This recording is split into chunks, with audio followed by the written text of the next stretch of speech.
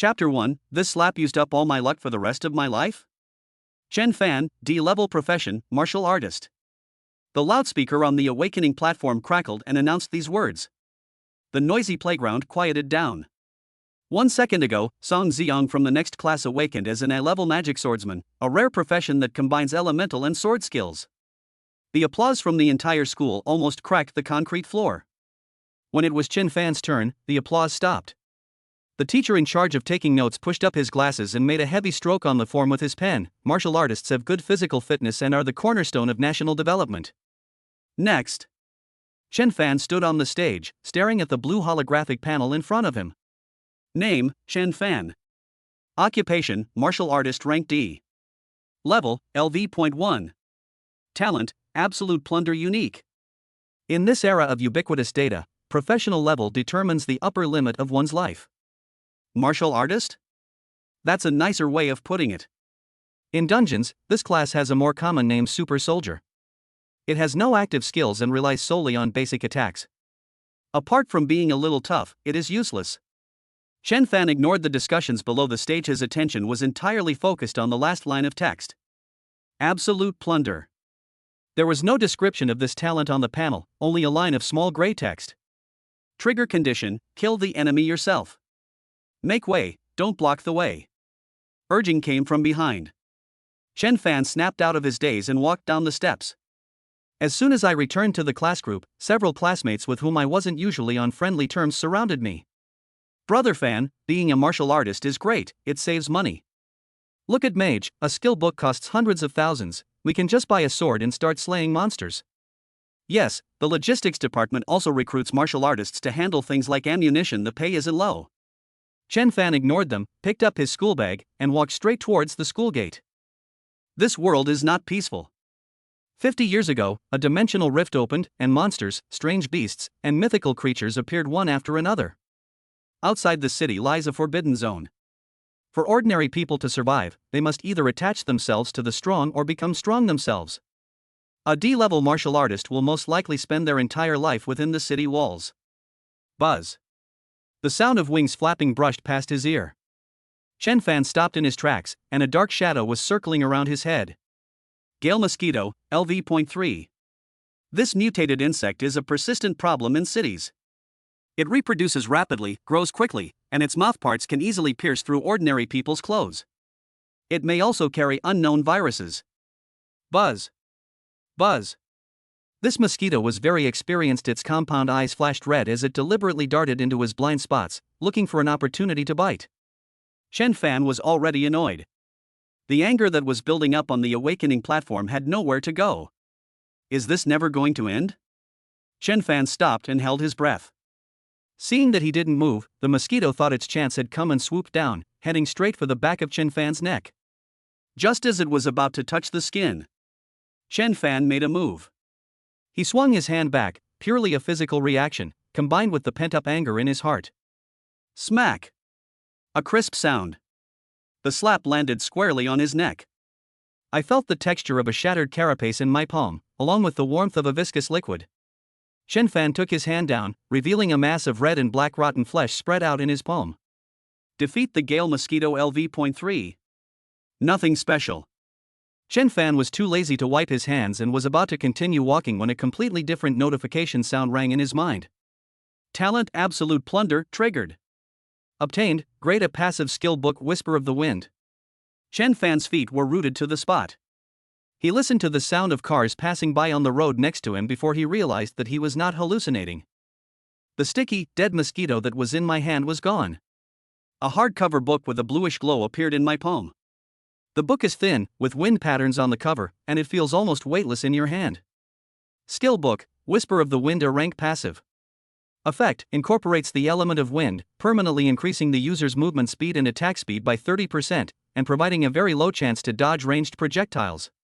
Learning requirements, none. Chen Fan stood on the sidewalk, the book in his hands making it hard for him to breathe. There are drop rates in this world. Regardless of the monster's level, the drop rate is extremely low. The Gale mosquito is such a trash monster that even its mouthparts wouldn't fetch 2 cents. And now, with a single slap, he produced an A-level skill book. What does grade A mean? The starting bid for a C-level skill book on the market is 300,000 yuan. Grade B is available but unsold. As for Grade A, those are strategic materials, circulating only among the military and large families. Did this slap buy you a house in the city center? No. It's something you can't buy even with a house. Chen Fan looked around. The pedestrians on the street were in a hurry, and no one paid any attention to him. He quickly stuffed the book into the innermost part of his backpack, zipped it up, and pressed it firmly to make sure it was invisible from the outside. Is absolute plunder in the talent description literally what it means? Is there a 100% chance of dropping the most valuable item from the target? Chen Fan swallowed hard. If this is true. Back in my neighborhood, the old-fashioned residential buildings had modeled exterior walls. Chen Fan took out his keys and opened the door. The room was very quiet. Father Chen Guodong sat on the sofa, holding a military newspaper in his hand. Meanwhile, her mother, Lu Fong, was chopping vegetables in the kitchen. You're back? Chen Guodong put down the newspaper, and the lines on his usually serious face softened a little. Wash your hands and get ready to eat. Your mom bought fish. He didn't mention the text message from the school notifying him of the awakening, nor did he ask about the awakening. He acted as usual. Chen Fan changed his shoes and put his school bag on the cabinet in the entryway. Dad, Mom, I'm home. Lu Fong poked her head out of the kitchen, still holding a spatula. Fan, go wash your face. I made braised fish tonight, to nourish your brain, no, to nourish your body. She abruptly changed the subject halfway through her sentence. Looking at his parents like this, Chen Fan felt a lump in his throat. He went into the bathroom, turned on the tap, and splashed cold water on his face. The cold touch sobered him up considerably. That talent needs to be tested again. Once is an accident, twice is the truth. Chen Fan turned off the tap and didn't rush out. He crouched down and began searching in the corner of the bathroom. Old houses always have some inconspicuous little things. He found a black beetle crawling in the gap under the sink. Hard-shelled cockroach, LV.1. The lowest level of life form, not even worthy of being called a monster. Chen Fan held his breath and extended his finger. Cockroaches, disgusting to ordinary people, are no match for the slippers of the awakened. Kill the hard-shelled cockroach LV.1. Talent absolute plunder triggered. Plunder successful. Obtained, basic life potion white X1. He now held a glass bottle about the size of a thumb, the red liquid inside swaying gently under the light. This is the most basic recovery medicine, but in pharmacies, even a small bottle can cost 500 yuan.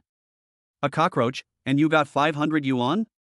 If an A-grade skill book could be attributed to incredible luck, then this potion definitively confirms the terrifying fact. If he's the one who killed them, they'll definitely drop loot.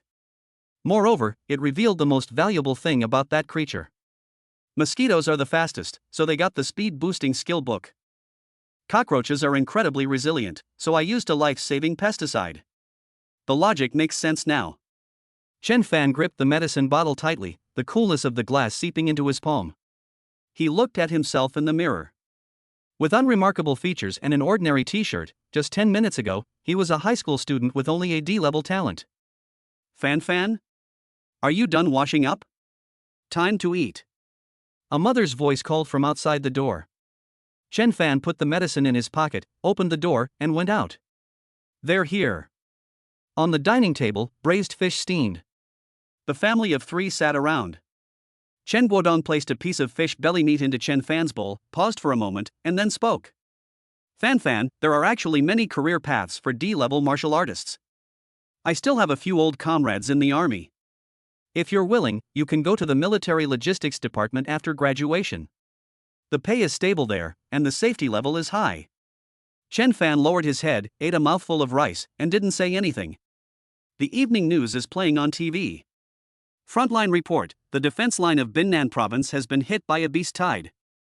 The 3rd Legion has held the line for 3 days and 3 nights. Currently, the front line is in dire need of high-level recovery potions and enchanted equipment.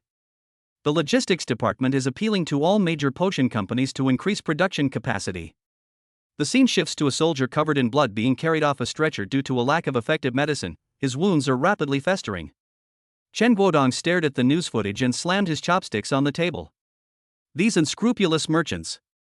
They're hoarding goods at a time like this. Are they trying to kill the soldiers on the front lines? Lu Fang patted her husband's hand. We're eating, don't get angry. Chen Guodong sighed, picked up his glass and took a swig. If our country's drop rate were even 1% higher, we wouldn't be in such a passive position. Resources, we're completely stuck on resources. Chen Fan looked at the gray hair at his father's temples, then at the young soldiers on TV who were dying tragically because of a lack of equipment. He swallowed the food in his mouth and put down his chopsticks. Dad. Chen Guodong looked over. What's wrong? Don't want to go to the army? It's okay, if you don't want to go, we'll think of another way. Your mom said you could take the teacher's college entrance exam. That's not it. Chen Fan stood up and walked to the living room window. The window was half open, and a grayish moth was fluttering against the screen, trying to fly towards the indoor light. Phosphorescent moth, LV.2. The dust on the wings is a rare enchanting material. Chen Fan opened the screen window. The moth flew in. Fan, don't play with insects, they're dirty, Lu Fang said, stopping him. Chen Fan did not explain. In front of his parents, he raised his hand and precisely pinched the moth between two fingers. Apply a little force. The insect's juices burst open. Kill the phosphorescent moth LV.2. Talent absolute plunder triggered. A ripple appeared in the air. Chen Guodong is a veteran and reacted to the fluctuations very quickly. His body tensed, and he abruptly turned his head to stare at Chen Fan's hand. The next second, a small clump of blue phosphorescent dust appeared out of thin air between Chen Fan's fingers and landed on the tissue he had prepared beforehand. The blue phosphorescence flickered under the light, emanating magical fluctuations. The living room fell silent, except for the television still playing. Chen Guodong knows this stuff all too well. High-purity hallucinogenic phosphorus powder. It requires professional collectors who use special tools to scrape the moths from the carcass. Even 10 moths might not be enough to collect this small handful. Now, the sun has only crushed an insect. The thing just appeared out of nowhere. Chen Fan turned around, placed the tissue wrapped in powder on the coffee table, took out the bottle of life potion from his pocket, and finally took out the A-level skill book from his backpack. 3 things, lined up in a row. Dad, I just killed these mosquitoes, cockroaches, and moths.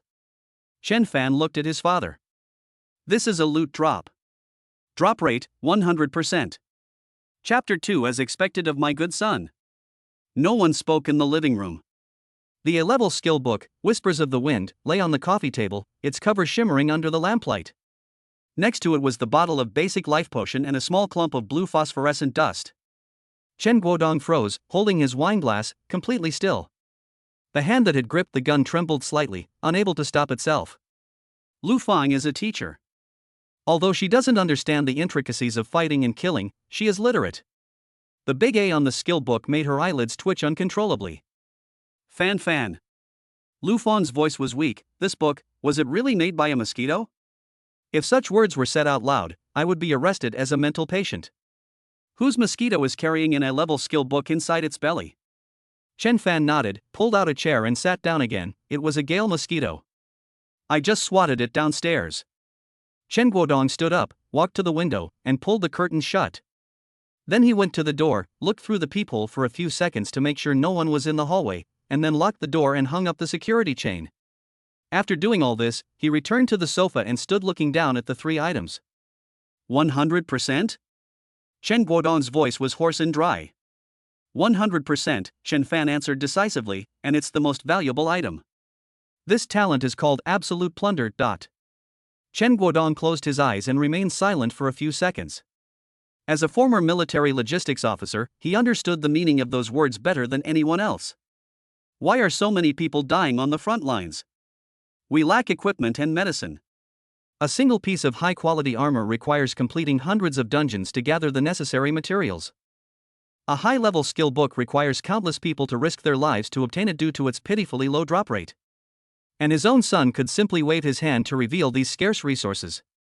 This isn't talent. Chen Guozhou opened his eyes, and what he said wasn't joy, but a warning. This is a death warrant. Lu Fang panicked a little, grabbing her husband's arm. Old Chen, don't scare me. Isn't it a good thing that Fan has this skill? We won't be short of money anymore. A woman's view. Chen Guodong gave a low shout, which startled Lu Fang. He pointed to the things on the coffee table and lowered his voice. If even a single word of this gets out, our house will be trampled to pieces tomorrow. Don't even think about selling it for money. Once these high drop rate items flood the market, even a fool could trace them back to their source. At that time, Fan will no longer be our son. He will be a living money printing machine in the eyes of the major families, and a strategic threat that the alien race must eliminate. Lu Fang's face turned deathly pale, and she covered her mouth, not daring to make a sound. Seeing that his father hadn't lost his temper, Chen Fan calmed down instead. "Dad, what do you suggest we do?" Chen Fan asked. Chen Guodong paced back and forth in the small living room. After walking about 5 laps, he stopped and looked at Chen Fan. "Our family can't handle this. Even if you hide and farm it secretly, as long as you want to use these resources to become stronger, you'll eventually be exposed. Once you're exposed, it will be a catastrophe." He walked to the TV cabinet, squatted down, and pulled out a tin box. Upon opening the box, inside lay a black phone that looked like a brick. This is a military encrypted satellite phone, left to him by his former superior when he retired. The superior said that if he encountered any insurmountable difficulties, he could call this number.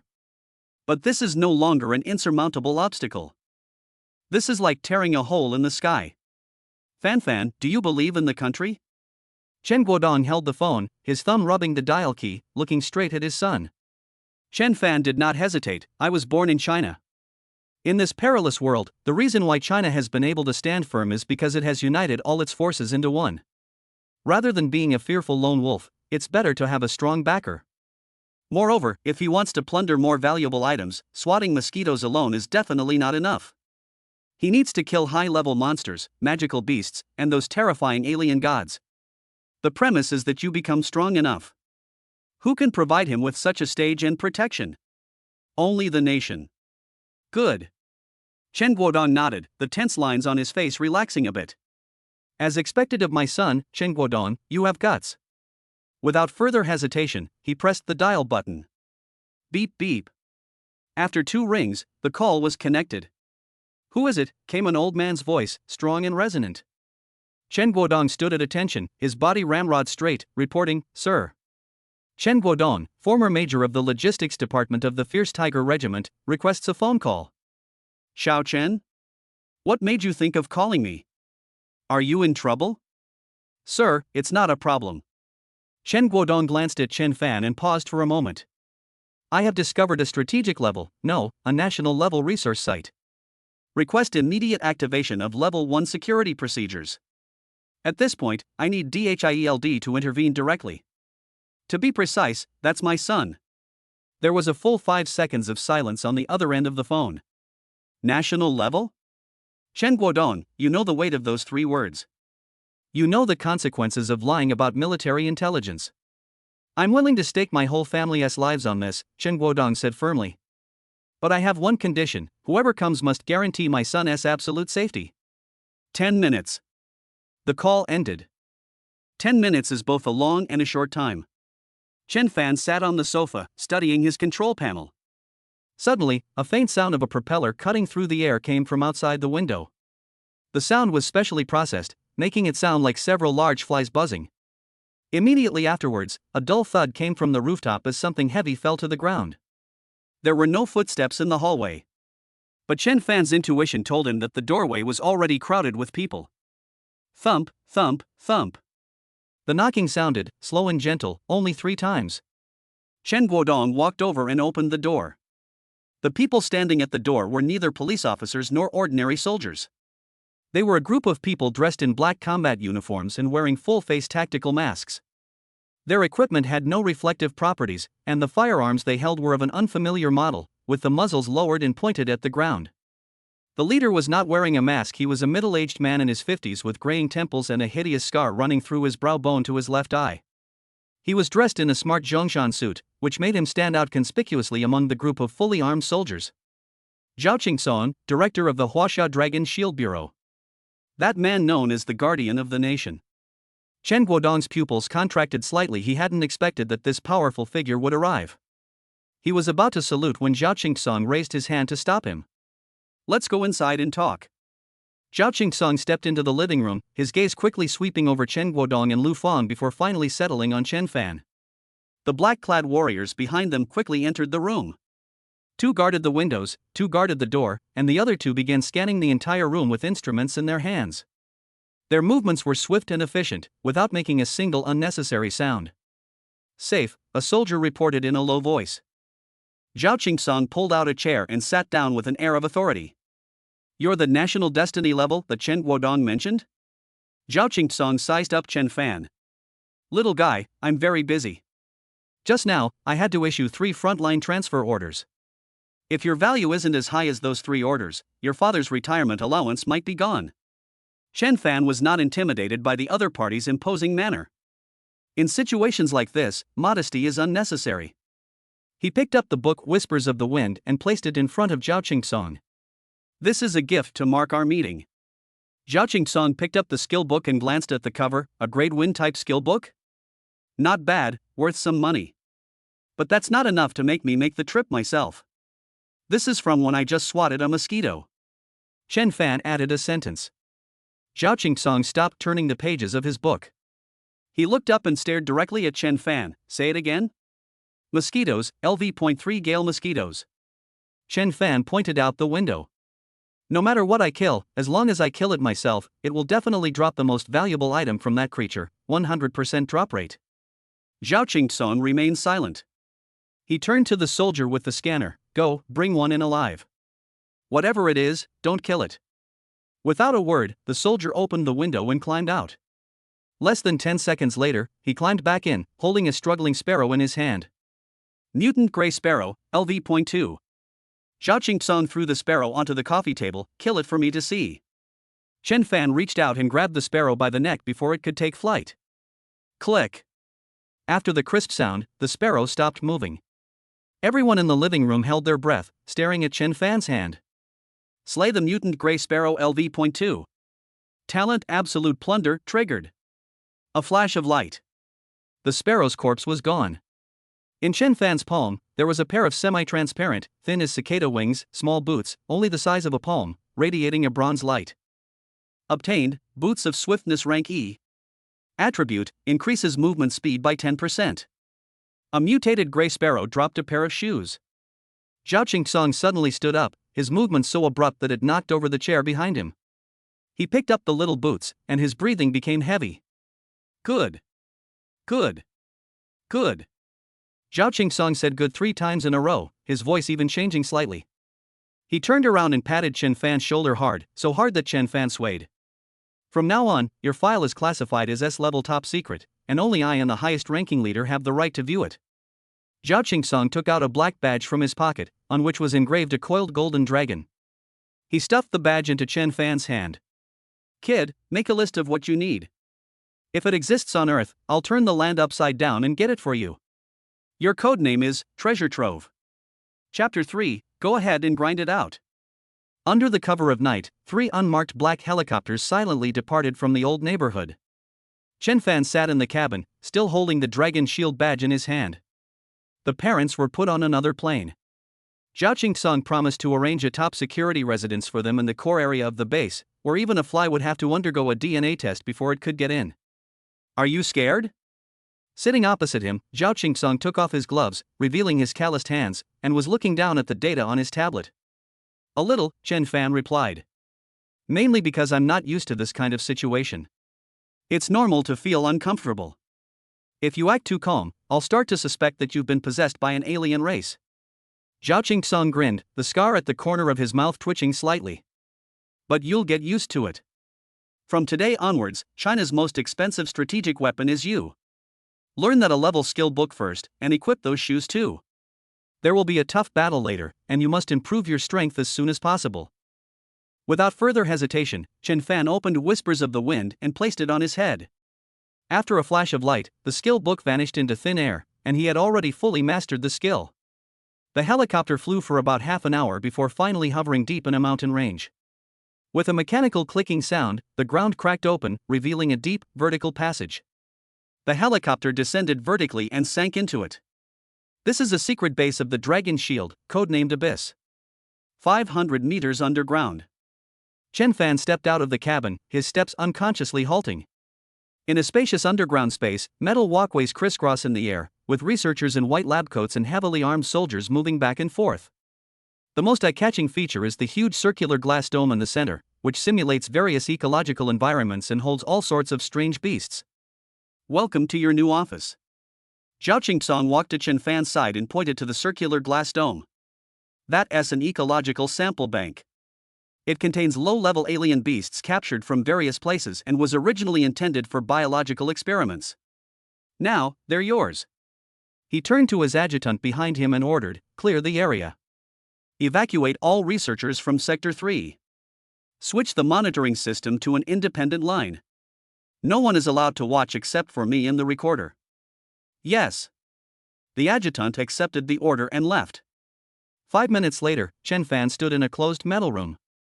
In front of him was a heavy bulletproof glass door, behind which was a small hunting ground simulating a jungle environment. To test your talent limits and cooldown time, let's start with low-level monsters. Zhao Qingsong's voice came through the loudspeaker. The first batch consists of 50 LV.5 ironback boars. These monsters have thick hides and usually only drop low-level animal hides, with a drop rate of about 1 in 1,000. We need to see if your 100% drop rate is really true. As the gate opened, a stench wafted out. Dozens of wild boars, each the size of a small truck, charged in, their tusks gleaming white under the lights. Chen Fan now held a military-supplied alloy battle knife. He adjusted his breathing and pushed off with his feet. The sound of the wind rang in my ears. He moved swiftly and appeared on the flank of the pig herd. A flash of light. A wild boar's throat was cut open. Kill the ironback boar LV.5. Talent Absolute Plunder triggered. Obtained, Ironclad Breastplate Grade D. Attribute, increases physical defense. As the wild boar's massive body fell to the ground, it instantly transformed into specks of light and vanished, leaving behind a neatly folded black leather armor. Chen Fan's figure weaved through the pigs, flashes of light appearing wherever his blade passed. The second one, the third one, the fourth one. 10 minutes later. Chen Fan stood in the center of the hunting ground, slightly out of breath, his alloy battle blade unstained by blood. Around him, 50 identical black leather armors were neatly arranged. The scene didn't look like a battle had just ended, it looked more like an equipment shop was taking inventory. The monitoring room was completely silent. The scientist responsible for recording the data dropped his pen to the ground without even noticing. This doesn't make sense. He muttered to himself, staring at the screen. Where did the materials go? Where did the wild boar bones and meat go? Did they turn into finished equipment? Even the stitches are intact? Zhao Qingsong braced his hands on the control panel, leaned forward, and his breathing became heavier. Forget those bullshit laws. Zhao Qingsong slammed his hand on the control panel. These are our laws. Continue. Release the remaining inventory. Let him spend it. Over the next 2 hours, Chen Fan cleared out the corrupted spider zone, which yielded 100 bottles of intermediate-level antidote. The blade mantis area was cleared out, and 30 bone blades were looted. While clearing out the rock golems, these lifeless elemental creatures unexpectedly dropped a bunch of earth elemental cores. That's a key material for making energy shields, and it can only be mined in small quantities from those few large mines. When Chen Fan walked out of the hunting ground, the warehouse behind him was already filled with all kinds of supplies. He wiped the sweat from his forehead. The intense exercise had made his arms ache. How are you feeling? Zhao Qingsong handed him a bottle of water, his tone softening considerably, which gave Chen Fan goosebumps. I'm tired. Chen Fan took a big gulp of water. Mainly because my hands are sore from constantly swinging the knife. Your hands are sore? Zhao Qingsong was taken aback for a moment, then burst into laughter. All right. Sore hands? No problem. I'll just send over a few high-level ability users to control you, cripple the monsters, and deliver them to you so you can finish them off. You'll be responsible for the final blow. Chen Fan stopped drinking water. This was truly a unique treatment. However, Director, Chen Fan pointed to the pile of spoils. While there is a large quantity of these low-level equipment, their impact on the battle is limited, isn't it? Zhao Qingsong's laughter subsided, and he nodded. That's right. D-grade equipment can only arm ordinary soldiers against high-level alien races. They're still cannon fodder. Now that we've tested the low-level monsters, let's go for something bigger. Zhao Qingsong turned around and pressed a red button on the control panel. On the huge screen behind them, the images changed. It was a heavily guarded, isolated prison. There were no screams in the cage, only a suppressed silence. Through the blurry image, a huge creature can be seen lying on the ground. Its feathers were golden, though most of them were broken, and its body was covered with horrific wounds, some of which even exposed its bones. A rank magical beast, Royal Griffin. This is an adult griffin that the 3rd Army Corps barely managed to shoot down half a month ago, at the cost of a battalion's worth of casualties. Zhao Qingsong's tone turned somber. It was severely injured, its wings were broken, and it can't fly. But its self-healing ability is very strong, and we have been using medication to suppress its recovery. Originally, we were going to send it to the capital for live research. Zhao Qingsong turned to look at Chen Fan and asked, word by word, but now, I think it has a better home. A-rank magical beasts have a very high chance of dropping S-rank items, or even Lord's tokens. Kid, do you dare to go and see it off on its final journey? Chen Fan stared at the dying behemoth on the screen, his grip on the knife tightening. Grade A. That was something he had only ever seen in textbooks before. But now, that's not a monster. That's a treasure chest that's about to be opened. Chen Fan threw the empty water bottle into the trash can with a soft sound. Let's go. Chapter 4's rank item, Wind King's Core. The alloy corridor leading deeper underground is guarded by a pair of fully armed soldiers every 10 meters. Zhao Qingsong walked ahead without saying a word. Chen Fan followed quietly behind. They stopped in front of a circular gate that was several meters thick. Next to the gate is a separate observation room, where several researchers in white coats are busy working in front of a reinforced glass panel. Director. A researcher saw Zhao Qingsong and quickly walked over to salute. Zhao Qingsong waved his hand, indicating that he didn't need to be so polite, and walked straight to the glass. Behind the glass was a huge, separate prison. A giant beast was lying inside. Its once brilliant golden feathers were now dull and stained with congealed black blood. Its wings were twisted at an unnatural angle, and its body was covered with deep wounds that exposed bone. Every breath aggravated the wounds, causing its body to rise and fall. Royal Griffin, rank a magical beast. Zhao Qingsong's voice rang out in the observation room through the loudspeaker. A researcher with gray hair walked to the control panel and turned on the communication system. Reporting to the director, the target's vital signs are stable at 12%, and all suppressive medications are still effective. According to our model calculations, even in a dying state, its claws can still strike with a peak force of 27 tons, enough to tear through the frontal armor of a current main battle tank. As the researcher spoke, he pulled up another document and projected it onto the screen next to him. That was the 3rd Army Corps' battle damage report. Participating units, 3rd Army Corps, 2nd Armored Infantry Battalion. Battle result, targets successfully captured. Our casualties, 127 dead, 84 seriously wounded, 301 lightly wounded. 33 armored vehicles destroyed. Battalion-level organization, damaged. The entire battalion was almost decimated because of this griffin. Silence fell over the observation room. Just then, the dying royal griffin in the prison opened its eyes without warning. Those were a pair of golden, vertical pupils. Buzz. The thick, reinforced glass emitted a faint hum. Inside the observation room, several young researchers who were nearby swayed, uncontrollably taking a half step back. Their faces turned pale, their chests felt tight, and even breathing became difficult. This is only separated by a special alloy in glass several meters thick. Chen Fan, standing at the very front, also felt a heavy pressure, and his eardrums were ringing. But he did not retreat, his feet remained rooted to the spot. Zhao Qingsong glanced at Chen Fan, but did not order the activation of a higher intensity suppression posture. He merely paused for a moment. Chen Fan gave him an affirmative nod. Open the door, Zhao Qingsong ordered. Director, this is too dangerous. The senior researcher beside him hurriedly dissuaded him. His physical data is only at level D, directly exposing him to this kind of pressure could lead to a mental breakdown. Zhao Qingsong raised one hand, holding it horizontally in front of Chen Fan. What do you think? We could have a safer approach, like having you train more, or waiting for our frontline ability users to return. Chen Fan pressed down on Director Zhao's hand, interrupting him. I can wait, but the soldiers on the front lines cannot. Time is money, my friend. Don't question, just believe first. As soon as he finished speaking, he resolutely walked forward.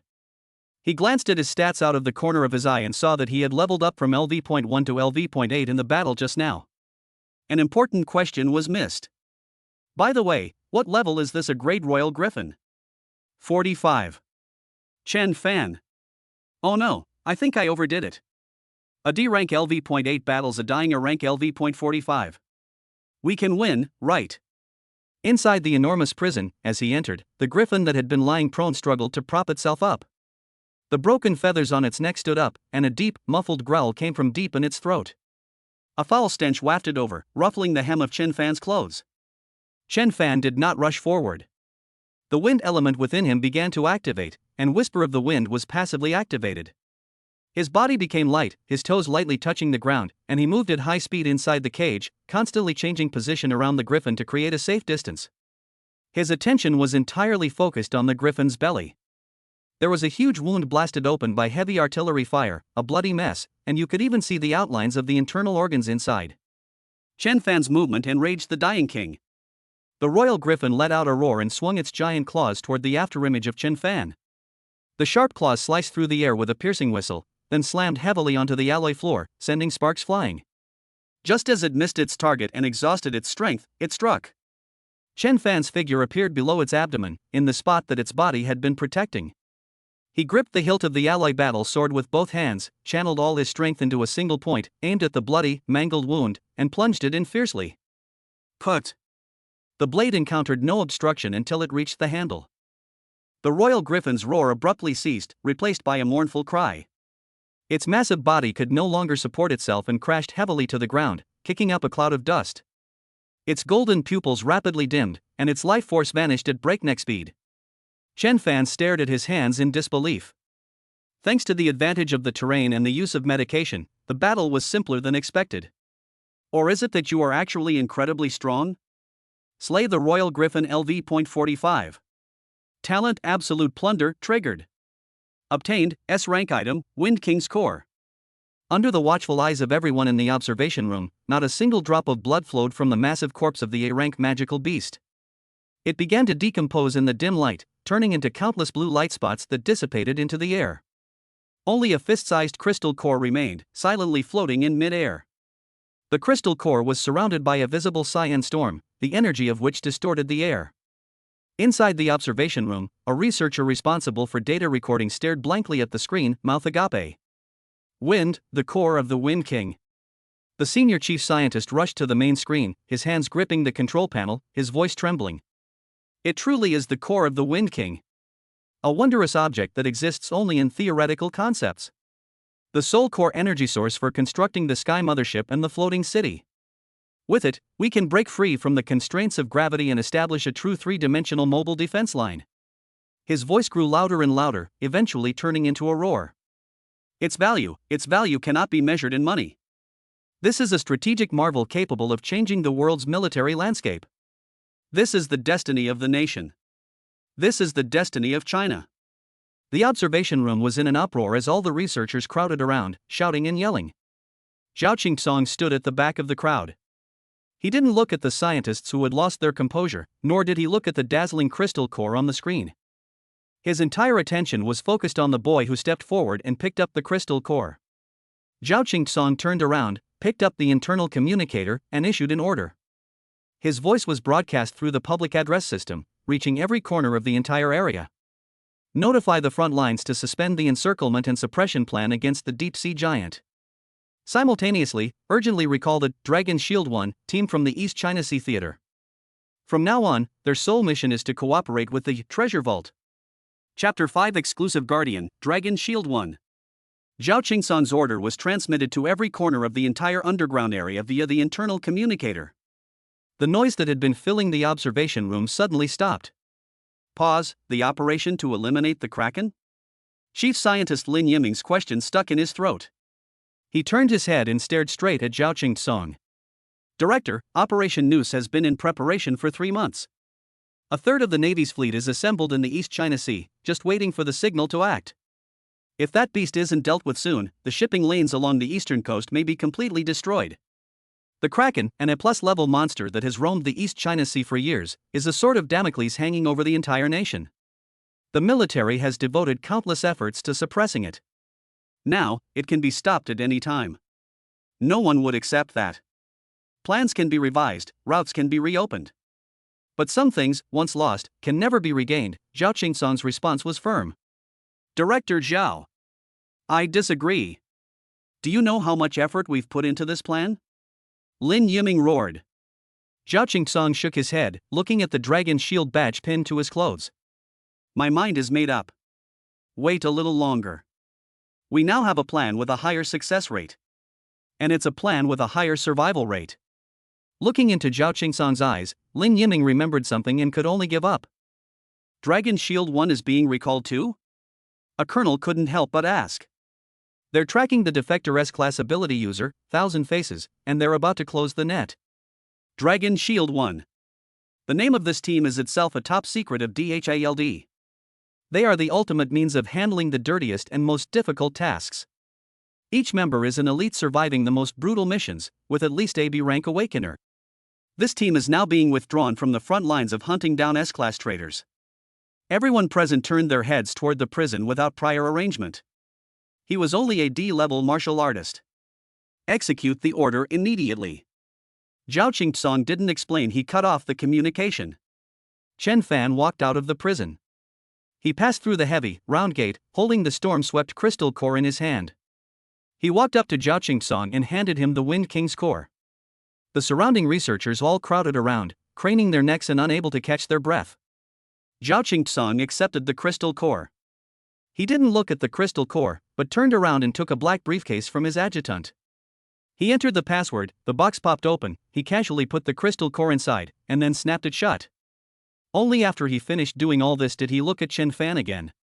Your father, Chen Guodong, suffered a leg injury 12 years ago in the Blackwater Swamp when he was splashed with acid from a B-rank monster, the Corruptor, while protecting his comrades, right? Chen Fan stopped moving. He nodded. My father never mentions what happened back then, but on rainy days, his leg would force him to lock himself in his room and endure the pain by biting a towel. His mother secretly told him that it was his father's lifelong pride, and also his lifelong regret. That corrosive acid contains special biological toxins that continuously erode nerves and bones. Current medical technology can only alleviate the symptoms, not cure the disease. Zhao Qingsong continued speaking, his words clearly reaching the ears of everyone present. The only thing that can completely eliminate the toxin is a material called the Holy Light Berry. But this kind of berry is only dropped by the B-rank flying magical beast, the Lightfeather Sparrow. The Lightfeather Sparrow is a magical beast that can exceed the speed of sound, possesses extremely high alertness, and has a unique symbiotic connection. Once the host is killed, the berry will lose all activity within 3 seconds and turn into a puddle of useless juice. For this, we lost 3 excellent stealth operators and 7 snipers, and tried more than 10 times, all of which failed. Zhao Qingsong finished speaking. Everyone present, whether officers or researchers, understood. The suspension of national-level military plans and the recall of top-tier special operations teams behind all these seemingly crazy actions lies a terrifyingly clear logic. This is not a simple reward, nor is it arbitrary favoritism. This is an investment. It is the nation's most powerful resources that are being used to resolve the deepest inner conflict of this young man codenamed Treasure Trove, in exchange for his unwavering loyalty. A fruit that could heal my father's leg injury. A hope that can bring harmony to the family. This is more direct and more irresistible than any promise of money or status. That's quite a grand gesture. Give me the location and information of the Lightfeather Sparrow, Chen Fan said. Zhao Qingsong smiled, and the scar at the corner of his mouth smoothed out. Half an hour later. The heavy hum of operation emanated from the elevator platform at the deepest part of the base. A jet-black vertical takeoff and landing transport aircraft slowly landed on the tarmac. The hatch slid open to both sides, and 5 figures stepped out. They wore close-fitting black combat uniforms and carried no conventional heavy weapons, only some strange accessories whose models were not discernible. After they appeared, the soldiers on guard around them unconsciously tightened their grip on their guns. The leader was a tall man with well-defined muscles beneath his combat uniform. His left arm was a mechanical prosthetic that gleamed with a cold metallic sheen. The man walked up to Zhao Qingsong, slammed his right fist into his left chest, and gave a standard military salute. Dragon Shield Captain 1, Lei Yi, reporting for duty. Let me introduce it to you. Zhao Qingsong turned to the side, so that Chen Fan was facing Dragon Shield 1. This is Comrade Chen Fan, codename, Treasure Trove. From today onward, your team's sole mission is to unconditionally cooperate with him in completing all hunting operations. Remember, his safety is above your lives, above all other missions. The 4 team members behind Lei Yi reacted differently. A woman with her arms crossed gave Chen Fan a once-over and clicked her tongue. A tall, thin man pushed up his tactical glasses, a glint of light flashing on the lenses. The other two stood ramrod straight and motionless. But no one questioned it. Lei looked at the virtual panel next to Chen Fan, which could only be seen by those with specific permissions. Name, Chen Fan. Occupation, martial artist rank D. Level, LV.12. Lei remained silent for a full 3 seconds. He withdrew his salute and turned to Chen Fan. Comrade Baoku, please issue your first instruction. What level of targets do we need to help you control? Chapter 6, AB rank monster fed to the mouth. Chen Fan swiped on the tablet Zhao Qingsong handed him and brought up a biological image. Target, light feather sparrow, AB rank magical beast. As soon as he finished speaking, the woman behind Lei, who had her arms crossed, clicked her tongue in disdain. The sound was particularly jarring on the tarmac. Light feather bird. The name of this monster is a source of trouble in both the mercenary world and the military. They are fast and highly alert. It's difficult to even catch a glimpse of them, let alone capture them alive. Control the situation and let someone else finish off the enemy? This is even more difficult than asking them to assassinate a superhuman of the same level. Lei did not turn around and reprimand his team members. He extended his metal prosthetic arm and took the tablet from Chen Fan's hand. His fingers slid rapidly across the screen, and the various data, habits, and past battle records of the light feather sparrow scrolled by quickly. The habitat is in the 10,000 mountains in southwest China, 1,500 kilometers away from here. Lei spoke quickly, reading out each point one by one. They are usually most active at sunrise. We're setting off now and expect to reach the target area in 4 hours. Task type, liveness control. After he finished planning all of this, he looked up at Zhao Qingsong, waiting for final confirmation. Zhao Qingsong walked to Lei's side and placed his hand heavily on Lei's shoulder. This operation is the first test of your collaborative model. Lei, I don't care what method you use, whether you anesthetize it, cripple it, or just beat it half to death. Zhao Qingsong paused for a moment, then spoke slowly and deliberately. In short, we must let Chen Fan deliver the final blow. When the order was given, the members of Dragon Shield 1 remained silent, but the atmosphere changed. They are the spearhead, the nation's weapons, accustomed to tearing through enemy lines on the most dangerous battlefields. Now, they are going to work as assistants to a D-level martial artist, tying up their prey and handing them the knife. Chen Fan noticed their reaction, but he didn't say anything. Facts speak louder than words. Before setting off, Zhao Qingsong transferred an electronic file to Chen Fan's tablet, which was an introduction to the members of Dragon Shield 1. Name, Lei. Codename, Iron Arm. Class, Enhancement Type Martial Artist Rank A. Abilities, releases high voltage current through mechanical prosthetics and can perform ultra-high frequency vibration cutting. A free-flowing, aggressive fighting style, the core of the team's offensive operations and commander. Note, originally a member of an elite field army division, he lost his left arm while protecting civilians during a mission and later joined the Dragon Shield. Name, Ling Shui. Codename, Phantom Fox. Class, Stalker Rank B. Ability, Talent, Phantom Step, allows for unpredictable blinking within short distances, significantly reducing one's presence. Proficient in various assassination techniques and trap setting. Note, has an unpredictable personality and is extremely confident, is the most unpredictable variable in the team. Name, Yen Xin. Codename, The Web Weaver. Occupation, Psychic Ability User Rank B. Ability, Talent, Data Link, capable of hacking into and controlling most electronic devices, and able to weave an invisible energy network through mental power for detection and restraint. Note, a tech geek who habitually performs a 100% sandbox simulation before battles has a slight obsessive-compulsive tendency. Name, Shi Kai. Codename, Barrier. Class, Guardian Rank B. Ability, Talent, Iron Body, capable of transforming part or all of the body into an ultra-high-density alloy, possessing top-tier physical and energy resistance. Note, quiet and reserved, absolutely obedient to orders, the team's most reliable shield. Name, Feng Xiao. Codename, Echo. Occupation, Sensory Ability User Rank B.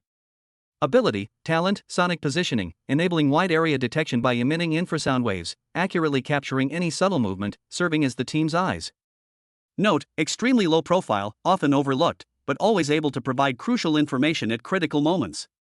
After reviewing the information, Chen Fan gained an understanding of the team's composition. Attack, Stealth, Control, Defense, Reconnaissance. A combat team with no weaknesses. The fact that China's top combat team only has one A-level member shows just how well they coordinate.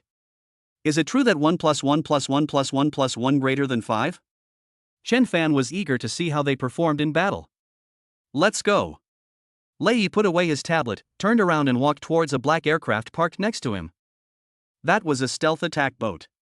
The group boarded the assault boat, and the hatch closed silently. The cabin was not spacious. The 5 members of Dragon Shield 1 sat down in their respective tactical positions and began to check their equipment. Lei Yi stood in front of a tactical screen and pulled up a 3D terrain map of the target area. Feng Xiao, begin the initial scan and mark all energy anomalies. Yansen, connect to the local monitoring network in the mountainous area and investigate all abnormal personnel activities in the past 24 hours. Ling Shui, plan 3 infiltration routes based on the terrain, focusing on avoiding any possible native monster groups. Shi Kai, check the energy modules of the high-voltage power grid to ensure they can be released at full power. Lei Yi issued his instructions one by one. Without any questions, the team members got to work. Throughout the entire process, no one glanced at Chen Fan. Without consulting him, Lei Yi directly categorized him as a non-combatant and core protector. Chen Fan was happy to have some free time, so he found a seat and sat down. He was clear about his position, a D-level martial artist who, in an operation of this level, could not offer much help except for delivering the final blow. Instead of pretending to know what you're talking about and giving unsolicited advice, it's better to just be a spectator. The assault boat took off without any bumps or jolts. In less than 4 hours, it had already hovered at an altitude of 10,000 meters in the southwestern mountainous region. Beneath the clouds lies an endless primeval forest. Report to the captain, we have found a nest of the light-feathered bird. There are 5 adults around the nest, but no chicks have been found. Feng Zhao's voice came through the communication channel, her tone steady. Lei Yi walked to the cabin door. Operation begins. He was the first to fasten the rope and slide out of the cabin. Ling Shui, Shi Kai, and Yansen followed closely behind. Feng Xiao, who was the last to disembark, glanced back at Chen Fan before leaving the plane, then jumped without pausing. Chen Fan sat on the assault boat, the screen in front of him divided into 5 perspectives.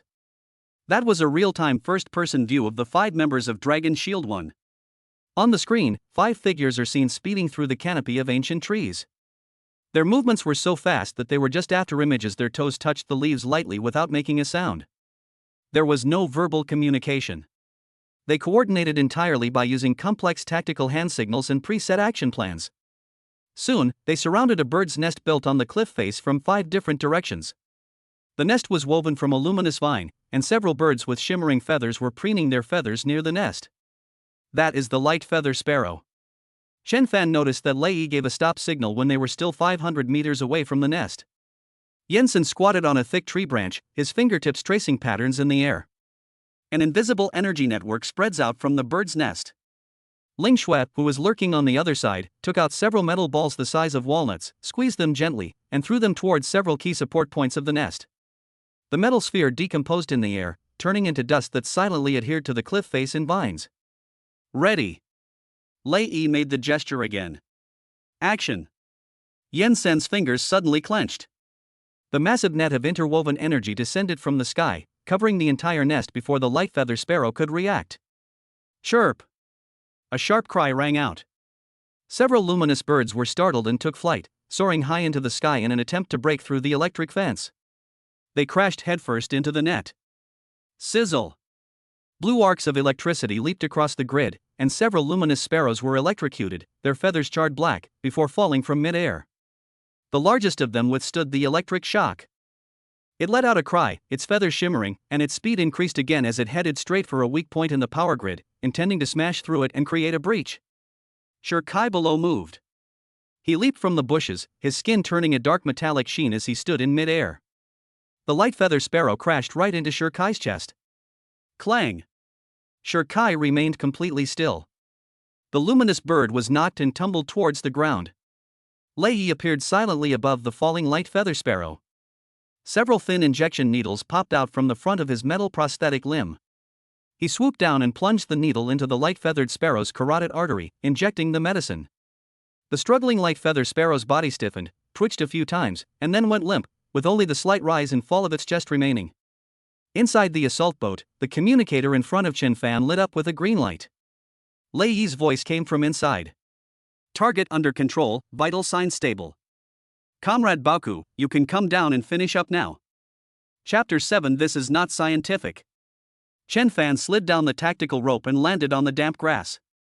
The assault boat climbed and disappeared into the dense canopy of trees. In the clearing in the woods, the remaining 4 members of Dragon Shield 1 occupied the 4 sides, forming a diamond-shaped defensive formation. They were on high alert, ready to respond to any situation. But all of their bodies were facing the same direction to Chen Fan, who had just landed. In the center of the open space, the B-grade light feather sparrow lay sprawled on the ground, its feathers disheveled. The wings were secured by tactical shackles that flashed with electricity. The strong sedative rendered it unable to resist, and only fear remained in its golden pupils. It could not utter a single mournful cry. Ling Shui, the stalker codenamed Phantom Fox, leaned against a tree trunk with her arms crossed, her chin slightly raised, her gaze sweeping over Chen Fan. A D-level martial artist, whose level wasn't even as high as the mob she cleared out in one mission. Technical expert Yensen, codenamed the Webweaver, stood diagonally opposite her. He pushed up his tactical glasses on the bridge of his nose, the lenses reflecting the light and shadows of the forest. His finger hovered in the air, calculating Chen Fan's route, number of steps, and time from the landing point to the target.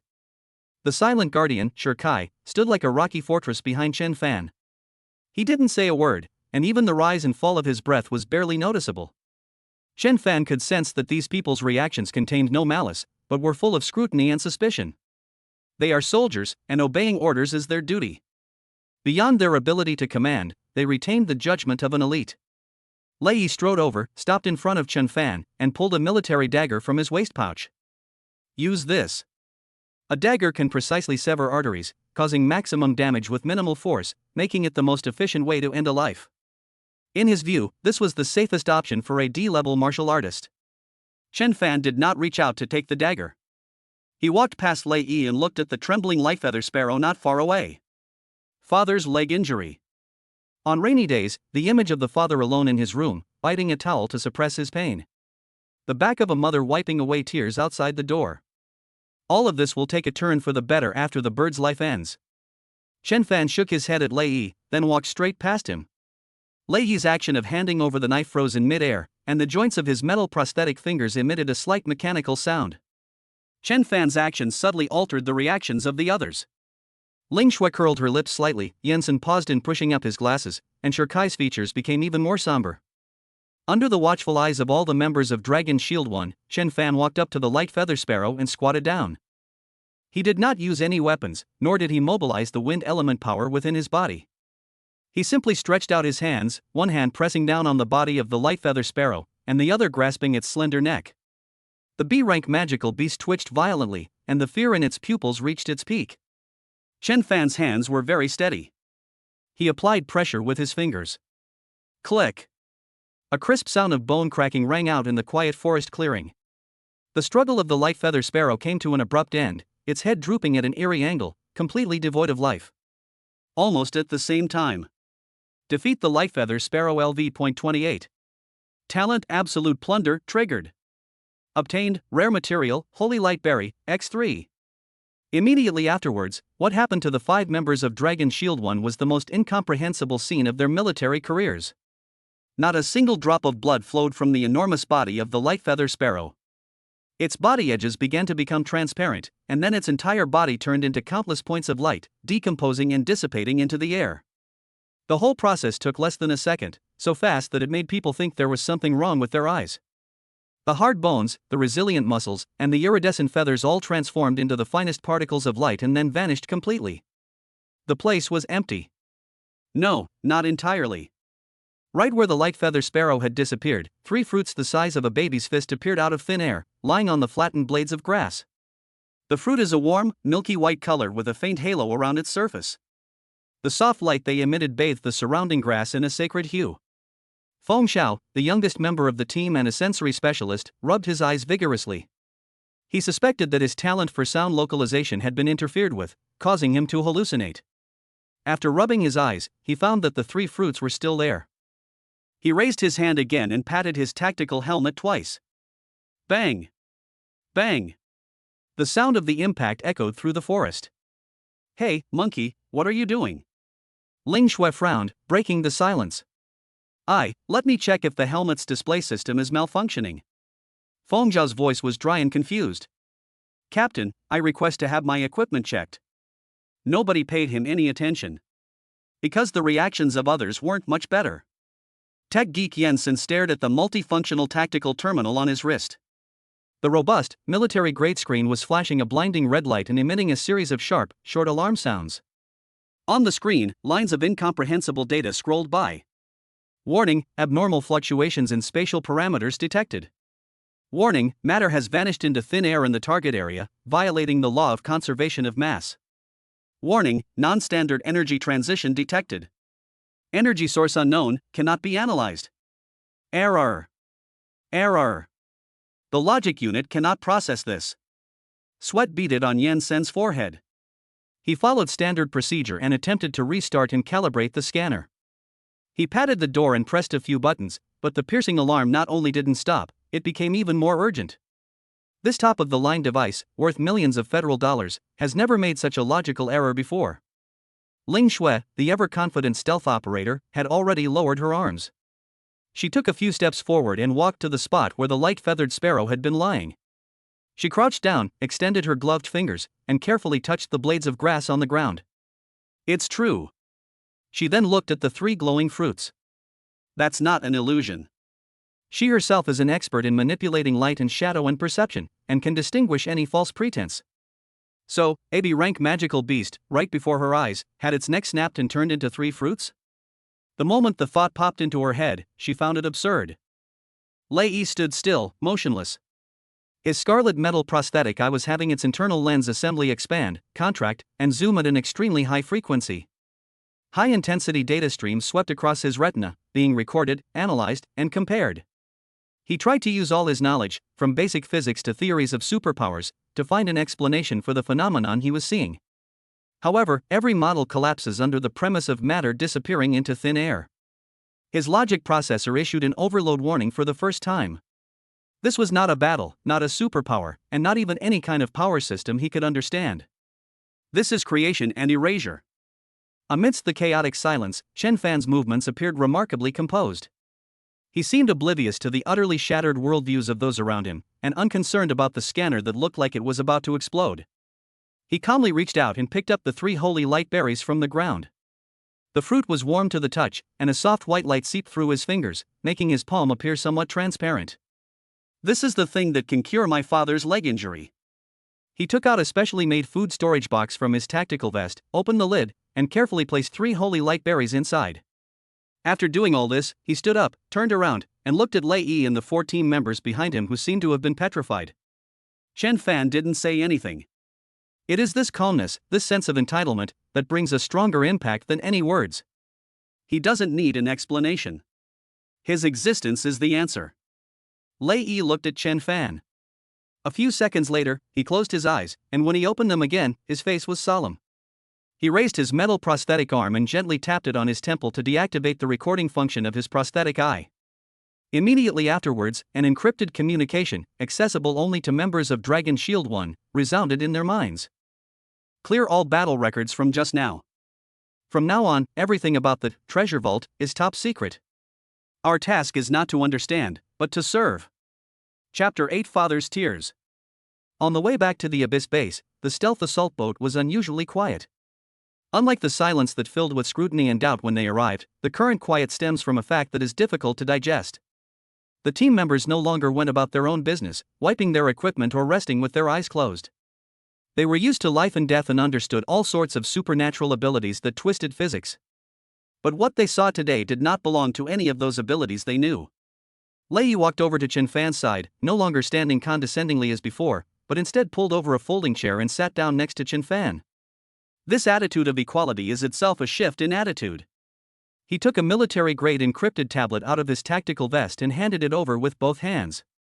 This is a list of all the alien beasts currently housed in the base, Lei Yi said, his words carefully chosen, lacking the commanding tone of a soldier. From the lowest level E-class experimental subjects to the A-class magical beasts that we captured alive after severely wounding them, there are a total of 342 species. Their ecological habits, energy levels, known weaknesses, and historical drop records are all included. He paused for a moment, then added, "Please take a look. You can start the next round of plundering at any time.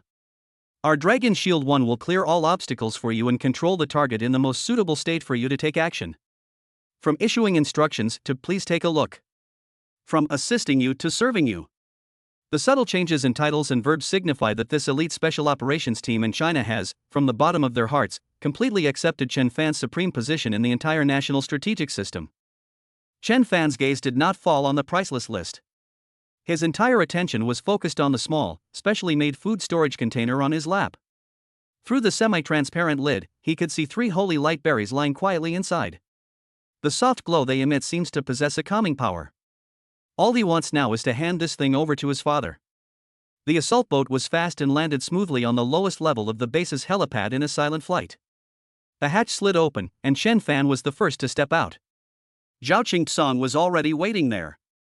The highest commander of Dragon Shield was standing in the wind on the tarmac, dressed in ordinary training clothes. There were 2 other people standing behind him. It was Chen Guodong and Lu Feng. They had clearly been picked up from temporary accommodations, and their faces still showed some unease and anxiety. Lu Feng twisted her hands together, constantly peering towards the cabin door. Although Chen Guodong tried his best to maintain a soldier's upright posture, his tightly clenched fist betrayed his inner tension. Fan. Upon seeing Chen Fan, Lu Feng could no longer contain herself and quickly ran over. She grabbed her son's arm and looked him up and down, her grip strong. "Are you all right? Are you hurt? Mom heard you went to fight a really powerful monster." Her words were somewhat incoherent, and her eyes were red-rimmed. "Mom, I'm fine." Chen Fan patted his mother's hand to reassure her. He walked past his mother and went straight to his father. Chen Guodong looked at him, his lips moved as if he wanted to ask something, but he couldn't say a word. This man, who had never flinched even amidst gunfire, found all his worries stuck in his throat when facing his son. Chen Fan didn't say much. In front of everyone, he slowly opened the food container. The milky white glow emanating from the 3 holy light berries attracted everyone's attention. The pure and warm energy fluctuations softened the air on the tarmac. Chen Fan took one out and handed it to his father. "Dad, eat it." Those 4 simple words froze Chen Guodong in place. Looking at the fruit that radiated a holy light, this tough guy who shed blood but not tears on the battlefield suddenly had tears welling up in his eyes. Of course he knew what it was. Holy Light Berry. A legendary artifact that exists only in the highest level intelligence briefings. He had personally witnessed his old regimental commander practically kneeling before the door of the military logistics chief in an attempt to obtain such a fruit for a comrade who had been severely injured by alien energy, but still returned empty-handed. The excruciating pain that gnawed at his very bones, the helplessness of watching his comrades slowly decay amidst their groans, was a nightmare he could never shake off for the rest of his life. And now, this miraculous medicine, which countless heroes dreamed of but could never obtain even in their dying days, was so easily presented to him by his own son. "Old Chen, eat. This is Fan, it's a medal of honor the country gave you." Lu Feng walked over, supporting her husband's arm, her voice trembling with tears. Zhao Qingtsong also came over. He didn't urge Chen Guodong, but just looked at him. Chen Guodong stretched out his hand, the hand that could once steadily hold a heavy sniper rifle, but now it was trembling uncontrollably. He used almost all his strength to take the berry from Chen Fan's hand. Without hesitation, he tilted his head back and swallowed the fruit. The fruit melted in his mouth, and a warm current spread from his abdomen throughout his body. His leg, which had suffered for 12 years, first experienced a sharp pain, so intense that it felt as if his bones were grinding against each other. Chen Guodong groaned, his forehead instantly covered in cold sweat, and his body swayed. But the excruciating pain lasted for less than 3 seconds before being quickly replaced by a tingling, itchy sensation. He could clearly feel that the long-dead nerves were reconnecting and the corroded bones were regenerating at a visible speed. "Medical team!" Zhao Qingtsong called out in a low voice. The medical team, which had been waiting nearby, immediately rushed up with various sophisticated instruments. Several robotic arms extended and attached themselves to Chen Guodong's legs, with beams of blue light sweeping across them and transmitting detailed data about his legs to the main screen in real time. Reporting to the director. Vital signs are normal. Neuron activity is soaring at a rate of 300%. My God. Cell activity is reversing the trend. Monitoring data shows that the activity of his leg muscles and bones is recovering to the peak level of 20 years ago. The attending physician, a renowned expert with graying hair, stared intently at the wildly rising green curve on the screen, his voice trembling with excitement. He turned around, looked at Zhao Qingsong, and almost shouted it out. He's cured. The corrosive neurotoxins in the former major's leg have been completely eliminated. It's a miracle. A medical miracle. He's completely healed. Before he could finish speaking, Chen Guodong broke free from Lu Fang's support and stood up straight. He stood still and tentatively took a few steps.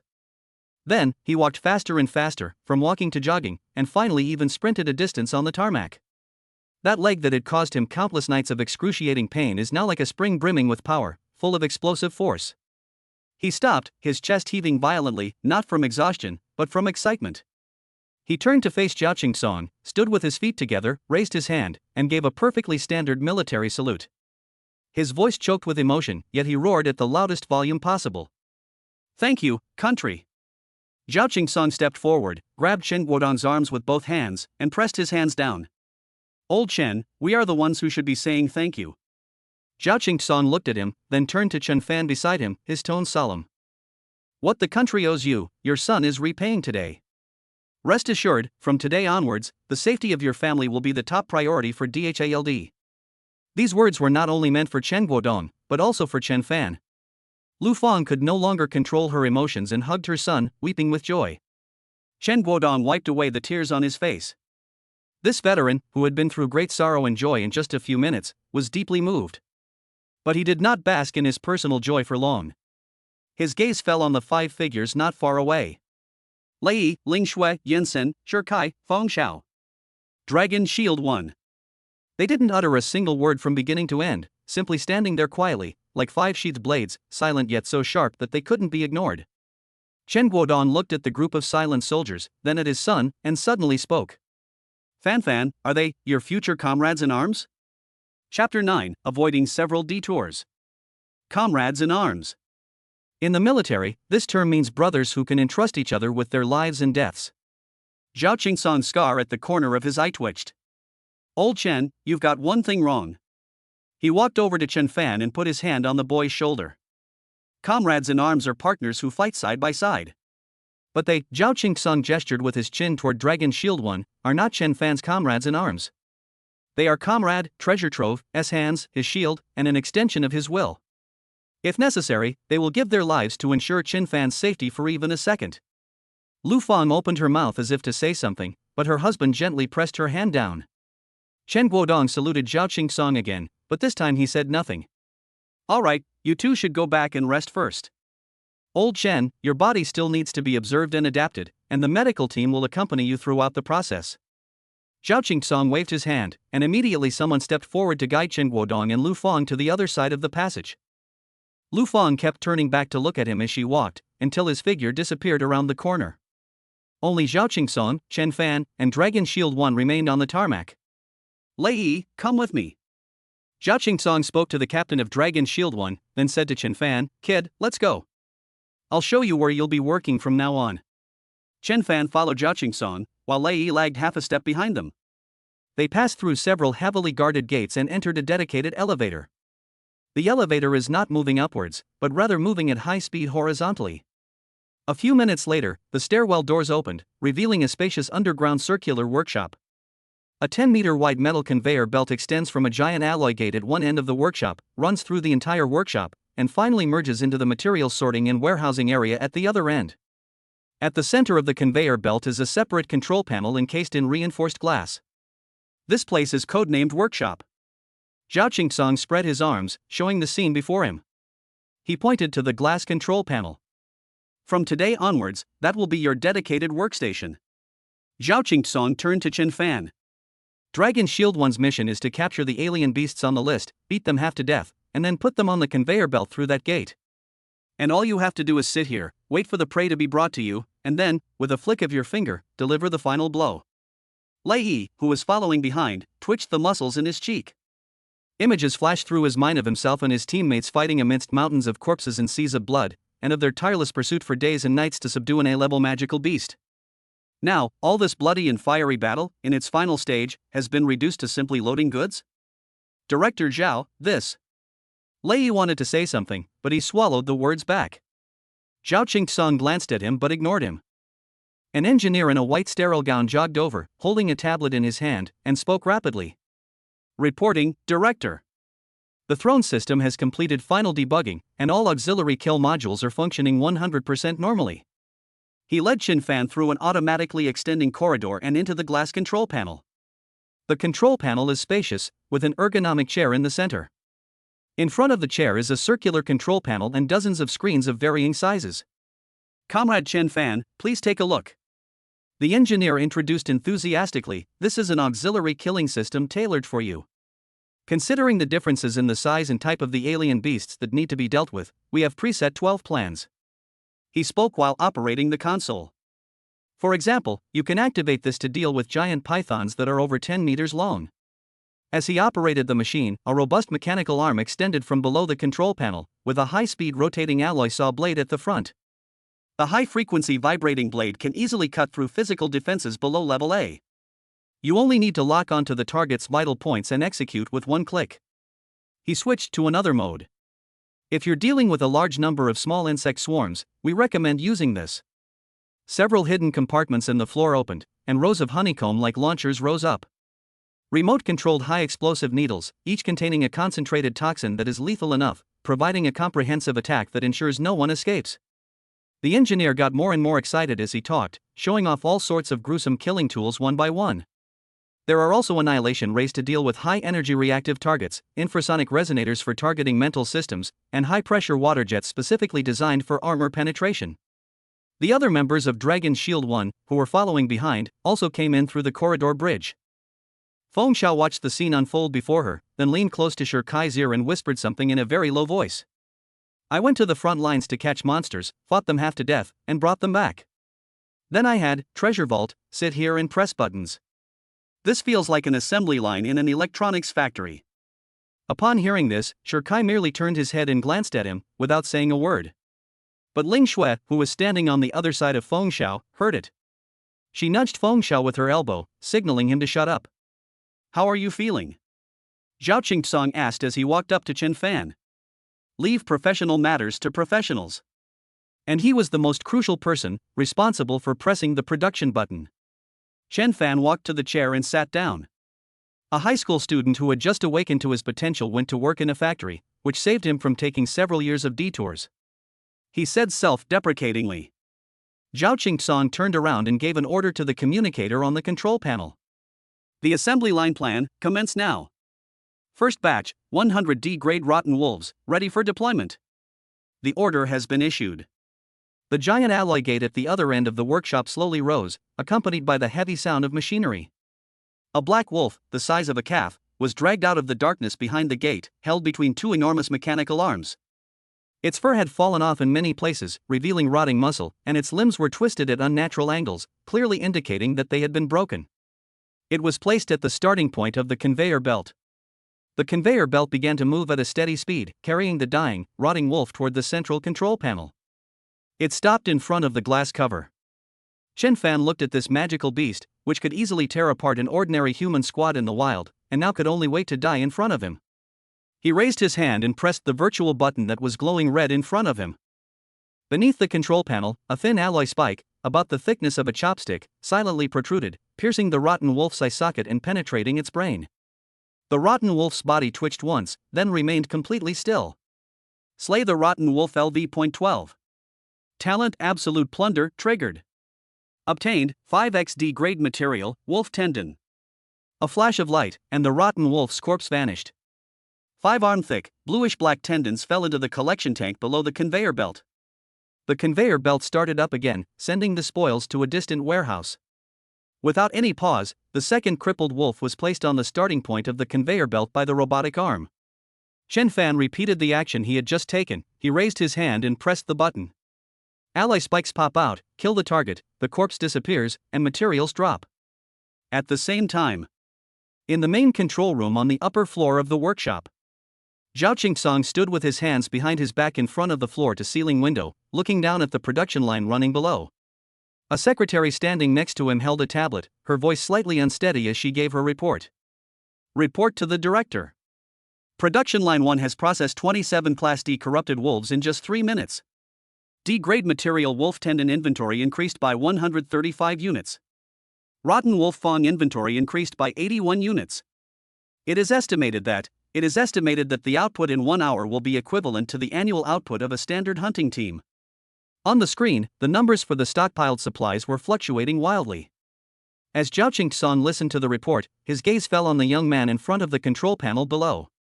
A few minutes later, he turned around and gave orders to his secretary. Notify the front lines, 3rd Army Logistics Department, Major General Zhang. Tell him that the batch they applied for last month, which requires 3,000 wolf sinews to make the Windrunner's strongbow, doesn't need to wait any longer. Zhao Qingxan walked to the door and stopped. Send a transport plane to pick it up in 2 hours. Tell them there's plenty. Chapter 10: 2 hours to arm an entire regiment.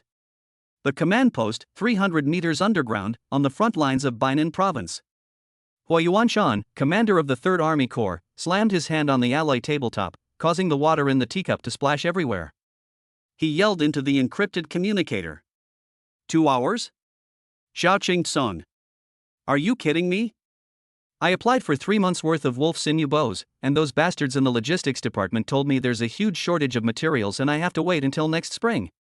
And now you're telling me to send a transport ship to pick them up in 2 hours? On the other end of the communicator, Zhao Qingxan's reply was calm. I vouch for it with my military rank. Send a Kunpeng-class ship over here right now and land at the coordinates I sent you. Remember, come alone, don't bring an escort fleet, and don't make a sound. It's too late. The batch of bows you requested has probably been snatched away by Wang Laohu from the 1st Legion next door. His transport ship took off 15 minutes ago. Hua Yuanshan's chest heaved. It's that same Wang Laohu again. He steals equipment and kills, he steals everything. You're ruthless. Hua Yuanshan hung up the communication and roared at his adjutant, connect me to the spaceport. Deploy the fastest Kunpeng. Now. Abyss Base, Workshop. Chen Fan had lost count of how many batches of magical beasts this was. The conveyor belt in front of him seemed endless, delivering one half-dead monster after another to him. Following the 100 D-grade rotten wolves were 150 C-grade poison sac spiders. He no longer needs to look at the screen, he only needs to listen to the sound. The robotic arm holds the spider in place. He pressed the button. A high-pressure venom needle is inserted into the venom sac on the spider's abdomen. Kill the poison sac spider LV.18. Talent Absolute Plunder triggered. Received, Intermediate Antidote X10. The spider's corpse turned into specks of light and disappeared. A sealed box of blue potion fell into the collection tank below and was transported away along another conveyor belt. This thing can sell for 3,000 federal dollars on the black market, but now it's being sent into warehouses by the box. He had become too lazy to calculate how many spoils he had acquired, and was simply repeating the same actions numbly. He picked up a vial of nutrient solution handed to him from the side, operated the buttons on the control panel with one hand, and squeezed the viscous liquid into his mouth with the other. It's sweet, with a fruity hard candy flavor. Name, Chen Fan. Occupation, martial artist rank D. Level, LV.15. His experience points were increasing, but he didn't feel anything. Following the venomous sac spider is the C-rank armored earth dragon. This monster is covered in scales, giving it incredible physical defense. The conveyor belt came to a stop, and Chen Fan glanced at it. This time he changed the button. Below the control panel, a high-speed rotating alloy saw blade rises and slices across the earthworm's most vulnerable neck joint. Sparks flew everywhere. Defeat the armored earth dragon LV.22. Talent Absolute Plunder triggered. Obtained, C-rank equipment, rock wall shield, X1. As the light faded, a heavy, square shield fell to the ground. The conveyor belt continued to turn, and the next armored earth dragon had already been delivered. Chen Fan swallowed the last mouthful of nutrient solution, threw the empty tube into the recycling port, and put his hands back on the control panel. An awakened one? More like an outstanding employee in an electronics factory. It's still piecework. Prison area.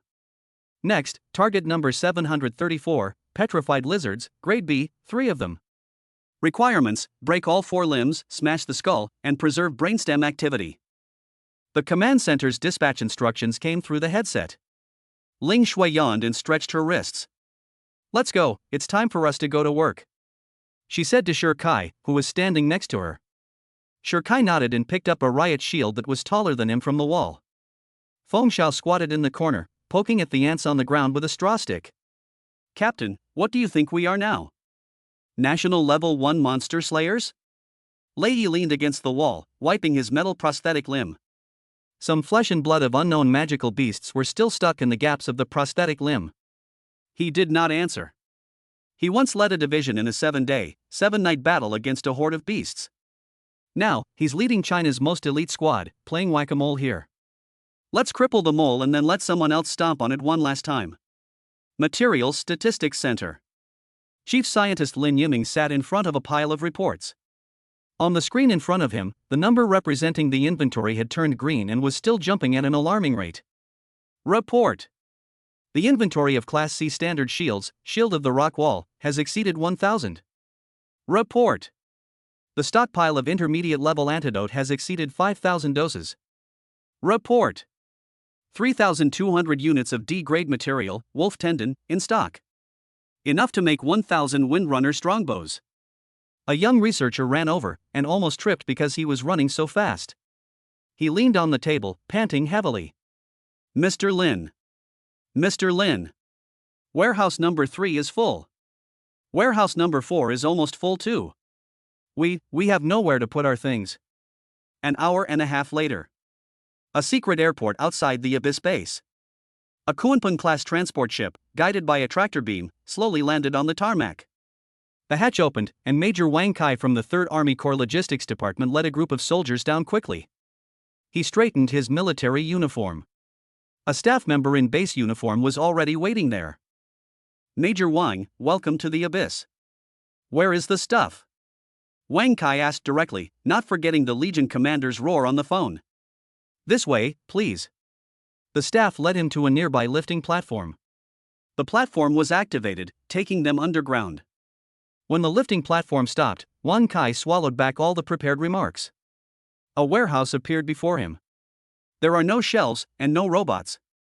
There were only piles of goods, several meters high, made up of supplies. Brand new standard breastplates and black leather armor were piled up haphazardly, each pile taller than a person.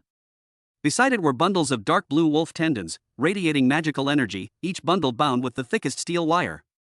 Further inside, there were neatly stacked boxes of blue antidote, piled up almost to the ceiling of the warehouse. The various colors of light emitted by the equipment and materials intertwined, illuminating the entire underground space. The soldiers behind Wang Kai all gaped, their guns nearly falling to the ground. Wang Kai swallowed hard. He reached out and took the list from the staff member. Windwalker strongbow materials, wolf sinew, 3,000 portions. Shield of the Rock Wall, 1,200 faces. Standard breastplates, 3,500 pieces. Intermediate antidote, 5,000 vials. The numbers on the list made him dizzy. This batch of supplies is more than enough to arm not only a regiment, but even a brigade. Wang Kai's hands were trembling, and he could barely hold the list. He looked up and stammered a question to the staff member. These are really produced within 2 hours? The base staff straightened their backs a bit more. This is top secret. All you need to know is that from today onwards, our Chinese logistics will be different. When this batch of supplies arrived at the front line in Bainan province, the entire 3rd Army Corps camp was in an uproar. The soldiers rushed forward, tore open the packaging, and some picked up brand new shields, slamming them twice with their fists, making a dull thud. With this equipment, their chances of surviving the next beast tide will increase by at least 30%. Inside the command post, Hua Yuanshan stood alone in front of the sand table. He held a newly made Windrunner's bow in his hand, his rough fingers stroking the bow repeatedly. After a long while, he turned around, faced the direction of the capital, raised his arm, and gave a military salute. Abyss Base, Central Control Room. As Zhao Qingtsong watched the scene of soldiers changing clothes on the front line on the screen, the scar on the corner of his mouth twitched. He turned off the screen and turned to Lei Yi, who had been waiting behind him. The smile on his face faded. The stress test on low-level supplies ends here. Next, it's time to tackle the tough challenges. Zhao Qingtsong's voice rang out in the quiet monitoring room. Pass the order, restart Operation Noose. Target, the deep-sea monster in the East China Sea. I want to see what it can explode into. Chapter 11. Just don't kill him. Lei Yi stood ramrod straight. Director, the target of Project Noose is an A+ level magical beast active in the deep sea. Our current control methods are almost ineffective at a depth of 10,000 meters. Should we change our combat strategy? His question was very direct. Dragon Shield 1 excels at precision strikes and control, but all of this is based on land or shallow space. The ocean is another world. You're right. Zhao Qingsong did not shy away from this question. He unlocked the highest level of access to that file. On the main screen, a huge 3D model slowly appeared.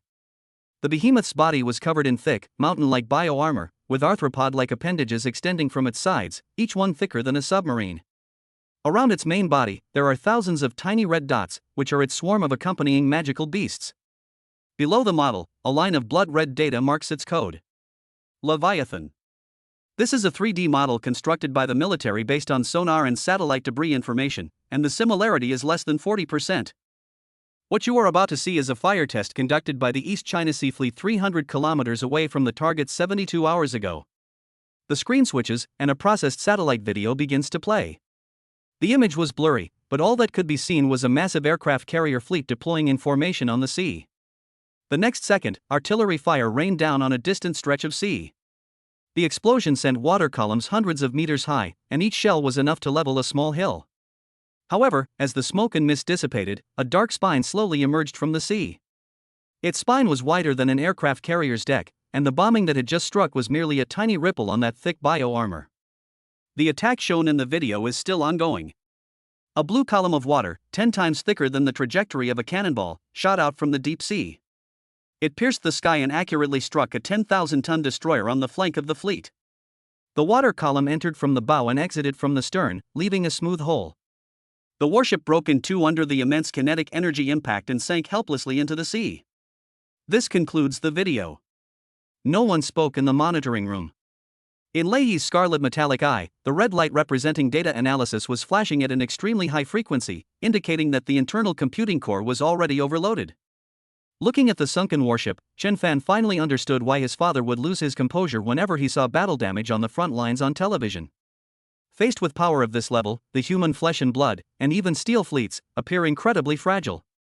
The core of the original news plan, Zhao Qingsong's voice pulled Chen Fan back from his shock, was to be carried by 3 Pika-level ability users, who, under the cover of the fleet, would dive to a depth of 10,000 meters and detonate the torpedo once they got close to the target. He paused for a moment before continuing with that cruel conclusion. The entire plan has undergone 17 simulations by the top think tank, and the probability of success is less than 30%. Moreover, regardless of success or failure, the commando team will not return. What's worse than death is gaining nothing. Chen Fan clenched his fist in his pocket. It's another case of risking one's life to fill the gap. Use your most elite soldiers to gamble on a slim hope. But now, Zhao Qingsong turned to Chen Fan, we have you, which means everything we've done is guaranteed. As long as we can severely damage Leviathan, we can let you deliver the final blow. I can't do it. Chen Fan spoke, interrupting Zhao Qingsong. All eyes were on him.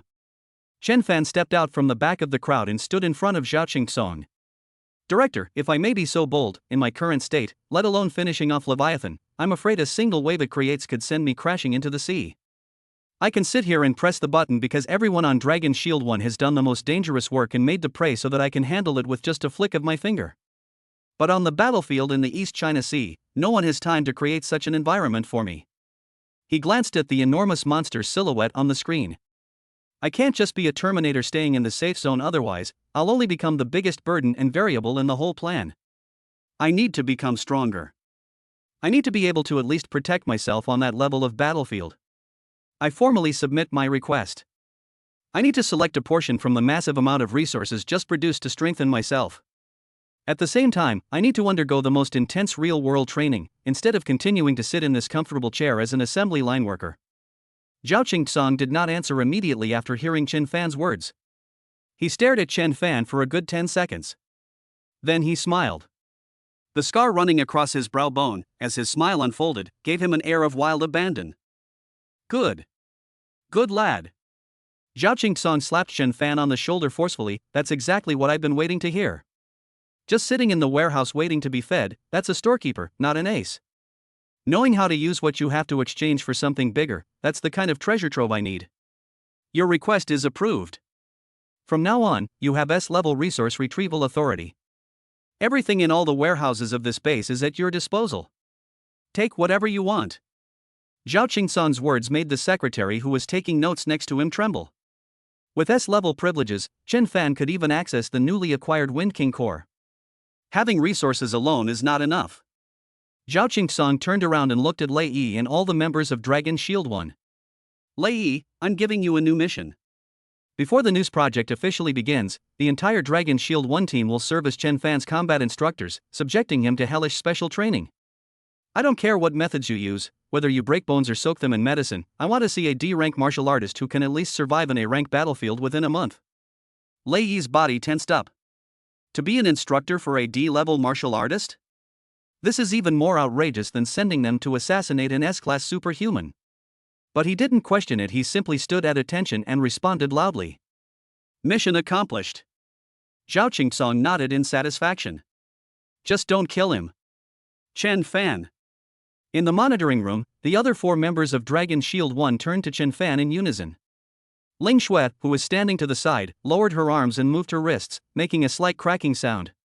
Chen Fan stood up straight, meeting everyone's gaze. Lei Yi stepped forward and stood in front of Chen Fan. He raised his metal prosthetic arm and patted Chen Fan's chest. Comrade Baoku, the first lesson in training is to be beaten. Lei Yi withdrew his hand. I hope your bones are as strong as your ability to create value. Chapter 12: The Loving Iron Fist of the A-rank Instructor. Abyss Base, Gravity Training Room. In the center of the room, Lei Yi pressed a button on the control panel, and the lights in the entire room changed from white to red. He turned around and spoke to Chen Fan, who had just walked in. First lesson in training: adapt to pressure. This is a zone with 3 times the standard gravity. Your task is to stand firm here. As soon as Chen Fan stepped into the room, his body sank down, his knees buckled uncontrollably, and he almost fell to his knees. He gritted his teeth, mobilized all his muscles, and straightened his bent knees again. With just this one movement, sweat beaded on his forehead. Your second task, Lei Yi's voice continued, is to withstand me for 3 minutes. If you can stand up within 3 minutes, you'll pass. During training, I won't use any superpowers, only pure fighting skills. Lei Yi's metal prosthetic arm reflected the red light. Of course, you have no restrictions, as long as you can still run. After saying this, he didn't give Chen Fan any time to prepare. Lei Yi moved. The tall man became a shadow in Chen Fan's vision. Under 3 times the gravity, Chen Fan's every movement was several beats slower. Just as he was about to activate the wind element within his body to dodge, a gust of wind had already reached the side of his neck. It's a hand chop. He didn't have time to raise his arm to block. Bang! With a dull thud, Chen Fan was struck on the back of the neck. His vision went black, all his strength was dissipated by the blow, and he fell forward, crashing onto the alloy floor. The impact made his chest feel tight, and he couldn't breathe for a long time. Outside the training room, separated by a one-way reinforced glass panel, the other 4 members of Dragon Shield 1 were observing the training session. Ling Shui crossed her arms and leaned against the wall. Is Iron Arm settling a personal score?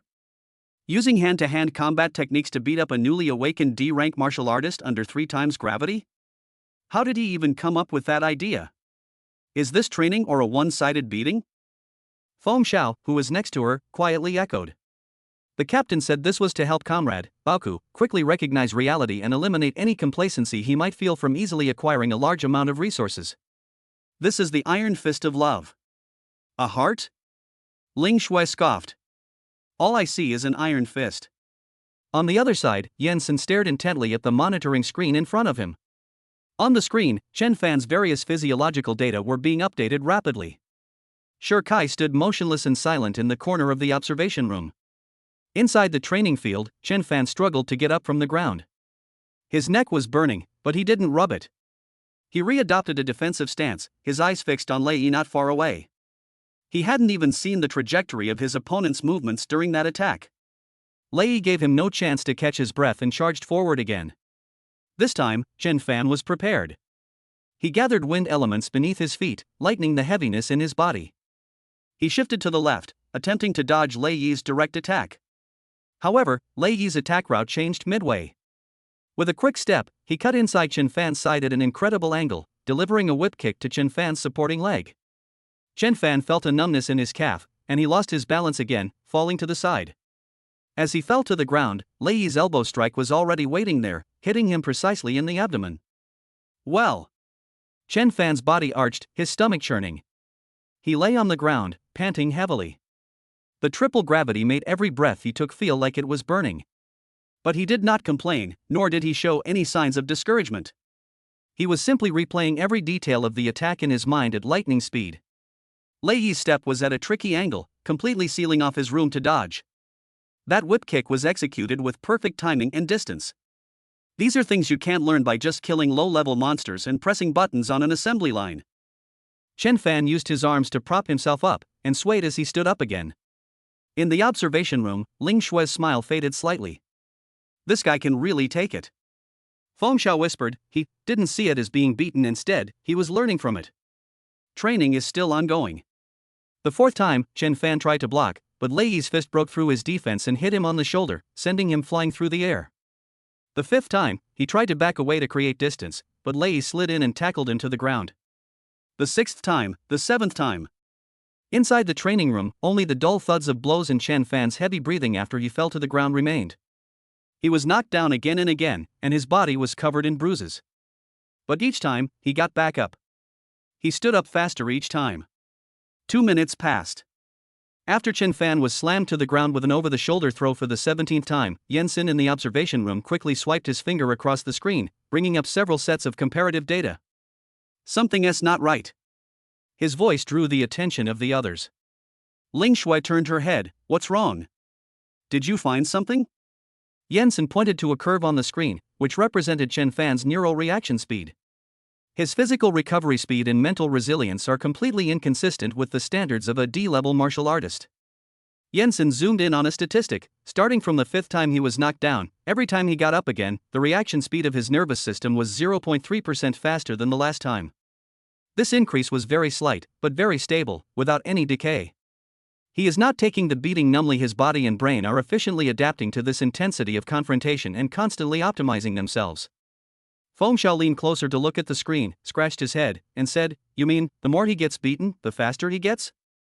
Ling Shui looked back at the training field. She stopped treating it as a farce and began to seriously observe Chen Fan's every move. Inside the training field, Chen Fan stood up for the 18th time. He wiped the sweat from his face and spat out a mouthful of bloody saliva. The wind element within him was still circulating, but this time, he no longer pinned his hopes on unrealistic dodging. The gap in strength and skill was too great. The slight speed advantage brought by Whisper of the Wind was simply not enough to create an effective evasion. We must find a different approach. Lei Yi's figure approached again, throwing that familiar straight punch, simple, direct, and too fast to react to. Just as the force of the punch touched his face, Chen Fan made a move. He neither retreated nor moved to the side. Instead of retreating, he faced the fist head-on, advancing slightly to the side and using his left shoulder to meet it. We'll tough it out. At the same time, he abandoned all defense, and with the training dagger tightly gripped in his right hand, he used the momentum of his forward charge to send it from bottom to top at Lei Yi's right ribs in a strange and tricky angle. Trade wounds for wounds. This was the only way he could calculate, after falling countless times, to touch Lei Yi's body. Bang! Lei Yi's fist slammed into Chen Fan's shoulder. The force made Chen Fan's shoulder blades crack, and he was pulled back 7 or 8 steps before he could barely steady himself. His left arm had completely lost sensation. But just now, the short knife aimed at Lei Yi's ribs interrupted Lei Yi's subsequent attack. He could only turn to the side and take a quick step back to avoid the fatal blow. The tip of the knife grazed his training uniform, leaving a white mark on the tough fiber material. Lei Yi stopped moving. He stood there, looking at the boy a few meters away who was swaying precariously, his left arm hanging limply at his side, yet still holding a knife in one hand and staring intently at him. The surprise on his face was undisguised. In the observation room, Ling Shui's expression turned serious. She could see it clearly. Chen Fan's final strike was aimed at a brief opening that Lei Yi would inevitably expose in order to maintain his balance after throwing a punch. That wasn't luck, nor was it just random swinging. It was an accurate prediction. He anticipated the attack intentions and subsequent actions of a top-tier A-level martial artist. This combat instinct is even more terrifying than his talent for getting loot every time. The timer on the console beeped softly. 3 minutes are up. Chen Fan was still standing. He was covered in wounds, sweat and blood mixed together, streaming down his face. But his hand holding the knife was steady, and his body stood straight. Lei Yi withdrew his attack and slowly walked up to Chen Fan. The indifference on his face had vanished, replaced by a solemn expression. "Your combat instincts are quite good," Lei Yi said in a deep voice. This was the first evaluation he had given Chen Fan in 3 minutes. "Tomorrow, Ling Shui will teach you stealth and dodging." After saying that, he turned around and pressed the gravity control switch. The red light in the training room faded, and normal lighting and gravity were restored. With the pressure gone, Chen Fan's body went limp, and he almost knelt down, but he still used his knife to support himself on the ground, managing not to fall. The door to the observation room slid open. Ling Shui walked in. She didn't look at Lei Yi, but walked straight to Chen Fan, circled him, and carefully examined him. Finally, she stopped in front of Chen Fan, bent down, and whispered in his ear.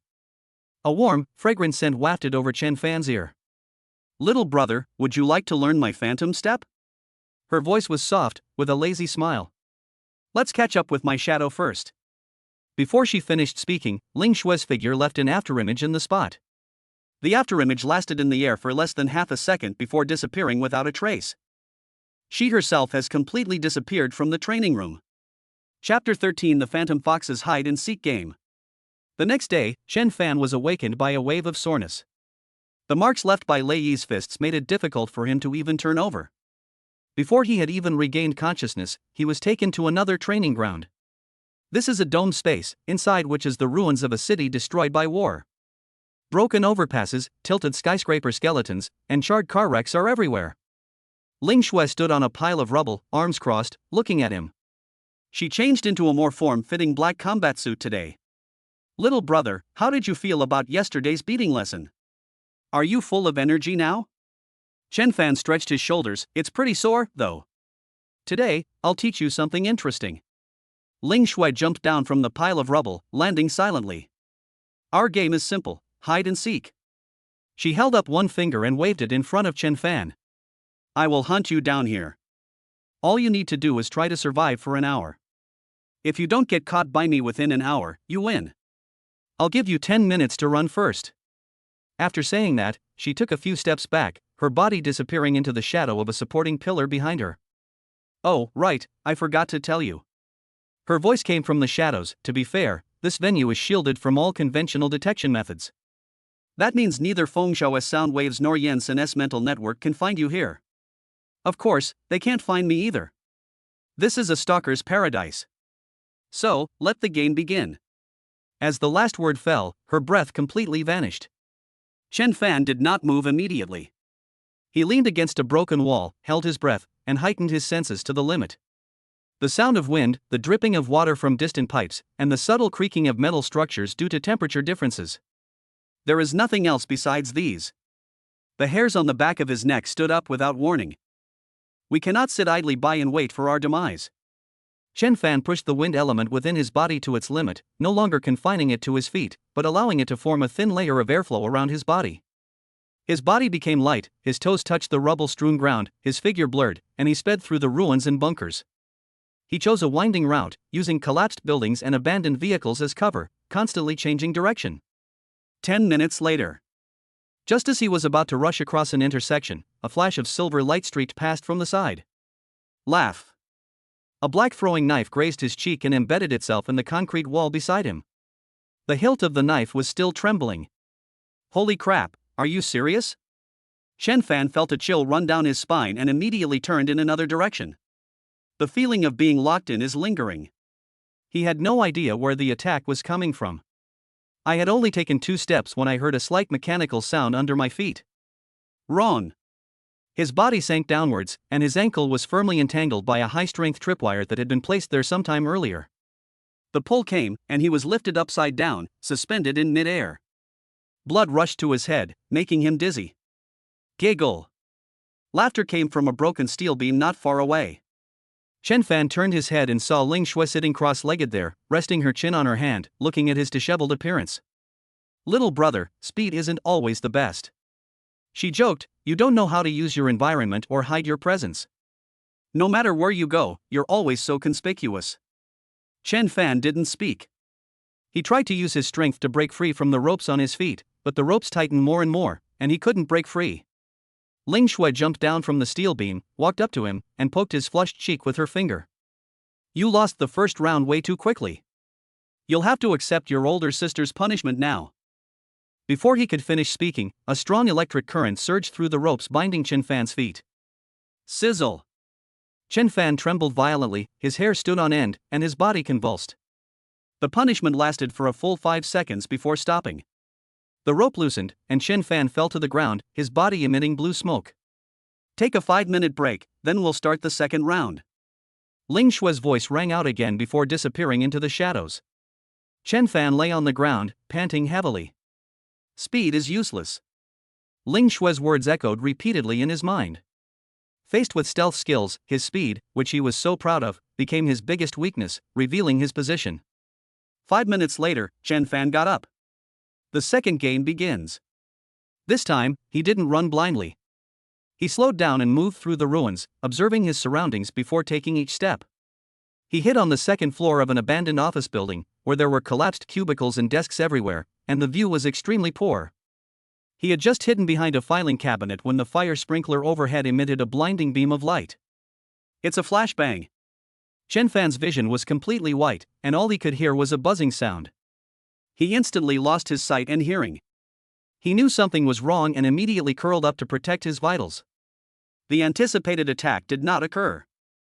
A few seconds later, his vision and hearing slowly returned. There was no movement around him, and Ling Shui did not seem to take the opportunity to attack him. He breathed a sigh of relief and was about to move when he stepped on something soft. Looking down, I saw it was a pressure-triggered trap disguised as a carpet. It's too late. A plume of pink smoke billowed from the trap, completely engulfing him. Cough. Cough, cough. A strong, pungent odor filled my nasal cavity, and tears and snot streamed down my face. It was military-grade tear gas. A figure walked towards him through the acrid smoke. He wanted to resist, but he couldn't muster any strength. A hand gently patted his head.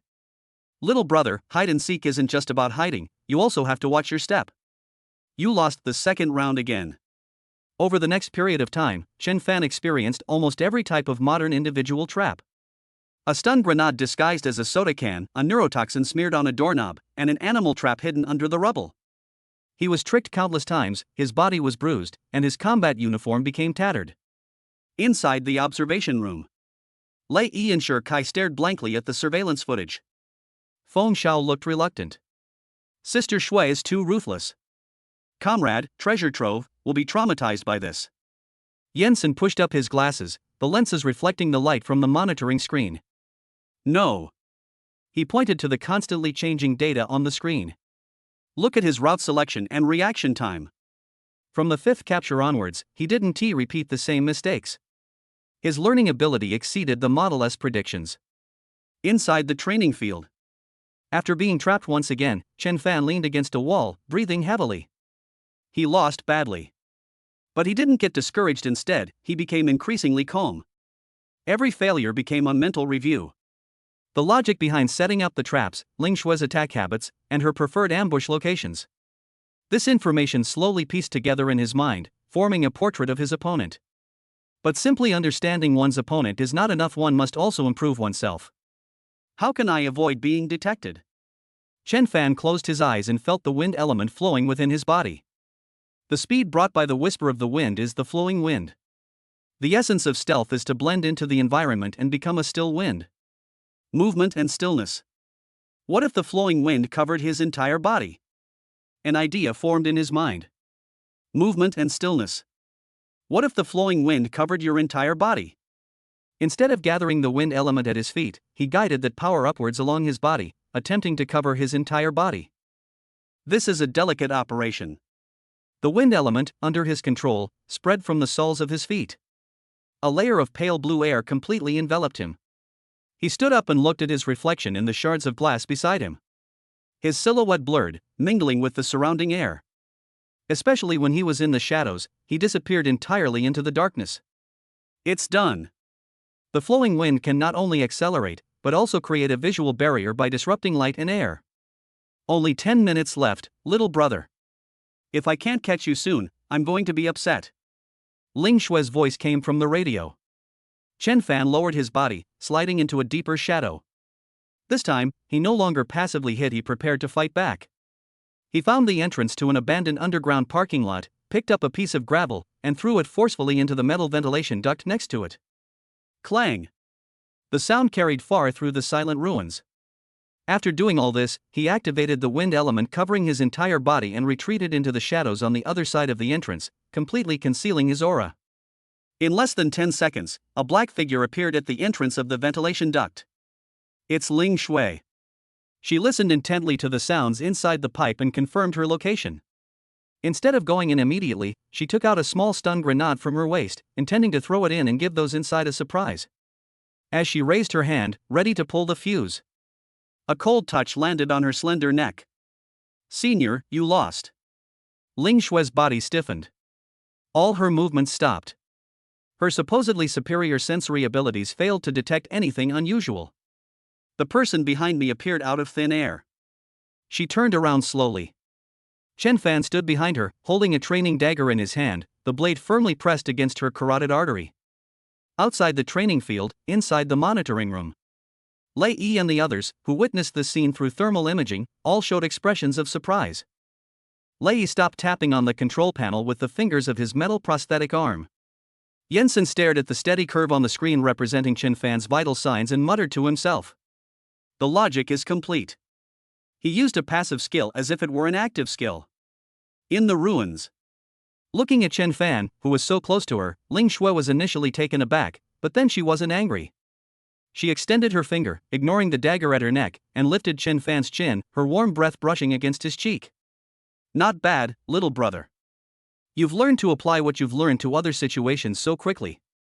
As a reward for you, I've decided to teach you something even more exciting. For example, being merciful to the enemy is being cruel to yourself. In a split second, Ling Shui snatched Chen Fan's dagger and pressed it against his spine from behind. Okay, I lost. I won't tease you anymore. Chapter 14: The Webweaver's Sand Table Simulation. Ling Shui's personalized instruction ended, and Chen Fan leaned against the wall, each step causing soreness all over his body. He was taken to a completely new room. There were no lights in the room, only a blue holographic screen floating in the air, on which data kept scrolling down, and the light reflected the profile of the person in the center of the room. Jensen, codenamed the Webweaver. The Tactical Core of Dragon Shield 1. Physical adaptation and stealth avoidance training complete. Your neural reaction speed has increased by 3.7%, and your muscle coordination by 5.1%. Now, let's begin the third lesson, Tactical Simulation. As soon as he finished speaking, the surrounding screens went dark. In the center of the room, beams of light intertwine, creating a three-dimensional model. It was a deep blue sea. On the sea surface, blue dots representing the Chinese fleet formed an attack formation. Deep beneath the sea, a massive red outline loomed in the distance, surrounded by tens of thousands of tiny red dots. Operation Noose. Target, a plus-rank monster, Leviathan. Jensen reached out and projected 6 new points of light into the model. 1 Class A and 4 Class B blue light spots are clustered around a Class D light spot. That was Dragon Shield 1 in Chen Fan. Begin the simulation. Jensen's voice was flat. The model moved. The red outline representing Leviathan did not move, but dozens of thick blue jets of water shot out from it. These water jets traveled a great distance, directly covering the area where the Dragon Shield 1 assault boat was located. The D-level light spot in the model didn't even have time to flash before it was annihilated along with the 5 surrounding light spots. The whole process was so fast that Chen Fan didn't even see what happened. Jensen turned around. In the first simulation, our side was completely wiped out, taking 57 seconds. The reason for the failure was that Leviathan's first salvo of beyond visual range water cannons hit our assault boat directly. Within its sonar range, our stealth coating was ineffective, and we were locked on from the moment we entered its 300-kilometer range. Standing at the doorway watching, Feng Shao couldn't help but scratch his head. What's the point of fighting?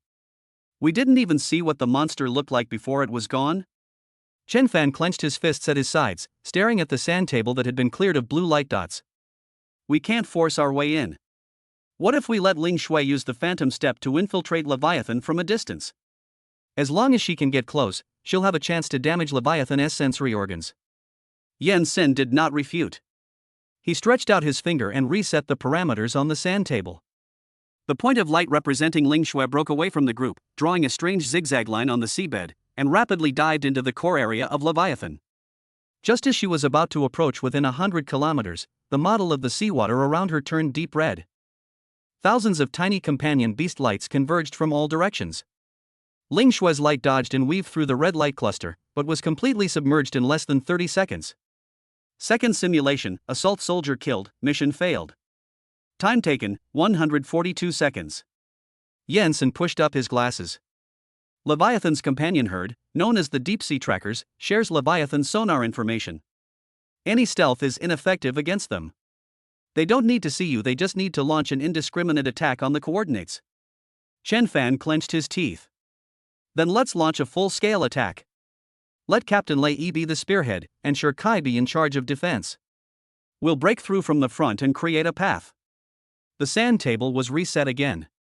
The A-level light spot representing Lei Yi burst forth with its strongest light, and his mechanical arm transformed into a blade that could cut through everything, standing at the forefront. Sure Kai's defensive aura protected everyone. They formed a cone shape and charged towards Leviathan. This time, they successfully broke through the outer swarm of companion beasts. But when they rushed within a 100-kilometer radius, Leviathan's massive body moved. It simply rolled over. A huge ocean current formed a whirlpool on the sand table. The cone-shaped array formed by Dragon Shield 1 was torn apart in the vortex. Third simulation, all personnel killed. Time taken, 210 seconds. Jensen's voice remained unchanged. In conclusion, the target's bio-armor is resistant to any attack below the level of a tactical nuclear weapon. Every movement it makes can trigger a tsunami-level ocean current. Within its territory, we cannot stealthily advance or launch a direct assault. Over the next half hour, Chen Fan proposed more than a dozen solutions. Utilize the terrain. Feint to the east while attacking in the west. Sacrificing some team members creates opportunities. But each time, Jensen only needed to move his finger, and the results on the sand table would tell him that his idea wouldn't work. Every simulation ended with the complete annihilation of Dragon Shield 1. The longest time it survived was 301 seconds. The only sound in the room was Jensen's emotionless report. The 17th simulation failed. The 18th simulation failed. The series of failures made the air in the room heavy. So, the conclusion is that we're going to our deaths no matter what. Feng Xiao finally couldn't stand the atmosphere anymore, and his voice trembled. Jensen turned and glanced at him. Based on the existing data, yes. The probability of us completing the mission and all members surviving is 0.01%. He paused for a moment, then added a sentence. This probability also takes into account that your sound wave detection capability has achieved a miracle beyond the theoretical limit due to unknown reasons. Feng Xiao fell silent. He squatted down in the corner and began to question the meaning of life. Chen Fan stared at the huge red outline on the sand table, remaining silent for a long time. Conventional methods won't work. He raised his head and turned to Jensen. Get all the detailed equipment data for each of us, as well as the data for all the equipment and materials I produced on the assembly line. Jensen didn't understand what Chen Fan wanted to do, but he did as he was told. Hundreds of new holographic screens popped up around Chen Fan. From the lowest grade D-level animal hides to the core materials of A-level magical beasts, all the equipment and item data flowed before him. Chen Fan quickly scanned these data streams. He searched for a way to break the deadlock in the data. A few minutes later, his finger stopped in mid-air and tapped on the two screens. On one screen, a B-rank magical beast called Deep Sea Night Shadow Beast is displayed. Its characteristic is that it can secrete a kind of mucus that can absorb sound waves. On the other screen is an A-rank magical beast called the Sea Dragon, and one of its drops is the Sea Dragon Heavy Armor. Chen Fan turned to Jensen and spoke. If only we had a device that could temporarily block Leviathan's sonic detection, even for just 10 seconds. What would happen if we made another set of heavy armor for Sure Kai that could withstand a single water cannon attack? Jensen paused. He turned around and his 10 fingers flew across the virtual keyboard, inputting the two variables proposed by Chen Fan into the inference model. The sand table was restarted. This time, the light representing Dragon Shield 1, under the cover of the Deep Sea Night Shadow Cloak, infiltrated to a position less than 10 kilometers away from Leviathan, and Leviathan's sonar detection showed no reaction. As Leviathan unleashed its water cannons, the light representing Sure Kai deployed the barrier of the Sea Dragon Heavy Armor, directly withstanding the first volley of fire. The barrier shattered during the second wave of attacks, but created a 5-second window for Lei Yi and Ling Shui to advance. The simulation is complete. Success rate 5%. Jensen's finger, which was calculating, stopped in mid-air.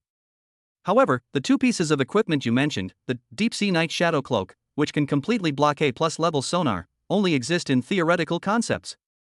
As for the sea dragon heavy armor, it can only be dropped by adult sea dragons of a level or above, and we don't have it in our inventory. Chen Fan didn't respond to him, but raised his hand and turned off all the screens, plunging the room back into darkness.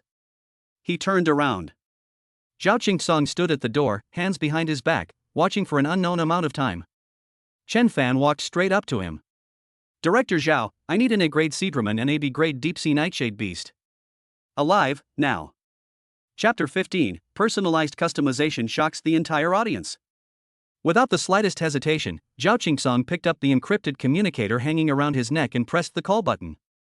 Connect to the Eastern Military Region's highest storage center, authorization code, the Wall of National Defense. A swift response came from the other end of the communicator. Order, immediately airlift the live Seedraman AZ-07 and the live Deep-Sea Nightshademan BS-44 to the Abyss base at top speed. Repeat, top speed, regardless of cost. Zhao Qingsong's instructions were swift and decisive, giving the other party no chance to ask questions. This is a national priority order. Execute. Communication was cut off. He put down the communicator and then turned to Chen Fan. Your raw materials will arrive within half an hour. I hope your production line will surprise me. Workshop. The once empty observation room was now filled with people. All 5 members of Dragon Shield 1 gathered here, watching the conveyor belt below through the thick reinforced glass. Feng Xiao was a little uneasy, and he whispered to Kai next to him. Do you think Comrade, Treasure Vault, can really create any equipment he wants at will? This is even more outrageous than Sister Ling Shui's illusion magic. Kai did not answer, but stood silently, all his attention focused on Chen Fan. Zhao Qingsong smiled and said, if not, then the top-tier superhumans who are providing assistance on the front lines might come looking for trouble. Lei Yi stood at the front, his metal prosthetic eye flashing red light, and the internal computing module was operating at unprecedented power, trying to build an understandable model for the unknown phenomena that were about to occur. They are all waiting. They await either a miracle that might shatter their worldview, or an absurd farce. Unlike the tense atmosphere in the observation room, Chen Fan below appeared very calm. He didn't sit on the ergonomic chair called the throne, but stood at the end of the conveyor belt. He held a standard alloy combat knife in his hand, the blade reflecting a cold light under the lamp. 20 minutes later, the giant gate at the end of the workshop slowly rose with a heavy creak. A writhing mass of darkness was dragged out from behind the door by a robotic arm and placed at the starting point of the conveyor belt. That was a B-grade deep-sea night shadow beast. Its body has no fixed shape, resembling a thick mass of liquid oil, with black bubbles constantly churning on its surface. It was badly beaten, and most of its body lost its activity, with only the core area still undulating slightly. The conveyor belt started, slowly delivering the dark creature to Chen Fan. Chen Fan did not hesitate at all. He stepped forward, gripped the knife with both hands, and deftly plunged the alloy battle blade into the core of the dark shadow. The dark figure twitched violently for a moment, then remained completely still. Defeat the Deep-Sea Night Shadow Beast LV.35. Talent Absolute Plunder triggered. Obtained, Grade B equipment, Deep-Sea Nightshade Cloak. Under everyone's watchful eyes, the corpse of the B-rank magical beast transformed into countless black specks of light, silently dissipating into the air. A jet-black, tight-fitting combat suit appeared out of thin air and lay quietly on the metal conveyor belt. Suddenly, the instrument in front of Jensen emitted a sharp alarm, and a blinding red light flashed across the screen. He rushed to the glass, braced his hands on it, and stared intently at the black combat uniform, his voice trembling. Impossible. The material of this garment, it's actively absorbing over 99% of the surrounding sound and electromagnetic waves. My scanner is completely ineffective for it. According to the data, it doesn't exist at all. Jensen turned around and looked at Ling Shui, his expression distorted with excitement. In theory, as long as you wear this suit, you can achieve perfect invisibility against any existing radar and sonar system. You will disappear from this world. For the first time, a look of shock appeared in Ling Shui's usually somewhat languid eyes. She knew better than anyone what such equipment meant to a stalker. Just as everyone was still reeling from the shock of the night shadow diving suit, the workshop gates opened again. This time, what was dragged out was a behemoth. A rank sea dragon. Its body was over 10 meters long. Even though its spine had been broken and its body was covered with hideous wounds, the dragon's might that came from the depths of its bloodline still made everyone in the observation room feel a chill. It was placed heavily on the conveyor belt, the metal tracks groaning under its weight. Chen Fan continued with the same action. He stepped forward, circled around to the front of the sea dragon's massive head, and found a shattered scale between its eyebrows. He thrust the alloy sword through the gap, precisely destroying its brainstem. Defeat the Sea Dragon LV.48. Talent Absolute Plunder triggered. Obtained, Grade A equipment, Sea Dragon Heavy Armor. A flash of blue light passed by. The enormous body of the sea dragon transformed into a shower of light and vanished without a trace. On the conveyor belt, a set of heavy, dark blue armor covering the entire body appeared. Inside the observation room, Shirkai, who had been silent all along, took a step forward uncontrollably and placed his palm on the reinforced glass. He could feel the armor calling to him.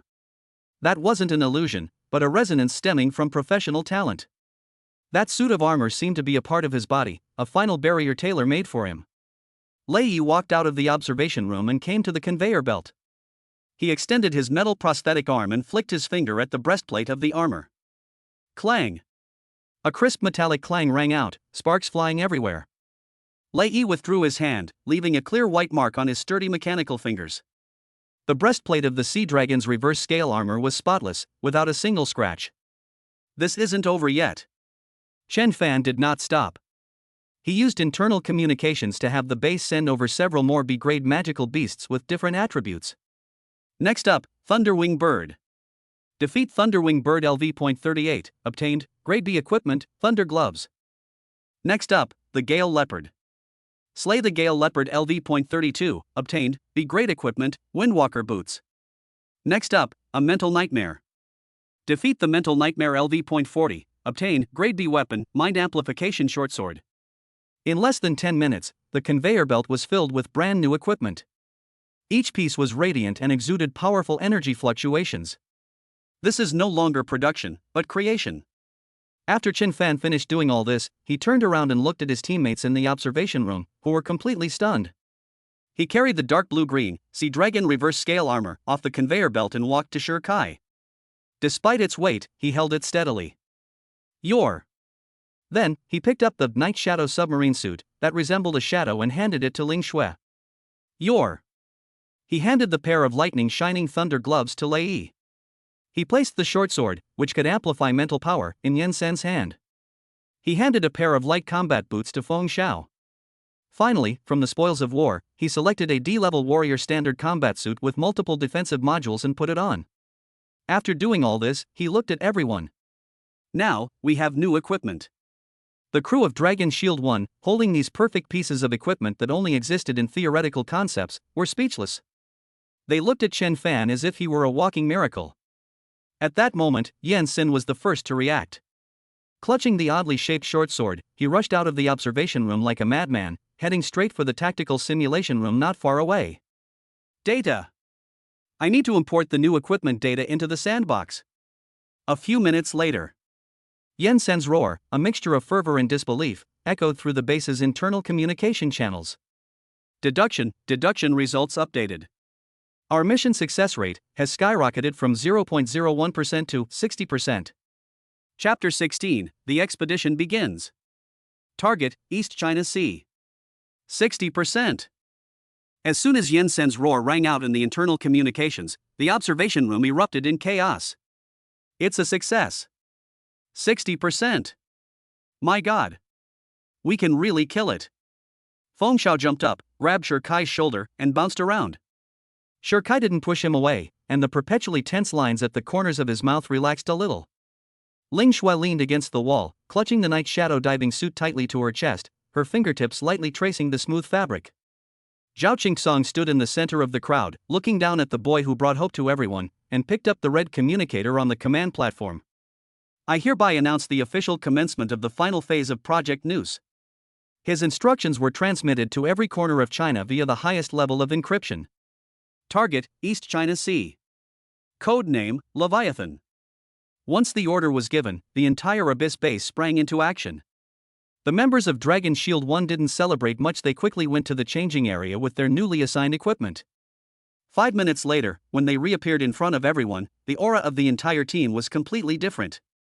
Sure Kai was the first to step forward. He was wearing the dark blue-green Sea Dragon reverse scale armor, which made him appear taller. The heavy armor clung to his body, each scale shimmering with light, and a faint glow of energy emanated from the seams of the armor. He just stood there, and the air around him seemed to grow heavier, causing Feng Xiao to instinctively hold her breath. Feng Xiao couldn't help but reach out and tap Sure Kai's breastplate. Clang! With a muffled thud, Feng Xiao shook his numb hand and grimaced. I feel like even cannon fire couldn't penetrate it. Ling Shui's figure emerged from the shadows behind Sure Kai. Feng Xiao turned to look, but could only see a distorted shadow, unable to make out her outline at all. Now, no one can find me. Her voice came from the shadows, its exact location unknown. On Lei Yi's mechanical prosthetic limb, there was an extra pair of boxing gloves, with blue high-voltage current jumping between his knuckles, making a crackling sound. He clenched his fist, and a burnt smell filled the air. Jensen then tucked the uniquely shaped mind-amplifying short sword into his waistband. His fingers tapped in the air, and an invisible data chain spread out from his body, connecting each team member. All personnel are connected normally, and the efficiency of tactical data transmission has increased by 300 percentage points.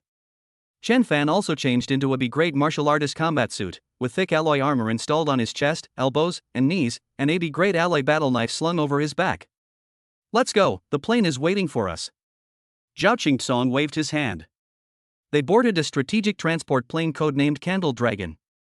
This aircraft is entirely black, with a futuristic design, and is China's most advanced aerial fortress. The cabin interior is enormous, more like a mobile command center. A burly, middle-aged man in 3rd Army Corps training uniform was already waiting there. He had a square face, a bluish stubble on his chin, and a general star on his shoulder. Hua Yuanshan, commander of the 3rd Army Corps.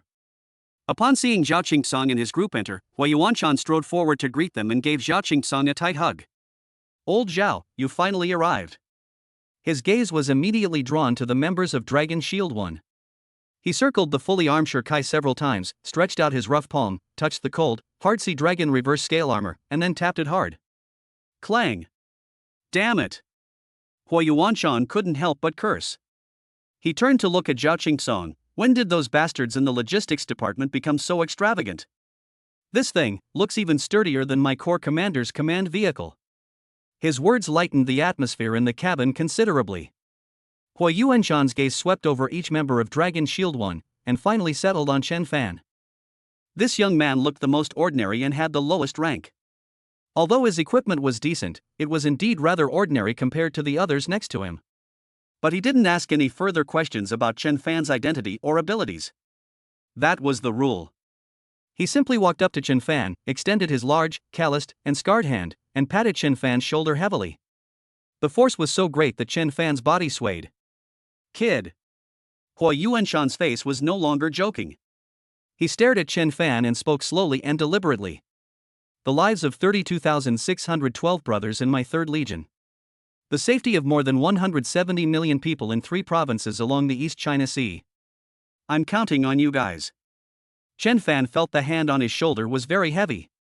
He straightened his back, met Hua Yuanshan's gaze, and nodded solemnly, I will not fail in my mission. The transport plane flew at high speed above the clouds, and after several hours, it began to descend slowly. Chen Fan looked out the porthole. The sea stretches to the horizon. On the sea, a massive fleet filled the entire field of vision. On the deck of the aircraft carrier, fighter jets take off and land, leaving white contrails in the air. Countless destroyers and frigates surrounded the area, and beneath the surface, countless submarines lurked. Further away, temporary airports made up of giant floating platforms were brightly lit, illuminating the sea as if it were daytime. The atmosphere of war was palpable. The Zhulong landed smoothly on the deck of the Jinhai aircraft carrier, the flagship of the East China Sea Joint Fleet. The hatch opened, and they were greeted by the Navy Commander-in-Chief, who carried the rank of Admiral. Without much small talk, he led them directly to the operations conference room at the deepest part of the aircraft carrier. A huge holographic sand table occupied the center of the conference room, and the blue light dots representing China's strongest naval power had completely surrounded a certain area of the sea on the sand table. Gentlemen, the Admiral's voice rang out through the loudspeaker in the conference room, his expression serious. We only have one mission. He pointed to the red outline in the center of the sand table. We will create an attack window for you at all costs. The order has been issued to all captains.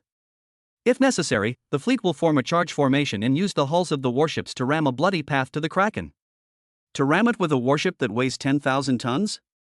Use human lives to fill the gap? Chen Fan's heart suddenly clenched. Just then, the red alarm lights in the conference room suddenly started flashing. The piercing alarm sounded throughout the entire aircraft carrier. Warning! Warning! A massive energy reaction has been detected. Rapidly rising at coordinates T9. It's the Kraken. It's awakened. An officer in charge of surveillance stood up from his seat, his voice trembling. Its target, it's heading straight for the flagship formation. Chapter 17: The Wrath of the Deep Sea Kraken. The alarm blared throughout the conference room. The red lights flashed alternately, making everyone's face appear bright red. All personnel, enter Level 1 combat readiness. Repeat, all personnel, enter Level 1 combat readiness. The Admiral remained calm. He grabbed his military cap from the table, straightened it, and was the first to rush out of the conference room. Hua Yuanshan and Zhao Qingsong followed closely behind. Go! Lei Yi shouted, and the members of Dragon Shield 1 immediately followed. Chen Fan followed closely behind. Captain Lei, I'd like to ask, what about the other superhumans?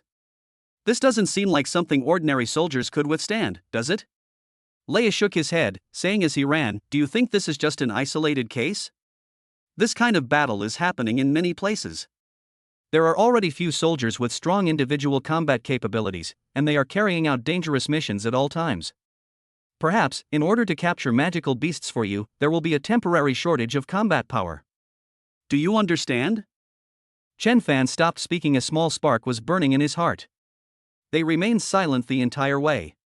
They rushed to the top deck of the Zhenhai aircraft carrier's combat bridge. This is the brain of the entire fleet. Looking out through the circular porthole, the distant sea horizon was no longer flat. A shadow arched from the depths of the sea, raising a wall of water that rose higher and higher, eventually exceeding 50 meters, and rolled toward the direction of the fleet. Even a 10,000-ton destroyer would be powerless against a wall of water. Stabilize formation. All ships activate energy shields. Air defense systems prepare for interception. The Admiral's orders were transmitted to every warship through the command system. Buzz. A light blue energy shield lit up on the surface of each warship, forming a curtain of light. This thing, can it cause a tsunami just by moving? Feng Zhao's voice trembled as he hid behind Shirkai. It's here. Yensen's eyes were fixed on the tactical screen in front of him, which had turned a chaotic red. Fire! With a command from the Admiral. On the deck of the Zhenhai, the covers of rows of vertical launch units popped open. Hundreds of cruise missiles, trailing long plumes of flame, ascended into the sky, forming the first wave of attacks. All the destroyers and cruisers in the fleet spewed fire from their main guns. The armor-piercing projectile, accelerated by electromagnetic propulsion, hurtled straight toward its target. Strategic transport planes dropped aerial bombs from high altitudes. Beneath the surface, the submarine launched a heavy torpedo. Sky, sea, deep water. All the warships unleashed their firepower simultaneously, the trajectories and flashes of fire crisscrossing, completely covering the rising sea. The explosions continued incessantly. The firelight illuminated the darkness, and the water column kicked up by the explosion shot hundreds of meters into the air.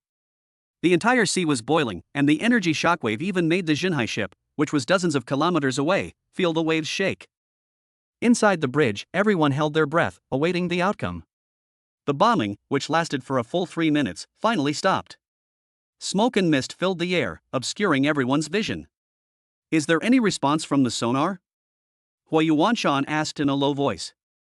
The officer in charge of monitoring shook his head, his forehead covered in sweat. No life signs, the target may be. Before he could finish speaking, a massive shadow rose from the smoke. That was a head. The part of it that is above the water is taller than the bridge of the Zhenhai. Its head, covered in thick armor, had only a few charred marks. The bombardment just now hadn't even penetrated its skin. Inside the bridge, the static from the communicators disappeared. The Kraken opened its enormous jaws. A wave, centered on it, suddenly spread outwards. Buzz. Chen Fan felt his internal organs resonating, and a wave of nausea rose in his throat. His B-grade combat suit automatically activated a weak energy field, which offset most of the impact, but his brain was still buzzing and his vision was blurring. He grabbed the control panel next to him to steady himself. Except for Shirkai, who remained completely still while wearing the Sea Dragon heavy armor, all the members of Dragon Shield 1 swayed slightly.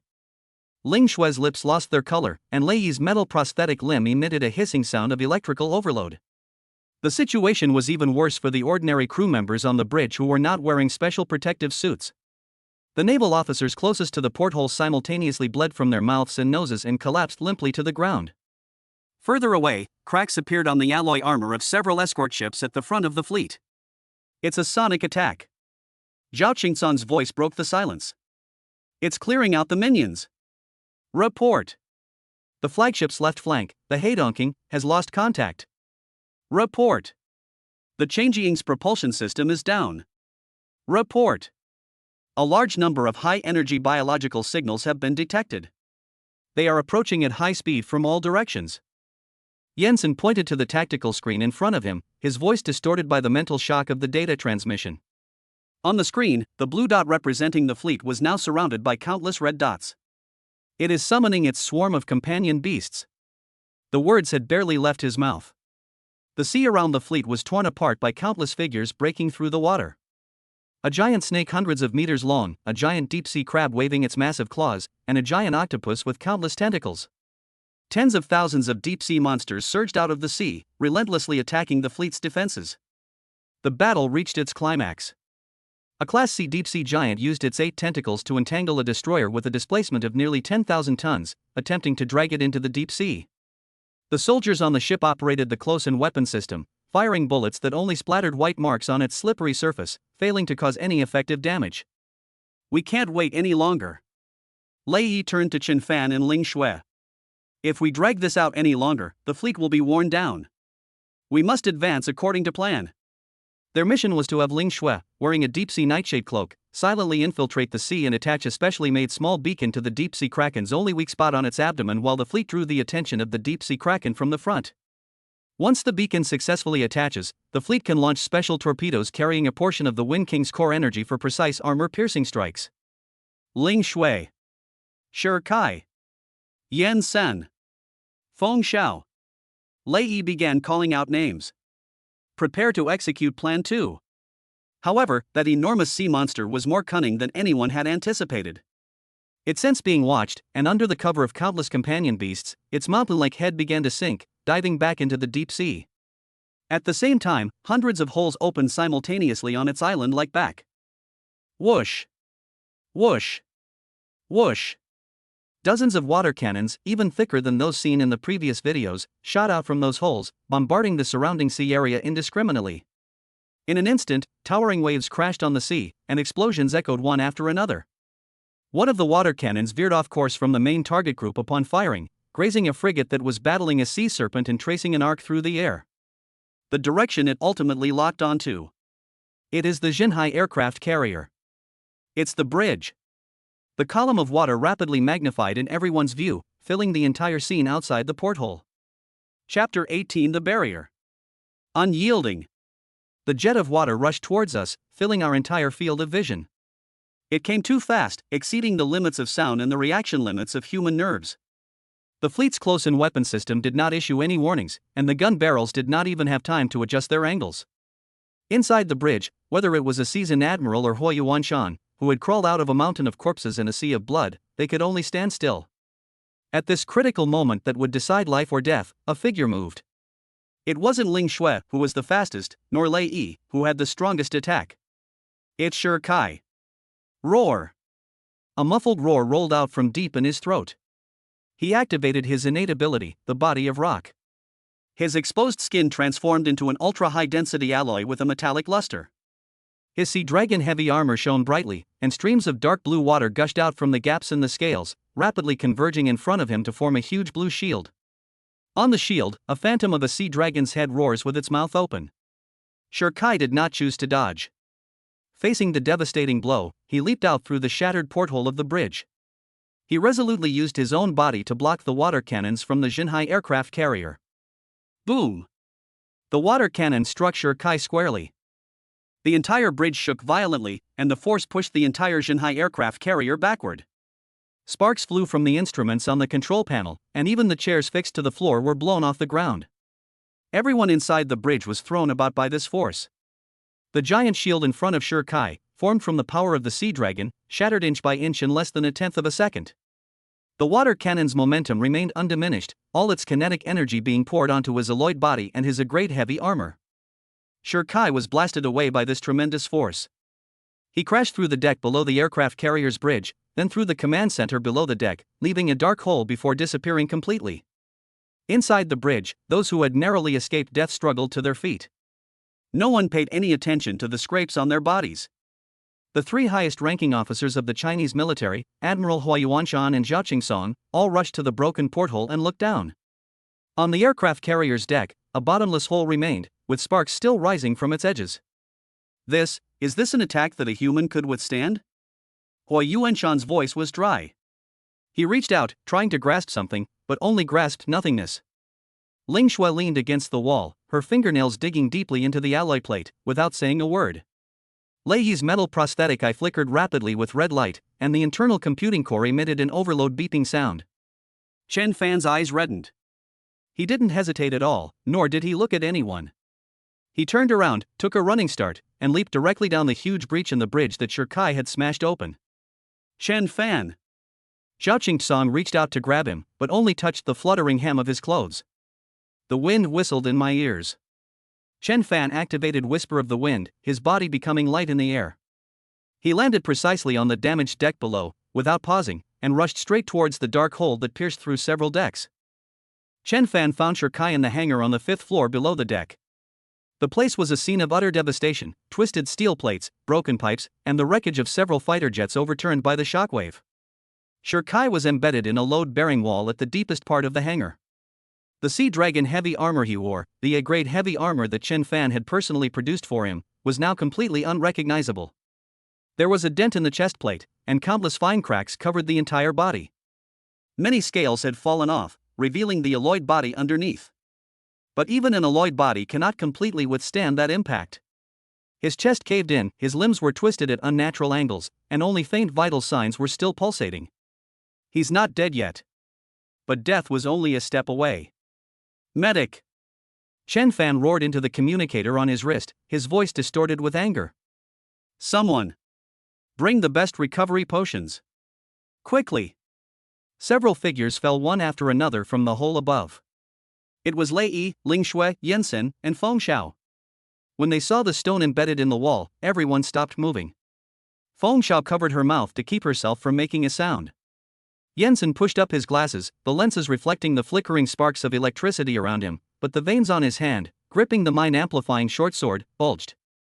Ling Shui stepped forward, reached out and gently touched the crack on the Sea Dragon heavy armor, then slowly withdrew her hand, turned around without a word, and looked towards the sea.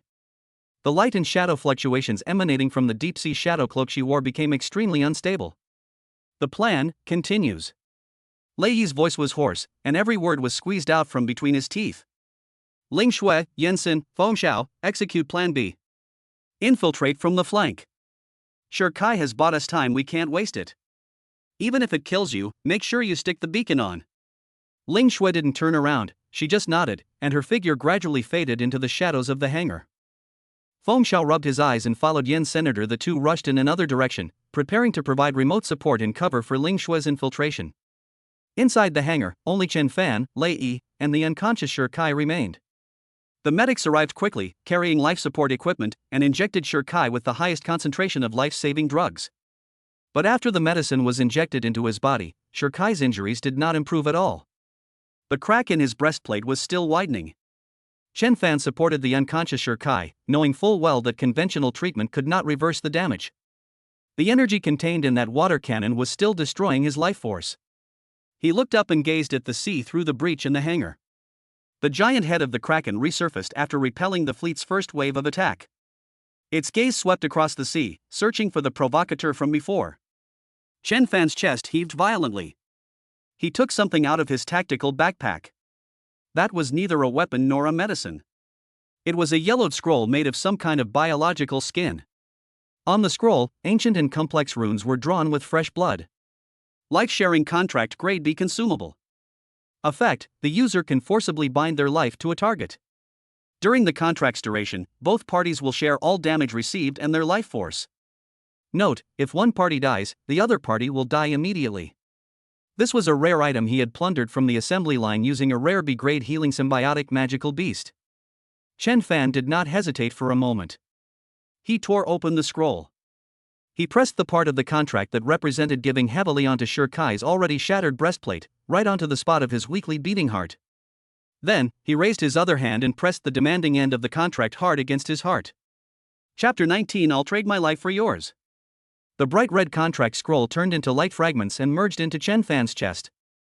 A green chain of light appeared out of thin air, one end connected to Chen Fan's heart, and the other end pierced through the crack in the sea dragon heavy armor and entered Sher Kai's almost stopped heart. The color drained from Chen Fan's face rapidly, turning him pale. Sweat rolled down his forehead, and his body swayed, only managing to stay upright thanks to sheer willpower. In contrast, there is a stone set embedded in the wall. His bloody wounds began to wriggle and heal. The broken bones made a soft clicking sound under the armor as they reconnected. What are you doing? Lei Yi reacted and grabbed Chen Fan's shoulder with his metal prosthetic arm. Are you crazy? Your life is more important than all of ours. Lei Yi roared at him, his scarlet electronic eyes flashing wildly due to data overload. Chen Fan pushed Lei Yi's hand away. His movements were light, yet they prevented Lei Yi's mechanical arm, capable of crushing steel, from advancing even an inch further. Now, his life is just as important as mine. Chen Fan spoke, his voice weak and hollow due to the loss of his life force. He looked up, his pupils appearing exceptionally dark from blood loss. He took a bullet for us, and I'll give him my life in return. It's fair. Lei Yi froze. He looked at the boy who had needed their full protection not long ago, and the newcomer who had been taught by them in turn during training. At this moment, he is using his own life force to save the life of a dying comrade. Sher Kai's breathing gradually became steady and strong. His once broken sea dragon armor, nourished by Chen Fan's life force, began to repair itself, and a bluish-black luster flowed across the scales once more. The price for all of this was Chen Fan's life. Plan B. Continue. Lei Yi roared as he gave the order, his voice completely distorted by extreme anger and excitement. He knew that no one could change Chen Fan's decision. He knew that the only way to repay this sacrifice was to complete the mission at all costs. Lei Yi looked at the increasingly pale-faced boy, and then at Sher Kai, whose vital signs were steadily recovering. Hold on. Lei Yi squeezed out two words through gritted teeth. Wait for us to come back. Deep Sea. The chaotic battlefield was briefly brought to a standstill by the infrasound attack from the Kraken. Countless monster corpses and warship wreckage floated on the boiling sea, forming a sea of death. Ling Xue's figure moved silently through this sea of death. The deep-sea shadow cloak she wore perfectly blended her into the surrounding light and water. She flashed rapidly between steel and flesh. 37 degrees to the left front, there will be ocean current disturbance in 3.2 seconds. It's that sea serpent king with half its body broken off rolling around. Go under it. Watch your right rear. The remains of 2 deep-sea crabs are sinking. Their shells will reflect the detection waves of active sonar. Use that gap. With the enhancement of the mind amplification short sword, Yen Sen's mental power increased threefold in his information processing speed. The three-dimensional model of the entire battlefield was running at high speed in his mind, and he planned an incredible, yet absolutely safe, route of advance for Ling Xue. Received. Ling Xue's reply was concise. Feng Zhao's voice followed immediately. The density of the accompanying animal population directly in front of the target is too high. I am using high-frequency infrasound to simulate the hunting signals of a pod of killer whales, which can create a 12-second window of confusion for you. Seize the opportunity. Here you go. Ling Xue's speed increased again. She transformed into a shadow gliding along the sea surface, and the dense defensive circle in front of her, composed of countless sea-level and D-level magical beasts, stirred up due to the false signal created by Feng Zhao. Ling Xue darted through the commotion-filled gap without disturbing any of the magical beasts. She was getting closer and closer to the giant sea monster that was as big as a mountain. She could even see the patterns on every piece of bioarmor on the giant head of the deep sea monster, and feel the massive currents of water it stirred up when it breathed. But just as she was about to enter the final sprint, the Kraken sensed something. Its eyes, as big as small mountains, slowly turned toward the direction where Ling Xue was. It's been spotted. Yensen's warning rang out. Its intuition is too sharp. It's about to attack. On the bridge of the flagship, the admiral, who had been staring at the tactics screen, did not hesitate at all. He grabbed the red communicator in front of him and gave a decisive order to the fleet. 3rd Cruiser Squadron, Seawolf, Heidonking. Execute Operation Porcupinefish. Yes, came the firm and resolute response from the 2 captains on the other end of the communicator. The next second, the engines of 2 10,000-ton cruisers located on the flanks of the fleet overloaded, and the energy shields on their hulls activated to maximum power. They abandoned all evasive maneuvers and, like 2 arrows released from a bow, turned their boats around and charged straight at the massive body of the deep sea monster. This is using one's own life to attract the enemy's attention. It's a fight to the death. As expected, the Kraken's attention was drawn to the 2 fearless warships charging towards them. It opened its massive maw, and 2 water cannons containing destructive power shot out, accurately hitting the 2 cruisers. Boom! Boom! The violent explosion created 2 huge fireballs on the sea surface, and the 2 warships, representing the pinnacle of China's industrial achievements, were instantly vaporized, leaving not even a complete piece of wreckage. Seize this opportunity. Just as the sea monster's attack paused briefly, Ling Shui moved. She pushed her innate phantom step to its limit, her figure flashing irregularly 7 times across the sea, traversing the final few kilometers. She silently pressed herself against the belly of the Kraken. This is the weakest point in its overall defense. Ling Shui took a black beacon, no bigger than a fingernail, from her tactical belt, activated it, and pressed it forcefully into the gap between the 2 huge bio-armor plates. After doing all this, she didn't linger at all, turned around and fled into the distance. Beacon deployment successful. Ling Shui's voice, tinged with a hint of panting and pleasure, rang out in the channel. On the flagship's bridge, the admiral's eyes were bloodshot. He slammed the communicator down and roared out an order. Full fleet. All units. Focus fire on beacon positions. Launch, Xinhua 9. Upon receiving the order, dozens of attack submarines lurking in the fleet simultaneously activated their launch tubes. The special armor-piercing torpedo, its body engraved with the nuclear energy patterns of the Wind King, was launched from the barrel, its blue trails crisscrossing in the deep sea, converging from all directions towards the single point of light on the belly of the Kraken. The sea monster let out a sharp wail, the sound waves tearing through the seawater. The previous intimidation was gone, replaced only by pain. It churned in the sea, creating walls of water that smashed several nearby frigates that couldn't dodge in time. One torpedo after another pierced its vitals. In the gap when its defenses were completely torn apart, a figure leaped off the damaged deck of the Xinhai. He waded through the churning seawater, stepping over the corpses of monsters and the wreckage of warships, leaving a white trail in his wake. He headed straight for the giant sea monster that was struggling in agony. It's Chen Fan. Chapter 20's plus rank drop. The Throne of the Deep Sea. The color drained from Chen Fan's face. The life-sharing contract is drawing on his life force to fill Shir Kai's nearly broken life force. His body swayed from weakness, and each heartbeat echoed with emptiness. But his aura reached its peak. He pushed the whisper of the wind talent to its limit, and the B-grade Windwalker boots on his feet shone brightly.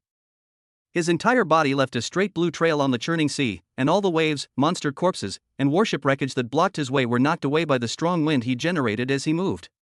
His target was clear, the giant sea monster struggling frantically in the distance. More accurately, it was the wound on its abdomen that had been completely torn open after being repeatedly bombarded by a special armor-piercing torpedo. The wound was a bloody mess, deep enough to expose bone, with massive organ structures rolled out from the wound and exposed to the air, gushing out large amounts of bodily fluid with each wriggling motion. Chen Fan's resolute action completely enraged the deep sea monster, which was already in agony and rage. It sensed the ant's intentions. Those eyes, as large as lakes, turned and locked onto the rapidly approaching blue dot on the sea surface. A giant fin covered in a thick shell rose from the sea, creating a curtain of water that blotted out the sky, and swept towards Chen Fan's position. That wasn't a slap. It is waving. The goal is to completely flatten this sea area and everything on it. Wherever the giant fins passed, the air was compressed, producing a sharp crack, and the seawater was displaced, forming a brief vacuum trench.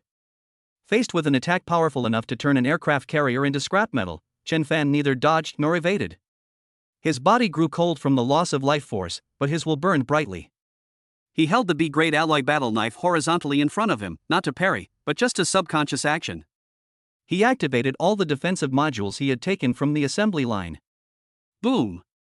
A deafening roar exploded between heaven and earth. The giant fin slammed solidly into Chen Fan's body.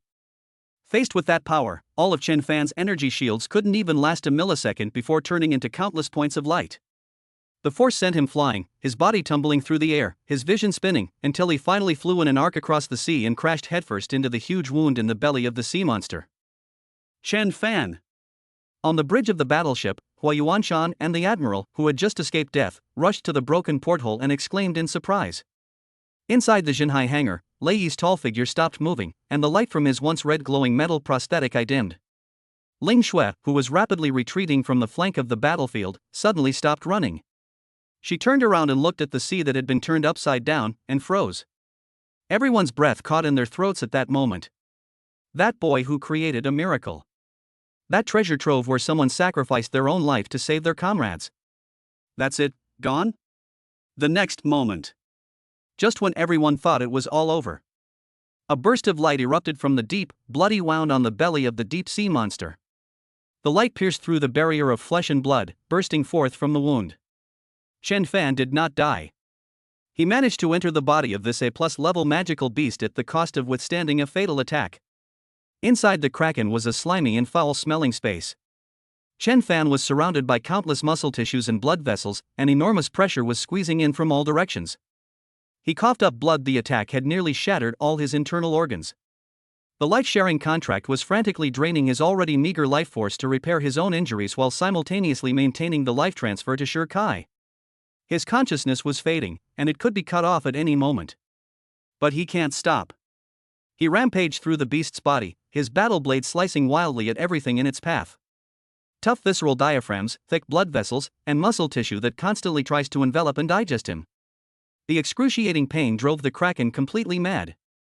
Its massive body churned violently in the sea, and the tsunami it stirred up smashed several destroyers that had no time to escape. Countless companion monsters were affected by its frenzied actions and crushed into mincemeat. It tried to shake off the parasite inside its body, but to no avail. Chen Fan was like a nail driven into its flesh. The more it struggled, the deeper it was driven. His physical strength was rapidly depleting with each swing of his sword. He was draining his very soul. But he didn't stop. There was only one thought in his mind. Kill it. He followed the thickest blood vessels, braving the increasingly strong bioelectric currents and the corrosive effects of digestive juices, and continued forward. He broke through a tough membrane and came into a huge cavity. Before him, a small, sun-like heart was beating powerfully. Each pulse unleashes a storm of energy. This is its core. With his last ounce of strength, Chen Fan gripped the hilt of the knife with both hands, pressing down with all his weight, and transformed into an arrow released from a bow, plunging it fiercely into the enormous heart. The blade went into the hilt. Cracks spread across the surface of that enormous heart. Slay the deep sea giant LV.60. Talent Absolute Plunder triggered. Obtained S+ rank rare artifact, Throne of the Deep Sea. Under the watchful eyes of all the surviving officers and soldiers of the East China Sea Fleet. Recorded by countless cameras and satellites. The giant sea monster that had ravaged the East China Sea for years, causing headaches for the entire Chinese nation, began to rapidly disintegrate its mountain-like body in a silent burst of intense light. The thick bio-armor, the tough flesh and blood, the complex organs, all of it turned into a sky full of blue light rain, falling and eventually dissipating between heaven and earth, merging into the ocean it once ruled. The place remained calm and peaceful. On the sea, only a throne made of unknown blue crystal remained, silently floating. The throne's backrest resembled rolling waves, while the armrests were shaped like two coiled sea dragons. Around it, the seawater automatically parted, forming an absolute vacuum, where no wave could get close.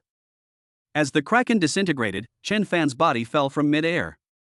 His consciousness was blurred, and he had completely lost control of his body. He fell right onto the crystal throne, collapsing limply on it, utterly exhausted. The instant his body touched the throne, all the surviving deep-sea monsters still fighting the fleet, whether they were C-class sea serpents or B-class giant crabs, were completely frozen in place. Then, without prior arrangement, they all changed direction. They slowly, deeply bowed their heads toward the crystal throne, toward Chen Fan, who was slumped on it. That posture was one of worshipping their newly born monarch. Chapter 21: The New King, and the Price. This scene was transmitted in real time to the battle bridge of the Jinhai aircraft carrier via drones hovering high in the sky and ubiquitous military satellites. It was also teleported to the highest command headquarters in China, thousands of miles away, and to the secret meeting rooms of all the world's top powers. The bridge of the Jinhai was in complete disarray. Admiral Hua Yuanshan and Zhao Qingsong, three figures whose mere presence in the Chinese military could cause an earthquake, ripped the metal edge of the broken porthole. A miracle. On Yinsen's tactical terminal screen, the red dots representing tens of thousands of enemy units all went out at the same time. Then they all lit up again, turning green to represent neutrality and obedience. He stared at the screen filled with green, at the indicator in the database that represented a state of submission, his fingers trembling as they hovered over the keyboard. The data model has crashed. Jensen pushed up his glasses. According to all known theories, the probability of this happening is 0. This isn't science, it's a miracle. On the throne, Chen Fan's consciousness sank into darkness. He could not feel his body, nor could he feel the passage of time. That final strike exhausted all his strength. The cost of withstanding a sweeping blow from the deep sea monster, and the aftereffects of sharing a life contract and having life force extracted, all erupted at this moment.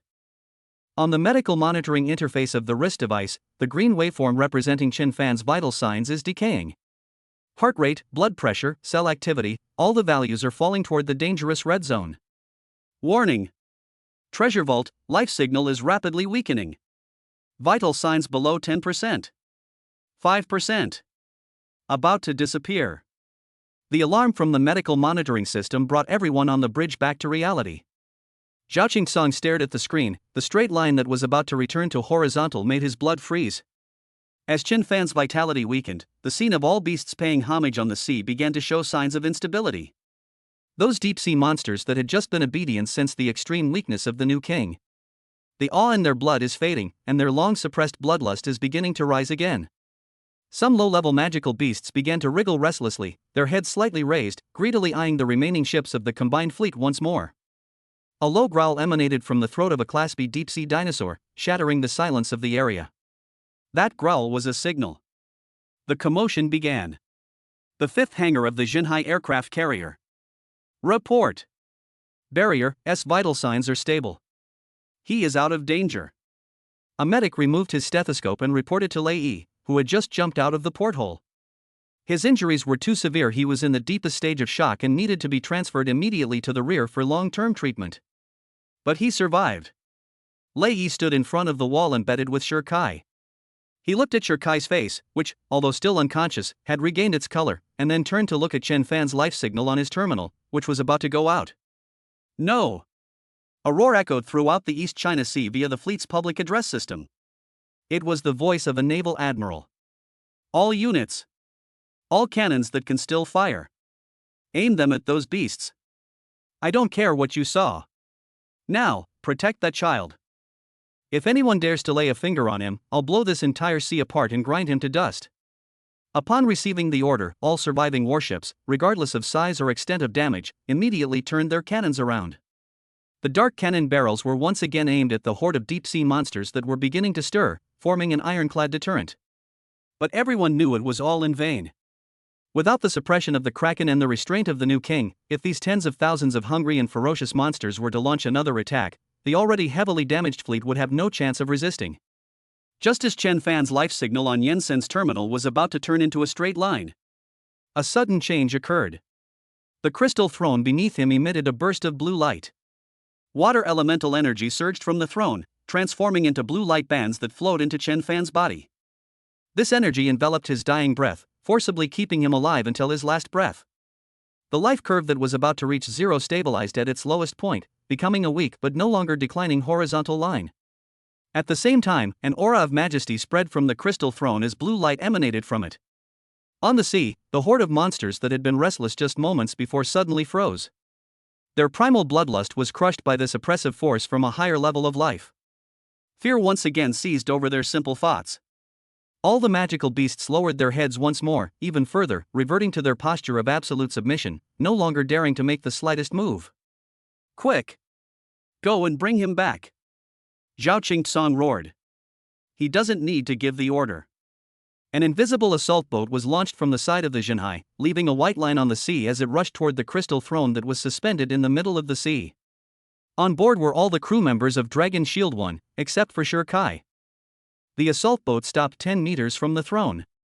Lei Yi and Ling Shui leaped out and, stepping on the calm seawater, arrived at the side of the throne in a few steps. They saw Chen Fan slumped on the throne. His face was deathly pale, his lips were bloodless, his chest barely rose and fell, and his breathing was extremely weak. But he is still alive. That pure blue energy was still flowing continuously from the throne into his body, sustaining his last breath. Lei Yi and Ling Shui both breathed a sigh of relief. Thankfully, I made it in time. Ling Shui's voice trembled as she reached out to touch Chen Fan's face, but stopped midair and withdrew her hand. Lei Yi bent down and, with an almost clumsy yet gentle movement, lifted Chen Fan from the throne. The moment Chen Fan's body left the throne, made of blue crystal, flashed with light and began to shrink. The wave-like backrest and the sea dragon armrests, all the complex structures are visibly contracting and coalescing inwards. In the end, it transformed into a crystal throne model no bigger than the palm of his hand, which fell into Chen Fan's hands. Without the oppressive aura of the throne, the tens of thousands of deep-sea monsters on the sea surface ceased their movements. They raised their heads, swept across the empty sea, and then turned to the human fleet that stood ready in the distance. A restlessness began to spread among the herd. In the end, as if reined in by an invisible rope, the herd of beasts turned around in unison and disappeared into the deep sea, leaving no trace. The Battle of the East China Sea has now come to an end. The highest-level medical room on the aircraft carrier Jinhai. Chen Fan was rushed here. Dozens of tubes were connected to his body, and various life support devices were placed around him. The faint life signal was forcibly stabilized at a horizontal line by these devices. A chief military doctor with gray hair took off his mask, his face full of exhaustion. He walked up to Zhao Qingsong and Lei Yi, who were waiting outside, and shook his head. Reporting to the commander, we are powerless to help. The doctor's words made the air in the corridor feel heavy. His body, all the cells have lost their activity, and his vitality has been exhausted. Conventional medical treatments are no longer effective for him. All we can do is use machines to maintain his most basic life cycles. The doctor paused, glancing at the boy lying in the sterile ward wearing a breathing mask, and at the blue crystal throne model beside him that emitted a faint glow. Whether he can wake up, and when he will wake up, is no longer up to us. It all depends on his own will, and that thing. Chapter 22: The Secret of the Throne. Inside another medical pod. Shi Kai has awakened. He sat leaning against the hospital bed, his upper body wrapped in bandages, his face pale. A military doctor is reporting his condition to Lei Yi and Ling Shui. His fatal injuries were forcibly reversed by a massive external life force, and all his broken internal organs and bones were reconnected. Physiologically speaking, it was a miracle. The doctor flipped through the medical report in his hand. However, this repair is forced, and his body has been completely depleted. He will need at least a week of rest to recover. Lei Yi nodded, indicating that the doctor could leave. Shi Kai raised his hand and looked at it. Then, he looked at Lei Yi and asked in an extremely hoarse voice. It was him? Lei Yi remained silent, simply handing over a tactical terminal. On the terminal, a video was playing showing Chen Fan pressing one of the yellowed life contract scrolls to Shi Kai's chest and the other to his own heart in the hangar. Shi Kai stared at the image for a long time. He didn't say a word, but slowly clenched his still movable hand into a fist. The rest of the crew of Dragon Shield 1 were in the corridor outside the medical pod. For the first time, Ling Shui was not as lively as usual. She leaned quietly against the wall with her head down. Jensen sat on a bench in the corner, the virtual screen in front of him flashing various complex data and human models. He was trying to find a way to speed up Chen Fan's recovery, but every simulation resulted in a bright red failure. Feng Xiao leaned against Jensen, his eyes closed, trying to sense Chen Fan's life fluctuations with his talent. But each attempt was like hitting a thick wall made of water elements. He couldn't feel anything. In the monitoring room of the highest command, Zhao Qingsong and Hui Yuanshan watched all of this through the screen. This battle has secured the peace and tranquility of the Chinese Navy for the next 50 years, Hui Yuanshan said. It has also shown us a miracle. He looked at Zhao Qingsong beside him. This child, and the squad behind him, changed the course of a war of national significance. Zhao Qingsong didn't speak, he just stared at Chen Fan's bloodless face on the screen.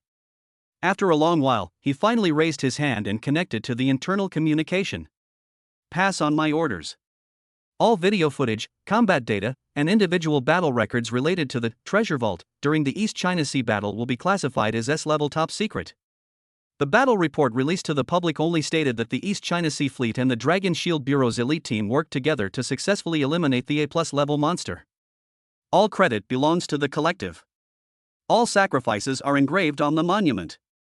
As for the individual achievements of the treasury, I will personally compile them into a book and report them directly to the central government. While unconscious, Chen Fan's consciousness floated in a deep blue space. There is no up, down, left, or right here. There is no concept of time or space. There is only a vast expanse of blue. An ancient will took notice of him, this outsider. It had no language, no form, but its intent transformed into a vast amount of information, which directly flooded into the depths of Chen Fan's consciousness. Chen Fan witnessed the ebb and flow of the tides, the birth of life from the ocean, and the bizarre and wonderful ecology of the endless deep sea. This is the fundamental will of the throne of the deep sea. It was telling Chen Fan about its powers in the most direct way. The first power is called Domain Vast Ocean. Within the scope of Chen Fan's will, he can mobilize and control all water elements, shaping them into any form. Whether it's a barrier made of solid ice or a water jet formed by high pressure, it's all within his control.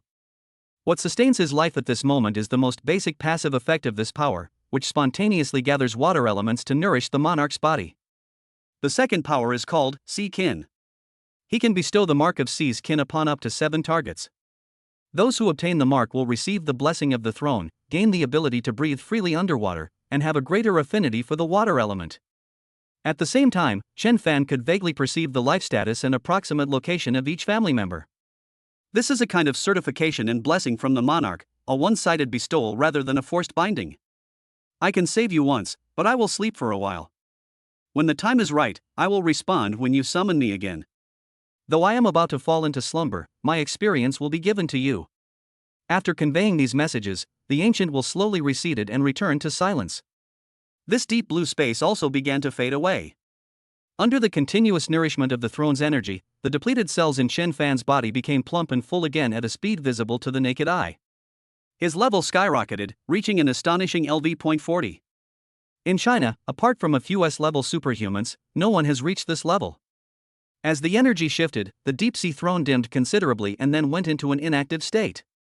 A new life force surged within him. Outside the medical bay, a piercing alarm blared throughout the corridor. Beep. Beep. Beep. The target's vital signs are fluctuating drastically. Heart rate is soaring. 120. 150. 200. Cell viability index has exceeded the safety threshold. The life curve on the monitoring instrument rose from the original weak horizontal line, breaking through the green area that represented the normal range, and heading straight for the red warning zone at the very top. Everyone in the corridor was startled by this sudden turn of events. Lei Yi was the first to react. He kicked open the door to the medical room and rushed inside. Ling Shui, Yensen, and Feng Xiao followed closely behind. Several doctors and nurses in charge of monitoring rushed in, ready to take emergency measures. Don't touch him. Lin Yiming yelled at the doctors. This is spontaneous recovery. It's not a rejection reaction. Everyone rushed to the life support pod. They watched nervously as the readings on the instruments soared, even exceeding the maximum readings, and then looked at the boy in the life support pod. Under the extremely tense gaze of everyone, Chen Fan's eyelids twitched slightly. Then, he slowly opened his eyes. Those eyes, which had lost their sparkle for so long, regained their light. He looked around somewhat blankly and saw his teammates gathered around the glass enclosure, their faces showing tension and worry. Sure, Kai. He looked at Lei Yi, who was closest to him, and used all his strength to ask the first question he had uttered since waking up. How is he? Lei Yi's tall frame froze. Ling Shui covered her mouth, her eyes instantly reddening. He's all right. Lei Yi's voice trembled slightly. He's out of danger and is lying in the next room. Upon hearing this answer, Chen Fan visibly relaxed.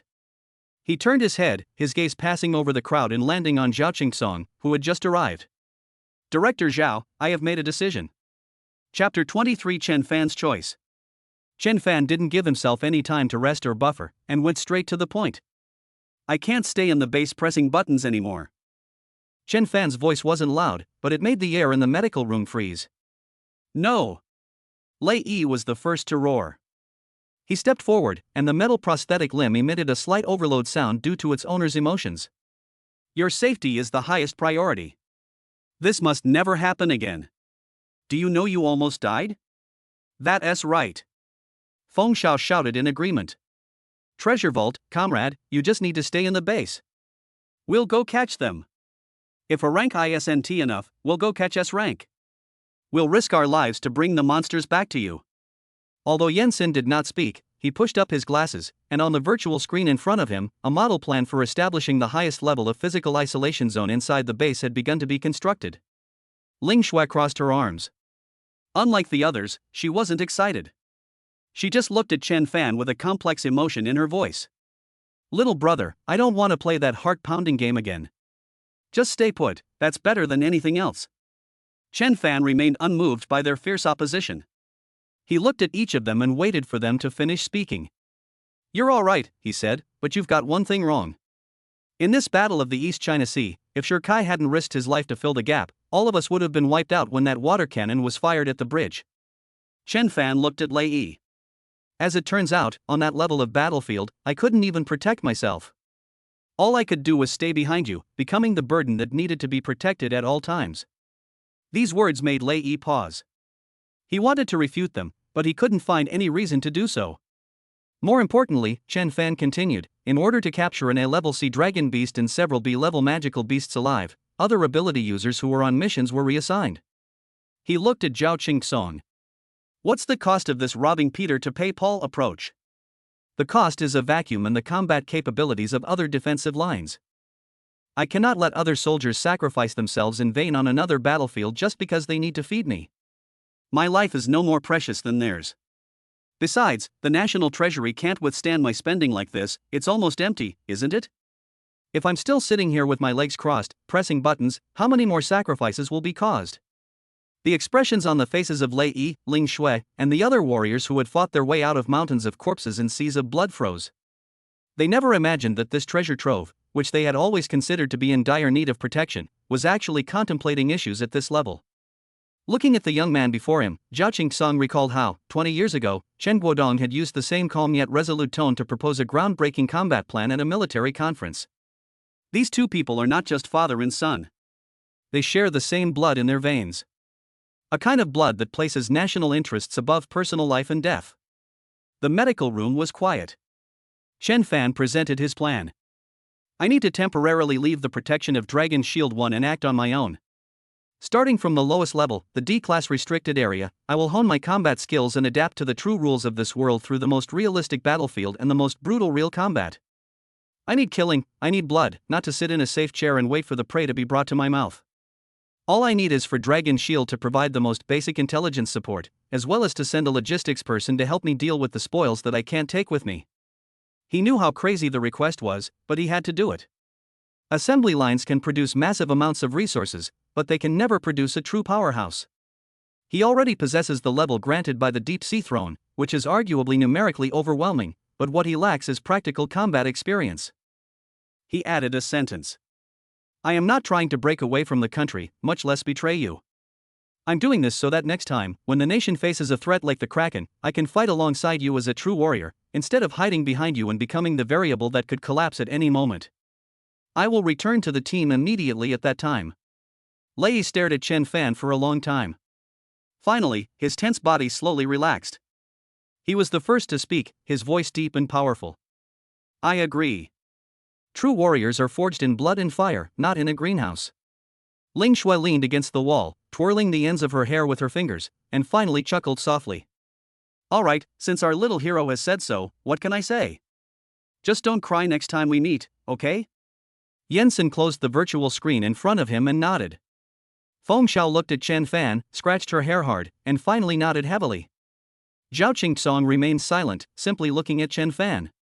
The shock this young man brought him in just a few days has surpassed that of the past 10 years. He finally spoke. I approve your request. However, all your actions must be under the full monitoring of DHALD.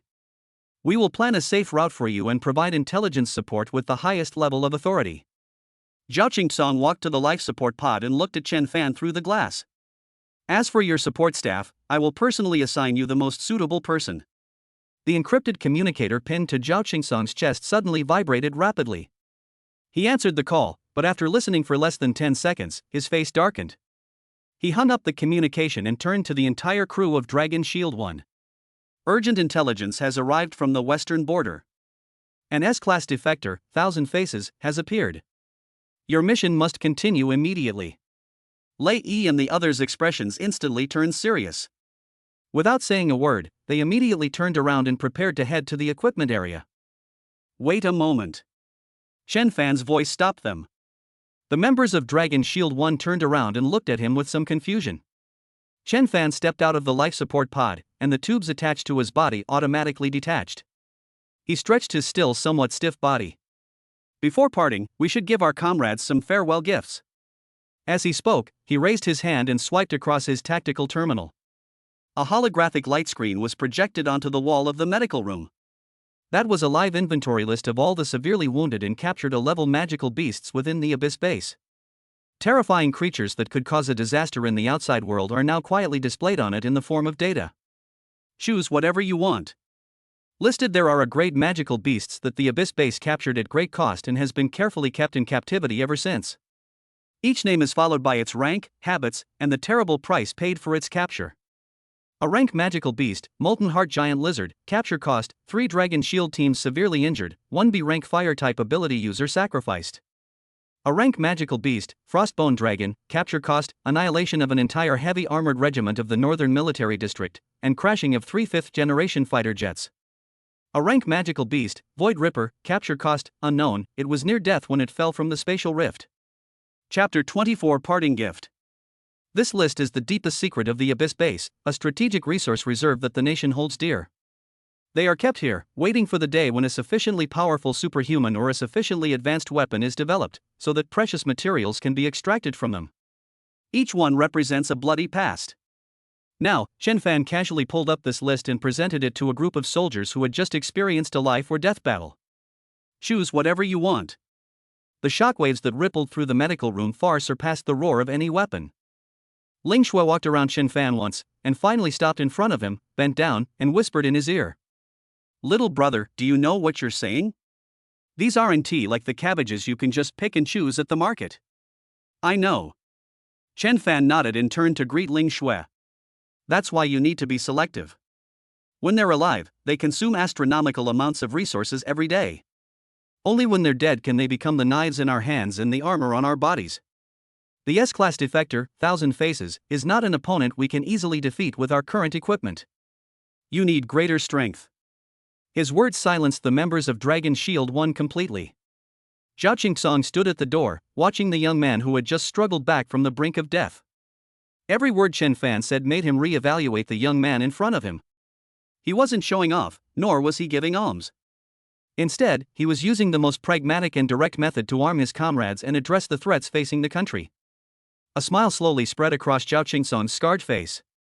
That smile was wild and unrestrained, carrying a heroic spirit of risking everything. Ha ha ha ha. He strode in, his large, fan-like hand slamming heavily onto Chen Fan's shoulder. Good. Well said. Keeping them is an investment. Now is the time to cash in on that investment. Zhao Qingsong turned around and issued instructions to all members of Dragon Shield 1. What are you all standing there for? A graduation gift from Comrade, Baoku. Anyone who dares to refuse it is disrespecting me, Zhao Qingsong, and disrespecting the country's nurturing of you. He pointed to the list on the screen, his voice echoing throughout the medical room. Pick.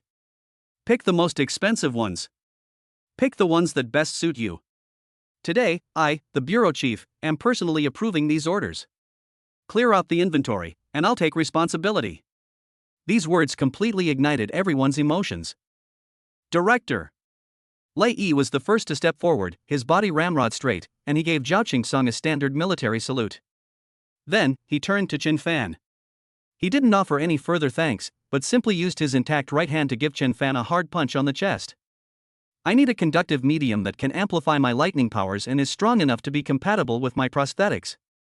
Chen Fan swiped across the light screen, his finger stopping on an image of a dragon-shaped magical beast covered in blue scales and with a huge spiral horn on its head. A rank magical beast, Thunderhorn Tyrannosaurus. How was it? A burst of red light flashed in Lei Yi's metallic eyes. Me. I want that. The Sonic Boom Bat King. Feng Xiao pointed at the light screen.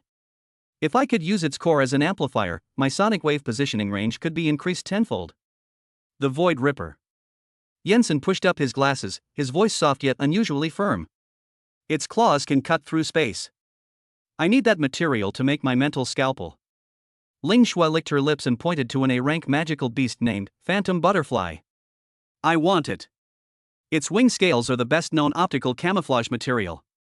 With it, I can truly disappear into the light. Zhao Qingtsong waved his hand. All personnel. Move out. Target, the underground workshop.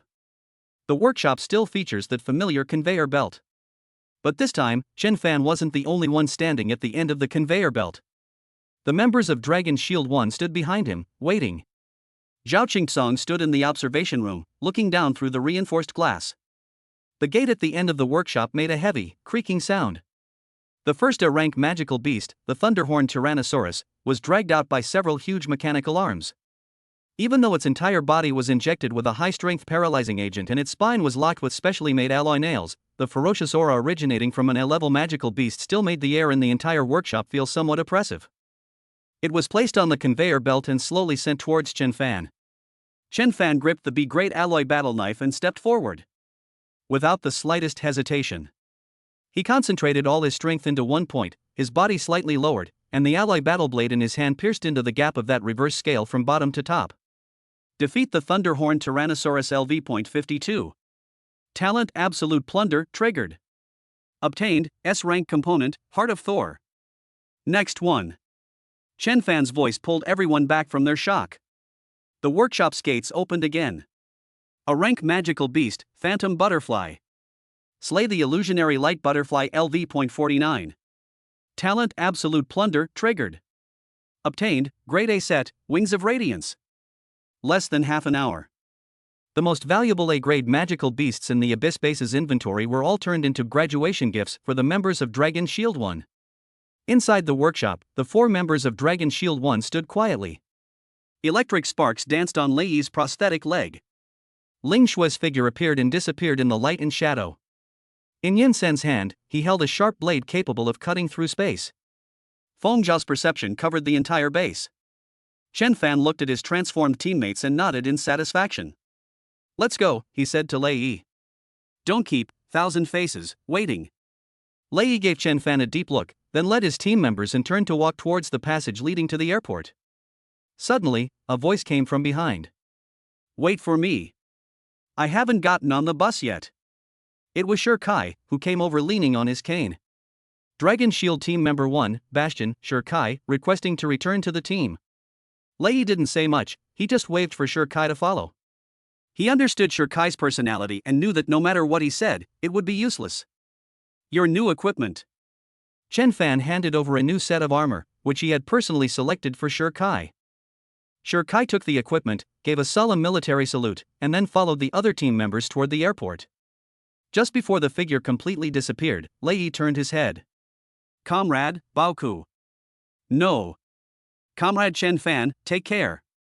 Next time we meet, I hope to see a version of you that has surpassed us. Chapter 25 A New Journey, New Companions. The howling wind swept across the tarmac, stirring up dust. The hatch of the Zhulong strategic transport aircraft opened, and the hydraulic rods made noise. Lei Yi stepped out first, his newly replaced Heart of Thor on his mechanical prosthetic leg crackling with blue electric arcs, each step producing a metallic clang. In the shadow beside him, Ling Shui's A-grade set, Wings of Flowing Light, distorted the light, leaving only an elusive silhouette. The short sword in Yen Sen's hand caused the surrounding space to distort.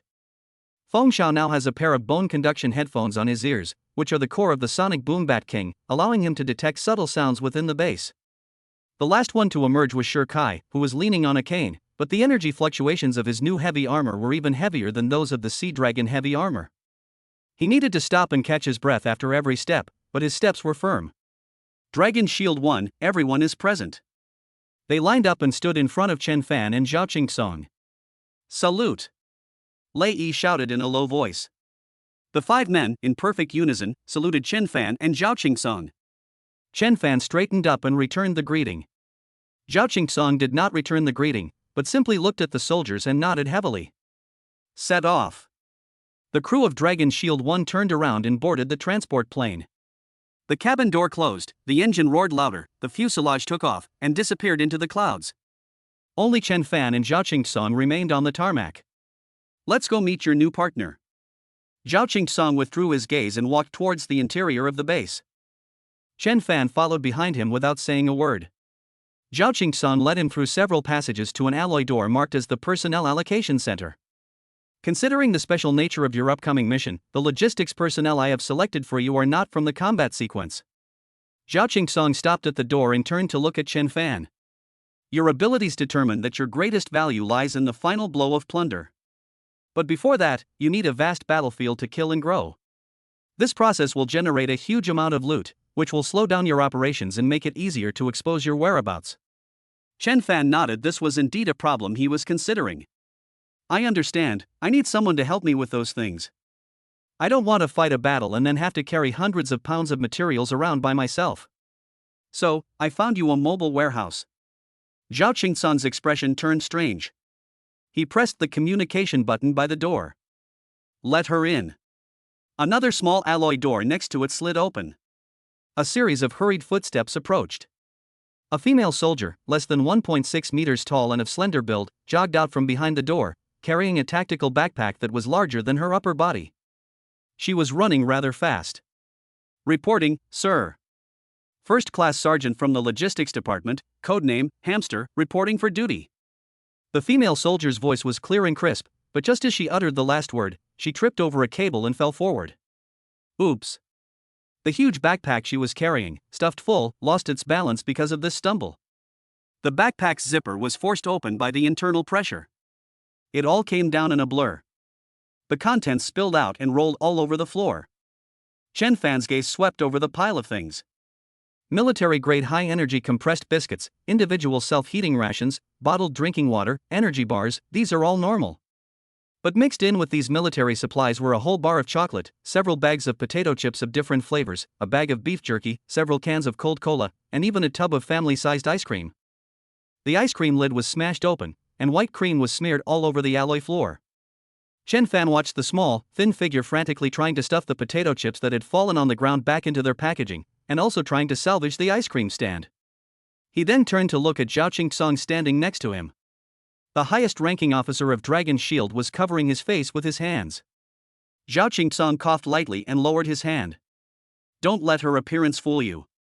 He pointed to the female soldier who was still struggling with a pile of snacks on the ground and spoke in a solemn tone. Xia Xiaoxiao, codename Hamster. Her awakened talent is sea level, for dimensional pocket, which can hold the contents of a standard shipping container, making her the person with the largest storage space in the entire logistics department. Furthermore, I granted her a level intelligence access privileges. As long as the network allows, she can access the vast majority of information in the Dragon Shield database at any time. She is the best mobile warehouse and the best mobile database. The female soldier named Xia Xiaoxiao gave up on saving the ice cream. She haphazardly stuffed all the snacks back into the huge backpack and zipped it up. Then, she straightened up, adjusted her crooked glasses, ran quickly to Chen Fan, puffed out her chest, and gave a not-so-standard military salute. Treasure trove, comrade, hello. My name is Xia Xiaoxiao. From today onwards, I will be your personal mobile warehouse and logistics officer. Please take care of me. Her cheeks were flushed from nervousness and the exercise she had just done. Chen Fan's gaze shifted from her still childish face to the bulging side pocket of her backpack. There, a corner of a comic book was visible, with a picture of a girl in a magic robe on the cover. He really wanted to ask Zhao Qingsong if this was truly the most suitable candidate he had carefully selected. Cough. Zhao Qingsong coughed again, took a document out of his pocket, and handed it to Chen Fan. This is your first solo mission. Chen Fan took the mission briefing and opened it. Mission objective, the Wolf Plague of Blackrock City. Location, northern border, Gobi Desert outside Blackstone City. Mission description, recently, Blackrock City has been frequently harassed by a pack of mutated windwolves. According to reports from the local Guardian squad, the pack numbers between 3 and 500, with individual wolves ranging from D to C rank in strength, and the alpha wolf is suspected to be at the peak of C rank. This pack is cunning and swift, and the local guardian squad has suffered heavy losses in several raids, finding them increasingly difficult to deal with. Mission requirements: completely eliminate the mutated wind wolves in this area and eradicate the wolf problem. More than 300 mutated wind wolves or more than 300 walking spoils of war. I've already made arrangements with Blackrock City. They will provide you with the necessary assistance, but they won't interfere with your specific actions, Zhao Qingsong added. This is your first test. I need to see if you can maintain the same level of productivity without Dragon Shield 1. Chen Fan closed the briefing and nodded. I see. He turned his head and looked at his new partner. Xia Xiaoxiao had her back to them. She took out a spicy snack from her backpack, tore open the packaging, and was about to put it in her mouth. She noticed Chen Fan's gaze, her body stiffened, and then she slowly turned around. She still had half a spicy snack in her mouth, forcing an awkward smile. Chen Fan took a breath and then exhaled. Let's go, Chen Fan said to Xia Xiao. Huh? Oh. Okay. Xia Xiaoxiao quickly stuffed the spicy strip into her mouth, gave a muffled reply, picked up the backpack that was taller than her, and followed after him with her short legs. Looking at the tall and short pair, a smile finally appeared on Zhao Qingsong's face. Kid, this is just the beginning. Chapter 26: Arrival at Blackrock City. The small transport aircraft, codenamed Hummingbird, flies at an altitude of 3,000 meters. Inside the cabin, Chen Fan closed his eyes to rest. Xia Xiaoxiao, who was sitting next to him, couldn't sit still. She took out a lollipop from her backpack, tore off the wrapper, put it in her mouth, and swung her legs back and forth under the seat. Her gaze swept across the cabin, finally settling on a row of empty spare seats opposite her. Comrade, Treasury. Chen Fan opened his eyes. What's up? Would you like to see my talent? Xia Xiaoxiao asked, her mouth full of a lollipop, her words slightly muffled. Chen Fan didn't speak, he just looked at her. Xia Xiaoxiao felt a little embarrassed by the stares. She took the lollipop out of her mouth and pointed to the seat opposite her. Look carefully. She stretched out her small hand and aimed it at the chair made of alloy and composite materials. In front of her palm, space distorted, and a pitch-black vortex, no bigger than a palm, appeared. The chair, which was even taller than Xia Xiaoxiao herself, began to vibrate under the suction of the vortex, then was pulled, compressed, and finally swallowed up completely. The entire process was silent and took less than 3 seconds. Xia Xiaoxiao patted her bulging backpack proudly. Hee hee, impressive, right? I can fit any inanimate object that I can touch inside. She placed her hand on the backpack again, and the dark vortex reappeared. With a thought, the chair that had been swallowed was spat out and returned to its original position intact. Chen Fan took out a piece of D-grade material, a wolf bone, from his tactical vest, which he had obtained when he killed the rotten wolf. He handed the hard bone to Xia Xiaoxiao's backpack. Try this. Before Xia Xiaoxiao could activate her talent, the wolf bone turned into a white light the moment it touched the surface of the backpack and was directly absorbed into it. Ha! Xia Xiaoxiao was taken aback. She reached out and touched her backpack, then brought up a virtual inventory. In the inventory, a new category called D-grade materials had appeared, with the icon of Wolf Bone X1 neatly arranged below it. It went in by itself? And it even sorted itself automatically? Xia Xiaoxiao asked in surprise. Chen Fan nodded. Zhao Qingsong wasn't lying to him, this partner was indeed the best mobile warehouse. With this ability, he could finally unleash his full potential and no longer worry about the spoils becoming a burden. Comrade, Treasure Trove, Xia Xiaoxiao leaned closer and asked curiously. Why is your codename Treasure Trove? Is it because you have a lot of treasures? No, Chen Fan replied. What is that? Because I'm valuable, Chen Fan replied succinctly. Xia Xiaoxiao was momentarily speechless, but she persisted, unwilling to give up. I checked your file, it's S-Class top secret, I can't see anything except your codename and name. You're so mysterious. Are you one of those big shots who hide among the people and make a big splash when they do something? I am just a D-level martial artist. I don't believe it. Xia Xiaoxiao pouted. Director Zhao would never send an ordinary D-level martial artist to carry out this kind of mission, let alone pair him with a logistics officer as capable as me. She straightened her chest, which was not rising and falling much. Chen Fan ignored her further questions and closed his eyes again. This girl is too curious, she's bound to say the wrong thing. He didn't want to reveal his hand by saying a few more words. Several hours later, the transport plane began its descent. Through the porthole, you can see the land below. On a desolate Gobi desert, a black city rises from the ground. The city walls were made of huge black rocks, reinforced with rusty steel supports, and covered with scratches of varying depths. This is Black Rock City. The transport plane landed on a makeshift airfield paved with steel plates outside the city. The hatch opened, and a gust of hot air carrying sand and dust rushed in. Chen Fan and Xia Xiaoxiao walked down the gangway. A burly man was already waiting there.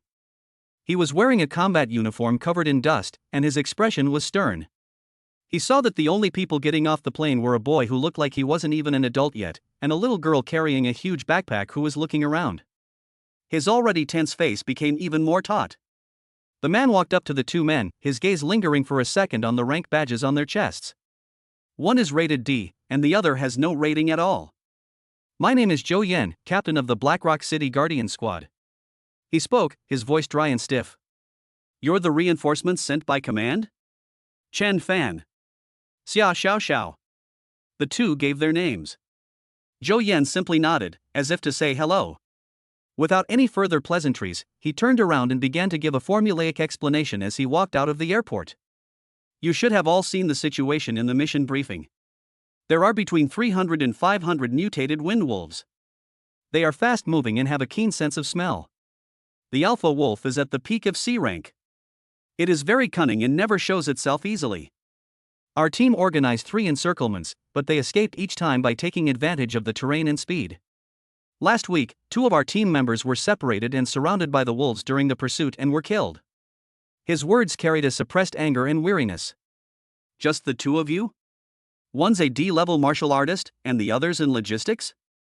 Zhou Yan stopped and turned to look at Chen Fan.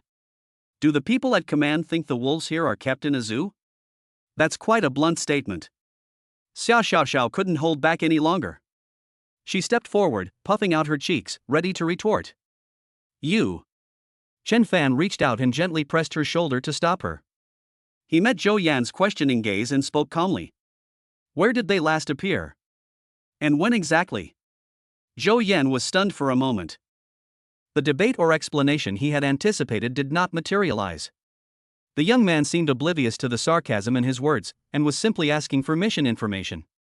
Zhou Yan took an old tactical tablet out of his pocket and tossed it over rather roughly. Last night, in the number 3 mining area in the west. Here's a map, take a look. Chen Fan caught the tablet. I have city defense to attend to, and I don't have time to play house with you. Find your own places to live, and just don't die outside the city. We don't have enough manpower to collect your corpses. After saying that, Zhou Yan left without looking back, leading his team members away in a long stride. Watching those people walk away, Xia Xiaoxiao stomped her feet in anger. What kind of attitude is this? We came here to help, not to be bullied. Her face flushed red as she looked at Chen Fan, hoping he would say something. Chen Fan remained silent. His finger swiped across the tablet's rough screen, looking at the marker marked with a red circle, indicating the last known location of the Wind Wolf.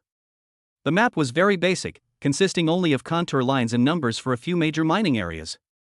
He turned off the tablet and tucked it into his tactical vest. He turned his head and looked at Xia Xiaoxiao, who was still sulking. Fine. Let's find a place to stay first, and then. He paused, his gaze passing over Xia Xiaoxiao's head and looking towards the distant Gobi Desert. Let's go for a stroll in the wolf's den. Chapter 27 Super Soldiers Reconnaissance Methods. At night in Black Rock City, the sandstorms are even harsher than during the day. The hotel windows rattled loudly in the wind, and there was only a dim yellow light in the room. Xia Xiaoxiao threw her backpack in the corner, plopped down on the edge of the bed, and swung her legs back and forth. I'm so angry. What kind of attitude did that Zhou Yan have? We're reinforcements sent from headquarters. Who does he think he is? Just a captain of a local guardian squad, and he dares to give us attitude like this.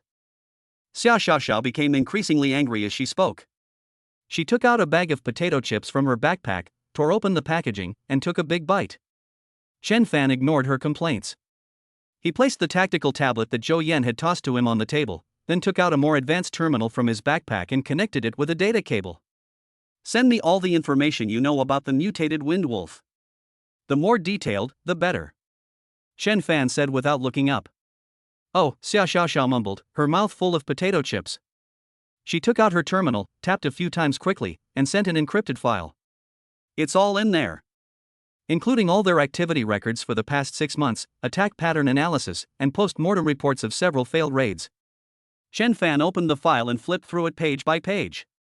The rudimentary map on the tablet was reconstructed into a 3-dimensional model on his new terminal. Xia Xiaoxiao leaned closer. You mean, there are really only 2 of us? Fighting hundreds of wolves? Otherwise what? Chen Fan retorted. But Zhou Yan, the way he looked at us was like he was looking at 2 idiots who came to their deaths. Especially when he looked at you, a D-level martial artist. He must be thinking, is there no one left at headquarters? What he is thinking isn't important. Chen Fan's finger swept across the screen, zooming in on the terrain around mine area number 3. What is important is what we can do. He closed the terminal and stood up. Go to bed early. You'll be busy tomorrow. After saying that, he walked to another bed in the room and lay down fully clothed. Xia Xiaoxiao looked at Chen Fan's back, then at the black screen on the table, and finally swallowed her words, grabbing a handful of potato chips and stuffing them into her mouth. Night was falling. When Xia Xiaoxiao's breathing became even and long, Chen Fan, who had been lying motionless on the bed, opened his eyes. He sat up silently, took off his civilian clothes, and put on a set of pure black, tight-fitting night combat uniform. This outfit was something he had plundered from a B-grade shadow beast on the assembly line. Although it didn't have the abnormal invisibility of the deep-sea night shadow cloak, its ability to absorb light and muffle sound was top-notch.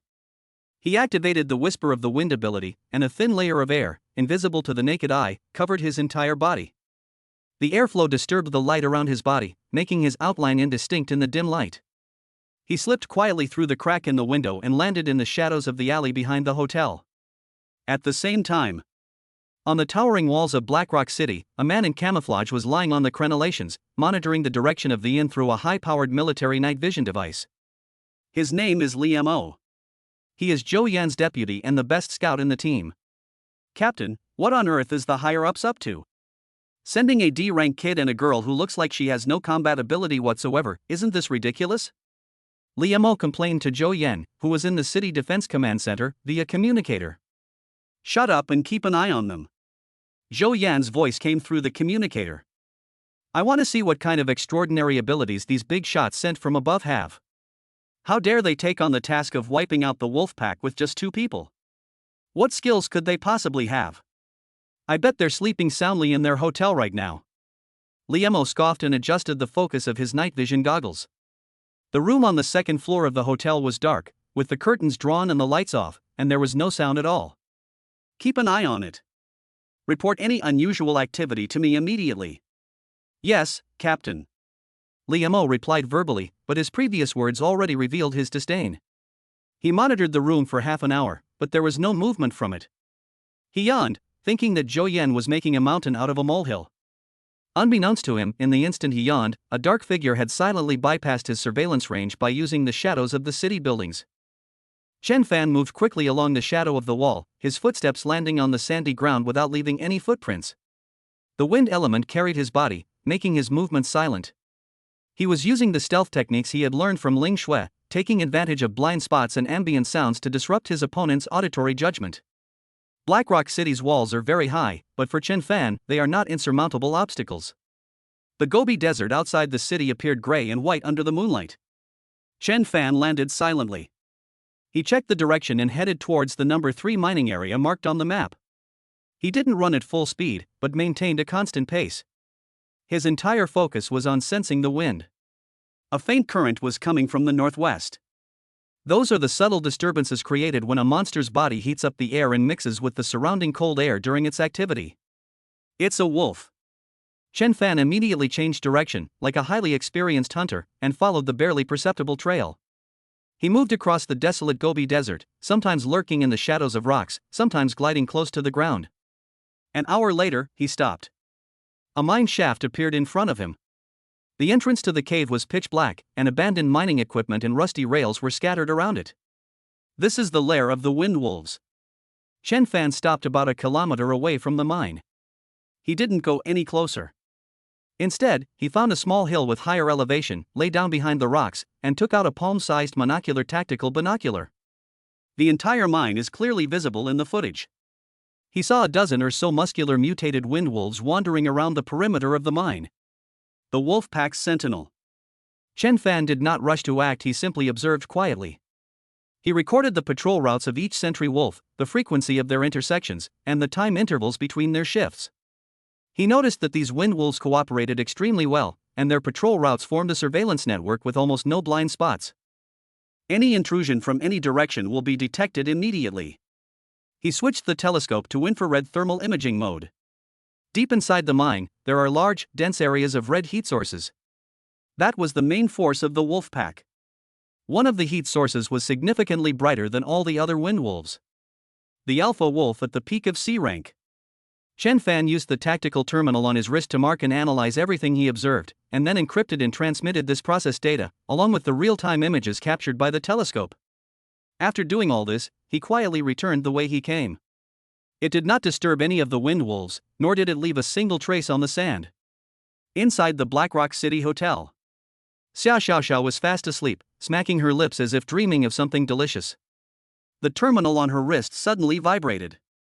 Xia Xiaoxiao was startled awake. She rubbed her sleepy eyes and reluctantly sat up. "Who is it, in the middle of the night?" she muttered, and opened the terminal. The next second, her eyes widened suddenly, and all her sleepiness vanished instantly. On her terminal screen, a clear, realistic 3D map was being automatically constructed. On the map, each red dot is precisely marked, along with detailed movement trajectory analysis and data models. Target, Newton Wind Wolf Sentinel, quantity, 16. Patrol mode, cross ring, cycle 17 minutes 38 seconds, no blind spots in surveillance. Suggested infiltration plan 1, infiltrate from the northeast at a 37-degree angle, and at 3 minutes and 12 seconds, utilize the 1.5-second blind spot created by the overlapping of the two groups of sentry wolves A and B. In one corner of the screen, there is also a window displaying real-time infrared images. Through the window, one can see the entire view of the abandoned mine shaft. Xia Xiaoxiao looked at the professional data and reconnaissance report on the screen, her mouth slowly opening. Her small hands trembled as she pulled up the source of the document. Source, treasure trove. Sent 3 minutes ago. Xia Xiaoxiao turned her head and looked at the empty bed next to her. On the city wall. Liemo let out a long yawn. He checked the time, it was almost dawn. Those two guys really are here on vacation, he muttered to himself, putting away his night vision goggles and preparing to go back and report. Just then, Zhou Yan's voice came through his communicator. "Has the target made any move?" Liemo cleared his throat, stood at attention, and reported. "Report to the captain, the target is sleeping soundly in the hotel and hasn't come out at all." However, the moment he finished speaking, a calm voice rang out less than 3 meters behind him. "Are you sure?" Liemo's hair stood on end, and his body froze. The boy he had assumed was sleeping soundly in the hotel had somehow found himself standing behind him. Chapter 28: A gift of 100 wolf heads. Liemo's back stiffened, and his hand was already on the gun handle at his waist. The boy he had watched with night vision goggles for half the night to make sure was sound asleep in the hotel was now standing less than 3 meters behind him, blending into the shadow of the city wall. "You, how could you?" Liemo's words caught in his throat. He looked at Chen Fan, then glanced at his communicator. He had just confidently assured the captain that the target hadn't moved an inch. This is absolutely unbelievable. Chen Fan ignored his shock. He had already achieved his goal. The initial reconnaissance gave him a clear picture of the plan, but the key tool for executing the plan was still in Xia Xiaoxiao's backpack. He didn't say another word, then flipped over the crenellations and landed back inside the city. As it fell, its body was gently lifted by the wind, and after a few leaps, it disappeared into the shadow of the building. Liemo rushed to the wall and looked down. The streets of the city were deserted, and there was no one in sight. "Captain! Captain!" Liemo shouted into the communicator, his voice trembling. "Target! Target was right behind me. He went back to the city. He's disappeared again." On the other end of the communicator, Zhou Yan's voice became urgent. "What? Back in the city? Are you sure you saw it clearly?" "It's true. He was standing right behind me. And then he jumped straight back into the city, like a ghost." Inside a hotel room in Blackrock City, Xia Xiaoxia was sitting cross-legged on the bed, with several holographic screens floating in front of her, displaying the three-dimensional terrain map of the wolf den that Chen Fan had just sent back. She was analyzing the data while stuffing potato chips into her mouth. The window was silently pushed open, and a dark figure slid in. Xia Xiaoxiao didn't even turn her head, and asked vaguely, "Is it all done?" "I've seen the items, but to take them all at once, I need the tools you have here." Chen Fan walked to her side and pointed to the wolf den model on the screen, which was made up of countless red dots. "I'm going to detonate chaos and then block the exit." "Understood." Xia Xiaoxiao became interested and patted her bulging backpack. She unzipped the zipper and pulled out a metal test tube sealed with an alloy, along with several bundles of tough tendons that gleamed with a ghostly light. A blood sample from a rank B bloodthirsty demon bat, high purity, and 12 samples of spider tendons from three-eyed demon spiders soaked in corrosive agents, made into a trap. Any magical beast below rank C that touches it will have its legs snapped in half a second. Chen Fan took the props and put them into his tactical backpack. "I'm going." He slung his backpack over his shoulder. "You stay here and monitor the overall situation. Wait for my signal and get ready to come out and clean up the battlefield." "Leave it to me." Xia Xiaoxiao nodded vigorously and tore open another bag of chocolates. Chen Fan disappeared into the night once again. This time, he didn't go through the window, but opened the door directly and walked out of the hotel through the main entrance, heading straight towards the city gate. His actions were quickly noticed by Li Mo, who was on the verge of mental breakdown on the city wall. "Captain!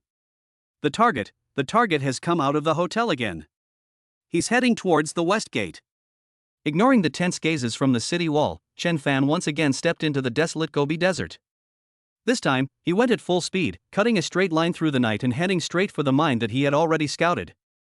He skillfully laid spiderweb traps at several hidden exits, then sneaked in through the ventilation shaft. Chen Fan arrived at the core area of the cave and took out the sealed metal test tube from his tactical backpack. He pulled out the stopper of the test tube and, with all his might, smashed it against a rock in the center. Snap! The test tube shattered instantly. An extremely strong stench of blood, mixed with the unique aura of a high-level magical beast, spread through the sealed mine. "Awooh!" The entire wolf pack descended into madness and chaos. They roared, trampled on their companions' bodies, and surged towards the cave entrance like madmen. Chen Fan was already waiting at the widest main exit. He stood there, holding a grade B alloy battle knife, motionless. The first mutated windwolf, panicked and rushing out of the cave, didn't even have time to see what was happening outside before a flash of light swept through its field of vision. Its throat was cut open, blood gushed out, and its body lurched forward a few steps due to inertia before collapsing powerlessly. Defeat the mutant wind wolf LV.15. Talent Absolute Plunder triggered. Obtained 10D grade materials, Wolf Fong. Amidst the flashing blades, any creature attempting to break free met only one fate. When Zhou Yan and his fully armed squad rushed to the outskirts of the No. 3 mining area in armored vehicles, the sight they saw made them stop in their tracks. They got out of the car, reached a high point, and raised their binoculars. Then, everyone stopped what they were doing. In their sight, the D-level martial artist they had deemed a suicide mission was blocking the entrance to the wolf den, where they had suffered heavy losses, all alone with a knife. Beneath his feet lay a mountain of wolf carcasses. The fallen loot glowed with various colors and piled up around him. This is the D-level? Li Mo's voice trembled, and he almost dropped the binoculars in his hand. Zhou Yan didn't speak, but just stared intently at the figure in the camera lens. He gripped the binoculars tightly. An hour later. As the last, exceptionally robust alpha wolf fell at Chen Fan's feet, the entire mine fell completely silent. Defeat the mutant wind wolf king LV.29. Talent Absolute Plunder triggered. Obtained C-grade material, Wind Wolf Core, X1. Chen Fan stood in the center of the ravaged battlefield, his body covered in sticky blood, his chest heaving. All 342 mutated wind wolves perished. Done. We're done. Xia Xiaoxiao, carrying her huge backpack, jumped out from behind a rock in the distance. She ran to the mountain of spoils, cheered, and began to pack them up. Each piece of equipment and pile of materials turned into a stream of light and disappeared under the touch of her small hands. Zhou Yan and his team members slowly walked down from the high ground. They approached the carnage step by step, each of them speechless. Chen Fan turned around and walked towards them.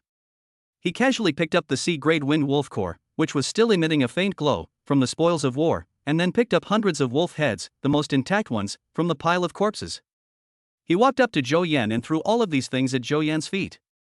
Wolf heads rolled all over the ground, one of which landed right in front of Zhou Yan's combat boots.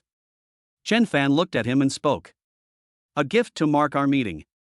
You can divide the remaining materials as you see fit. Consider it compensation for the fallen brothers. Chapter 29: The Secret of Blackrock City. Zhou Yan's body stiffened as he looked at the pile of still dripping wolf heads at his feet. On his face, weathered by wind and sand, both pride and doubt vanished. Instead of bending down to pick up the valuable magic core, he bent his upper body deeply towards Chen Fan with the stiff posture typical of a soldier, forming a standard 90-degree bow. Mr. Chen Fan. Zhou Yan's voice was dry. It was my fault before. I apologize for my ignorance and rudeness. The guardians behind him also followed their captain and bowed their heads to the boy they had looked down on not long ago. They acted without the slightest hesitation. The pile of wolf carcasses before him, and the hundreds of neatly decapitated wolf heads at his feet, were the most direct testament to his achievements. This young man, all by himself, took an hour to eliminate the wolf pack that had plagued them for months and even caused them to lose 2 of their comrades. It's nothing. Chen Fan waved his hand and stepped aside to avoid Zhou Yan's grand gesture. I'm just here to carry out a mission, and incidentally clear out some inventory and practice my skills. Want to practice? Zhou Yan's body twitched slightly upon hearing those 3 words. More than 300 cunning and ferocious mutated wind wolves, including a wolf king at the peak of sea level, were just practice targets in his eyes. Zhou Yan slowly straightened up, looking at Chen Fan with nothing but awe and gratitude. No, sir, this is a small matter for you, but it is an immense favor to Blackrock City and to those brothers who sacrificed their lives. He waved to the team members behind him. Process all these materials properly. As Mr. Chen Fan instructed, hand half over to headquarters and distribute the other half to the families of our fallen comrades as compensation. Not a single screw is to be kept for yourself. Yes, the team members answered loudly, their eyes filled with gratitude as they looked at Chen Fan. These strategic supplies will not only upgrade their small team's weaponry, but also enable families struggling due to the loss of their breadwinner to live a better life. Mr. Chen Fan, Ms. Xia Xiaoxiao, Zhou Yan turned to the 2 again. Please do me the honor of coming to our headquarters for a short rest. I have some important information about Blackrock City that I would like to report to you personally. Chen Fan glanced at him and, from Zhou Yan's expression, sensed that things were not as simple as described in the mission briefing. He nodded. The Guardian headquarters of Blackrock City is a massive underground bunker. Zhou Yan led Chen Fan and Xia Xiaoxiao into the most central combat command room. He waved for everyone to leave, then personally locked the heavy alloy door. Why are you being so mysterious? Xia Xiaoxiao looked around the simple command room with curiosity and took out a lollipop from her backpack. Zhou Yan walked to the holographic sand table in the center of the room and quickly manipulated it with his fingers. On the sand table, a topographical map of Blackrock City appears, followed by layers of deeper geological structure maps superimposed on it. Mr. Chen Fan. Zhou Yan turned around, his face no longer showing the previous respect, but a heavy worry. This wolf infestation was not a random attack by wild animals. He pointed to the intricate network of mineral veins below the sand table. About 3 months ago, our underground energy detectors began to detect unusual energy fluctuations. The source of the fluctuations was at the deepest part of the vein. These energy fluctuations continue to spread outwards, constantly attracting surrounding magical beasts to gather in Blackrock City. The mutated wind wolf pack is only the first and weakest wave to be attracted. Chen Fan walked to the sand table and looked at the red ripples that represented energy fluctuations. You went down and checked? A flicker of pain crossed Zhou Yan's face, and he nodded. I've seen it. About 2 weeks ago, I personally led 4 of my best team members to try to investigate the abandoned mine shafts. He paused for a moment, his voice very low. We were attacked about 1,000 meters underground. We didn't even get a clear look at what it looked like before we lost 2 of our brothers. Zhou Yan clenched his fist. It was a monster that we couldn't understand at all. It had no physical form, or rather, its form was constantly changing. Our bullets and energy weapons had no effect on it. He looked up at Chen Fan, his face filled with guilt. Now you should understand why I treated you that way before. We are extremely grateful that headquarters sent people. However, this matter is beyond our capabilities.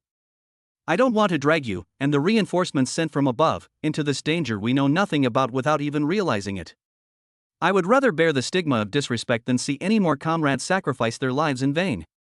After hearing this, Xia Xiaoxiao forgot to rotate the lollipop in her mouth.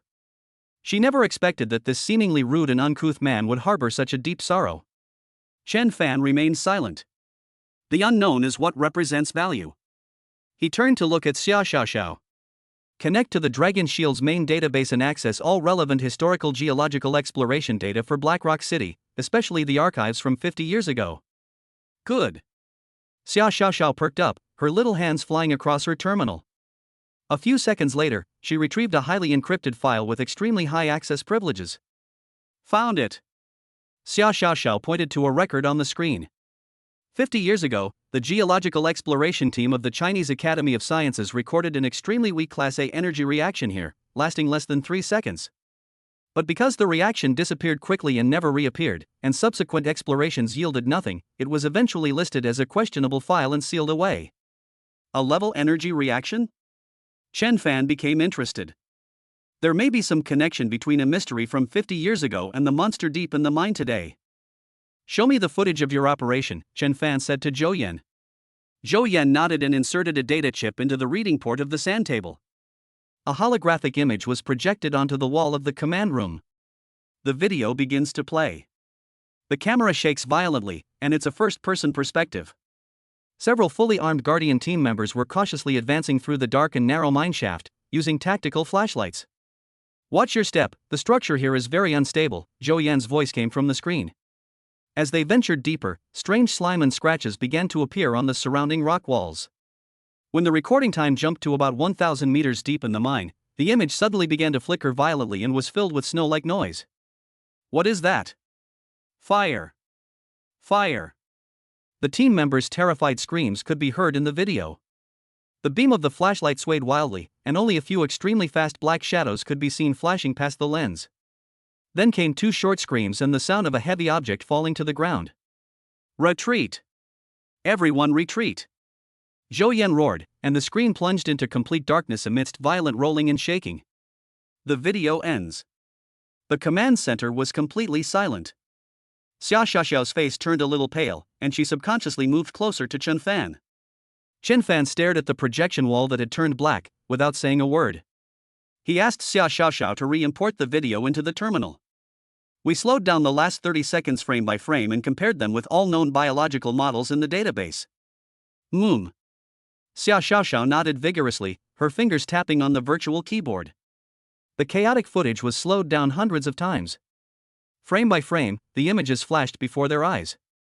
Most of the images are meaningless pictures covered by snowflakes and ghosting. Stop! Chen Fan suddenly said. Xia Xiaoxiao's finger stopped, and the image froze. It was a frame that was almost completely covered by noise, and it was blurry. Zoom in on the upper right corner to filter noise and repair the model, Chen Fan said, pointing to an inconspicuous corner on the screen. Xia Xiaoxiao slid her fingertips across the screen, and the selected area was continuously enlarged. As the data was repaired layer by layer, a blurry outline began to emerge. It is neither flesh nor metal, but is composed of some kind of pure black unknown crystal. That was an insect's arthropod. Its shape resembles the forearm of a praying mantis, but its structure is more complex, covered with tiny barbs. Chapter 30: The Crystal Nest Beneath the Mine. This thing, Zhou Yan asked in confusion. We don't have any similar records in our database. Beep beep. Xia Xiaoxiao's terminal emitted a soft beep. It's been uploaded to the highest level monster database of the Dragon Shield Bureau. My A-level privileges have been used to perform a full database fuzzy match. Her little face was tense, and she had already taken the lollipop from her mouth and was now in her hand. The results are in. Chen Fan turned to look at her. Xia Xiaoxiao swallowed hard and pointed to the virtual screen in front of her, no matching results. A completely new species. Chen Fan tapped his chin lightly with his fingers. Attack methods, weaknesses, habits, everything is unknown. That's the real problem. That is also value. I remember now, Zhou Yan suddenly said, his voice trembling slightly. The brother who survived, his name is Wan Hai. After he regained consciousness, he mentioned a detail to me, but I thought it was a hallucination and didn't pay much attention to it at the time. He said that when he was attacked, he felt something drill into his brain. It felt like countless needles were tearing at his mind. He saw what he feared most, and then he knew nothing more. Chen Fan stopped moving. Physical attacks are accompanied by mental attacks, he concluded, and they are crystalline creatures. They dwell deep within the mineral veins, feeding on the energy escaping from them. His gaze returned to the central sand table, looking at the red area representing energy fluctuations. The energy fluctuations are so intense now, there are only two possibilities. Either they are feeding, or... Chen Fan paused for a moment. Either they are reproducing. Upon hearing the word reproduction, Xia Xiaoxiao jumped up from her seat. Wait! Crystallized organisms. Her small hands flew across her terminal, pulling up one document after another. Found it! The Academy of Sciences research report on crystal-like sublife forms. She projected a document onto the main screen. The report mentions that the vast majority of crystallized organisms possess assimilation abilities. They can absorb substances from their surroundings and transform them into components that make up their own bodies. Xia Xiaoxiao's voice became shrill. They are deep within the mine now. If they are multiplying and their numbers reach a critical point, they could very well turn the entire Blackrock Mountain mine and even this Blackrock city beneath our feet into their crystal nest. Zhou Yan's breathing became heavy, and beads of sweat appeared on his forehead. No! We absolutely cannot let this happen. Zhou Yan turned around abruptly and rushed to Chen Fan. Mr. Chen Fan! Please allow me. Please allow the entire Blackrock City Guardian squad to assist you in going down the well. Even if we have to risk our lives, we absolutely cannot let those monsters climb out. He was practically roaring. Chen Fan looked at him but did not answer immediately. What can your men do down there? Chen Fan asked. Zhou Yan's movements faltered. We can. Can it block their physical attacks? Or can it withstand that mental tearing? Chen Fan asked again, each word striking Zhou Yan's heart. Based on the footage recorded by your team members, conventional firearms are ineffective against them. Your attacks couldn't even leave a single mark on them. Chen Fan patted Zhou Yan's shoulder, which was tense with excitement, and said, with this kind of unknown enemy, numbers are useless. If you come down with me, you will not only be of no help, but you will also distract me from protecting you and increase unnecessary casualties. Zhou Yan swayed. He wanted to refute, but found himself unable to utter a single word. Yes, what could they possibly do down there? Are we going to our deaths? Why put this person, who is truly capable of solving the problem, in danger in order to save them? Your mission, the mission of the Guardians of Blackrock City, is more important than going down the well. Chen Fan looked at him. Hold the ground. From this moment on, immediately evacuate all civilians around mine area number 3 and establish the tightest possible blockade. No one is allowed to approach the mine until I come out. This is an order. Zhou Yan looked at Chen Fan, and finally, he stood at attention and gave Chen Fan a standard military salute. Yes, sir. Mission accomplished. I want to go too. A crisp voice interrupted. Xia Xiaoxiao straightened her chest, trying to make herself look more imposing. I'm your logistics officer. My 4-dimensional pocket is full of useful things. It might come in handy at a crucial moment. I can't let you take the risk alone. Otherwise, I'll get criticized by Director Zhao. Chen Fan turned to look at her, at the little girl who was carrying a backpack full of snacks but looked very serious. Your task is more important, Chen Fan said. Xia Xiaoxiao was stunned. Huh? From now on, you are my eyes and brain deployed on the ground. Chen Fan pointed to her terminal. You need to stay here and use your level A intelligence privileges to monitor all data changes inside and outside the mine at any time. If I get into trouble, you need to analyze the data for me immediately, find an escape route, and even contact DHILD to request higher level support. I entrust my back to you. Xia Xiaoxiao's eyes widened little by little. She looked at Chen Fan, then at the terminal in her hand. Eyes and brain? She murmured, then gripped the terminal tightly. How about it, can you do it? Chen Fan asked. Yes. I guarantee I'll complete the mission. Xia Xiaoxiao followed Zhou Yan's example, straightening her body and speaking in a clear and loud voice. With everything arranged, Chen Fan began preparing for this expedition. He did not choose any heavy armor. Against monsters that move so fast they leave after images, heavy armor will only be a burden. He selected a Class B stealth combat suit from Xia Xiaoxiao's backpack. He then selected several auxiliary props. A signal bomb capable of releasing powerful interference waves. It can manufacture thermite combustion bottles with a wide range of high temperatures. There are also a dozen or so biological bone blades obtained from the razor mantis, which are extremely sharp and make excellent throwing weapons. Xiao Xiaoxiao helped him count the items one by one, and then stuffed a bunch of high-energy nutrition bars and recovery potions into his hands. Take all of these with you. Just in case. Zhou Yan walked over carrying a wooden box. He opened the box. Inside was a jade amulet with soul-suppressing runes engraved on it. This is the only D-grade equipment in our Blackrock City Guardian squad, the Tranquility Amulet. Zhou Yan handed the box to Chen Fan. It can withstand one mental shock. Although it can only be used once, it might save your life. Take this, Mr. Chen Fan. It's on me, on behalf of Blackrock City. Please. Chen Fan did not refuse and took the amulet, hanging it around his neck. Thanks. The next morning. At the entrance to the abandoned mine shaft in mining area number 3, the Guardian team has already set up a cordon. Chen Fan stood alone at the entrance to the vertical mine tunnel. A cold wind blew out from the dark well opening. He turned around and glanced at Blackrock City in the distance. He turned on the searchlight on his helmet, the beam piercing the darkness below but not reaching the bottom. Chen Fan leaned forward and jumped down. He disappeared silently into the darkness. Chapter 31 Crystal Nest Queen. The pitch-black, vertical mine tunnels, seemingly bottomless, swallowed all light. Chen Fan's figure was falling within it.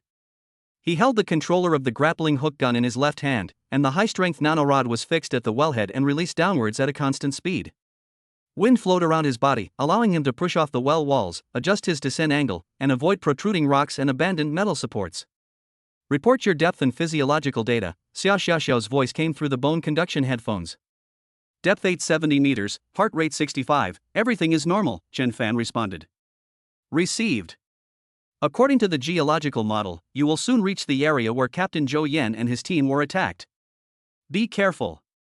Clear. Chen Fan slowed his descent. He extended his senses, and the wind element spread outwards. He stopped when the depth gauge reading jumped to 1010 meters. The feel of the well wall has changed. It was no longer rough rock, but a sticky substance. He turned on the searchlight, and the beam of light shone on the well wall. The rocky well wall in front of us was covered with a thin layer of black crystals. These crystals are not inanimate objects, their surfaces shimmer with a faint light, pulsating rhythmically. Countless tiny streams of energy are being extracted from deeper layers of rock and flowing into these black crystals. They absorb energy from the mineral veins. Xiao Xiaoxiao, record the video and analyze it. Recording in progress. Oh my god, what are those things? Are they eating rocks? Chen Fan used the tip of his battle sword to pry off a small crystal fragment, about the size of a fingernail, from the well wall. Instead of catching it with his hands, he let the fragment fall directly into a pre-prepared sample collector. Sample collection complete, ready to receive. Received. In the ground command center, Xiao Xiaoxiao stared at the spectral analysis data transmitted back from the terminal. The preliminary analysis results are in. This is an unknown life form based on silicon. Its energy conduction efficiency is more than 300 times that of the most efficient superconducting material known. He continued downwards. The black crystals on the surrounding well walls are becoming more and more numerous and thicker. From the initial thin layer, the entire mine tunnel eventually transformed into a tunnel composed of black crystals. The beam of light shines on the crystal wall and is refracted into countless spots of light. A low-frequency hum began to fill the air. The buzzing sound is very soft, yet it can penetrate the eardrum and act directly on the brain. A sense of irritation rose in Chen Fan's heart, and he felt an urge to tear everything in front of him to shreds. This is a psychological attack, indiscriminate and widespread mental pollution. Just as the feeling of agitation was about to overwhelm his reason, the Tranquility Amulet, hanging on his chest, began to heat up. A warm current emanated from the amulet, dispelling the restlessness that had invaded his mind. Chen Fan's mind cleared up. Without this amulet, the omnipresent buzzing in the environment alone would be enough to drive a weak-willed sea-level ability user completely insane. The item Zhou Yan gave him did indeed save his life.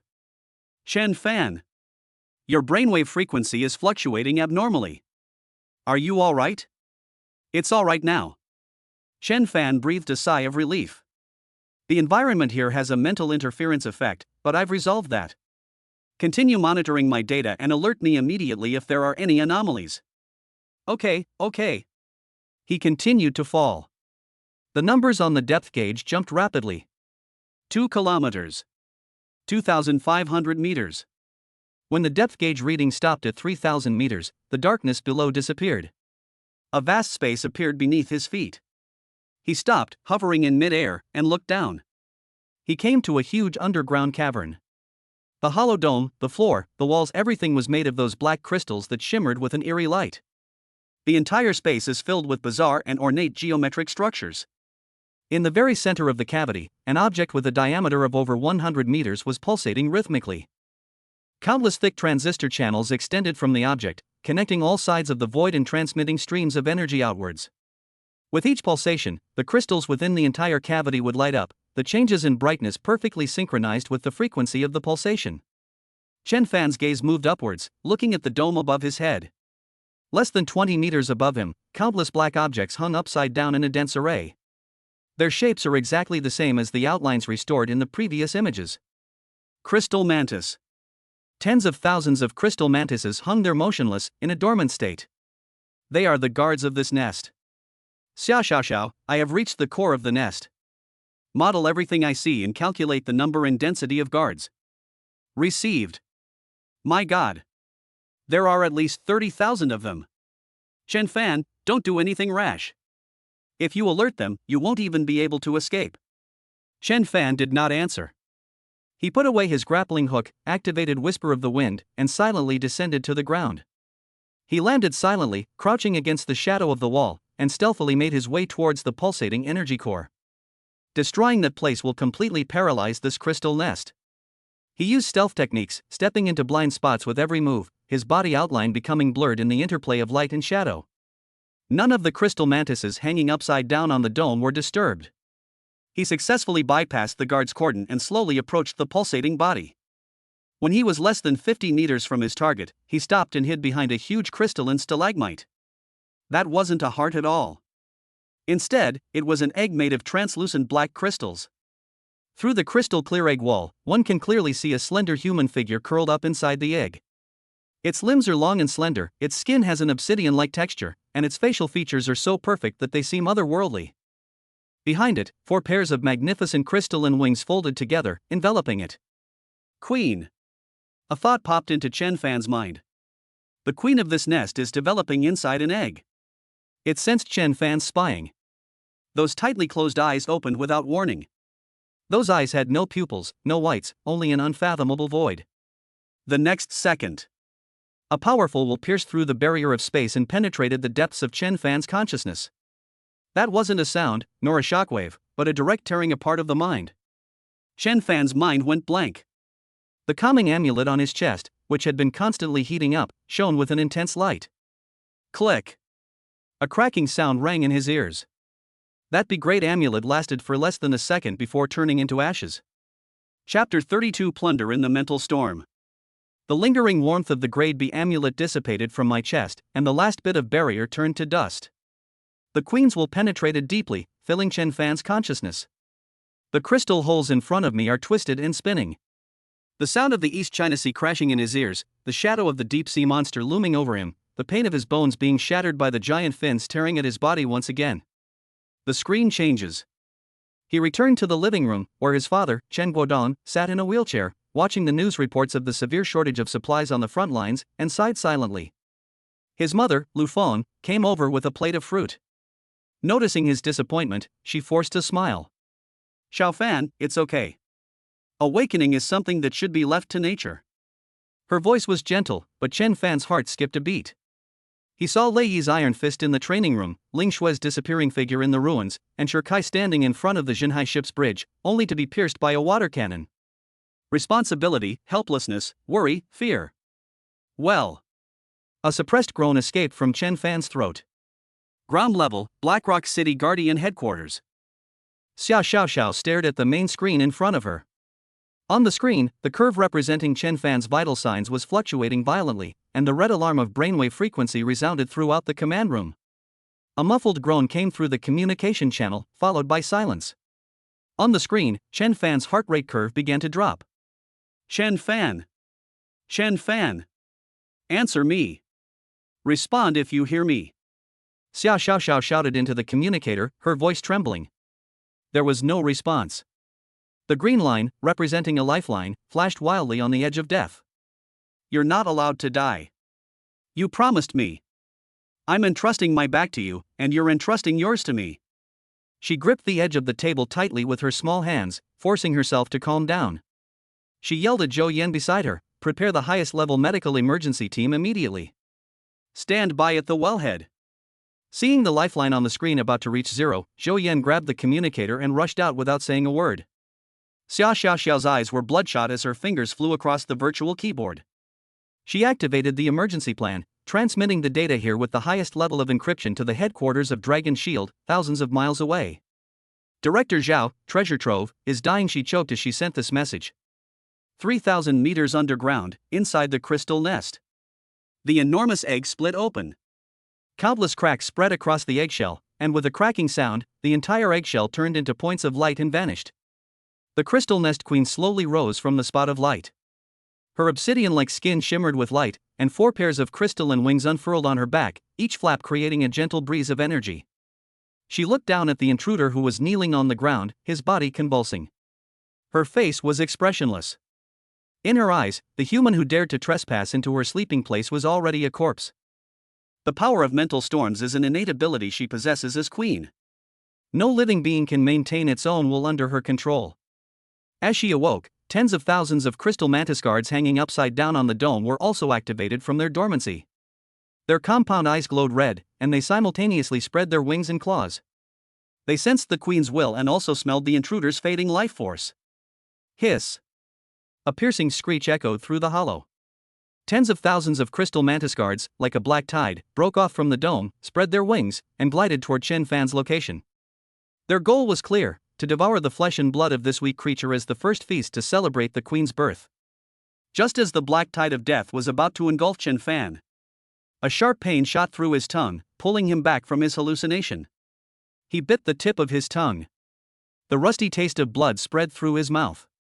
Lei Yi's powerful punches, imbued with wind pressure, left him dazed and confused with each blow, but he always managed to get back up each time. Ling Shui's elusive figure, her repeated teasing and electric shocks, taught him to find a glimmer of hope in despair. Get out of here! Deep within his own consciousness, Chen Fan let out a silent roar. He raised his head, and his vacant eyes regained their light, though they were bloodshot. A hint of surprise appeared on the Crystal Nest Queen's perfect face. She didn't understand. Why was this tiny human being able to break free from her mental control? This is illogical. Chen Fan didn't give her a second chance to think. You only get one chance. The moment he regained his senses, the wind element in his body was already pushed to its limit. He transformed into a beam of light, ignoring the mantis guards that were rushing in from all directions. He didn't even glance at them. His goal, from beginning to end, has always been the same. The Crystal Nest Queen, who had just hatched from her egg and whose body was still in its most vulnerable state. The queen realized his intentions. In her empty eyes, spiritual energy once again gathered, attempting to launch a second spiritual attack. But it was too late. Newly born, she needs time to accumulate power every time she uses her abilities. Chen Fan's knife had already arrived. Put. The B-grade alloy battle blade, imbued with Chen Fan's full strength and speed, precisely pierced the Crystal Nest Queen's chest. The blade plunged in, piercing the pulsating energy core within her body. Time stood still for a second. Defeat the Crystal Nest Queen LV.40 before it fully hatches. Talent Absolute Plunder triggered. Obtained, rank A passive skill book, Mental Barrier. As the system notification sounded, cracks rapidly spread across Queen Crystal Nest's body, starting from the spot where she had been stabbed by the battle blade. She looked down at her collapsing body with some confusion. Then, she transformed into countless black specks of light. The queen's death was like a switch being flipped. The energy supply to the entire crystal nest was cut off. The enormous crystal in the center of the void, which had been pulsating like a heart, stopped beating, and its light quickly dimmed. The crystal mantis guards that had already pounced on Chen Fan froze in unison. The bloodthirsty red light in their compound eyes also went out, turning into a gray. They lost the queen's will and became empty shells without souls.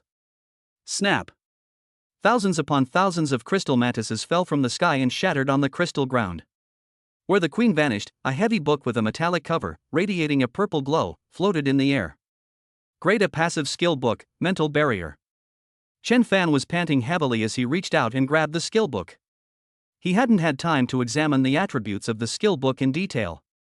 Boom! The entire underground cavity shook violently. Without the Queen's energy support, this vast crystalline nest is beginning to collapse from the inside out. A giant crystal cluster broke off from the dome and crashed down on his head. Chapter 33: A Triumphant Return. A giant crystal cluster broke off from the dome and crashed down on Chen Fan's head with a whooshing sound. Over the communicator, Xia Xiaoxiao's screams mingled with the alarms on the screen indicating falling objects. Chen Fan did not look up. The nest is about to collapse, prepare to receive the cargo. He shouted those words into the communication channel. Under his control, the wind element formed an upward vortex around him. The giant crystal cluster was deflected by airflow along its path of impact. Boom! The crystal grazed Chen Fan's body and crashed to the ground, the shockwave sending him flying. He adjusted his posture in mid-air and landed. The instant he landed, he slapped the metal book, which was emitting a purple glow, directly onto his forehead. The books transformed into a surge of energy, flowing into his mind. An invisible barrier was formed deep within his consciousness. The low-frequency humming sound that was always present before was completely blocked out by this barrier. Learning successful. You have mastered the level of passive skilled mental barrier.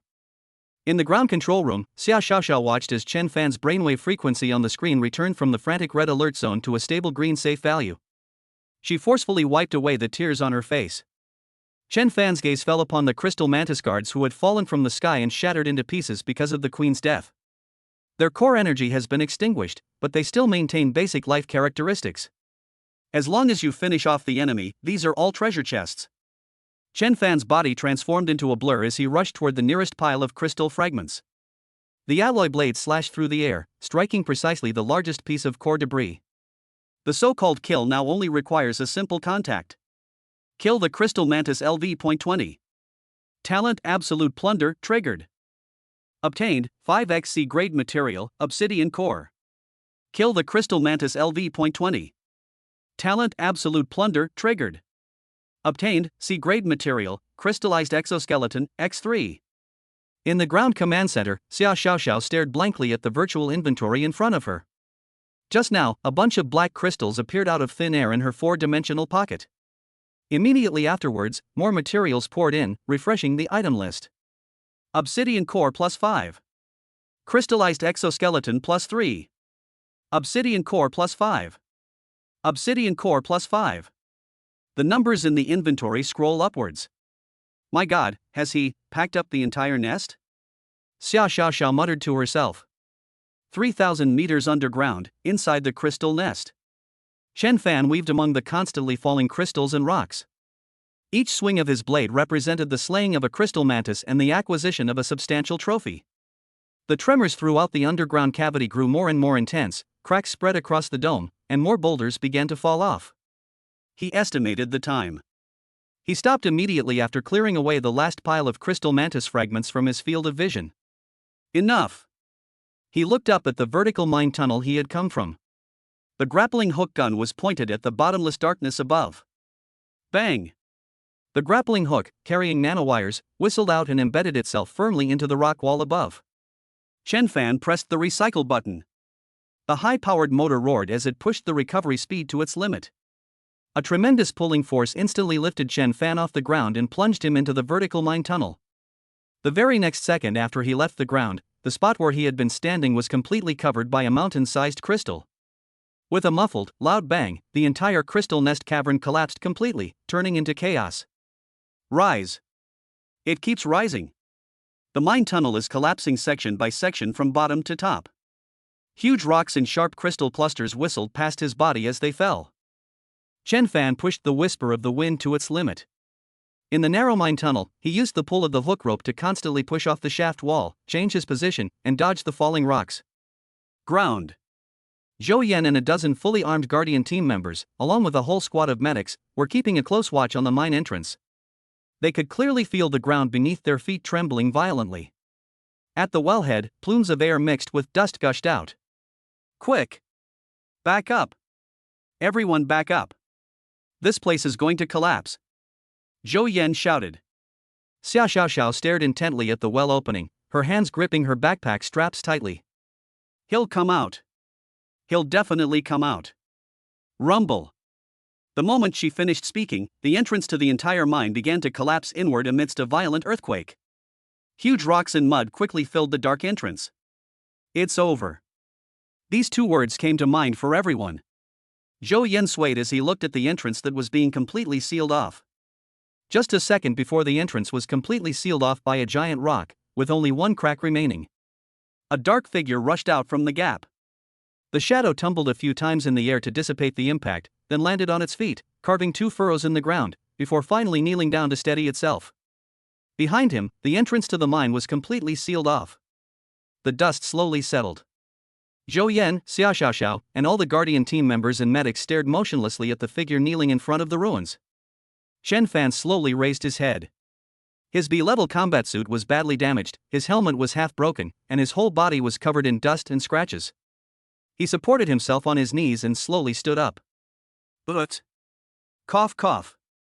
He spat out a mouthful of saliva mixed with dust. Chen Fan. A scream, trembling with sobs, shattered the stillness of the scene. Xia Xiaoxiao could no longer hold back. She rushed over without hesitation, grabbed Chen Fan's arm, and burst into tears. You scared me to death. You scared me to death. I thought you weren't going to make it out. She was incoherent, and tears and snot covered Chen Fan. Zhou Yan also came to his senses. He strode forward, wanting to say something, but when he looked at Chen Fan who had returned safely, and then at Xia Xiaoxiao who was crying her eyes out, his lips trembled for a long time, and he couldn't say a word. He simply reached out and patted Chen Fan heavily on the shoulder. Chen Fan awkwardly raised his hand. It's nothing, just a little dirty at the corner of my clothes. He calmed the agitated girl down, then turned to look at Zhou Yan. Xia Xiaoxiao, unload the goods. Ah. Oh. Xia Xiaoxiao sobbed, wiping away her tears and immediately placing her hand on her still glowing backpack. The next second. Splash. A small mountain composed of pure black crystals and a complete carapace appeared out of thin air in front of Zhou Yan and all the Guardian team members. The crystals shimmered with a deep luster in the morning light. Each of the carapaces was covered with natural battle patterns. Zhou Yan and his team members stared at the pile of materials in front of them, forgetting to breathe. How could so much have fallen?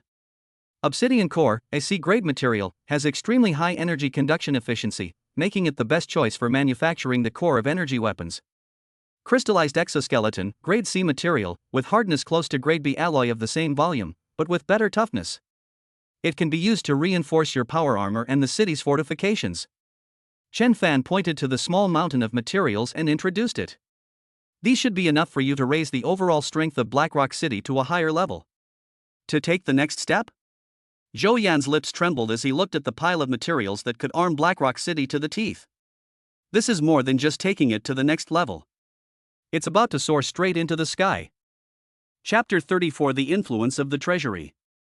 Chen Fan ignored Zhou Yan, who was still standing there in a daze. He looked up at the rising sun on the distant horizon. He spoke to Xia Xiaoxiao, who was still organizing the pile of crystal cores beside him. Notify base that the mission is complete. Also, could you help me find out which place in the country has the most and densest concentration of B-level magical beasts? Xia Xiaoxiao looked up and saw Chen Fan scraping the dirt under his fingernails with a tactical dagger. I said, you just crawled out of that hellhole, haven't even had a minute to rest, and you're going to risk your life again? You don't understand. Chen Fan blew the dust off the dagger and sheathed it. I don't call this working myself to the bone, I call it buying for free. An hour later, the report appeared on Zhao Qingsong's desk in the Abyss Base's highest command room. There was another document on his desk. A handwritten thank you letter from Zhou Yan, the captain of the Blackrock City Guardian Squad on the northern border. At the end of the letter was an attached application report, requesting that all mining areas under the jurisdiction of Blackrock City be permanently renamed Chen Fan Support Base, and that a monument be erected in the city's central square for the hero codenamed Treasure Vault. Zhao Qingsong's face, etched with old scars, twitched slightly. He picked up Chen Fan's request and then looked at Zhou Yan's letter. Zhao Qingsong grinned and smiled silently. This kid demolishes everything he goes around, and after he's done, he'll plant a flag on the ruins. He has the same style he had back then. Meanwhile, at the frontline command post in Bainan province, thousands of miles away. A military conference concerning the safety of millions of soldiers and civilians is underway. On the holographic sand table, a huge red arrow pierces towards the 3rd Legion's defense zone. According to intelligence from the front lines, the next beast tide will be more than 3 times the size of the last one. Hua Yuanshan, commander of the 3rd Army Corps, pointed to the red arrow on the sand table with his baton. The defensive gaps are at the 7th and 9th positions. The terrain is open, making it difficult to deploy heavy weapons. Only those with superpowers and elite troops can fill them. A major staff officer stood up, reporting to the Legion commander. Our newly formed Windwalker Archer squad has effectively contained the flying magical beasts, but the squad's arrow reserves are running low. In particular, the stockpile of wolf sinew, the core material for making high-penetration arrows, is almost empty. All eyes were on the logistics officer. The officer stood up, his face bitter. "Commander, everyone, it's not that we're not doing our job well." He opened the tactical tablet and brought up the supply statistics table. The official drop rate for wolf tendon is less than 2%. The Legion's demand is too high, and we've already cleared out the surrounding hunting areas. I applied to the General Logistics Department 3 times, and the reply was always the same: the nationwide stockpile of wolf tendons is in short supply. It will take at least 2 months to replenish it. 2 months? The beast tide is coming next week. Without long-range suppression from archery units, the entire pressure of air defense would fall on ground artillery fire. Hua Yuanshan's face darkened. This means he has to sacrifice more soldiers' lives to fill this gap in air defense. A communications soldier pushed open the door, holding a coded telegram aloft, and rushed to Hua Yuanshan. "Commander! Top secret urgent message from Dragon's Shield." Hua Yuanshan grabbed the telegram, glanced at it, and his eyes widened. Snap! He slammed his hand on the alloy conference table. His face, which had been tense for more than a month, relaxed at this moment, and he burst into laughter. "Ha ha ha! Good!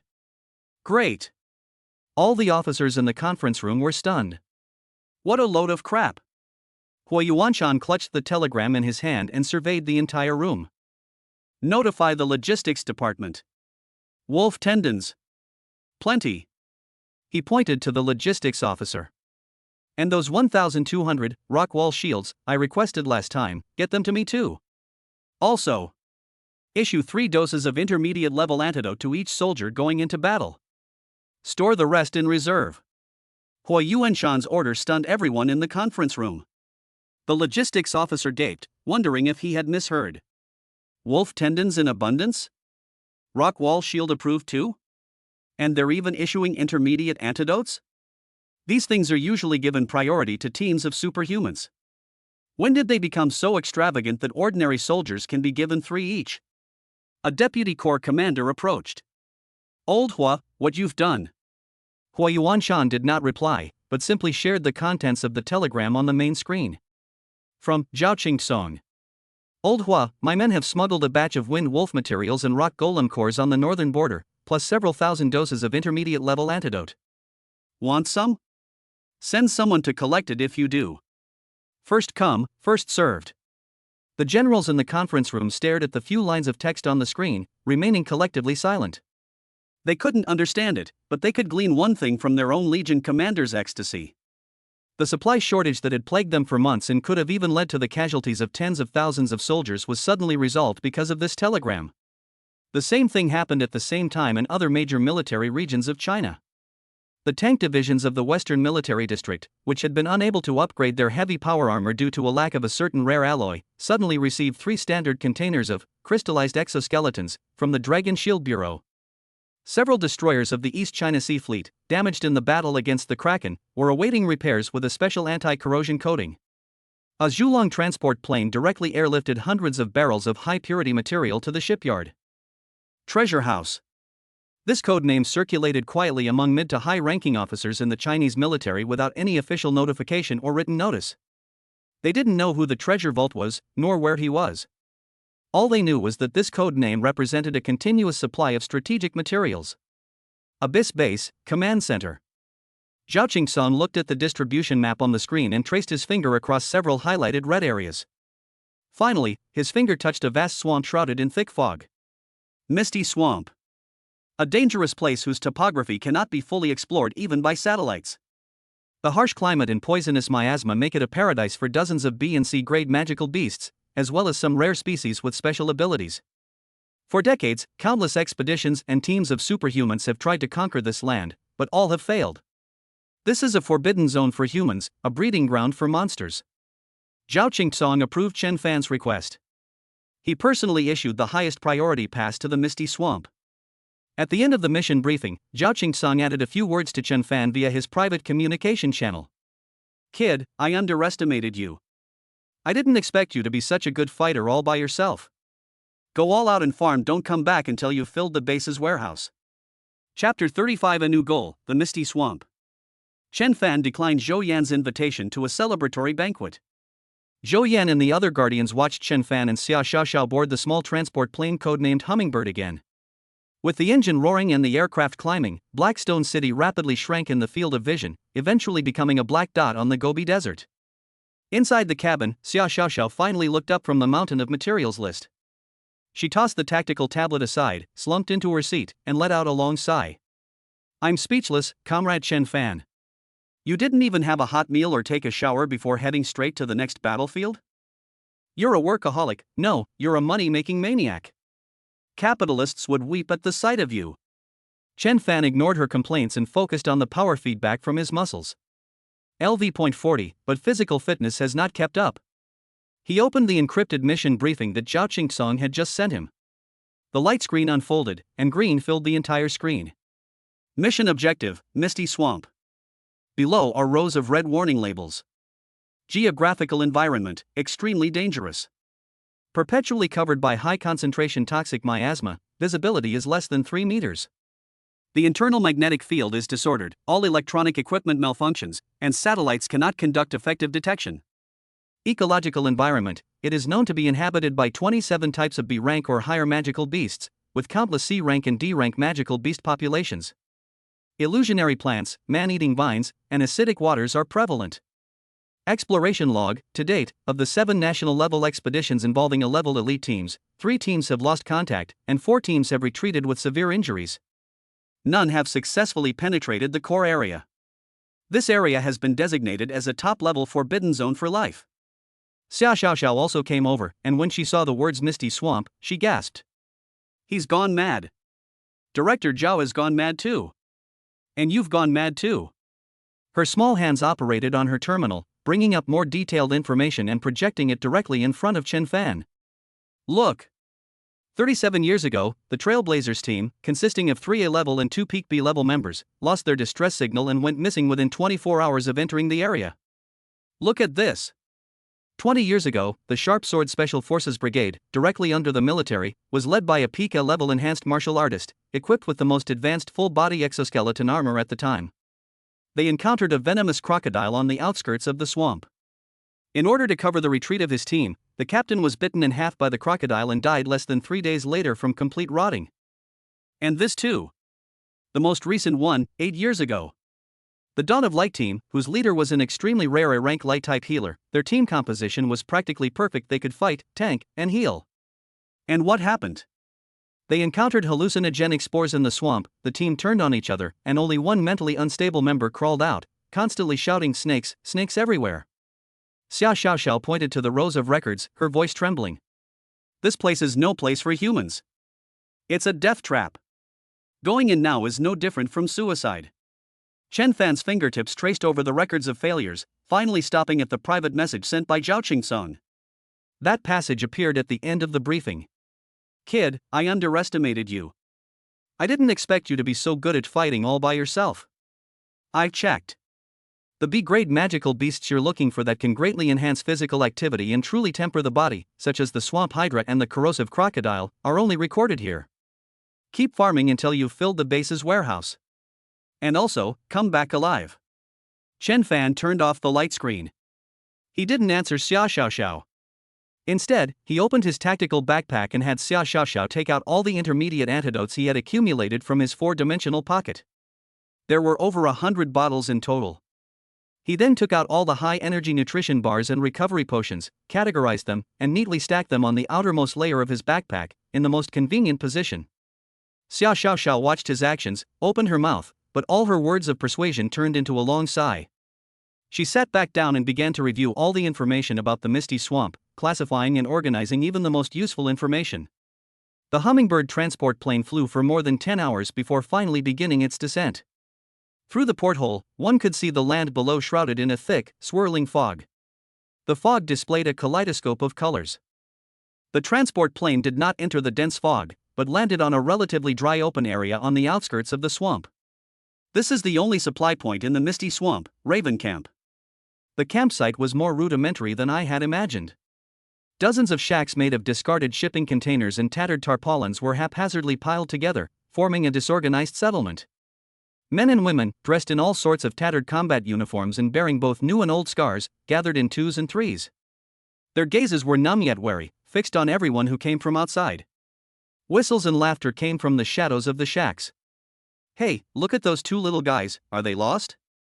That little girl's backpack looks nice, I wonder what good stuff is inside." Chen Fan ignored these voices. A man sauntered out of the largest tavern shed. He only had one eye left, the other was an empty eye socket. One of his sleeves was empty, swinging back and forth as he walked. He reeked of alcohol and was carrying a bottle in his hand. The man walked up to the two of them, his single eye gleaming with a shrewd and calculating light. His single eye moved back and forth between the two of them, finally settling on Xia Xiaoxiao's bulging backpack. "New here?" he hiccuped. "Trying to make a fortune in the swamp?" Xia Xiaoxiao subconsciously shrank back behind Chen Fan. "My name is Crow." The one-eyed man pointed to himself with the wine bottle. "The best guide in this camp, and the only one who can lead you out of the swamp alive. Judging from your appearance, this must be your first time here." He grinned, revealing a mouthful of yellow teeth. "Two little lambs, daring to venture into a slaughterhouse? Without me leading the way, you won't survive tonight." The surrounding mercenaries burst into laughter. "Did you hear that, little guys? Hurry up and hire crows, or the swamp bugs will eat your bones clean. Old Crow, how much are you asking this time? Don't scare the little lamb away." The crow shook the wine bottle and held up 3 fingers. 30,000 a day. No bargaining." Xia Xiaoxiao glanced at it and almost cried out. "This isn't a guide fee, this is robbery." "So?" Old Crow smugly tapped the table. "Whether you spend money to save your life or save money to feed the crocodiles, the choice is yours." Chen Fan made a move. Ignoring the crow in front of him and the mercenaries watching the show around him, he took out a military air filter from the pocket of his tactical vest and put it over his mouth and nose. Then, he turned to Xia Xiaoxiao, who was still in a daze, and said, "Stay close to me, don't breathe the air here." After saying that, he strode off and headed straight for the entrance to the swamp outside the camp, where colorful poisonous miasma was churning. The crow's smile vanished. The laughter of the surrounding mercenaries also stopped. Everyone stopped moving and watched the figure walking towards the swamp. "Hey! Kid! Are you crazy?" Old Crow snapped out of his daze and roared at Chen Fan's retreating figure, "That's full of poisonous miasma. One breath and your lungs will rot. Do you want to die?" Chen Fan did not turn around. Xia Xiaoxiao hesitated for a moment, then took out a spare filter from her backpack, put it on, and jogged after him. Under the watchful eyes of the crow and all the mercenaries, Chen Fan walked to the edge of the thick fog. Without pausing, one foot stepped into the colorful fog. His figure disappeared into the churning poisonous miasma. Chapter 36: The Welcome Ceremony in the Swamp. Xia Xiaoxiao looked at the colorful thick fog and hesitated for only 1 second. She gritted her teeth, took out a spare air filter from her backpack and put it on, then hugged her own backpack, which was wider than her body, and jogged inside. Behind them, a chorus of whistles and jeers rose from the Raven camp. The crow gulped down the last drop of wine from the bottle and casually tossed the empty bottle to the ground. He spat in the direction of the thick fog. "A case of beer," he said to a mercenary with superpowers standing next to him. "I bet they won't last 10 minutes. The mercenary grinned, revealing a mouthful of rotten teeth. "Boss, you overestimate them. I bet 5 minutes that I'll go and get that girl's backpack back." The moment I stepped into the swamp, everything around me changed. The mud beneath our feet was ankle deep, and each step made a squelching sound. Visibility was very low, you couldn't see anything beyond 3 meters. All of Xia Xiaoxiao's high-tech equipment sounded piercing alarms as she entered the swamp. Beep beep beep. Warning. Strong magnetic field disturbance detected. Warning. Unknown high-frequency energy interference, all radar and sonar modules are disabled. Warning! High concentrations of a complex neurotoxin detected in the air sample. Evacuate immediately. The military multifunction terminal on her wrist flickered with static on its screen, eventually turning completely black. All the detection instruments have malfunctioned. Chen Fan. Xia Xiaoxiao's voice trembled as she grabbed Chen Fan's clothes. Quiet. Chen Fan's voice was very steady. Xia Xiaoxiao immediately shut her mouth. Chen Fan is feeling the changes in his body. The moment he stepped into the poisonous miasma, the barrier that had formed in his mind, the A-level passive skill mental barrier, took effect. Whispers came from all directions, trying to penetrate his consciousness, but they vanished silently the moment they touched the barrier. His mind was not disturbed in any way. He closed his eyes, extending his perception of the wind. The air here is thick and stagnant, yet it is still moving. He sensed more than a dozen unnatural stagnation points in the surrounding air. The airflow in those places is obstructed by invisible forces, forming tiny vortices. Something is lurking around. They use a certain ability to blend into their environment and avoid visual detection. However, they cannot change their impact on airflow. In Chen Fan's perception, the locations of these imposters were impossible to hide. Xia Xiaoxiao was frantically trying to restart her terminal. She felt a sudden tightness in her foot. Something in the mud had wrapped around her ankle. Looking down, the water was muddy and murky, and you couldn't see anything. But a tremendous force came from below, trying to drag her into the depths of the mud. Ah! Xia Xiaoxiao let out a short gasp. As she cried out in alarm, the surrounding mud pit burst open. More than a dozen shadows, blending seamlessly into their surroundings, rushed toward her from different directions. These shadows move incredibly fast, their outer skin has the same color and texture as the mud, and they can refract light as they move, creating a visually distorted effect. C-rank magical beast, swamp lurker. The most efficient hunters in the swamp, they operate in groups, are masters of stealth and ambush, and can emit a weak mental shock that causes their prey to be briefly stunned when dragged into the mud. Xia Xiaoxiao then fell into this state of stiffness. She watched helplessly as the distorted shadows lunged at her, but her body wouldn't obey her commands. Chen Fan did not turn around. He had already moved a second before Xia Xiaoxiao exclaimed in surprise. He reached behind his back and pulled out a palm-sized tactical dagger from his tactical vest. With a flick of his wrist, the dagger flew from his hand. The dagger drew an arc in the air, bypassed Xia Xiaoxiao's body, and landed on a patch of empty mud 3 meters behind her. The dagger pierced through the hilt.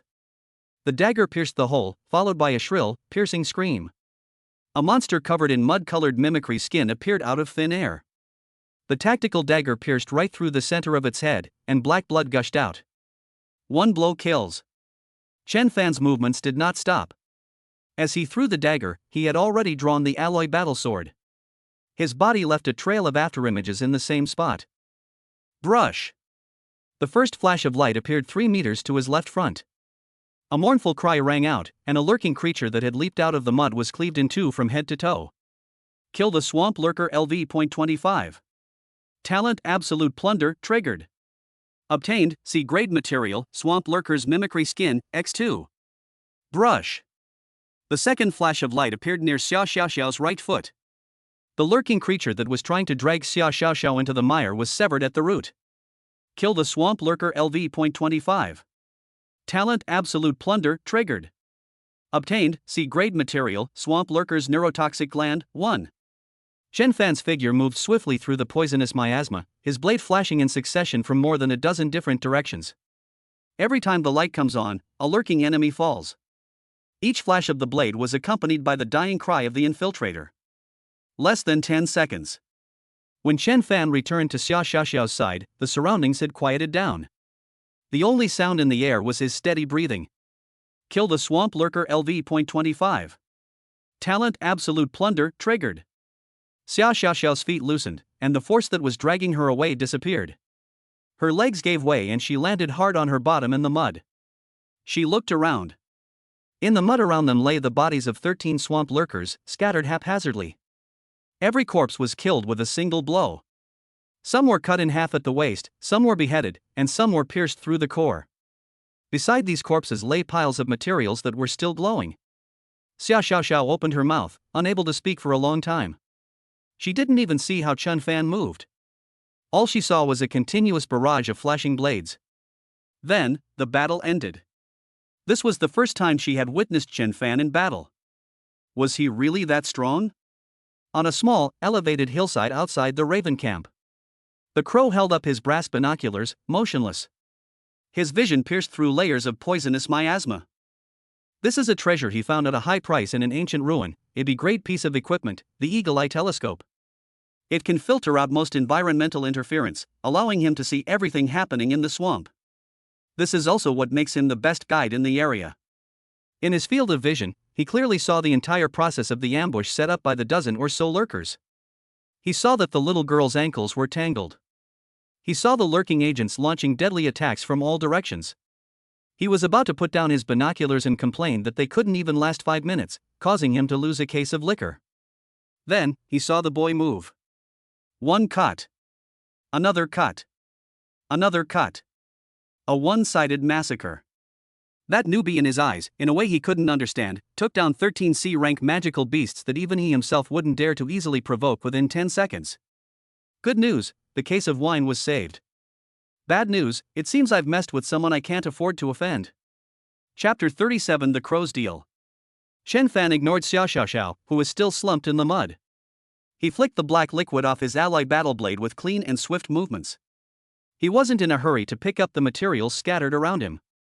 He turned around and faced a thick fog churning dozens of meters behind him. Come out when you've seen enough. Xiao was startled by his abrupt words. She scrambled out of the mud and hid behind Chen Fan, following his gaze. A figure stiffly emerged from behind a withered tree. It was the one-eyed man who called himself a guide at the Raven camp, Raven. He raised his hands, the smugness on his face vanished, replaced by extreme caution. His stealth and tracking skills, which he was so proud of, were his greatest asset in surviving this man-eating swamp. He could even bypass the senses of some B-rank magical beasts and approach their lairs silently. But now, it has been discovered from just a few dozen meters away. The other person didn't even turn around to look at him. This means that from the moment he arrived, he had been exposed to the other party's perception range. The crow stopped about 5 meters in front of Chen Fan. This distance shows respect while also leaving room for maneuver in case things go wrong. This, sir, no, brother Fan. The way he addressed the crow had changed. He bowed slightly to Chen Fan. I apologize for my previous rudeness. He made no excuses. Faced with strength, any explanation seems ridiculous. His tricks for fooling newcomers at the camp were a complete joke in front of this boy. Xiao hid behind Chen Fan, peeking out half her head, full of vigilance towards this one-eyed man whose attitude had changed 180 degrees. The crow dared not keep them in suspense any longer and revealed its purpose. I came here because I've confirmed your capabilities. I have intelligence, priceless intelligence, and I'm only willing to sell it to someone who truly has the ability to acquire it. I was blind to your greatness at the camp before, and I offended you greatly. I see, Chen Fan put away his alloy battle sword. But I still prefer your previous unruly self. Try to get back to normal. The crow coughed awkwardly a few times. At the deepest part of this swamp lies a region known as the Heart of Rot. There dwells a true king of the swamp. His voice was low, and his single eye held a deep-seated fear. A B-grade magical beast, the corrosive poison crocodile. And in its lair lies a treasure. He paused for a moment. Black Lotus of Life. It is rumored that it can bring the dead back to life. Xiao gasped softly upon hearing the name. I know. The Black Lotus of Life is an S-class treasure that exists only in theory. The only description in the Dragon Shield database is that it grows in an extreme place where death and life meet, feeds on carrion, and contains the purest life energy. The crow gave a bitter laugh. That's right, that's the thing. My former mercenary group, a group of 12 brothers, were all experts with sea-level or higher abilities. We entered this swamp for this lotus flower. His one eye dimmed. As a result, the entire army was wiped out. Only I, blind in one eye, managed to escape. He looked up at Chen Fan. I am willing to sell you the location of that venomous crocodile's lair, its activity patterns, and all the intelligence I have gathered over the years at the risk of my life. I don't want money. The crow's breathing became heavy. I only want one thing.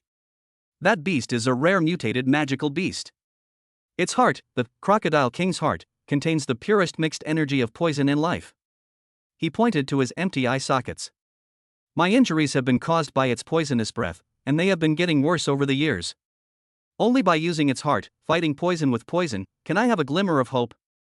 Even if it didn't fall, killing it would put my mind at ease. He's finished speaking. This was all he had, his only hope for survival, and a revenge plan he had been preparing for years. Chen Fan turned his head and looked at Xia Xiaoxiao. Backpack. Xia Xiaoxiao was stunned for a moment, then realized what was happening and quickly turned her huge backpack to the front and unzipped it. He took out 2 pieces of mimicry skin that had just fallen from the swamp lurkers. The leather is intact, without a single tear, and the natural mimicry patterns on it shimmer in the poisonous miasma. Perfect grade C material. The crow's breath caught in its throat when he saw the 2 skins. His one eye was wide open. Having spent half his life struggling in the swamp, he knew the value of this thing better than anyone else. The swamp lurker's mimicry skin is a coveted treasure for all stalkers. Cloaks or soft armor made from it allow the wearer to blend almost perfectly into the swamp environment, making it the ultimate weapon for ambushes, reconnaissance, and escape. However, the drop rate for this item is extremely low, and it is often damaged beyond repair during battle. 2 skins like these, in perfect condition and without any flaws, could fetch an astronomical price on the black market in Ravencamp, enough to drive a C-rank mercenary group mad. And now, the boy casually tossed them away. I like owing things to others. Tell me the information. Chen Fan's voice rang out. These 2 pieces of leather are your deposit. After it's done, I can give you the Crocodile King's heart if it drops, although I can't guarantee it will be 100% guaranteed. The crow raised its head and looked at the boy standing in the thick fog. What he considered invaluable intelligence was, in the eyes of the other side, nothing at all. The other party is not making a deal with him. The other party is simply using the most efficient method to obtain the information they want, while incidentally eliminating a fly that might be getting in their way. The value of my intelligence is negligible compared to the top quality materials that the other side can produce at will. Invaluable intelligence. A secret gained at the cost of one's life. Faced with the opponent's terrifying production capacity, everything was diluted to nothing. Yes, someone who can single-handedly slaughter a group of C-level infiltrators, would they be afraid of a B-level monster? The crow gave a bitter laugh. He carefully put away the 2 mimicry skins he had always dreamed of, folded them neatly, and placed them in his bosom. Then, he took out a black data chip from his pocket and handed it to Chen Fan. Brother Fan, here's what you wanted. It contains a detailed map I drew, showing the beast's patrol routes, feeding times, and an analysis of all its attack patterns. You're not here just to find treasure, are you? I was overthinking it. Someone like you is here to clear the place out. Chapter 38 Crocodile Tears. I understand. Chen Fan took the black data chip. The crow looked at Chen Fan, opened its mouth, and finally all its words turned into a sigh. He bowed to Chen Fan, then turned around with a limp, his figure quickly disappearing into the thick fog. That's it? Xia Xiaoxiao looked in the direction the crow had disappeared. This person is so strange. He risked his life to get the information, and all he got in return were 2 animal hides? There's no guarantee about that, heart of the crocodile? Not surprising. Chen Fan inserted the chip into the terminal on his wrist, the screen lit up, and it began reading data. For him, the goal was to avenge his comrades. Chen Fan pulled up the map drawn by Laoya on the terminal, which detailed the patrol routes and territories of several different magical beasts. We 1T follow his route. Chen Fan crossed out all the safe routes on the map and then drew a new straight line. That straight line ran through several high-risk areas marked with red skulls. Xia Xiaoxiao stared at the straight line, her face turning pale. What are you trying to do? If we just go straight through like this, we'll alert several tribes at the same time. We need to alert them. Chen Fan drew his alloy battle sword. Otherwise, how can we call it clearing the area? He put away his terminal, said nothing more, and started walking towards that straight line. Xia Xiaoxiao watched his retreating figure, stomped her foot, and finally could only follow him, while telling herself that she had to get used to this big devil. The first area they entered was a mushroom forest that exuded a strange, sweet fragrance. According to the crow's markings, this is the territory of the C-rank magical beast, rainbow fungus. As soon as Xia Xiaoxiao inhaled a spore, a mountain of potato chips and chocolate appeared before her eyes. Just as she reached out to grab it, Chen Fan slapped her on the back of the head. Wake up, you're drooling. Xia Xiaoxiao shuddered, and the illusion before her eyes vanished. She saw Chen Fan holding a battle sword, the blade flashing around him, shredding countless colorful mushrooms and splattering juice everywhere. Slay the rainbow fungus LV.23. Talent Absolute Plunder triggered. Obtained 10 C-grade materials, high concentration hallucinogenic spores. The second area they traversed was a bubbling, acidic mud pit. This is the paradise of the C-rank monster corrupted slime. Chen Fan took out a few rock golem cores from his backpack and casually threw them into the mud. The slimes instinctively rushed forward to devour it, only to be burst apart by the energy of the earth elemental core. Slay the corrupted slime LV.24. Talent Absolute Plunder triggered. Obtained, grade C material, strong acid core, X8. And so they swept through the enemy lines. The gallbladder of a two-headed rattlesnake, the heart of a highly venomous man-catching vine, and the silk of a swamp ghost-faced spider. Xia Xiaoxiao's backpack was stuffed full, and she was too lazy to count how much extra stuff she had. He just stared at the back of the person clearing the way ahead with an expression as if they were looking at a monster. She felt a little sorry for those strange beasts. Enjoying hot pot and singing songs, and then it's all gone. Wherever Chen Fan passed, the area fell silent. Before them appeared a black lake, the endpoint marked by the crow. The lake water was pitch black, and the surface was completely still. The surrounding land was scorched black, barren of all vegetation. This is it. Chen Fan stopped in his tracks. Xia Xiaoxiao took out her fully restored equipment, an underwater exploration robot. Let me scout out the underwater situation first. She carefully maneuvered the probe robot towards the lake surface. The robot landed on the water's surface and then submerged. On the virtual screen in front of Xia Xiaoxiao, underwater images were being projected. It was pitch black, nothing could be seen. The robot continued to descend. 1 meter. 2 meters. When the depth gauge reading jumped to 3 meters, the image on the screen flickered. A huge black shadow flashed past from below the camera. Click. The screen went completely black, the signal was lost. It's right down there. Chen Fan licked his lips. He told Xia Xiaoxiao to retreat to a distance of 100 meters. Then, he walked to the lake and took out several metal bottles from his backpack. The bottle is printed with a pattern of bloodthirsty demon bats. He unscrewed the cap and poured all the viscous blood from the bottle into the black lake water. The highly concentrated blood of a grade B magical beast, carrying a strong aura of aggression, spread rapidly in the water. No apex predator with its own territory can tolerate such provocation. Bubbles began to rise from the lake. Glug, glug. A dark shadow rose from the water, stirring up the undercurrent. Xia Xiaoxiao was 100 meters away, holding her backpack strap. Boom! The lake's surface exploded, water sprayed skyward, and a dark figure emerged from the bottom of the lake. It was a giant beast that was over 30 meters long. Its entire body is covered in thick black scales, its limbs are strong, and its claws are sharp. Its head is bigger than an armored vehicle. B-grade magical beast, corrosive poison crocodile. It locked onto Chen Fan by the lake and opened its mouth wide. Dark green air gathered deep in its throat. The next second, a fan-shaped stream of highly venomous dragon breath shot out towards Chen Fan. Wherever the poisonous breath passed, the ground sizzled and hissed as it corroded, and plumes of black smoke rose from it. Chen Fan activated the Whisper of the Wind with all his might. His body left an afterimage in place, while his true form had already passed through the gaps covered by the poisonous breath. He stepped on the giant crocodile's head and charged towards the back of its neck. On the back of the neck of the venomous crocodile, there is a palm-sized patch of scales that is slightly lighter in color than the surrounding scales. That scale is growing in the opposite direction. Reverse scale. Its only weakness. The intelligence that Old Crow obtained in exchange for the annihilation of a mercenary group was absolutely accurate. The giant crocodile sensed the danger on its back. It twisted its body frantically, trying to throw the human off its back. It tumbled in the lake, creating waves 10 meters high. But Chen Fan's feet were firmly planted on its scales. Wind elements formed tiny vortices beneath his feet, firmly binding him to the giant crocodile's body. For the crocodile, each roll was simply a change to a better angle of attack. Now, with a single flick of its tail, the crocodile completely exposed the weak spot on the back of its neck. Chen Fan seized the opportunity. He poured all his strength into the alloy battle sword in his hand. At the tip of the blade, wind elements converged at high speed, forming a rapidly spinning cyan drill bit. Break! Chen Fan let out a low shout, aimed his battle blade at the reverse scale, and thrust it down with all his might. Put!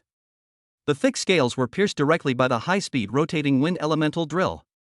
The sword pierced through the hilt, penetrating the opponent's scales. Slay the venomous crocodile LV.42.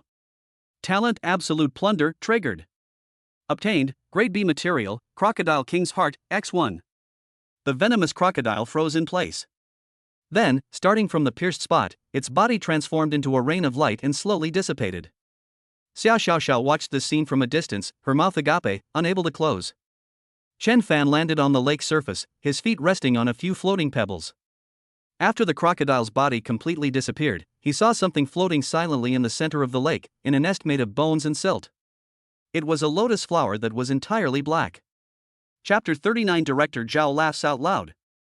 Chen Fan lightly touched the ground with his toes, stepping on a few pebbles, and crossed the lake's surface for dozens of meters in a few steps, landing on the edge of the nest. He didn't rush to take the lotus flower, but first looked around. The lair of this venomous crocodile is enormous. In addition to the pile of bones in the center of the lake, it is connected to a cave that is partially covered by vines and silt.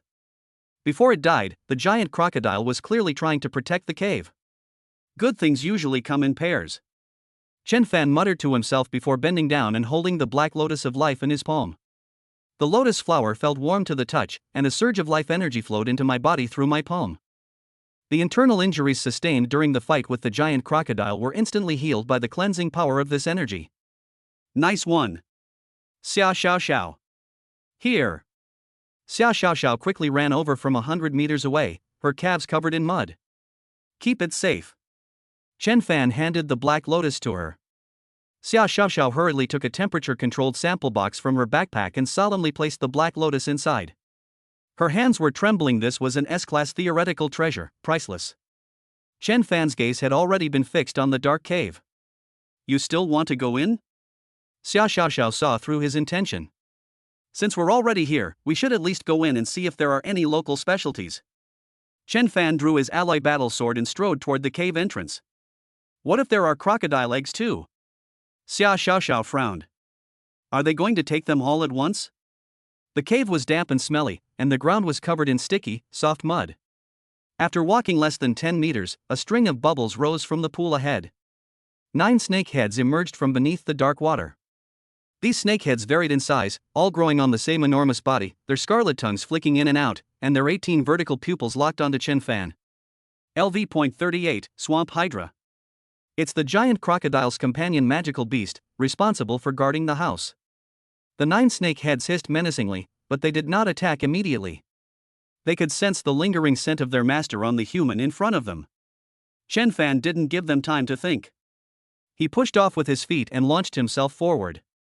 The hydra reacted extremely quickly. 3 of its heads opened their gaping maws and spewed out dark green venom.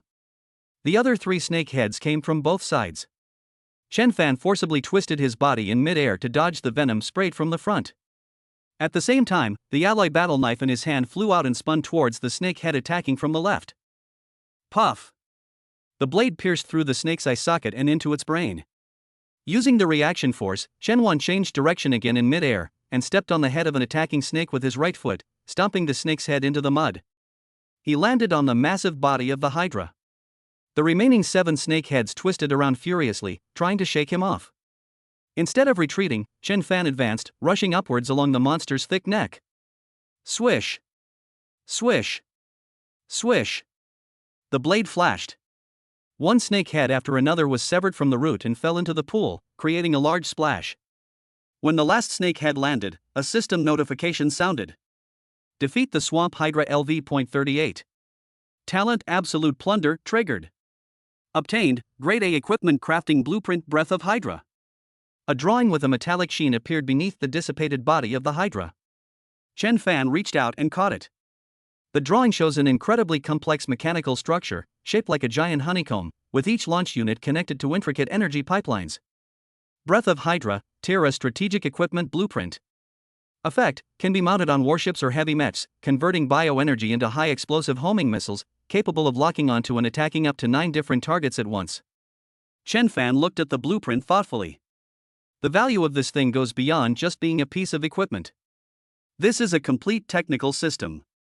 It can enable China's navy to leapfrog to a new level based on its existing technology. The word national destiny came to mind again. Xia xiao xiao. They're here. They're here. Chen Fan handed the blueprints to her. Send this blueprint and all the data on the Black Lotus of Life back to Dragon Shield headquarters using the highest level of encryption. Understood. Xia Xiaoxiao immediately took action. She took out a palm-sized dish antenna from her backpack, unfolded it, plugged it into the terminal, and began data transmission. At the same time, in the command center of the Abyss base, thousands of miles away, the atmosphere in the command room was almost frozen. I'll say it again, this plan won't work. Chief Scientist Lin Yiming slammed a report on the table. The cell activity decay rate of the bio-armor exceeds 5%. This value means that our dragon-scale armor, when worn by soldiers, is not protection, but a time bomb. Across from him, Zhao Qingsong sat expressionless. The project has been stalled for 3 months, Lao Lin. The front lines are waiting for it. I don't care what methods you use, you must come up with a feasible solution within a month. A month? You might as well kill me. Lin Yiming's neck turned red. This is science. Not some conscription. The contradiction between cellular self-repair and energy transfer is a world-class problem. Do you think it's as simple as eating and drinking? I only care about the results. Zhao Qingsong's voice was completely calm. You? Lin Yiming was so angry that he couldn't speak. The other experts and generals in the command center kept their eyes down, not daring to interrupt. They were used to this kind of scene. A soft sound came from the terminal in front of Zhao Qingsong. It was a highly encrypted communication sent by Xia Xiaoxiao. He frowned slightly and casually tapped the screen. Appendix 1, Physical Image and Spectral Analysis Report of the Black Lotus of Life. When the jet black lotus flower appeared before Zhao Qingsong in the form of a holographic projection, he only glanced at it. The next second, he stood up from his seat. Everyone in the command center was taken aback by his action. Old Lin. Stop arguing. Your problem is solved. Zhao Qingsong grabbed his terminal and projected the data onto the central main screen. A jet black lotus projection filled the entire main screen. Beside it are densely packed spectral analysis data and energy structure models. Lin Yiming, who was furious just a second ago, froze the moment he saw the screen. He stared blankly for 3 seconds. Then, he rushed to the main screen and almost pressed his face against the holographic projection. He gestured with his hands in the air while muttering to himself. A one-way energy valve, a self-circulating life force field, how is this possible? Perfect. This is a perfect life energy structure. He turned around abruptly, grabbed Zhao Qingsong's arm, and his face turned bright red.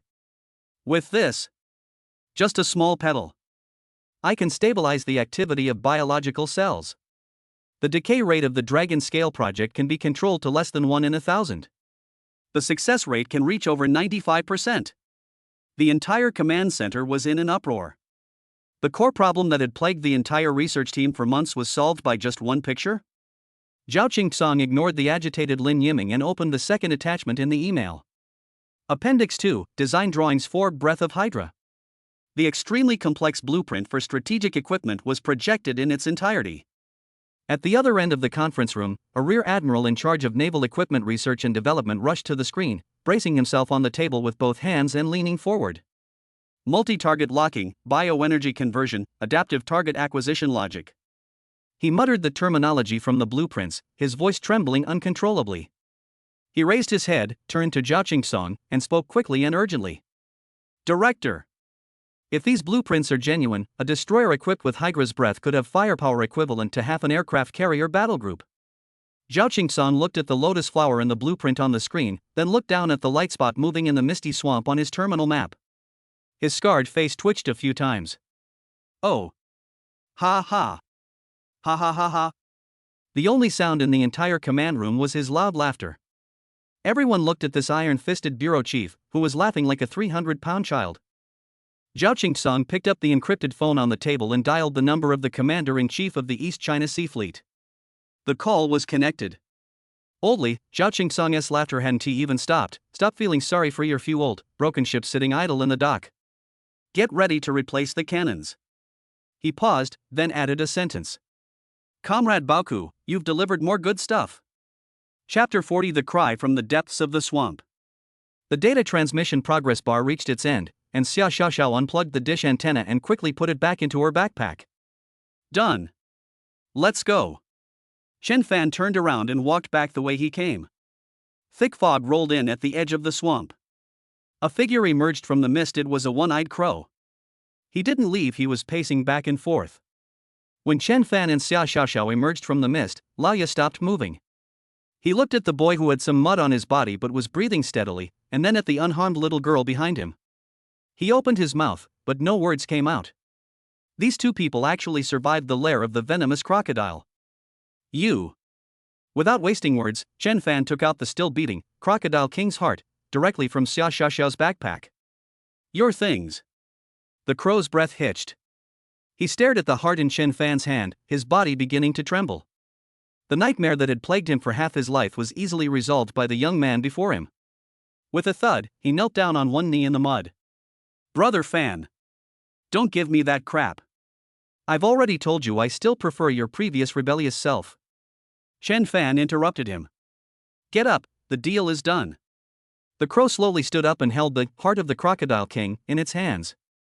You gave me my life, old crow. From today onwards, I will do anything for you, whether it's going through fire or water, without batting an eye. After saying that, he didn't hesitate any longer, opened his mouth, and stuffed the huge heart directly into his mouth. The heart tissue ruptured as he devoured it, and the sweet, pungent juices mixed with highly toxic energy flowed down his throat. Ugh! The crow let out a painful roar. Beneath his skin, black veins bulged and throbbed. Dark green energy overflowed from his 7 orifices. His body was convulsing violently, and his bones were making cracking noises as if they were about to burst under the strain. This is a purification process of fighting poison with poison, but also a high-stakes gamble with a slim chance of survival. Xia Xiaoxiao was so frightened that she hid behind Chen Fan. Chen Fan simply watched calmly. A dozen seconds later, the crow's cawing gradually subsided. The dark veins on his skin faded, replaced by a healthy rosy glow. In his empty right eye socket, new granulation tissue was growing rapidly. He exhaled a breath of black, turbid air, feeling an unprecedented surge of power within his body. His chronic illness, which had plagued him for many years, was completely cured. He looked at Chen Fan again, his single eye filled with fervor.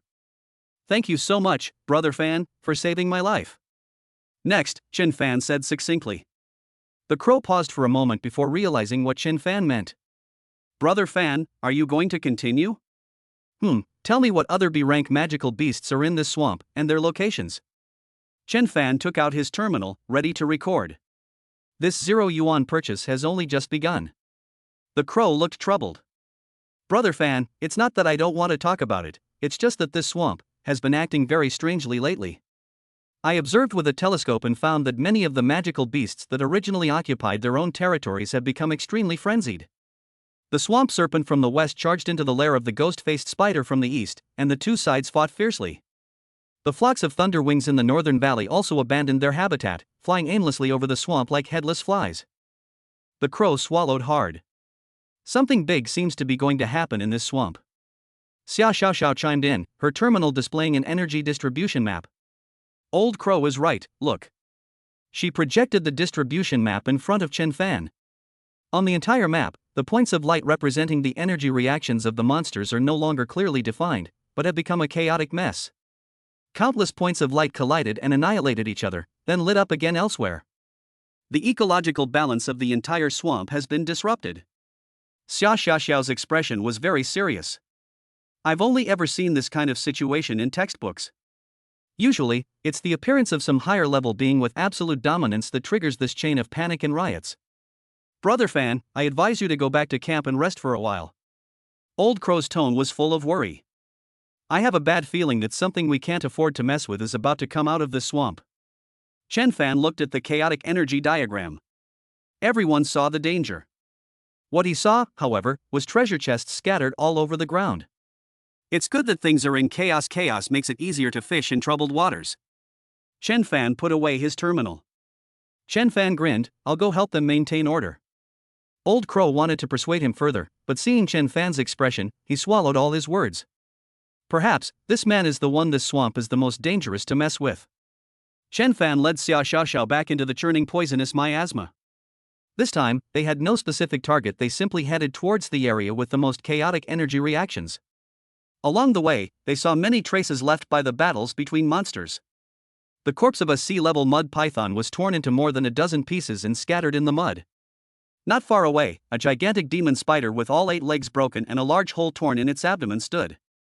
Further away, there were several thunderwing bird corpses, their feathers scattered and stuck in the mud, as if they had been forcibly pulled down from the sky. Xia Xiaoxiao followed behind Chen Fan and muttered softly, "This is terrible, it's like a gang shootout." Chen Fan stopped and squatted down next to the corpse of a demonic python. He used the tip of his sword to pierce the flesh of the demonic python. Strangeness. What's wrong? Xia Xiaoxiao came closer. These corpses show no signs of being eaten. Chen Fan stood up. Whatever killed them wasn't he interested in their flesh and blood. This is not in line with the nature of predators. As the light dimmed, the fog in the swamp grew thicker, tinged with blood. The surrounding light was dim, and visibility was even lower than during the day. It's getting dark, let's find a place to rest for the night? Xia Xiaoxiao tugged at Chen Fan's sleeve. It's too dangerous to move around in the swamp at night. No, we'll travel through the night, Chen Fan rejected her suggestion. He had a gut feeling that the chaos wouldn't last long and he had to hurry. Just as he was preparing to move on, a cry came from the depths of the swamp. The cries were filled with sorrow and despair. It doesn't sound like a human, nor does it belong to any known monster. Xia Xiaoxiao froze, her face turning pale. She grabbed Chen Fan's arm and practically clung to him. WH? What was that sound? Chen Fan's body tensed up as well. In his mind, the mental barrier automatically activated, an invisible barrier that completely shut out the polluting energy mixed in with the cries. But the sadness penetrated the barrier, making his chest feel tight. He took out the B-grade Hawkeye binoculars from his tactical vest and looked in the direction from which the crying was coming. The telescope lens pierced through layers of thick fog. The distant scenery appeared clearly before his eyes. Above that swamp, all the mist was pushed aside by an invisible force, forming a void. In the very center of the void, a ship floats. It was an unimaginably huge wooden sailboat. The ship's hull was covered in mottled marks, the mast was broken, and the tattered sails drifted eerily in the windless air. The ship's design was unlike any ship he had ever seen in his history textbooks, full of ancient and bizarre beauty. A ghost ship that doesn't belong to this era, defying gravity, hovers in mid-air above the swamp. Chapter 41 Ghost Ship and Guide. The ship hovered in mid-air above the swamp, defying all the laws of physics. The crying was coming from that ship. Chen Fan's hand, holding the eagle-eye binoculars, remained motionless. Suddenly, a slight tremor came from behind me. He put down his binoculars and turned around. "Can you stop shaking? Are you that scared?" Xia Xiaoxiao retorted, "I wasn't shaking." Chen Fan was a little confused, then realized that the shaking was coming from his backpack. Deep inside the backpack, the throne of the deep sea, made of blue crystal, was trembling slightly at a high frequency. This is the first time such a strong anomaly has occurred since the end of the East China Sea battle, and it's fallen to Chen Fan's hands. It resonates. It resonated with the ghost ship in the sky that didn't belong to this era. Chen Fan's expression changed. He instantly understood that the ship's origins were definitely not simple, and it might even hold secrets about the deep sea throne. At this moment, he completely forgot about his original hunting plan. Even if those B-grade magical beasts in the swamp were treasures from head to toe, their value couldn't compare to 1/10,000th of the value of this ship. What is that? A ghost ship? Xia Xiaoxiao's voice trembled. All my devices malfunctioned when they were pointed in that direction. She projected the image from her terminal. On the screen, the airspace representing the location of the ghost ship was completely black, with no data and no energy reaction, as if an area had been dug out of thin air. A data vacuum. Chen Fan, should we retreat first? This place is too eerie, Xia Xiaoxiao suggested softly, clutching the strap of her backpack. No. Chen Fan's words were concise and to the point. He carefully put the throne of the deep sea away, then looked up at the sailboat that was faintly visible in the blood-red mist. We have to go and take a look. Huh? Xia Xiaoxiao was dumbfounded. Are you crazy? That place looks so dangerous. That crying gave me the creeps. Chen Fan turned his head and looked at her. Do you think there's anything more valuable in the entire swamp right now than that ship? Xia Xiaoxiao was stunned. She looked at Chen Fan's face and suddenly understood. For this man, danger was not the primary factor he considered. Whether it's valuable or not is the real question. This is an action logic ingrained in our very being. Stay close to me.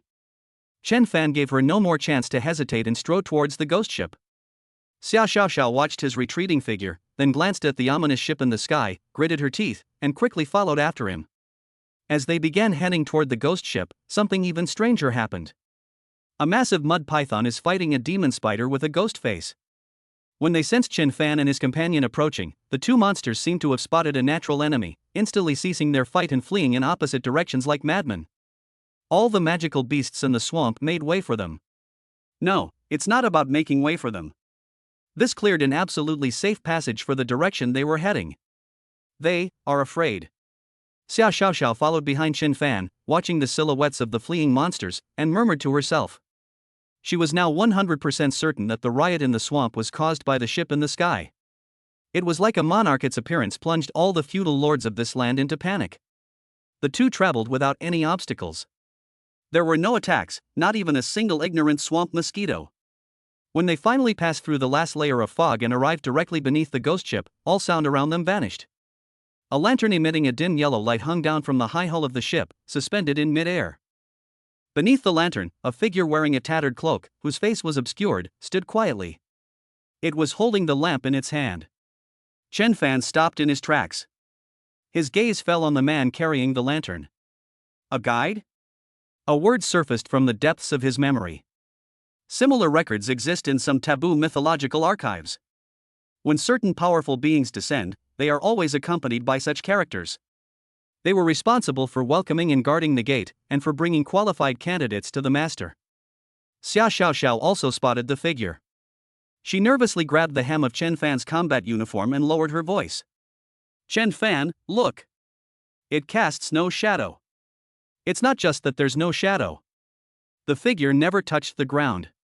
Its feet hovered less than an inch above the ground, and the mud beneath its feet did not ripple even slightly because of its presence. It seemed not to belong to this space, but was merely an illusion projected here. Seemingly noticing their gaze, the figure slowly raised its head. Its hood was very deep, and inside it was pitch black, with no facial features, only a slowly rotating void. The next second, an ancient voice resounded directly deep within Chen Fan and Xia Xiaoxiao's minds. The heir to the throne, you have finally arrived. The sound seemed to have traveled through countless ages, each syllable carrying the scent of decay and dust. Xia Xiaoxiao trembled, covered her head, and showed a pained expression on her face.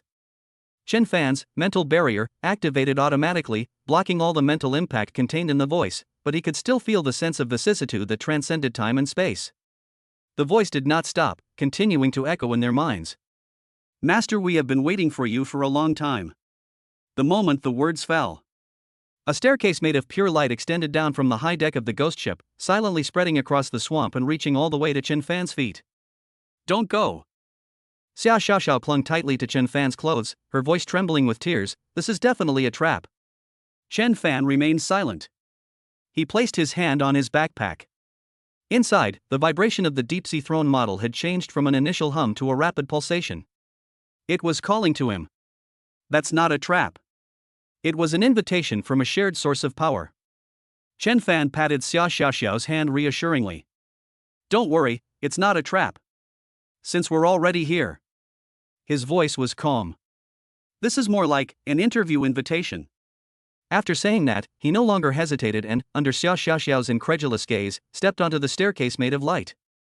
Xia Xiaoxiao felt a gust of cold wind blow by, gritted her teeth and followed Chen Fan's footsteps. Wait for me. If you can't get down, I can still collect your body. Chapter 42, The Captain's Last Wish. The light staircase moved silently as the two ascended its steps. The swamp beneath their feet receded rapidly from view, and the raging monsters were now reduced to tiny specks of light on the chaotic map. The higher you go, the thinner the air becomes. As they finally stepped onto the deck of the ghost ship, the light staircase behind them turned into specks of fluorescent light and vanished silently. The cloaked figure who had been carrying a lantern and guiding them from below bowed slightly before disappearing into the air. Their escape route has been cut off. Xia Xiaoxiao hugged her large backpack and cautiously looked around. The deck was empty, covered with a thin layer of white frost. 3 masts pointed straight to the sky, 2 of which were broken in the middle, and tattered sails fluttered slowly in the windless air. Everything was silent, except for the faint echoes of sorrowful weeping. Chen Fan's gaze swept across the empty deck and locked onto the position of the ship's rudder. A tall figure stood there with his back to them. He was wearing an old-fashioned captain's uniform, the edges of which were worn but still crisp. His body was semi-transparent, and through it, one could see the broken steering wheel and railings behind him. He is a soul. A soul so powerful that it can still maintain its form 1,000 years after its death. The moment Chen Fan saw this soul, the deep-sea throne model in his backpack vibrated to its peak. It was a resonance originating from the depths of his bloodline. Chen Fan could sense that the aura of this soul was exactly the same as that of the deep-sea throne.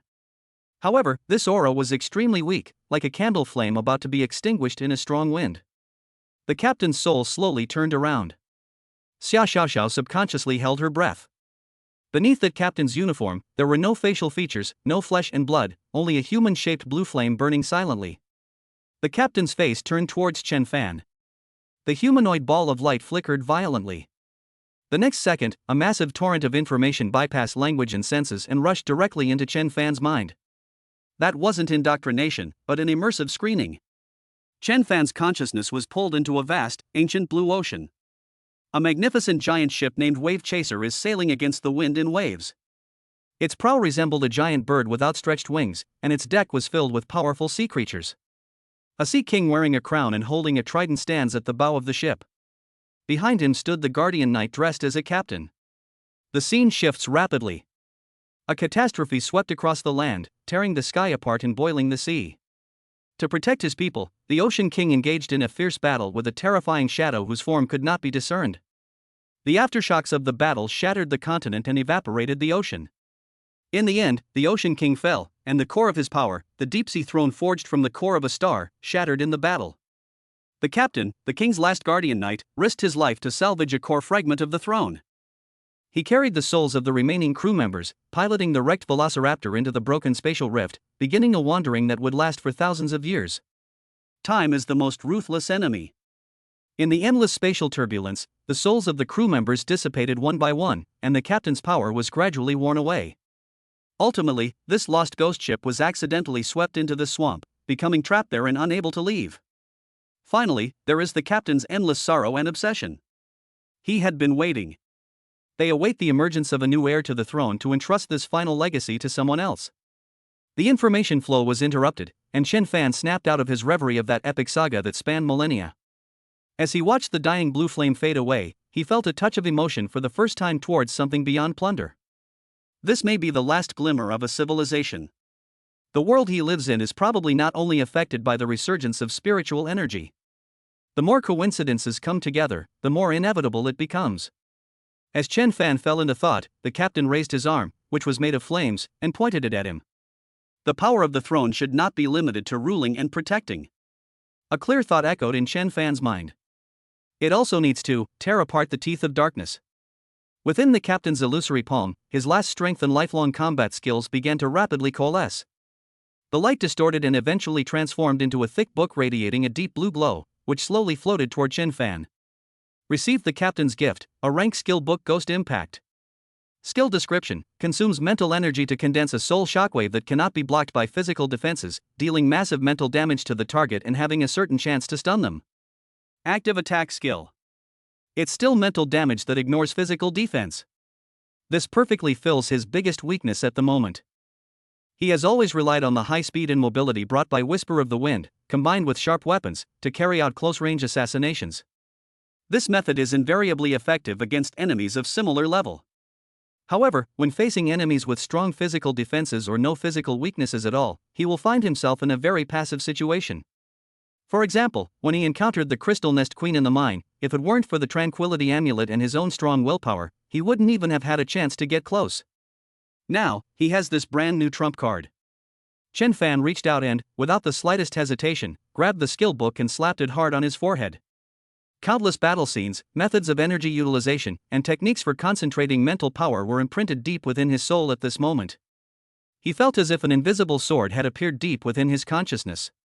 He can project it whenever he wants. I'm not afraid of martial artists having strength, I'm afraid of martial artists using their brains. While Chen Fan was learning the skills, the captain, who had completed the final inheritance, had his flames dim and were almost extinguished.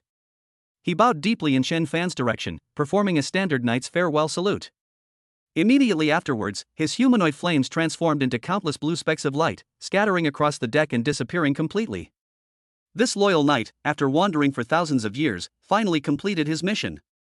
As he vanished, the ghost ship, which had only maintained its form thanks to his last obsession, also came to the end of its life.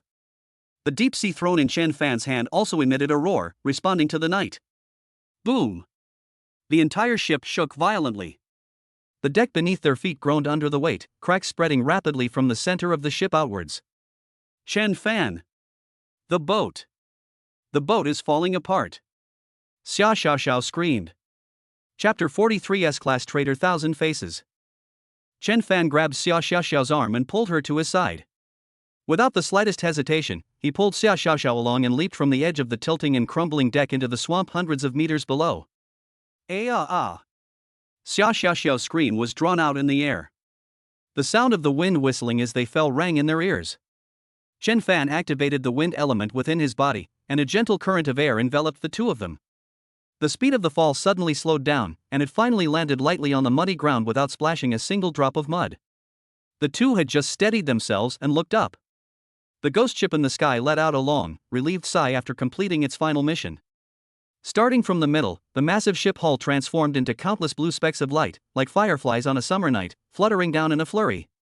The light rain fell into the swamp without causing any ripples, silently merging into the churning poisonous miasma. In just a few seconds, the colossal vessel that had brought endless terror to all living things vanished completely. In the sky, the void created by the ghost ship was being rapidly filled by the surrounding crimson mist. The swamp was returning to its original state.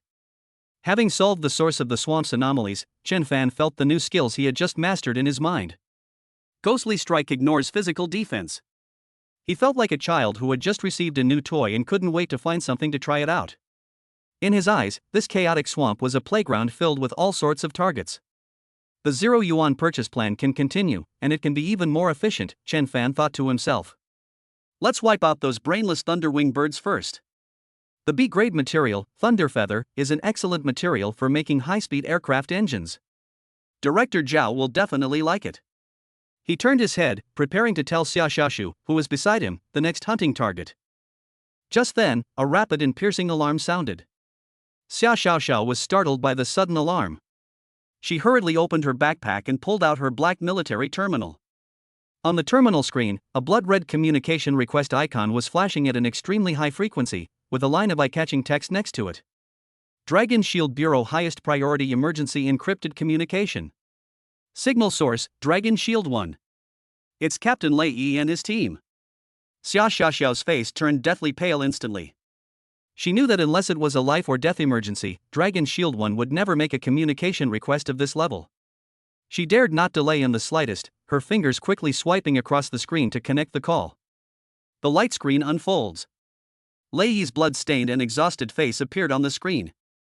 His mechanical prosthetic limb, crackling with electric arcs, had multiple holes in its outer shell, exposing the complex wiring inside. Behind him lay a burning city ruin, and in the distance, the sounds of violent explosions and dense gunfire could be faintly heard. Chen Fan. His voice was filled with anxiety. This was the first time Chen Fan had ever seen his usually composed captain lose his composure like this. We've lost track of 1,000 faces. Shi Kai and Ling Shui are seriously injured. We need your help now. Before Chen Fan could respond, the scene changed, and Yen Sen's face, also covered in dust, appeared in front of the camera. He spoke extremely fast, like a machine gun, compressing the key information into the shortest possible time. 1,000 Faces stole a sample of the prehistoric virus Black Death butterfly, which was sealed beneath the Siberian ice sheet. According to our intelligence analysis, he seems to intend to release it in the most densely populated eastern coastal city. We pursued him relentlessly, but we were ambushed in Frost Night City, on the border between China and the Northern Federation. He used civilians in the city as cover, which hampered our actions and prevented us from exerting our full fighting power. In the background of the shot, Ling Shui's figure flashed by. Her grade, Wings of Radiance, set was now dim, and her wings were covered with charred holes. She had a deep, bone-revealing wound on her arm, hastily bandaged with a makeshift bandage, the gauze already soaked with blood. In another corner, Shi Kai leaned against a broken wall, panting heavily. His Class A armor was now covered in cracks, and there was a noticeable dent in his chest. Beside him, Feng Xiao lay on the ground, seemingly lifeless. Yan Sen's face was extremely grim, and he continued. The abilities of Thousand Faces are far more bizarre than recorded in the data. He can perfectly mimic the abilities of anyone he's ever come into contact with, even ours. He used illusions to simulate the scene of the entire city being slaughtered by monsters, which shook our minds. Shirkai withstood the full force of the Thousand Faces simulation in order to protect the civilians in the illusion, which resulted in severe damage to his armor and body. Xia Xiaoxiao covered her mouth, her eyes filled with shock and worry. Dragon Shield 1, China's top special operations team, was surprisingly beaten so badly even after being equipped with a full set of top-tier gear provided by Chen Fan. What kind of monster is that S-Class defector codenamed Thousand Faces? We have already asked other S-Class ability users for help, but our combat strength is limited, and we can't rob Peter to pay Paul. Perhaps only you can help us now. We need something now. Jensen took a deep breath and forced himself to calm down. An item that can forcibly interrupt his simulation ability. Based on the model I just built in the analysis, only a silence field generator made from the heart of an A-grade magical beast, the Void Raider, can suppress his ability in a short time and create an opportunity for us to deliver a fatal blow. He paused for a moment after saying this. On the screen, for the first time, a look of despair appeared on Jensen's young face. However, the Void Raiders were officially confirmed to be completely extinct 10 years ago due to infighting and riots among the monster hordes. We have no other choice. The communication channel fell into dead silence. Lei Yi's panting, Jensen's helplessness, and the burning of the ruins behind them intertwined, composing a lament for failure and despair. Xia Xiaoxiao looked at her two once spirited comrades on the screen, now looking like defeated roosters, their eyes devoid of light. Her heart sank as well. Extinct. These three words, like an insurmountable mountain, weighed heavily on everyone's hearts. This means that the mission of Dragon Shield 1 has failed. This means that no one can stop the Thousand Faces carrying the terrifying virus anymore. Chen Fan listened to all the information from beginning to end, and a worried look appeared on his face. Extinct? No, perhaps there are other ways. Does the Dragon Shield gene bank still have its cell samples? Chapter 44 Everything you want, I have here. On the other end of the communication screen, Jensen was momentarily stunned by the question. Gene bank? Cell samples? What use is something that even top-tier biologists have determined to be completely inactive and is only preserved as a historical specimen? However, Jensen still used his privileges to quickly search through the Dragon Shield Bureau's main database. His fingers tapped on the virtual keyboard, and a few seconds later, an old file was retrieved. Yes. It's numbered AZX001. It's the only tissue sample recovered from the riot 10 years ago, and it's sealed in the gene bank at the bottom of the Abyss base. But the report shows that its cell activity has dropped to less than 0.01%. It's basically a tube of stagnant water. Jensen answered hastily, not understanding why Chen Fan was asking this. In the communication video, Chen Fan did not ask another question. That's enough. After uttering those two words, he cut off the communication. The screen went dark, and Lei Yi and Jensen's faces disappeared. Hey! Chen Fan! Xia Xiaoxiao exclaimed anxiously, they're still waiting for a solution, why did you hang up the phone? Chen Fan did not answer her, but turned around and gave instructions. Contact Director Zhao and have him send someone to deliver the Void Raiders organizational sample to me immediately. He paused, then added. At the fastest speed possible. Xia Xiaoxiao opened her mouth, but swallowed back all the questions she had. She frantically restarted the terminal and connected to the highest encryption communication channel to the Abyss base. Zhao Qingsong's scarred face appeared on the screen, with the brightly lit command center in the background and the people behind him hurrying by. He looked extremely serious, and without uttering a single wasted word, went straight to the point. Kid, I already know about Dragon Shield 1. What do you need that extinct species sample for? What are you planning to do with it? There's no time to explain. Chen Fan's answer was concise and to the point. I can only try, because what they need is something only I can provide. The entire command center heard this almost arrogant statement through the external communication system. Only I can give it. An officer wearing a general star spoke. Chief, this is absurd. We know Comrade, Treasure Trove's capabilities, but with only one living tissue. Zhao Qingsong didn't turn around, but simply raised one hand. the officer's words came to an abrupt end. Zhao Qingsong looked at the boy on the screen, the boy who had been creating miracles since they met, and who was even willing to risk the fate of the nation to save him. Now, all we can do is believe. Zhao Qingsong spoke, his decision resolute. The candle dragon has taken off and will arrive over you in 15 minutes. What you requested is on board. He didn't even ask again, how confident are you? Chen Fan is protecting China in his own way, and as the bureau chief, I can't fall behind. Zhao Qingsong stared intently at the monitoring pages of the various battlefronts, constantly calculating the best deployment method in his mind. He saw in Chen Fan the glimmer of hope that perseverance would lead to victory. Communication was cut off. Xia Xiaoxiao breathed a sigh of relief, her palms were sweaty from nervousness. She looked at Chen Fan and muttered to herself, Director Zhao is too good to you. This is simply unconditional trust. Chen Fan neither confirmed nor denied it. This is not unconditional trust. This is an investment. Zhao Qingsong has placed a heavy bet on him, and now it's time for him to cash in on the value.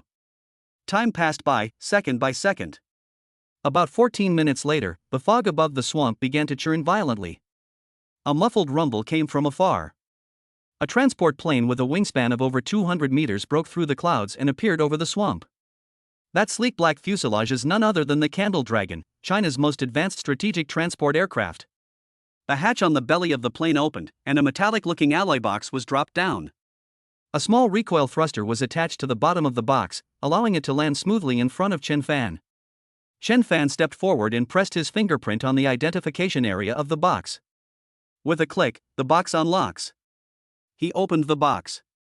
Inside is a sample tube protected by layers of low-temperature condenser tubes. The test tube contained half a tube of pale yellow, turbid liquid. This is the last bloodline of the Void Raiders. Xia Xiaoxiao came closer, looking at her curiously. Chen Fan's movements did not stop at all. He took the temperature-controlled sample box out of Xia Xiaoxiao's backpack and opened it. The completely black lotus of life lay quietly inside. Chen Fan stretched out his finger and broke off a petal from the black lotus. Then, he picked up the sample tube, unscrewed the cap, and slowly dripped the pale yellow liquid inside onto the black lotus petals. The moment the murky liquid touched the petal, the entire petal burst forth with a dazzling black light. That drop of liquid began to wriggle, multiply, and build in a way that defied all biological norms. Cells are dividing, flesh and blood are growing, and bones are forming. A blurry outline rapidly coalesced in the black light. Xia Xiaoxiao took a step back, her mouth agape, unable to utter a single word. Is this okay? A species that had been extinct for 10 years was being recreated before her very eyes from a single drop of tissue sample. The light faded. A creature, only half a meter tall, resembling a praying mantis, covered in a jet-black carapace, with scythe-like forelimbs gleaming with an eerie light, appeared in the spot. Its body was still trembling slightly, as if it hadn't adapted yet. A rank magical beast, Void Raider. Despite being just a juvenile, the aura emanating from it, capable of tearing through space, is unmistakable. I'm alive again. Xia Xiaoxiao's voice trembled. Chen Fan looked at the newly born a-level magical beast and drew his alloy battle sword. The weight was finally lifted from my heart, my plundering talent would not fail. He stepped forward and brought his knife down with a swift motion. Put! The blade sliced across the neck of the juvenile creature. The Void Raider, which hadn't even had time to let out a screech, was decapitated. Kill the Void Reaver LV.45. Talent Absolute Plunder triggered. Obtained, Grade A material, Heart of the Void Reaver. Only a heart remained in the same spot. A heart made of pure darkness, constantly distorting the light around it. Xia Xiaoxiao stared blankly at this scene. Her mind went blank. She finally understood what Chen Fan was trying to do. He's not researching genes or using any cutting-edge technology. His methods were simple, brutal, and unreasonable. Since the Void Raiders are extinct, then let's plant one again. Then kill it and get what it needs from the pitiful drop rate. No. Xia Xiaoxiao finally understood why Chen Fan was called a treasure trove. This must be cheating. Chen Fan bent down and picked up the Heart of the Void Raider. He turned to Xia Xiaoxiao and gave her new instructions. Tell the Candle Dragon not to leave. Send me to Frost Knight City. Chapter 45. Friend, are you selling your cheat? Xia Xiaoxiao hadn't recovered from what she had just witnessed, but her body had already reacted first. She raised her wrist, her fingers rapidly operating on the military terminal, not daring to waste even a second. Calling the Candle Dragon. Calling the Candle Dragon. This is Hamster. Requesting an urgent mission change. Comrade, Treasure Vault, needs to proceed immediately to the Northern Federation border, Frost Night City. She activated the wide area camera on her wrist device and pointed it at the heart of the Void Reaver, at Chen Fan's feet, which was still distorting light. Key item acquired. 10,000 meters above the swamp. The all-black Shulong strategic transport aircraft is hovering above the clouds. The bridge was completely silent. Captain Zhang Jin, an ace pilot with 20 years of flying experience, is staring at the main screen in front of him. On the screen was the real-time image transmitted back from Xia Xiaoxiao's terminal. From the moment that murky drop of liquid fell onto the black pedal, there was no sound from inside the bridge. All the crew members, including the officers in charge of fire control and navigation, stood up and gathered around the main screen. They witnessed everything that had just happened. A miracle, or rather, a divine intervention. The air inside the bridge was stifling. A young passenger in the front seat had his coffee cup tilted at some point, and the scalding liquid spilled onto his crotch without him noticing. Captain Zhang Jin has been in the industry for 20 years, piloting this transport plane that represents the pinnacle of Chinese technology. He has been to restricted areas, braved beast tides, and even participated in the siege of A-level monsters. His worldview, built up over many years, was completely overturned by that single slash on the screen. He was startled awake when Xia Xiaoxiao's communication request came through. He didn't ask what it was, nor did he need to. He picked up the communicator and strained with all his might to make his voice sound less shaky. He sent a short message to the Abyss Base Command Center using the highest level of authority within Dragon Shield. The message contained only one sentence. Target, Treasure Vault, S-rank strategic item acquired. Activate the traction beam. Retrieve the target. Zhang Jin ordered into the microphone. Change course. Target, Frost Night City in the north. Engine power up to 120%. Fly at top speed. A beam of light shot down from the belly of the Candle Dragon, enveloping Chen Fan and Xia Xiaoxiao. Chen Fan let the traction beam suck him and Xia Xiaoxiao's portable luggage up together. As I lost weight, the swamp in my field of vision shrank rapidly. A few seconds later, they were placed inside the cabin of the Candle Dragon. The alloy hatch closed after they entered, completely shutting out the swamp's poisonous miasma. Inside the cabin, several Dragon Shield agents were already waiting. Their original task was to conduct full-body disinfection and isolation checks on Chen Fan and Xia Xiaoxiao when they returned. But at this moment, upon seeing the boy who had just walked in, the sea-level ability users all stopped moving. Their movements were perfectly synchronized, standing at attention, chests out, and stomachs in. Chen Fan Xia Xiaoxiao looked at the agents around her, feeling somewhat uneasy. She took the heart, which was still distorting light, from Chen Fan's hand and hurriedly placed it into a specially made energy-suppressing container. Only when the container lid was closed was that unsettling odor shut off. Xia Xiaoxiao patted her chest, moved closer to Chen Fan, lowered her voice, and said quickly, "Do you know what you just did?" Void Raiders. They were the main force of the Northern Beast Tide 10 years ago. But since then, no one has ever seen one alive. Biologists all over the world have concluded that the genetic line of this species has been completely severed and it is impossible for it to reappear. I know it's thanks to the Black Lotus of life, but the drop rate. Xia Xiaoxiao revealed a sinister smile. Friend, are you selling your listing? Chen Fan. He ignored Xia Xiaoxiao, who was a bit dim-witted. He found a corner to sit down and closed his eyes. His consciousness sank deep into his mind, and he began to mobilize his mental energy. Under his control, mental energy was unraveled, then woven and compressed along a specific trajectory. One failure, and his mental strength collapsed. He failed twice, and the backlash from his mental energy caused a sharp pain in his head. It succeeded on the third try. A short spear made of spiritual energy condensed and took shape in his consciousness space. This is the power of ghost impact. It was quite a drain, nearly depleting 1/3 of his current mental energy. But he could sense the power contained within the short spear. Chen Fan didn't stop, continuing to repeat the process again and again, his proficiency improving rapidly. Outside the cabin, the Candle Dragon's fuselage shuddered and then began to accelerate. The roar of the fuselage breaking the sound barrier was perfectly absorbed by the soundproofing layer. Above the clouds at an altitude of 10,000 meters, the Candle Dragon left a white trail across the sky as it flew north. Meanwhile, at the Abyss base, in the command center. As Zhao Qingxan looked at the latest message from the Candle Dragon on the screen, the muscles on his scarred face twitched. He turned around and faced the generals and experts in the command room. Pass on my orders. His voice echoed throughout the command room. Order all Air Force bases and air defense positions in the Northern Theater Command, Central Theater Command, and Eastern Theater Command to take note. Open the highest priority green channel for the Candle Dragon. All flight units must unconditionally give way to it. I don't care what kind of plane it is, even if it's the Legion commander's vehicle, it has to get out of my way. Power up all radar stations along the route and clear all obstacles from the flight path to ensure it reaches Frost Knight City as quickly as possible. After issuing the order, Zhao Qingxan strode up to Chief Scientist Lin Yiming. Xiao Lin. Here. Lin Yiming straightened his back instinctively. Immediately organized the nation's top equipment manufacturing experts, material scientists, and energy engineers. I don't care where they are or what they're doing, even if they're lying in a hospital bed, get them onto the plane. You must assemble on the tarmac within 15 minutes. Then, catch up with the Candle Dragon and complete the docking. Zhao Qingxan slapped Lin Yiming's shoulder heavily. After the plane lands in Frost Knight City, I need to see the finished product of the Silence Domain Generator, within half an hour, no, within 10 minutes. Even if it's just a basic one, something that can be used once and then discarded, that'll do. Can you make that? This time, Lin Yiming neither refuted nor complained.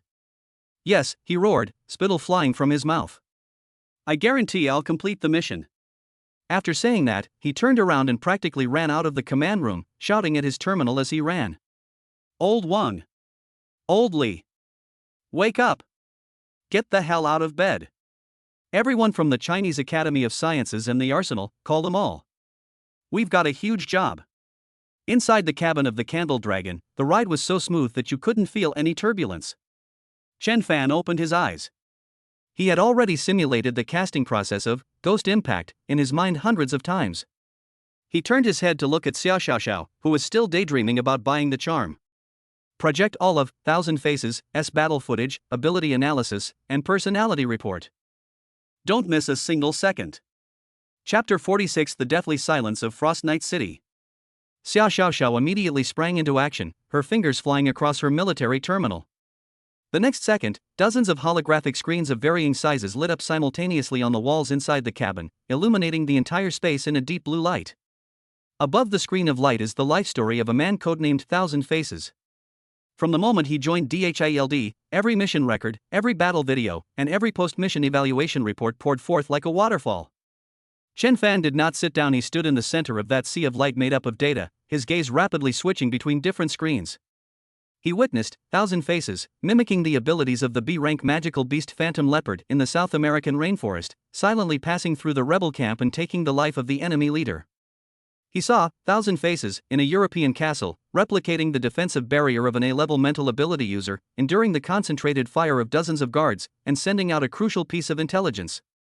He also saw 1,000 Faces in the deep sea base, imitating a water-based ability user, manipulating ocean currents to push a dirty bomb that was about to detonate into a trench 10,000 meters deep.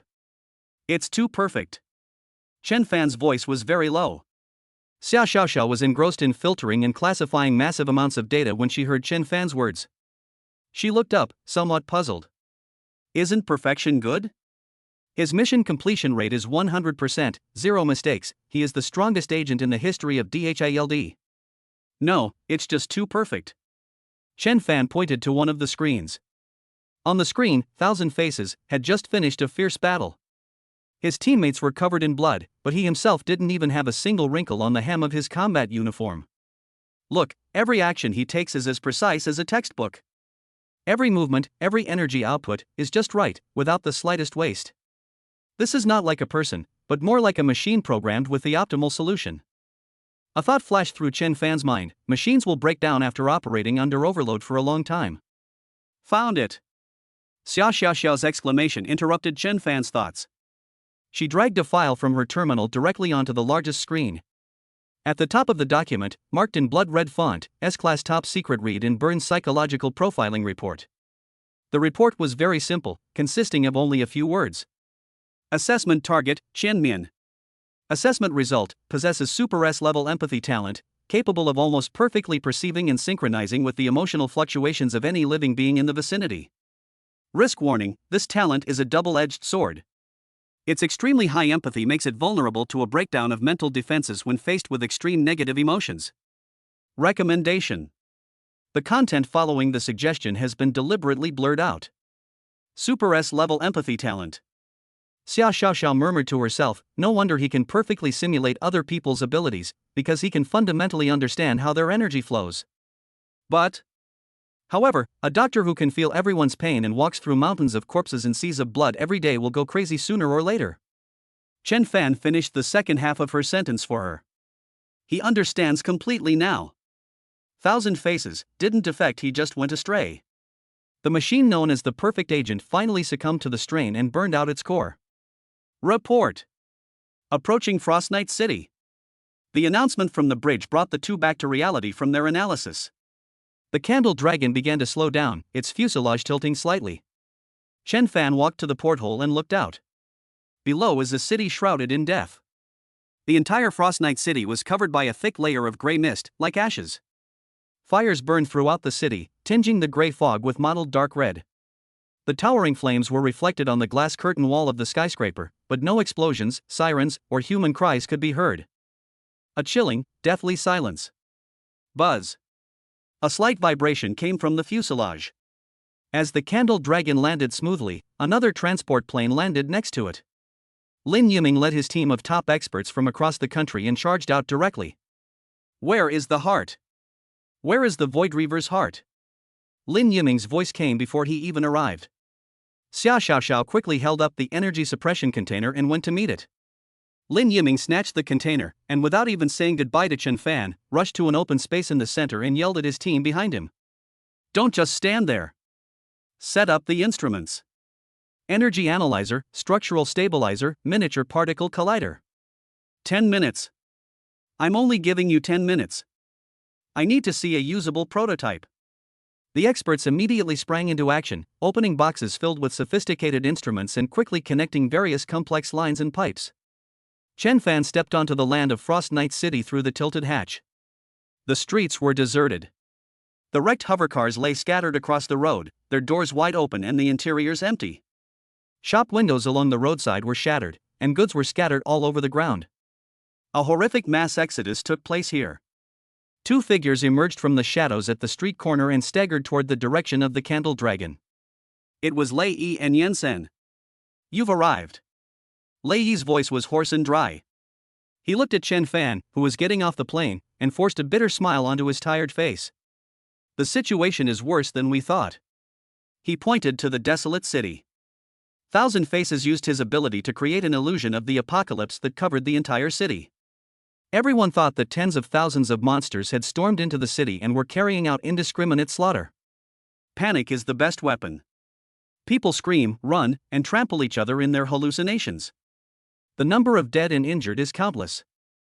His fists were clenched so tightly they cracked. By the time we forcibly shattered the illusion, it was too late. The survivors all retreated to shelters throughout the city.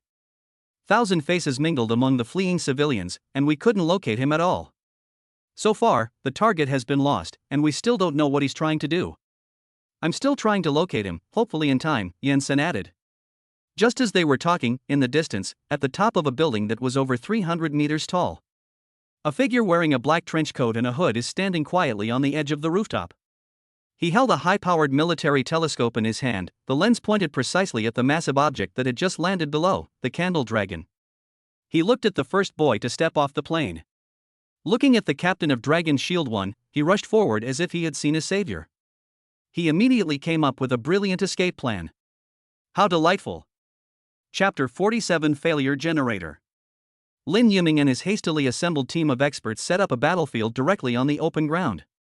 Connect the energy analyzer to port 3. Quick! Set the structural stabilizer power to 73%. Anyone who dares to overclock again, I'll break their legs. Lin Yiming himself moved back and forth between various sophisticated instruments, the muscles in his arms tense from the rapid operation. Under his command, the Void Raider's heart, which was distorting light, was placed in the center of a matrix composed of dozens of energy rings. Complex wiring extends from the heart, connecting to a series of high-speed analytical devices around it. As Lin Yiming connected the last wire, the entire matrix burst into a bright light, causing everyone around to instinctively close their eyes. The light faded, and the central heart was gone. A black sphere, about the size of a fist, with irregular patterns on its surface, floated in mid-air. It has a matte finish and absorbs all the light around it.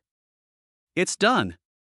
Lin Yiming wiped the sweat from his forehead, stretched out his hands, and gently cradled the black sphere, even slowing his breathing. He quickly walked up to Chen Fan and handed him the items. Prototype machine, silent domain generator. He explained, panting, the effective range is 100 meters. Once activated, it can suppress the vast majority of supernatural abilities within that range. Remember, this thing is a one-time consumable. The energy in the heart can only sustain it for 2 minutes. After 2 minutes, it will be useless. Chen Fan took the still warm sphere and felt its weight and dense texture. Behind him, the other members of Dragon's Shield 1 had also gathered around.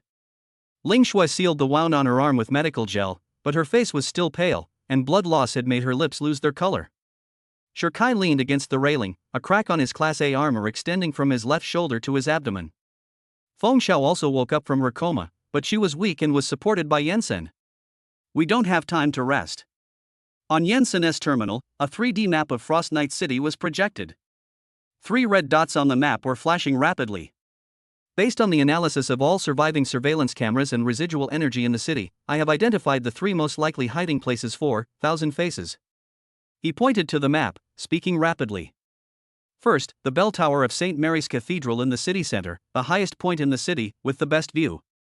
Secondly, the abandoned subway station on Line 1, which is a transportation hub of the city, with a complex underground structure that is easy to defend and difficult to attack.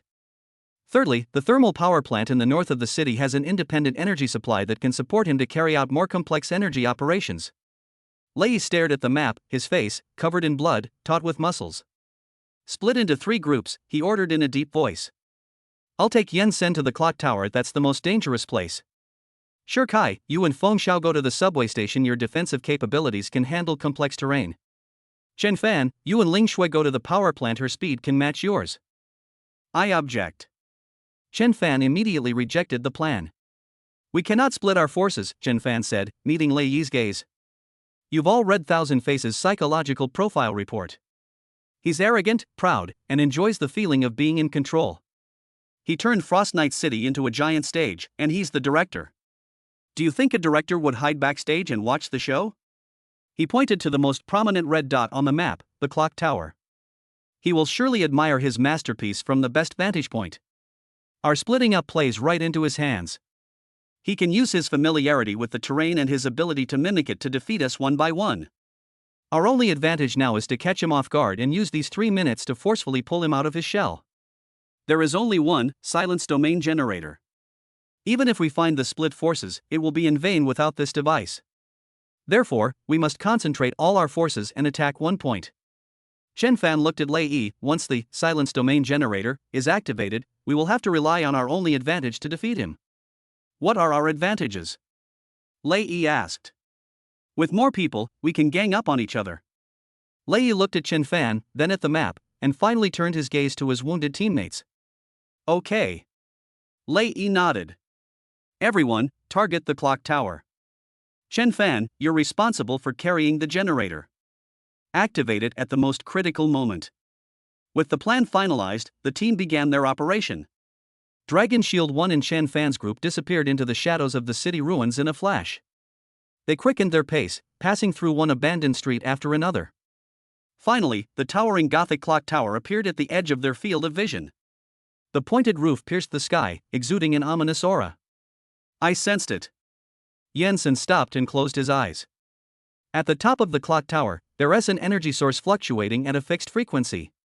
It's him, no doubt about it. Action. At Lei Yi's command, the team stopped hiding and rushed toward the clock tower's gate at top speed. Shirkai took the lead and used his massive body to smash open the heavy wooden door carved with angel reliefs. Inside the clock tower, there is a spiral staircase that extends upwards around the walls, with no end in sight. Without pausing for a moment, the team quickly climbed the steps. The sound of footsteps echoed in the empty clock tower, growing increasingly hurried. 100 meters, 200 meters, 300 meters. When they were only one step away from the top platform, Lei Yi made a hand gesture to Chen Fan. Now! Without hesitation, Chen Fan pressed the only button on the black sphere in his hand. Buzz! An invisible wave spread out from him. The ripples swept across the top of the clock tower. On Yensen's terminal, the red energy source representing 1,000 faces disappeared. We succeeded. Yensen's voice was filled with barely suppressed excitement. Superior! Lei Yi roared and was the first to rush forward. Shirkai followed closely behind, and the two of them together smashed through the last door leading to the top platform. Amidst the flying sawdust, they rushed inside. Then, everyone stopped in their tracks. The top platform was completely empty, there wasn't a soul in sight. Seeing this, Chen Fan quickly turned off the silence domain generator, which showed that there was only 1 minute left. Just then, a distorted light and shadow appeared in the air right in the center of the platform. A holographic projection was automatically activated. The figure wearing a black trench coat and a hood appeared before everyone. He took off his hood, facing all the members of Dragon Shield 1 and Chen Fan, who had held the trump card but had come up empty-handed. It was an ordinary face, but the corners of his mouth were turned up. Do you think I'm that stupid? Chapter 48. His script. On the top floor of the clock tower, a holographic projection of 1,000 faces appeared, the image stable. Silent domain is indeed a good thing to restrain me. It's a pity you're 10 minutes too late. Lei Yi's intact arm was bulging with veins as he stared intently at the projection. In the projection, 1,000 faces tapped his finger in the air, and a huge virtual screen lit up behind him. The screen displays a complete 3D map of Frost Knight City, showing every street and every building. On the map, 5 red dots are flashing in different areas. This is a gift I prepared for this city. 1,000 faces, S-Tone carried a sense of pride in showcasing his work. There are a total of 6 Black Death Butterfly samples. 5 of them have already been physically delivered to 5 different shelters through the city heating system that I modified. Yensen swayed slightly. He looked at his terminal, which was completely empty. The data link with the city had been severed. He became blind. Now, those shelters are filled with almost all the survivors of the city. The projection of 1,000 faces extends its finger and taps on the 5 red dots on the map in turn. Each time you click, the population statistics for that area will jump, eventually accumulating into a huge total. 30 minutes later, the timer on the sample container will start, and high-concentration viral aerosols will instantly fill the entire shelter. He paused, and the projected image tilted its head slightly. Of course, I have another copy. At the same time, I will launch it into another unsuspecting city. Can you guess which one? A coastal city? Or the capital? Ling Shue's breath hitched. She clutched the wound on her arm, the pain keeping her conscious. Shirkai let out a suppressed growl. Damn it! Lei Yi's roar echoed through the clock tower.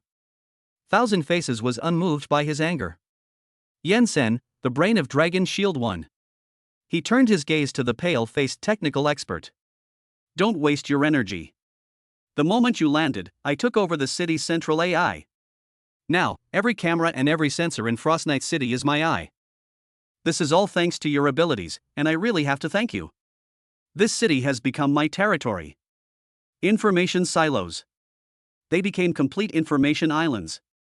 Amidst the despair, a voice rang out. What are your conditions? It's Chen Fan. He stepped out from behind Lei Yi and stood at the very front. The silence domain generator in his hand had stopped working, but he held it very firmly. This was the first time he had taken the initiative to talk to 1,000 Faces. All eyes on him were focused on him from the top of the clock tower.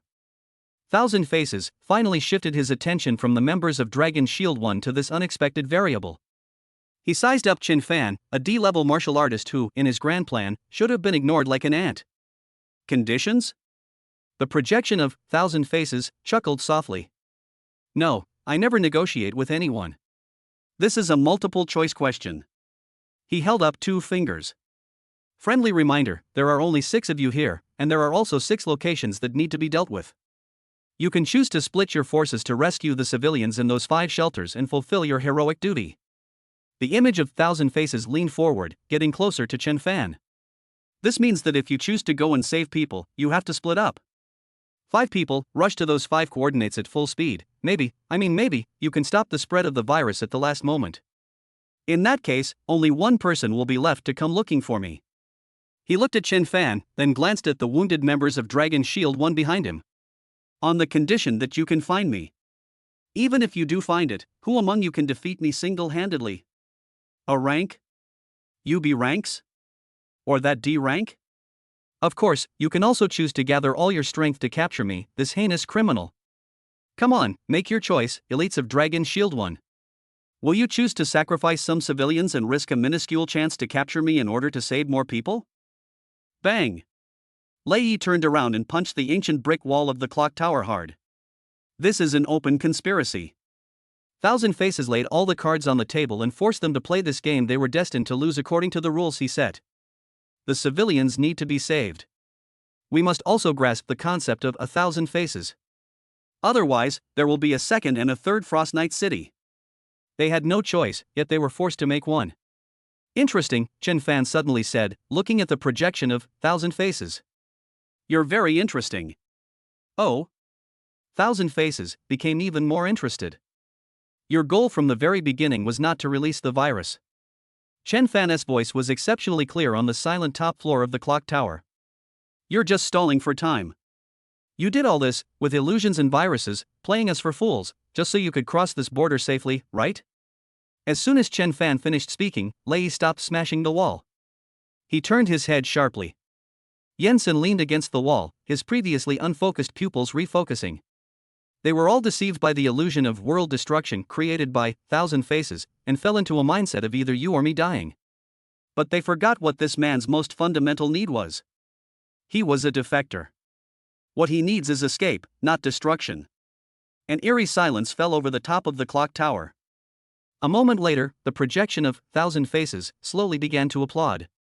Slap, slap, slap. A round of applause rang out. Brilliant. Truly a brilliant analysis. He looked at Chen Fan, for the first time abandoning his playful demeanor.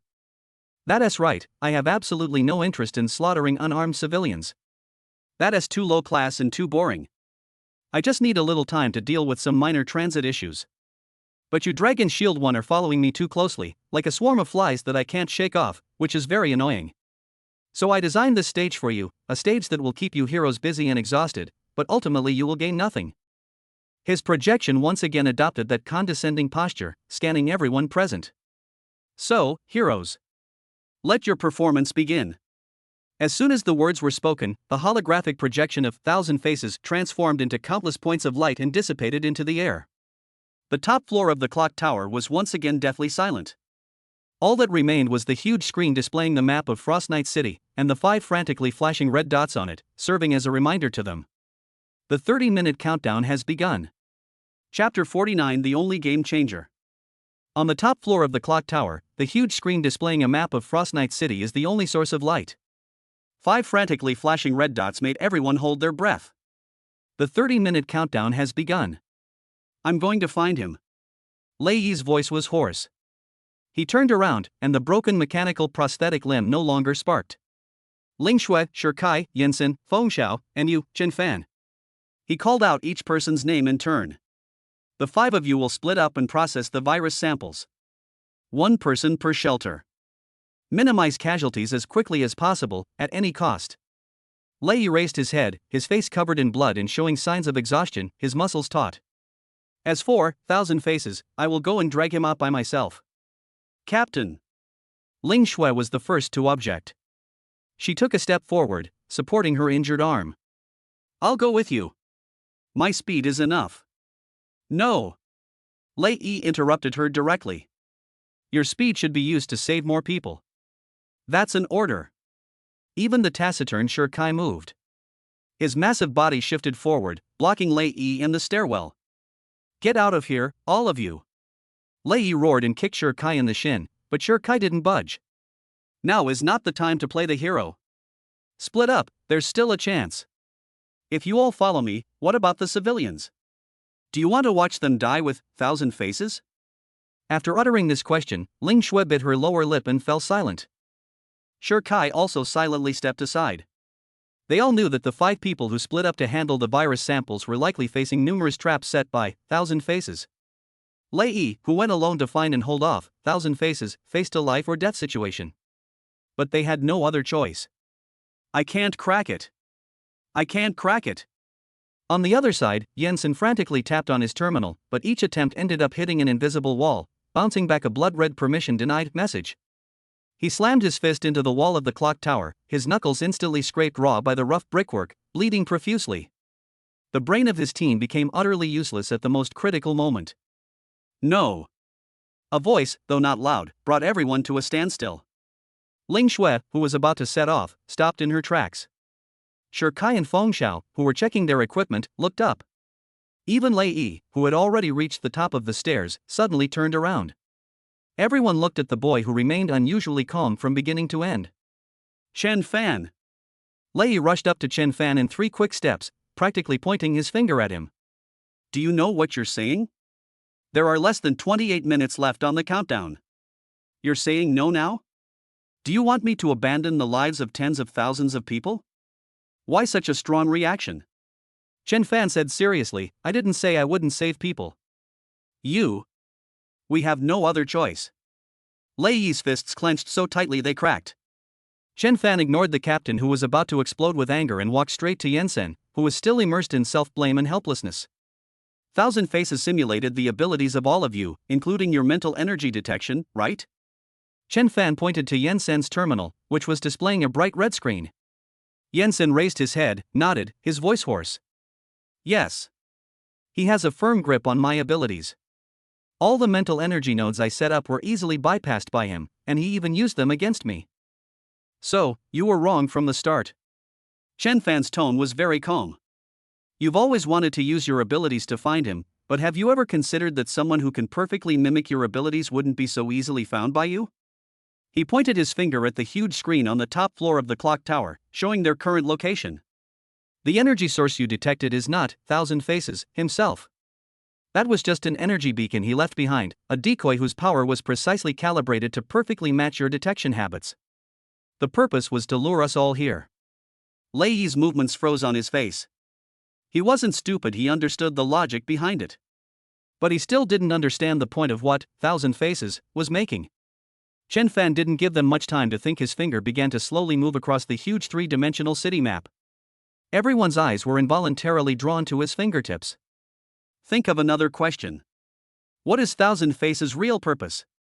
Is it to kill those civilians, release the virus in the eastern coastal cities, and then be hunted down to the ends of the earth by all the S-level powerhouses in our country? No, he just wants to run away. He did all this simply because Dragon Shield Team 1 was following him too closely. He needed time, he needed an opportunity to break free from us. A place where he can perfectly monitor the entire city and ensure that his script is performed smoothly. A place that would keep us all busy and we would never doubt it. A place where, once the 30-minute countdown ends and we are all far away, he can leave effortlessly and calmly. There is only one place that meets all these conditions at the same time. His fingers stopped. Instead of stopping on any building on the map, it stopped on the edge of Frost Knight City, at a marker representing a vehicle. The shape of the marking was that of a black transport plane with a wingspan of over 200 meters. Candle Dragon. The sound of the wind at the top of the clock tower has disappeared. Lei Yi, Ling Shui, Shi Kai, Feng Xiao, and everyone else froze in place.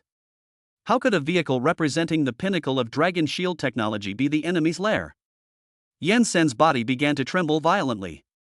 He wasn't driven by fear, but by a tremor of realization that he had figured out all the key points. The darkest place is under the lamp. He muttered to himself, his face turning deathly pale in an instant. It's the blind spot under the lamp. He simulated my ability, not to evade my detection, but to manipulate my detection results. He instructed my mental network to automatically classify the candle dragon as a safe background signal when it scanned it. He created a perfect blind spot in my perception out of thin air, one that only works on me. So from the moment the candle dragon landed, we've been right under his nose. He saw everything we did, everything we planned. Lei Yi swayed, but he managed to grab the wall beside him to keep from falling. He used his abilities to perfectly mimic one of the researchers or crew members. Asshole. Chapter 50. I want them all. Lei Yi's body tensed with anger. He turned around and strode down the stairs. Let's go back to the candle dragon. At that moment, Chen Fan stretched out his arm and firmly blocked his way. There's not much time left, don't alert them. Lei Yi's eyes were bloodshot, and he lowered his voice, each word sounding like it was being squeezed out from between his teeth. Chen Fan. Do you know what you're doing? Every second you waste is another second he has to prepare. Captain Lei Yi. Chen Fan didn't move his arm. He looked at the man in front of him, who was about to be consumed by rage. What can we do if we rush back now? Arrest and interrogate everyone on the Candle Dragon? Or just blow up the plane? Lei Yi froze. Indeed, they cannot. Before discovering the disguised identity of Thousand Faces, any extreme actions will either cause him to immediately detonate the virus or escape. Chen Fan lowered his arm. The script 4000 Faces is about saving the world. So let's act out his script. An eerie silence fell over the top of the clock tower. The members of Dragon Shield 1, these top warriors of China, all looked at Chen Fan with expressions of utter incomprehension. Ignoring their astonishment, Chen Fan walked up to Lei Yi, raised his head, and looked directly into the eyes of this A-level expert. Captain, split into 5 groups and deal with those 5 Black Death Butterfly samples as quickly as possible. Remember, the bigger the commotion, the better. Make sure he sees all of you looking disheveled and anxious. Then, he turned to Yansen. Yansen, broadcast to all the shelters at full power, tell them that a threat exists, make them panic, and make them believe that we have completely taken the bait. Lei Yi's pupils contracted. Yansen's body jolted violently. They instantly understood Chen Fan's intention. Use their own tactics against them. Use a grand performance that sweeps the entire city to completely numb that self-righteous director. By using their own pathetic state and incompetence, they create the only opportunity for the real killing blow. And what about you? Ling Shui couldn't help but speak up. She didn't understand where Chen Fan placed himself in this plan. If everyone goes to perform, then who will deliver the fatal blow? Chen Fan turned his head, looked at her, and suddenly smiled. That smile seemed somewhat jarring in such a desperate situation. I have no choice but to go and meet Thousand Faces in person.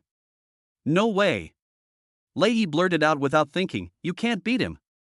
Let me go. Your plan is excellent. We'll do it your way. I'll distract him, and you two go deal with the Black Death Butterfly samples. Chen Fan looked at Lei Yi's face, which was filled with the idea that I should sacrifice myself for the happiness of millions of families, and almost laughed. He patted Lei Yi's hand, signaling him to let go. Captain, don't push yourself. Chen Fan stretched his neck, making a crisp cracking sound. Look at you all, you're all either missing a hand or a foot, or you're all listless. You'd be no better than freeloaders. He paused, then continued in a half-joking tone. Let me go, that's the best solution. You. Lei Yi was speechless for a long time after hearing his words. He was telling the truth. The entire Dragon Shield 1 team is currently injured, and their condition is less than 1/10 of what it used to be. Any one of them would have no chance against 1,000 Faces at his peak. Captain, you don't still think of me as a D-rank martial artist who needs protection, do you? To tell you the truth, I'm super brave. Lei Yi looked at the young face so close to his, and at those clear yet unfathomable eyes. He suddenly realized that he had been wrong from the very beginning. From the moment this boy appeared at the Abyss base, everyone's understanding of the world was constantly being overturned. From the treasure trove that refreshes resources, to the hero who turns the tide, and now to the commander who strategizes with great skill. He was no longer the D-rank martial artist who needed protection. Lei Yi slowly released his grip. He took a step back and nodded solemnly and deeply to Chen Fan. This action represents approval, entrustment, and, more importantly, the transfer of command. From this moment on, this young man codenamed Treasure Trove became the sole core of this operation. Be safe. Lei Yi only said these 4 words, then suddenly turned around. Everyone. Move out. There is no time to waste. Without hesitation, he led the Dragon Shield 1 team out of the clock tower. Shirkai's massive body was the first to disappear around the corner of the stairs. Ling Shui's figure blurred into a blur, following closely behind.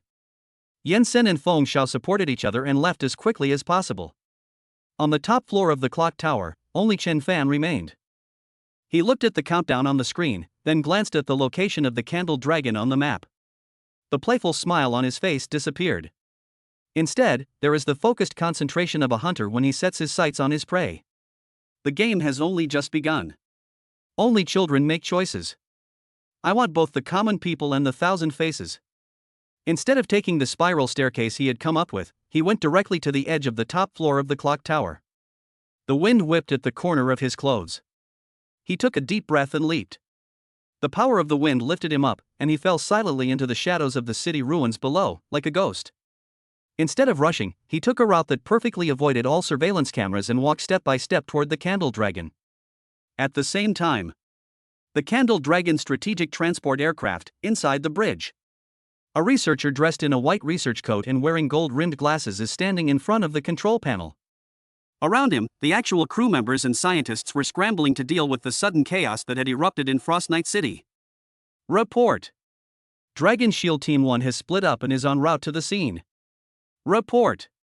The city's shelter communication system is being jammed by an unknown signal, and widespread panic is spreading. Urgent intelligence reports were gathered here, but no one was able to take effective action. Because the highest authority in this city has long been usurped. The researcher wearing gold-rimmed glasses adjusted his glasses as he listened to the noisy reports around him.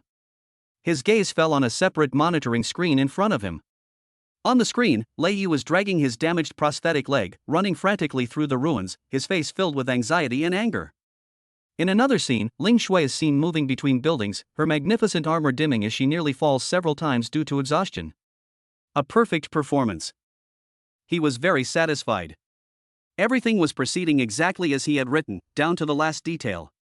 These so-called heroes are ultimately just ordinary people swayed by their emotions. He raised his wrist and glanced at the time. 25 minutes left. That's enough. This is enough to let this farce escalate to its climax. That would also be enough for him to finish up the last bit of work and then calmly disappear from the city. Chapter 51 The Director's Stage. The massive black fuselage of the Candle Dragon remained motionless on the edge of the city. Chen Fan did not approach directly, but stopped about 1 kilometer away from the transport plane. The exposed steel and concrete here would serve as a good cover. He took out a military high-powered telescope from his backpack, set it up against the broken wall, and pointed the lens at the Candle Dragon. Every detail of the Candle Dragon was clearly visible through the lens.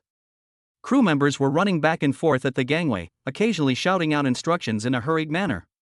Chen Fan closed his eyes. Panic and despair in Frost Knight City, along with countless chaotic thoughts, flooded his senses. The A-level skill, Mental Barrier, operates automatically, isolating these noises from the outside. He proactively adjusted his barrier, no longer blocking everything, but instead began to discern. He eliminated those thoughts that belonged to panic and despair one by one. Then he began to search. A completely different mental fluctuation lies hidden beneath all the chaos. It was a pure joy, a sense of satisfaction from being in control of everything. Found it. Chen Fan opened his eyes and raised the binoculars again. His senses pinpointed the source of that mental fluctuation. Zhulong, bridge control room. The bridge was brightly lit. Dozens of crew members and accompanying research experts were frantically working on their respective control panels. Report. The city's shelter communication system is being jammed by an unknown signal, and widespread panic is spreading. Report. Dragon Shield Team 1 has split up and is heading to the scene. Captain Lei Yi is on his way to Vault 3. Ling Shui and Shi Kai have arrived at Shelter 1 and Shelter 2 respectively. A man wearing a white research lab coat and gold-rimmed glasses stood in front of the control panel. His name is Li Wen, and he is one of the crew members traveling with the plane. He is a quiet and unassuming person. At that moment, as he listened to the report in his ear, he adjusted his glasses. His gaze fell on a separate monitoring screen in front of him. On the screen, Lei Yi dragged his damaged prosthetic leg as he ran through the ruins, his face filled with anxiety and anger. In another scene, Ling Shui moves between buildings, her armor dimming, and she nearly falls several times due to exhaustion. A perfect performance. He was very satisfied. Everything was proceeding according to the script he had written. These so-called heroes are ultimately just ordinary people swayed by their emotions. Dr. Li. A crew member ran over. The energy fluctuations inside the city are becoming increasingly chaotic. It's too dangerous for us to stay here. The captain orders all non-combat personnel to evacuate immediately in batches to a temporary safe point outside the city. Li Wen, also known as Thousand Faces, turned around and nodded to the crew member. The captain is right, it's indeed not safe here. You should organize the evacuation first. I need to back up some critical experimental data, I'll be right there. His tone was gentle and methodical, which aroused no suspicion. The crew nodded and turned to carry out the orders. Thousand Faces returned to the screen. Clear the stage. This is the next step in the script writing process. He needs an undisturbed environment to complete his final bow and then leave. On a tall building 1 kilometer away. Chen Fan could see all of this clearly through the binoculars.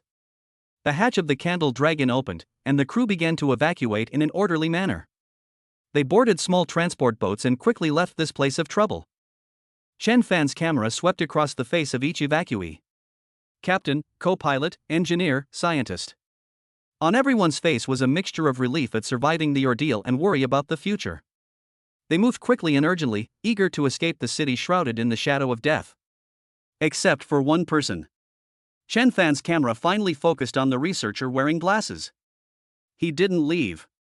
He remained standing in front of the main control console on the bridge, his gaze fixed on the surveillance screens displaying the chaos in the city. That's not the kind of reaction a researcher should have in a crisis.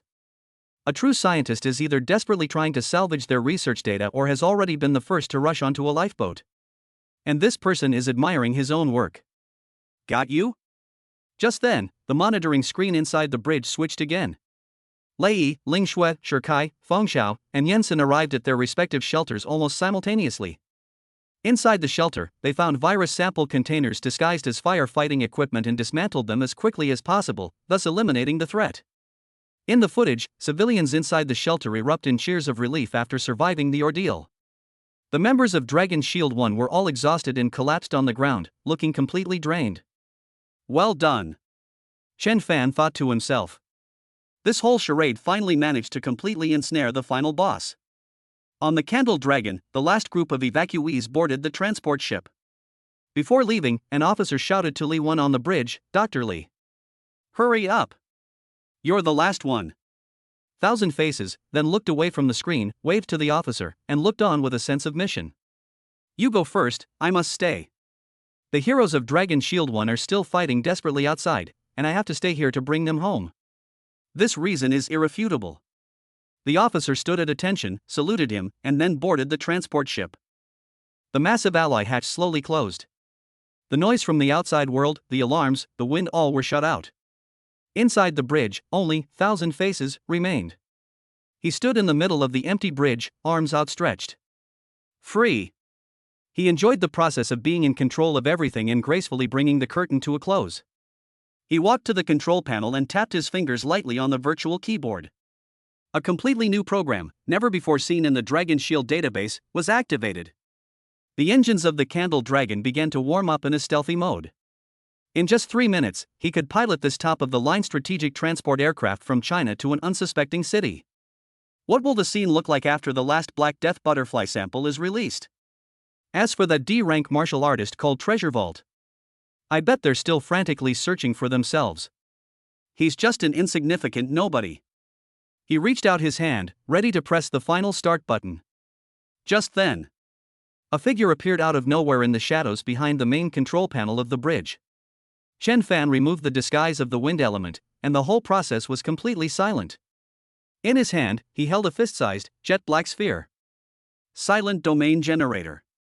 Your script is well written. A voice rang out in the empty bridge. It's a pity, the director should be replaced. Chapter 52 The Silent Minute in the Arena. The man called Li 1, also known as Thousand Faces, tensed the muscles on his face. He didn't turn back, nor did he have time to turn back. The instant he sensed someone behind him, his body's instincts beat his brain, his muscles tensed, and he prepared to unleash his powers to tear the intruder apart. He had even come up with at least 12 ways to make the other person regret ever being born. However, Chen Fan did not give him any chance. As he uttered those words, his thumb pressed down hard on the only button on the black sphere in his hand. Buzz. There was no sound, no light. An invisible wave swept across the entire bridge, centered on Chen Fan. The energy surge that was about to erupt from Thousand Faces was suddenly silenced. He felt that his connection to all the energy in the world had been brutally severed by this fluctuation. All his skills and abilities vanished. At the same time, Chen Fan's body sank. The wind element, which had always been as natural as breathing, has fallen silent. The lightness brought by the whisper of the wind vanished without a trace. The weight of my body was clearer than ever before. This is the body of a D-level martial artist. Heavy, sluggish, and full of limits. But the instant the generator started, Chen Fan's body moved forward before he could think. His objective was clear: to lock the battlefield within the small bridge area of only a few hundred square meters, giving Thousand Faces no chance to create distance and wait for the domain to expire. The astonishment of Thousand Faces lasted for less than half a second. Then, the muscles in his face contorted into a morbidly excited expression. He slowly turned around and looked at the boy who rushed in front of him and assumed a fighting stance. He even laughed. Interesting, very interesting. You actually chose to engage in the most primitive form of hand-to-hand combat with me? Thousand Faces abandoned all the mannerisms of a superhuman. He moved his neck and wrists, and his joints made a series of crisp popping sounds. He spread his feet apart, raised his hands to protect the sides of his head, and assumed a starting stance for ancient Muay Thai. Chen Fan's offensive paused for a moment. We're doomed. Although this guy doesn't have any superpowers, this is his unique muscle memory. He once perfectly simulated a retired Muay Thai master in order to carry out an assassination mission. They're no longer on the same starting line. But now, there is no turning back. Without the slightest hesitation, Chen Fan threw a straight punch with all his might, aiming for Thousand Faces' face. Thousand Faces only slightly turned its body to one side. The movement was so small as to be negligible. Chen Fan's fist grazed his cheek. It didn't work out. Before Chen Fan could change his move, an elbow strike came from the side. It was an elbow strike. Thousand Faces using her waist as an axis, she used the power of her entire body to deliver a solid elbow strike to Chen Fan's left shoulder. Click. A clear cracking sound rang out.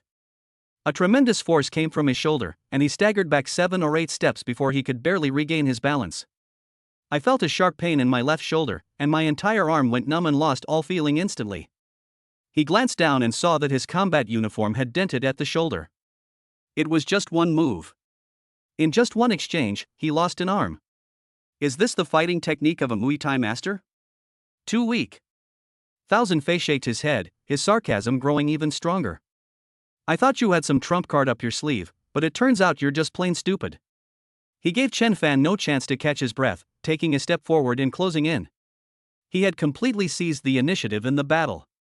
His attacks, every punch, every kick, every elbow, landed precisely on Chen Fan's joints, ribs, and lower back areas where his defenses are weak. There are no fancy moves, only the simplest way to kill. He was thoroughly enjoying the game. Bang! Chen Fan used his only intact right arm to block a high whip kick aimed at his temple. The immense force made his entire arm go numb, and he lost his balance again. Thousand Faces seized the opportunity and delivered a knee strike to his abdomen. Chen Fan arched his back, his stomach churning violently. Too slow, your reaction is too slow. Your strength isn't even enough to tickle me. Is that all you're capable of, comrade, treasure trove?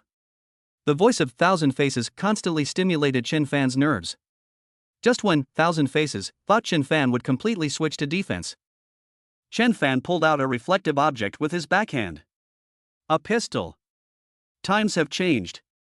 Bang! Bang! Bang! The oppressive bursts of gunfire not only forced back Thousand Faces' attack but also left several streaks of blood on his shoulder. But Thousand Faces did not fall down. Instead, his mouth stretched even wider and his face became even more sickly. Without a moment's hesitation, he charged at Chen Fan again. I have S-class physical abilities. You underestimate me a bit. Bang! The fist, aided by explosive kinetic energy, smashed a large hole directly into the fuselage. If Chen Fan had acted even a second later, the consequences would have been unimaginable. Is this guy a monster? If only my marksmanship were a little more accurate. Thousand Faces' offensive became more aggressive. He no longer played games, every move he made was deadly. A low kick landed precisely on Chen Fan's right knee, the leg supporting his body. Chen Fan's knees buckled, and he uncontrollably knelt forward. Without any pause, Thousand Faces kicked out, striking Chen Fan squarely in the chest. Bang! Chen Fan flew backward and crashed heavily into a row of servers. The server's metal casing was severely deformed from the impact, triggering an alarm. Puff! Chen Fan coughed up a mouthful of blood, which splattered onto the floor in front of him. Every part of my body aches. He tried to stand up, supporting himself on the ground, but his body wouldn't obey him. He tried twice, but both attempts ended in failure. Time has never felt so long. The temperature of the black sphere on the ground rose sharply, and fine cracks began to appear on its surface. The overloaded humming sound grew louder and louder. There are only 10 seconds left. Only he knew the exact time when the device failed. This is another trump card that Chen Fan has designed. From the very beginning, he had prepared for the worst. Footsteps approached from afar. Thousand Faces walked up to him and looked down at him. Your courage is commendable. But now, the game is over. Thousand Faces lifted her foot, the sole of her shoe aimed at Chen Fan's head. Chen Fan looked up at the fallen shoe sole. The cracks on the surface of the silence domain generator had spread to their limit, and the ear-piercing buzzing sound stopped abruptly at that moment. The countdown has reached 0. Chapter 53, the final trump card. Within a fraction of a second that the domain disappeared and before the consciousness of Thousand Faces had fully taken over that immense power, Chen Fan focused all his will on the skill model in his mind that he had simulated hundreds of times. Ghostly impact activated. Chen Fan's mental energy was drained by 1/3. An invisible force emanated from the depths of his consciousness and penetrated into the brain of Thousand Faces. Driven by her body's instincts, a light blue energy shield condensed on her body surface. That was a defense he copied from an A-level guardian, strong enough to withstand armor-piercing bullets. But this shield was ineffective against that invisible mental attack. The attack ignored the S-rank physical body of Thousand Faces, and directly pierced into the core of his consciousness. Thousand Faces' body trembled. The foot that was about to fall froze in mid-air. His head tilted to the side, his movements froze, and his whole body stiffened. A piercing pain shot through my brain. A sharp whistle bursts from her throat. He abandoned his attack on Chen Fan, clutched his head with both hands, and staggered backward due to the excruciating pain. Blood seeped uncontrollably from the corners of his eyes, nostrils, ear canals, and mouth. Bleeding from all 7 orifices. In order to maintain the illusion of the entire Frost Knight city, and at the same time monitor and guide the actions of Dragon Shield 1, his mind was already under constant strain. Chen Fan's ghostly impact precisely struck the most vulnerable point in his mind. Now! Despite the pain all over his body, Chen Fan rolled over and escaped from under the feet of Thousand Faces. My left arm was numb, and my right arm was tingling from blocking. With each breath, I felt pain in my chest. He used his intact right arm to support himself on the ground and maintain his balance. Within his body, the whisper of the wind talent was reactivated, and the feeling of lightness returned. You deserve to die. Thousand Faces briefly regained a sliver of clarity from that excruciating pain. He looked up, his face covered in blood and grime, his muscles twitching with rage.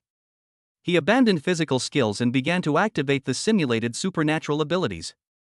He raised his hand, and a high-voltage current gathered in his palm, transforming into a long electric arc whip that lashed towards Chen Fan with a crackling sound.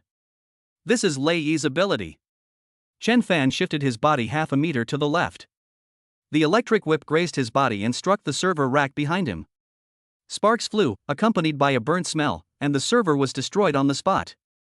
While dodging, Chen Fan noticed that Thousand Faces' movement of wielding the electric whip caused a slight, unnatural stiffness. This is a manifestation of decreased bodily control after a severe mental trauma.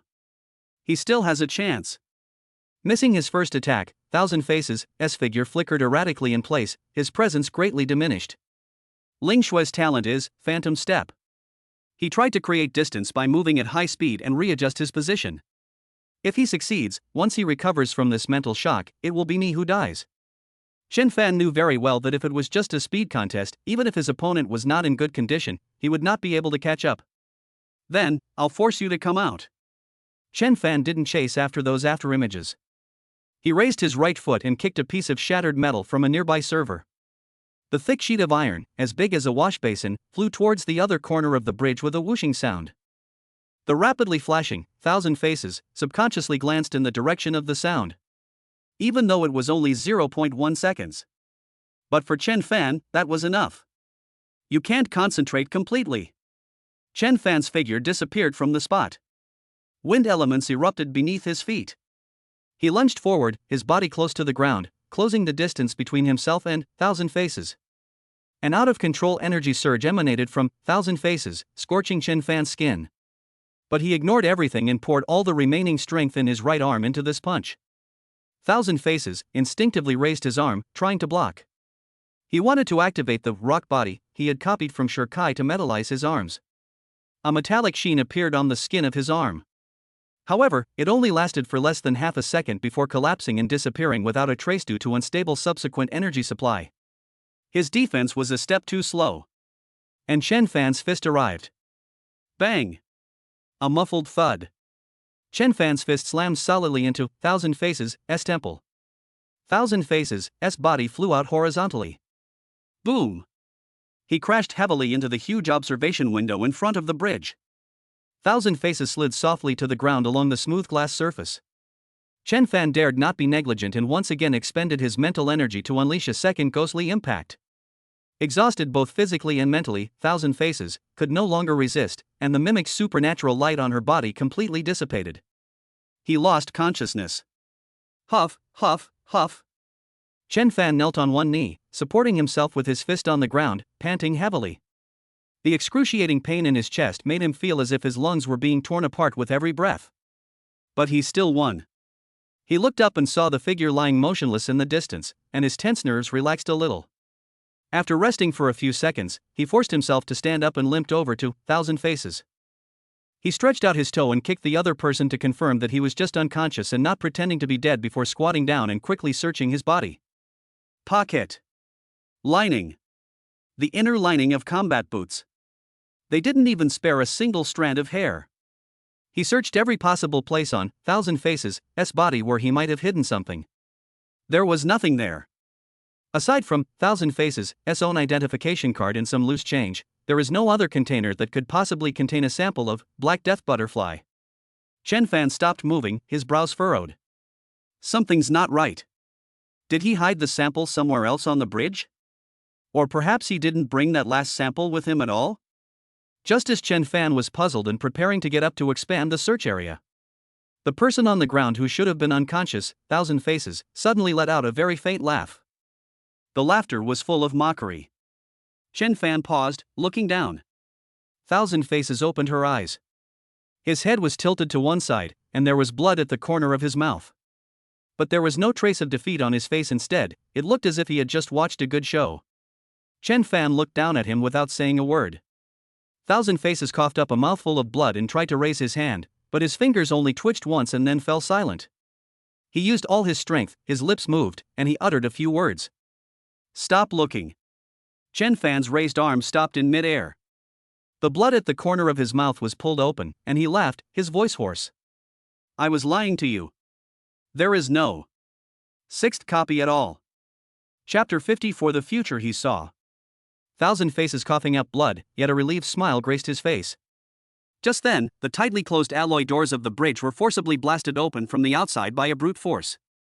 With a deafening clang of metal twisting, Shirkai's massive body was the first to rush in. Behind him was Ling Shui, who moved so fast that she left only a blur, and Yen Xin and Feng Xiao, who were supporting each other but still moving swiftly. When they saw the scene inside the bridge, everyone stopped moving. Chen Fan stood in the center of the bridge, his left arm hanging limply at his sides, his combat uniform covered in tears and bloodstains, but he stood very steadily. Not far from his feet, the S-Class defector, Thousand Faces, who had caused their entire squad to struggle and nearly wiped out, lay on the ground like a lump of mud, unconscious. Chen Fan. The last one to rush in was Lei Yi. He rushed forward, grabbed Chen Fan's uninjured arm, and looked him up and down anxiously to check his injury. Are you all right? You? His words caught in his throat. Because he saw the Thousand Faces lying on the ground, barely alive. What does this tell us? This shows that this D-rank boy, without any support, defeated an S-rank defector who could have easily manipulated their entire A-rank squad. This is beyond outrageous. This is trampling on the self-esteem of these so-called elites. I'm fine, Captain Lei. Chen Fan grinned, then a sharp pain shot through him. My shoulder is dislocated, and the bone might be cracked. He glanced at Thousand Faces, lying on the ground. This guy is much tougher than we thought. Ling Shui quickly stepped forward, took out medical gel from her tactical backpack, skillfully tore open Chen Fan's combat uniform on his shoulder, and began to treat the wound. They're all here. A faint voice made everyone stop what they were doing. Everyone turned to look.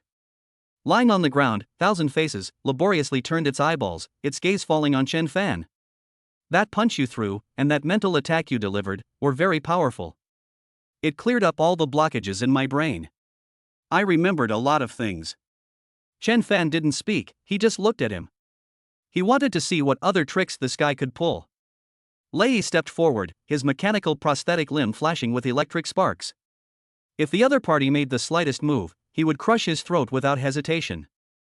My real ability is not simulation. Thousand Faces ignored Lei's threat and continued talking to himself. It's information theft.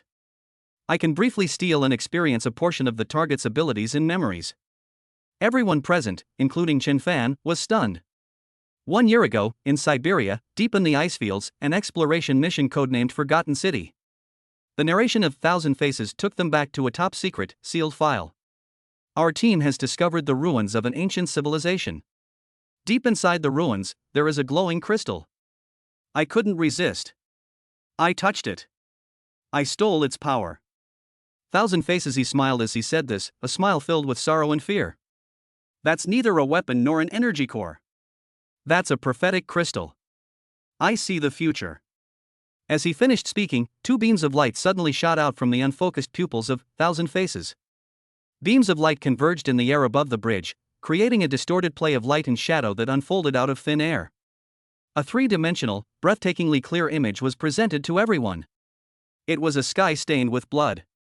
Beneath the sky lies the vast eastern coastline of China. But at this moment, that once bustling coastline has completely collapsed. Countless once glorious cities have been reduced to burning ruins. Skyscrapers, like gnawed skeletons, collapsed onto streets submerged by seawater. The seawater was black. Each rise and fall of the tide sweeps more wreckage and corpses into the abyss. Corpses littered the fields. As the camera zoomed in, they saw the iconic twin towers of the coastal city, now only half built, covered by countless barnacles and strange marine plants. They saw that the city wall of the capital had been forcibly breached by some enormous force, creating a gap hundreds of meters wide. Inside and outside the breach, there were mountains of corpses belonging to humans and various magical beasts. The scene changed again. A massive base located deep underground is shaking violently and collapsing. Countless researchers and soldiers in dragon shield uniforms were buried alive in the collapsing metal and rocks. That's the Abyss base. In the base's command center, Zhao Song, the man who always stood tall with a scar on his left eye and was known as the guardian of the nation, was kneeling on one knee. A black, sharp spike pierced his chest.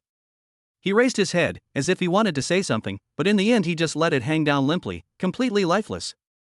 In the image, an indescribable shadow looms over the entire sky.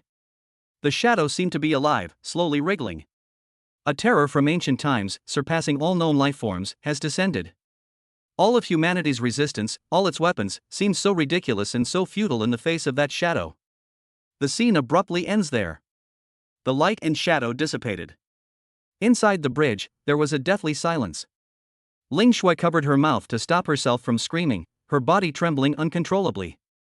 Lei Yi stood still, motionless, like a statue. Chen Fan stood there, his breath caught in his throat. He finally understood. Understand where the resonance of the deep sea throne comes from.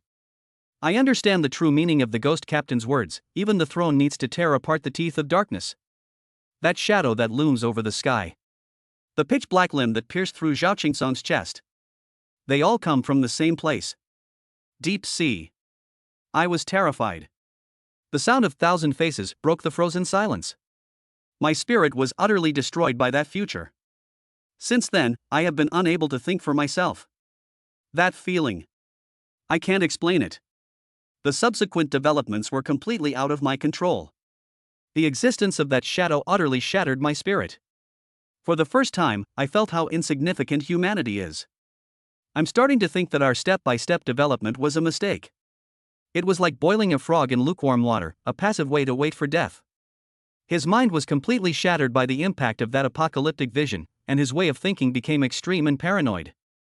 We must use more extreme methods to artificially create a controllable crisis. A crisis that could force the entire nation into a wartime state ahead of schedule. Only then will we have a glimmer of hope. Stealing the Black Death butterfly virus was just the first step in his insane plan. He wanted to use a nationwide biohazard crisis to forcibly integrate all of China's medical and scientific research resources as a rehearsal for the real apocalypse. I choose to be the villain who lights the flames of war. On the face of the thousand faces, there was a sadness that was indistinguishable between crying and laughing. Unfortunately, I failed. I hope this little bit of information I've left behind will help you prepare. Chapter 55 Heroes and Sinners. Thousand Faces. The final laughter echoed in the empty bridge, and the apocalyptic scene constructed by spiritual power dissipated into specks of light.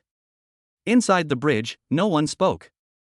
The members of Dragon Shield 1, these warriors who were used to life and death, all looked at the man on the ground, barely breathing, with complicated expressions. Enemy? Criminal? Or was he a pathetic prophet crushed by the future? They don't know.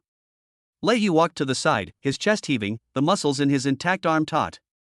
Finally, he spoke, emphasizing each word. His method is wrong. Whatever his original intention, he killed thousands of innocent civilians in Frost Night City. He is a sinner, and that will never change. Lei Yi's voice defined this chaotic operation. But Captain, what if the future he saw is real? Yansen adjusted his glasses. Logically speaking, sacrificing 1,000 people to force the entire civilization to enter a state of war preparedness ahead of schedule is a logical step. To try and gain even a 1% chance of survival in that inevitable catastrophe, is this a worthwhile trade? Yansen. Ling Shui's voice rose. That's more than 1,000 lives. Not the data on your terminal. They had families, they had friends, they knew nothing, they just died in panic and stampedes. I'm not denying that, Jensen said, avoiding Ling Shui's gaze. I'm just raising a possibility. A possibility we have to face. Shi Kai, who had been silent all along, spoke in a deep, muffled voice. Our duty is to protect, not to choose who should live and who should die. His despair was real. Feng Xiao rubbed his temples, his face pale. When I regained consciousness, I sensed his mental fluctuations. It was a kind of madness where all hope had been emptied out, leaving only the desire to destroy. The images he saw were, to him, reality that had already happened. For the first time, a difference in ideology emerged within the team. Everyone held firm to their own position, yet everyone was also swayed by that blood-red future. Just as the argument was about to escalate, Chen Fan interrupted them. He limped over to Thousand Faces' side and looked down at the man who was already in a semi-comatose state. No matter what he saw, no matter how profitable his calculations were, he deprived others of the right to choose. He wanted to be a savior, but he never asked whether the people of this world were willing to be saved by him in this way. He didn't even give those people the chance to choose whether to fight or surrender, to live or die, after they learned the truth. Lei Yi looked at Chen Fan, and the tense lines on his face softened. The others also fell silent. Just then, the main communication channel on the bridge emitted a soft beep. Zhao Qingsong's weathered face appeared on the main screen. The background is the command center of the Abyss base. He remained silent, simply watching the people on the screen. He has already seen and heard everything that happened here through synchronous transmission. Lei Yi. Yes, Director. Lei Yi immediately stood at attention and answered loudly. Bring the defector, Thousand Faces, back to the Abyss base and detain him on charges of S-level treason, pending the Supreme Court's verdict. All of his personal files are classified as top secret and permanently sealed. No one may access or discuss them in any form. Yes. Zhao Qingsong's gaze swept over everyone on Dragon Shield 1, finally settling on Chen Fan. Everything you just saw and heard is unverified intelligence and speculation. Now, as the Supreme Commander of Dragon Shield, I order you to forget it. Our enemies are the monsters before us, the lurking traitors, not some vague and uncertain future. I do not want the ravings of a traitor to shake the morale of my most elite troops. Did you all understand? Understood, the Dragon Shield 1 team members responded in unison. The main communication screen is closed. But the next second, Chen Fan's personal terminal on his wrist vibrated slightly. It was Zhao Qingsong's private encrypted communication. He stepped out of the cabin and made the call. Zhao Qingsong's face reappeared, and this time, he was the only one on the screen. He took off his military cap, revealing the gray in his temples. He looked at Chen Fan without saying a word for a long time. Kid. He finally spoke. As the old saying goes, be the first to worry about the world's troubles and the last to enjoy its pleasures. I'll tentatively believe what he saw. Chen Fan's body tensed up almost imperceptibly. Zhao Qingxuan leaned forward slightly, facing the anxious young man on the screen. So, I need you. The country needs you. You need to become stronger, stronger than anyone else. I need you to plunder like crazy, to use your talents to fill our empty arsenal, to arm our army, and to raise the overall strength of the nation. I need you to turn that damn future around. Can you do it? Chen Fan did not answer immediately. He felt the intense pain emanating from his body. It was real. But this pain is nothing compared to the heavy expectation in the other person's words. He raised his head to meet Zhao Qingxuan's gaze. I'll do my best. Communication was cut off. Inside the bridge, Yensen had already begun emergency repairs on the main control system that had been forcibly breached. The Candle Dragon's backup power was activated, emitting a low hum. The system has basically recovered, we can return now. Yensen wiped the sweat from his forehead. Lei walked to Thousand Faces' side, used a specially made energy-suppressing handcuff to cuff his already unconscious hands, and then dragged him to the temporary confinement room. The crisis in Frost Knight City has been resolved. The massive fuselage of the Candle Dragon slowly rose into the air, changed direction, and flew towards the Abyss base. Chen Fan didn't talk to anyone. He walked to a corner of the cabin and sat down alone. He took out a fist-sized blue crystal throne model from his tactical backpack, the Deep Sea Throne. The power of a throne should not be limited to domination and protection. It also needs to tear apart the sharp teeth of darkness. The Ghost Captain's words echoed in his mind once again. Chen Fan gripped the throne model tightly in his hand and turned his gaze to the porthole. Below, there are endless mountain ranges and plains. And further south, on that endless coastline, the night was falling. A mysterious power from the deep sea. Chapter 56 Video Call from Parents. The Candle Dragon landed smoothly at the secret spaceport of the Abyss base. The hatch opened, and the medical team and logistics personnel waiting outside immediately stepped forward. Lei, Ling Shui, Shirkai, Yensen, and Feng Xiao, this elite special operations team from China, are all wounded at this moment. They were quickly transported to the base's dedicated medical area and psychological intervention center. Chen Fan's injuries were relatively minor. His dislocated shoulder had been reset and the fracture had been stabilized. He refused the medical team's stretcher and limped down the gangway on his own. He was greeted by Zhao Qingxuan. Come with me. Zhao Qingxuan didn't waste any more words and turned to leave. Chen Fan followed behind him, passing through a series of alloy passages, and finally arrived at the command center. It was quieter here than when he left. The holographic sand table was closed, and only a few staff members remained at their posts. Zhao Qingxuan waved his hand, signaling everyone to leave. In the command room, only he and Chen Fan remained. Sit down. Zhao Qingxuan pointed to a chair next to him. Chen Fan sat down as instructed, but his stiffness made his movements somewhat distorted. Zhao Qingxuan pulled up a chair and sat down opposite Chen Fan. Neither of them mentioned Thousand Faces again, nor did they mention that blood-red future. Dragon Shield 1 needs to rest for a while, Zhao Qingxuan said, breaking the silence. This time, they were seriously injured, especially mentally, and need professional psychological intervention. What are your plans next? Zhao Qingxuan asked, looking at him. I'll recover through training first, Chen Fan replied. Right now, my body can't keep up with my abilities. I approve. Zhao Qingxuan nodded. All the training facilities at the base are open to you 24 hours a day. Just tell me what level of sparring partner you need. After recovery, Zhao Qingxuan leaned forward slightly. The production of supplies cannot stop. Throughout the country, in dozens of war zones, hundreds of secret research projects are all waiting for the rice to be cooked. And you? Zhao Qingxuan pointed at Chen Fan. You are the only chef. Chen Fan put down his teacup. The country needs him.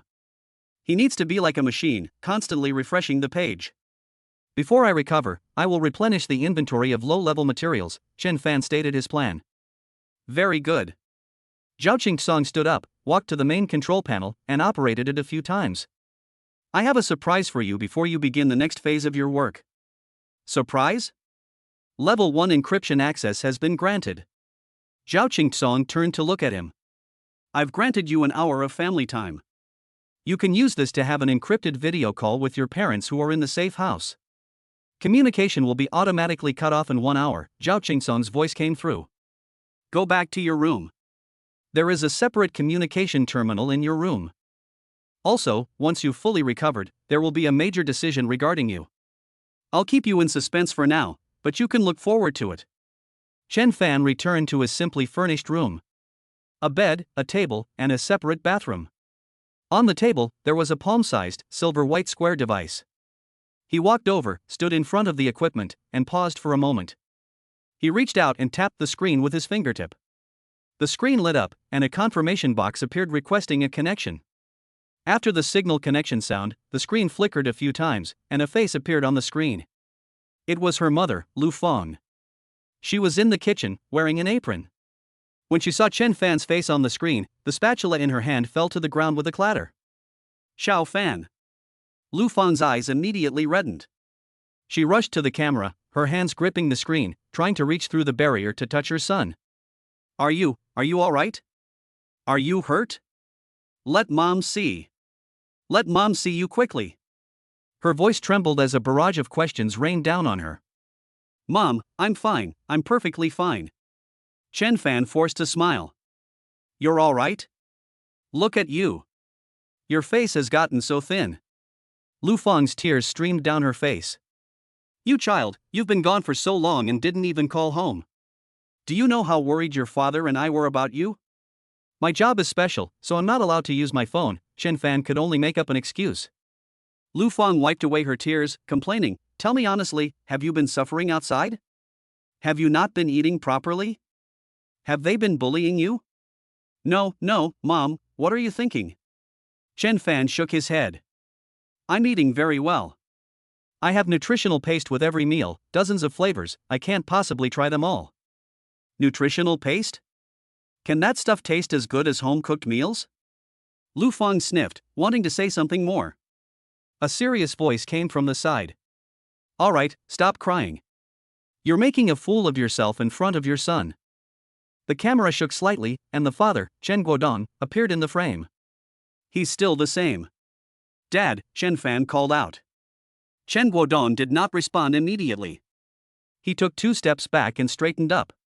Then, he took a few steps in front of the camera and even jumped twice on the spot. His movements were steady, and his leg, which had been injured before, was full of power. See, I'm all better now. Chen Guodong walked back in front of the camera. The medical staff said that my physical functions have now recovered to the peak level of 20 years ago. That's good. How's work lately? Is everything going smoothly? It went quite smoothly. Maintain good relationships with your comrades, Chen Guodong advised. In the military, unity is the most important thing. Don't engage in individual heroism no matter how strong one person is, they can't compare to a collective. I understand, Dad, Chen Fan replied. His colleagues really took good care of him. What are your colleagues like? Are they easy to get along with? Lu Feng's voice squeezed in from the side again, pushing her husband's face out of the screen. Everything's fine. Captain Lei takes good care of me, and everyone else is a good person too, Chen Fan replied vaguely. That's good. The hour-long call passed quickly. When the terminal emitted a 10-second countdown tone, Lu Feng's eyes reddened again. Xiao Fan, you need to take good care of yourself and make sure to eat on time, okay? Okay, Mom. When you have free time, call home. Just before the call was cut off, Chen Guodong, who hadn't said much, pushed his wife aside and stood straight in front of the camera. Son, be careful. Dad and Mom are proud of you. The screen went black. Communication was cut off. Chen Fan sat in the room, staring at the black screen, his fingers still resting on the cold device. His father's last words, I'm proud of you, kept replaying in his mind. He recalled the apocalyptic vision that, Thousand Faces, had seen. A burning city, shattered homes, and Zhao Qingson lying in a pool of blood. He couldn't let those images become reality. Absolutely not. Chen Fan ignored the throbbing pain from his wounds. He stood up, opened the door, and walked straight to the training room deep inside the base. Chapter 57 The Future Captain. Chen Fan pushed open the alloy door of the gravity training room. He walked to the central control panel and dragged the gravity adjustment option from 1 to 3 times. A pressure was pressing in from all directions. Chen Fan's body sank down, and he had to bend his knees to steady himself. He began to move his hands and feet, doing the most basic warm-up exercises. Every movement was several times more difficult than usual. But he didn't stop. The blood-red future, the burning city, and Zhao Qingsong's fallen figure kept replaying in his mind. There's not much time to waste. After a brief warm-up, Chen Fan started the combat training program. A robot made of light and shadow appeared in front of him. Its movements were standard, straight punches, hooks, and sweeping kicks, without any fancy moves, each attack aimed at the vital points of the human body. Chen Fan calmed himself down and began to fight back against the mimicry robot. Under 3 times the gravity, his speed and strength were greatly reduced, and his originally smooth movements became sluggish. He can only compensate for his physical disadvantages by relying on more accurate predictions and simpler fighting techniques. Just as he was gradually adapting to this rhythm and immersing himself in this extreme pressure, the alloy door of the training room was silently opened from the outside. Chen Fan's attention was drawn to the commotion at the door. He dodged a whip kick from the robot by sidestepping it, glancing at the door out of the corner of his eye. A group of people walked in. The young man at the head of the group was very tall and wore a specially made lightweight suit of armor. Behind him followed a group of researchers in white lab coats, each holding various recorders and terminals, trailing him by about half a step. Chen Fan knew this person. Song Xian, an awakened one from the same school, but a level magic swordsman, a rare profession, a prodigy. Song Xian stopped at the entrance of the training room. He had come here to conduct extreme data tests on the new equipment. But when he saw Chen Fan training alone in the center of the field under 3 times the gravity, he paused for a moment. Chen Fan? How can a D-level martial artist maintain such standard fighting movements under this level of gravity? This is quite unusual. He turned his head, lowered his voice, and asked a chief researcher next to him. Why would a D-level martial artist have permission to use an A-level training room? The researcher glanced at Chen Fan, then at Song Xian, and replied somewhat awkwardly, this was specially approved by Director Zhao. We don't know the specific reasons either. Special approval from Director Zhao? Song Xian stopped asking questions. He waved his hand, signaling the researchers to prepare equipment in the nearby testing area, and then strode over to Chen Fan. Chen Fan blocked the mimic robot's attack with an elbow strike, then pressed the pause button, and the light and shadow robot turned into light spots and dissipated. He stood there, his chest heaving, panting heavily. The foundation is fairly solid. Song Xian's voice rang out beside him. Unfortunately, the career ceiling is too low. The path of a martial artist is basically the end. Without a fortuitous encounter, it's as difficult as ascending to heaven. Chen Fan turned his head and looked at the man who seemed to have an aura about him. He wasn't angry at the other person's comments. Instead, he picked up the towel hanging around his neck and wiped the sweat from his face. He looked at Song Xian very seriously and began to speak in a solemn manner. Thank you for your guidance. Indeed, serendipitous encounters are something you can only hope to happen to. Looking at Chen Fan's sincere face, Song Xian didn't know how to respond for a moment. He coughed lightly, his expression somewhat unnatural. In order to get revenge, he decided to try a different approach. It's only right to give some pointers to newcomers. He took a step forward and lowered his voice. To tell you the truth, besides testing the equipment, I'm also here waiting for some notification. Director Zhao is about to assemble a brand new elite team directly under the headquarters of Dragon Shield Bureau, and I am definitely the designated captain. After he finished speaking, he made a point of observing Chen Fan's reaction. Chen Fan nodded. So you're the future captain, my apologies.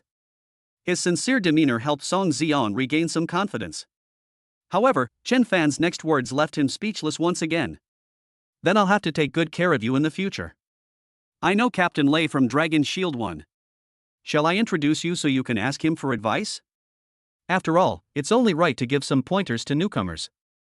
Song Xian frowned, his anger rising. He found himself completely unable to keep up with this guy's train of thought. Seeing Chen Fan's expression, Song Xian completely gave up on the idea of having an in-depth conversation with him. He reached out and patted Chen Fan's shoulder heavily. Work hard. Our team might need you to help with some logistical work in the future, like moving supplies or something. After saying that, he didn't linger and turned to walk towards the other testing area. He needed to vent his frustration through an equipment test. Chen Fan watched his retreating figure, stretched his shoulders that were a little numb from being patted, and muttered to himself, he's pretty strong. He ignored the prodigy and restarted the training program, throwing himself into the battle against the mimicry robot. 2 hours later, Chen Fan dragged his tired body out of the training room. Although I was exhausted, the feedback from every muscle was crystal clear. He returned to his room, took a shower, and was about to rest when his personal terminal on his wrist suddenly vibrated. It was a communication from Zhao Qingsong. Is training over? Zhao Qingsong's serious face appeared on the screen. Just finished. Very good, now let's go to conference room B7. Communication was cut off. When Chen Fan pushed open the door to conference room B7, he found several people already sitting inside. Zhao Qingsong sat in the main seat.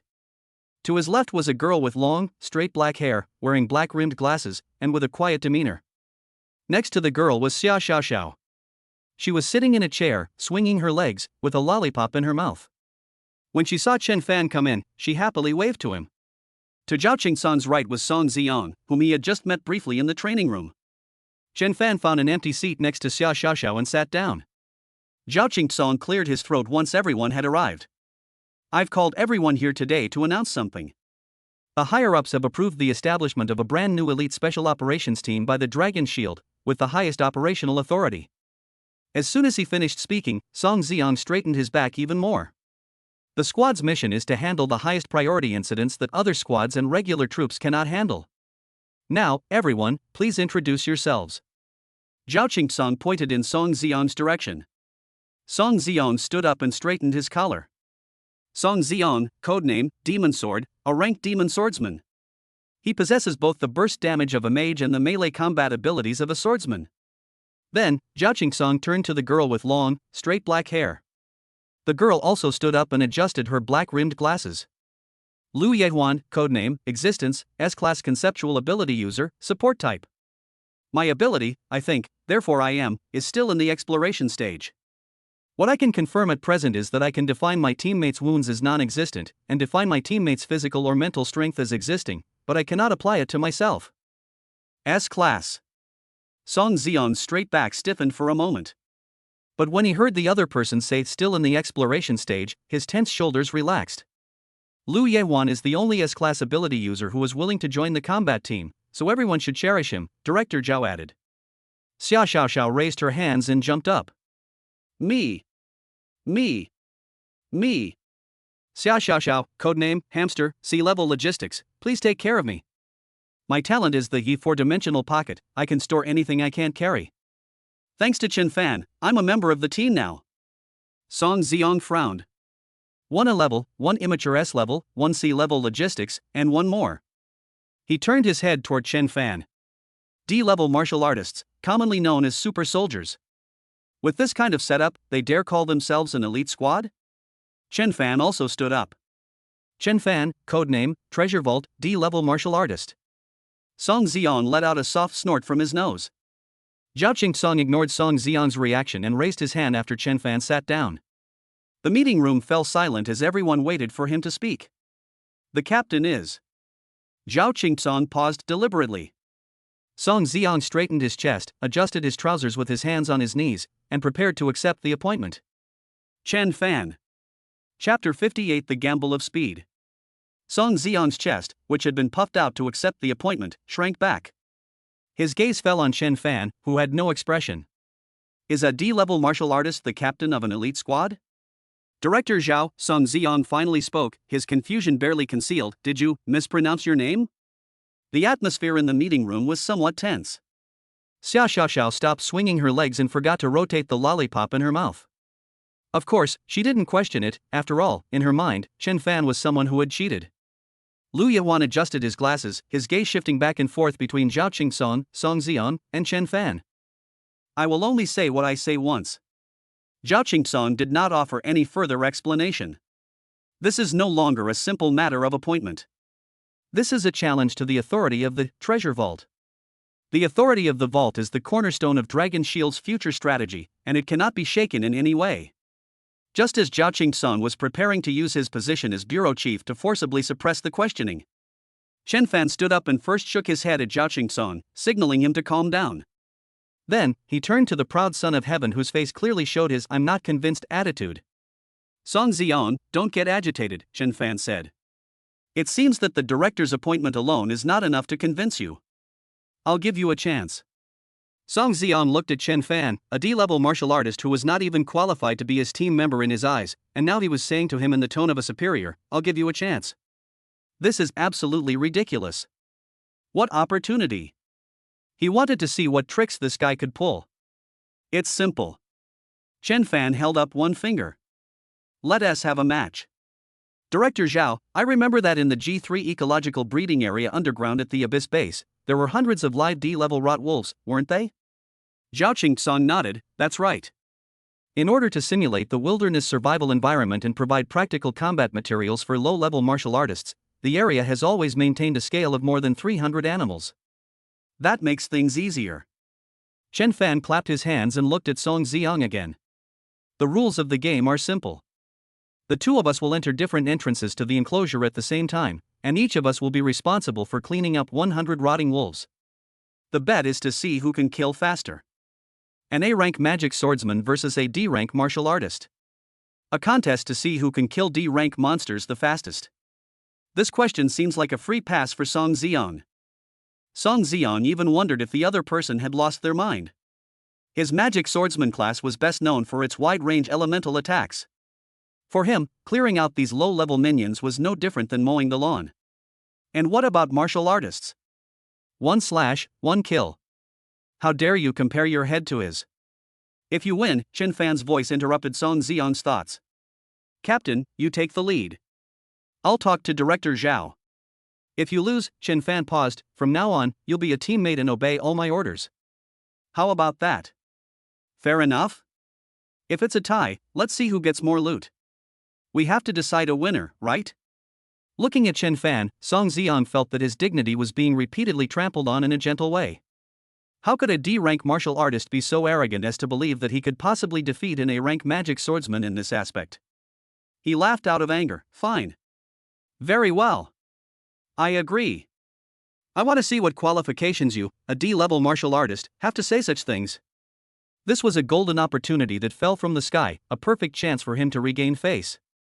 He not only wanted to win, but to win decisively, making this arrogant brat a laughingstock of the entire DHILD.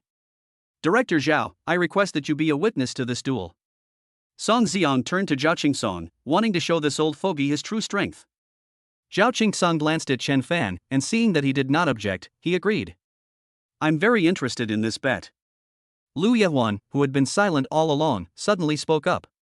She pushed up her glasses and said to Zhao Qingtsong, Director Zhao, may I go to the observation room with Comrade Xia Xiao? She wanted to see for herself what this D-level martial artist, whom Zhao Qingtsong had exceptionally appointed as captain, was really up to. Sure. The group quickly arrived at the G3 ecological breeding area, located at the bottom level of the base. The heavy, round ally gate is 10 meters high and its surface is covered with various energy pipelines and reinforcement devices. This place is less like a captive breeding area and more like a metal can containing a primeval jungle. Through the enhanced observation window next to the gate, you can see a simulated swamp and jungle landscape inside, with damp mist filling the air and low wolf howls occasionally emanating from it. Chen Fan and Song Xiang stood facing each other in front of the two opposing gates.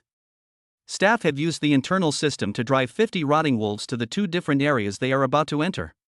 Song Xiang drew the long sword he was carrying. The sword was long and slender. Accompanied by a clear and melodious sword cry, pale blue lightning and crimson flames flowed simultaneously on the sword, weaving together a prelude to destruction. The energy fluctuations made the surrounding air scorching hot. He regained the air of an A-level genius, looking at Chen Fan. I'll make you understand that the gap in rank cannot be bridged by clever tricks. Chen Fan ignored him. He simply turned his head and said something to Xia Xiao, who was standing at the entrance of the observation room corridor. Xiao, get me a knife. Xia Xiao nodded immediately and reached into her huge backpack. Wait a minute, Chen Fan added. Just take the most basic standard combat knife, don't take anything too fancy. Xia Xiao blinked in confusion. Chen Fan shrugged and muttered in a voice only the two of them could hear. I'm afraid that if I win too much, it will dampen the enthusiasm of my new colleagues. Team building should prioritize harmony. Xia Xiao chuckled, then nodded emphatically, took out a very common D-grade alloy battle knife from her backpack, which wasn't even considered high grade, and handed it to Chen Fan. Song Xiang's hearing was incredibly sharp. He heard every single word Chen Fan said. He gripped the long sword, which was engulfed in flames and lightning, the veins on the back of his hand bulging as he nearly crushed the hilt. Seeing this, Lu Yawan pulled Xia Xiao to his side and asked in a low voice, Xiao, are you very familiar with Chen Fan? I wouldn't say that, we just killed a few A rank or higher magical beasts together, although I was just following behind and picking up trash. Lu Yehuan. A D rank martial artist codenamed Treasure Vault single-handedly slays an A rank magical beast? She had difficulty connecting the words. Is he really that strong? She continued to ask. Xiao Xiaoxiao glanced around a few times to make sure no one could hear her before answering. Don't tell anyone that he's cheating. Lu Yehuan, ? Meanwhile, Chen Fan met Song Ziyang's gaze. Are you ready, Song Ziyang?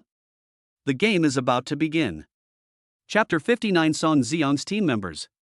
As Chen Fan finished speaking, the two heavy alloy gates in front of him and Song Ziyang opened with a click and rose upwards. Inside the observation room, the virtual screen was split in two. On the left is the stage belonging to Song Ziyang, the demon sword. On the right is Chen Fan's personal showcase. The moment the gate opened, Song Ziyang moved.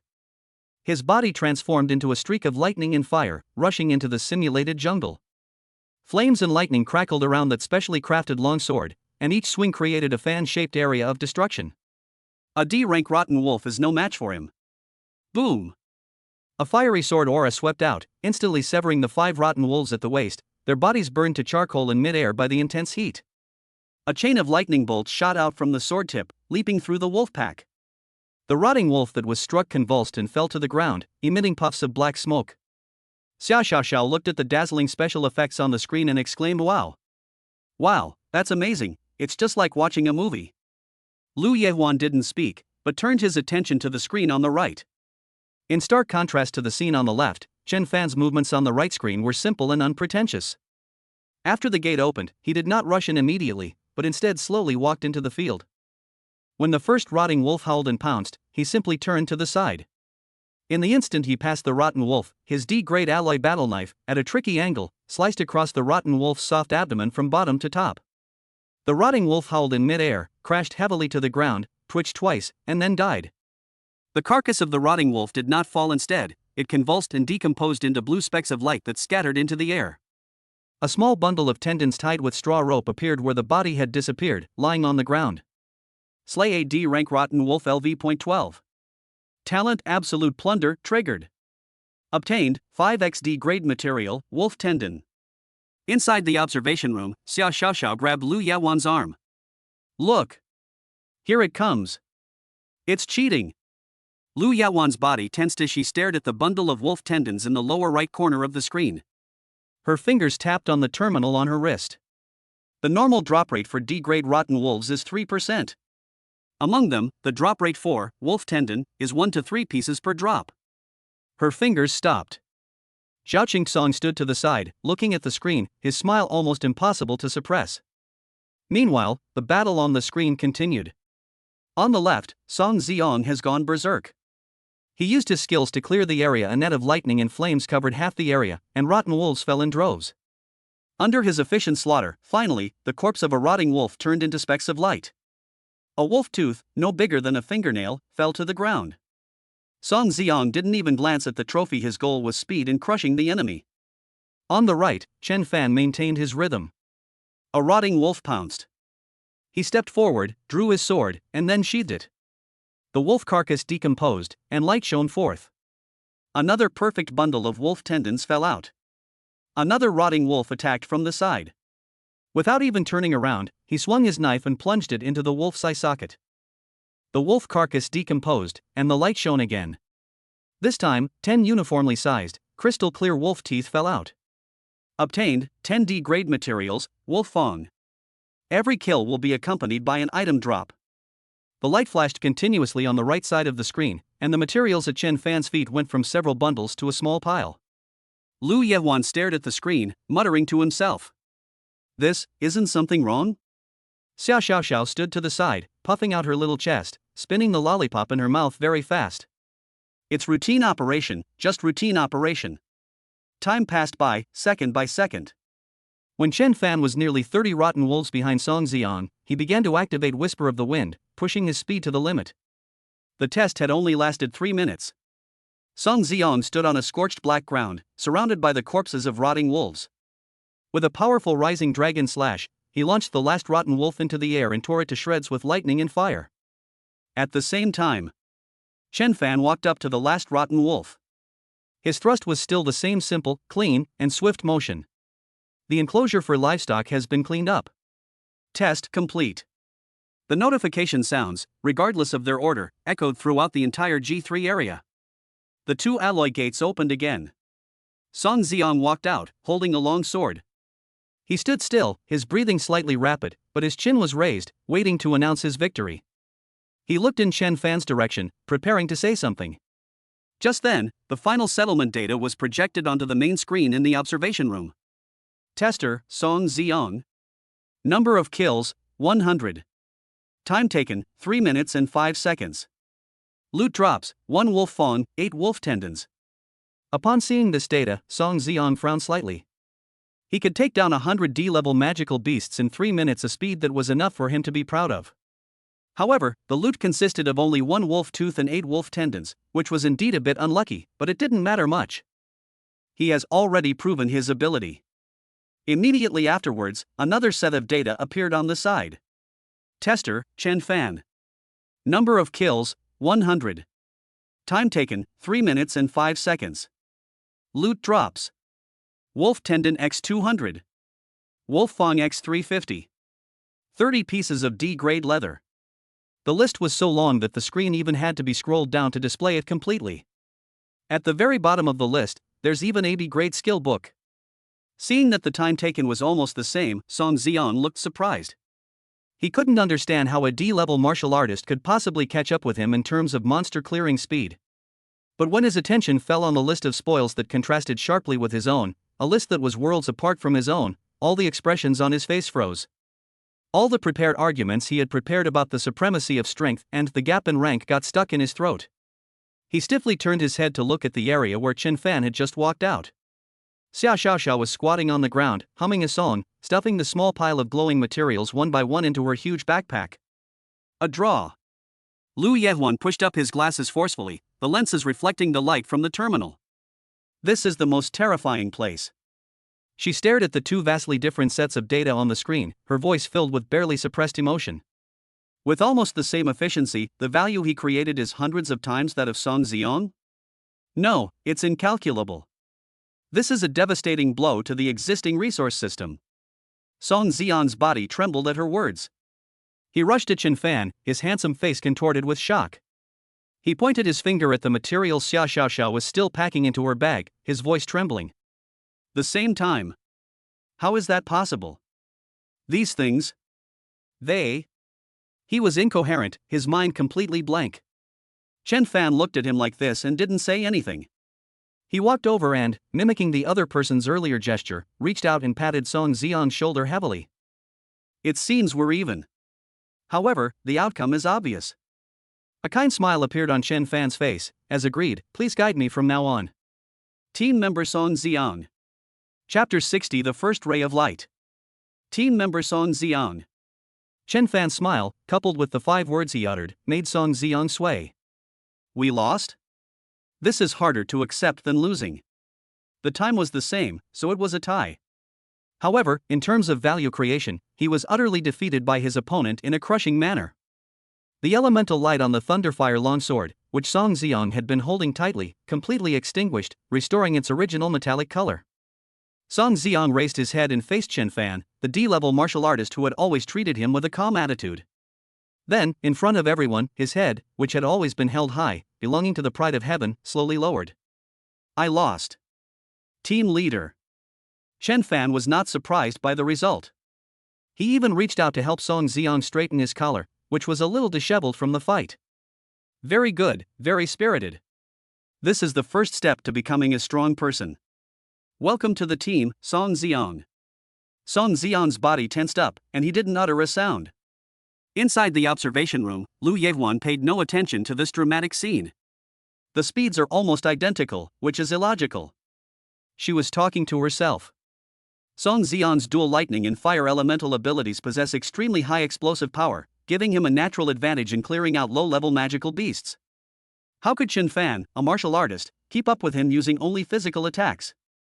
Unless he possesses some kind of speed-related skill that is not recorded in our database. Or, the equipment he is wearing is far beyond our current technological understanding. Finally, she typed out the summary on the terminal.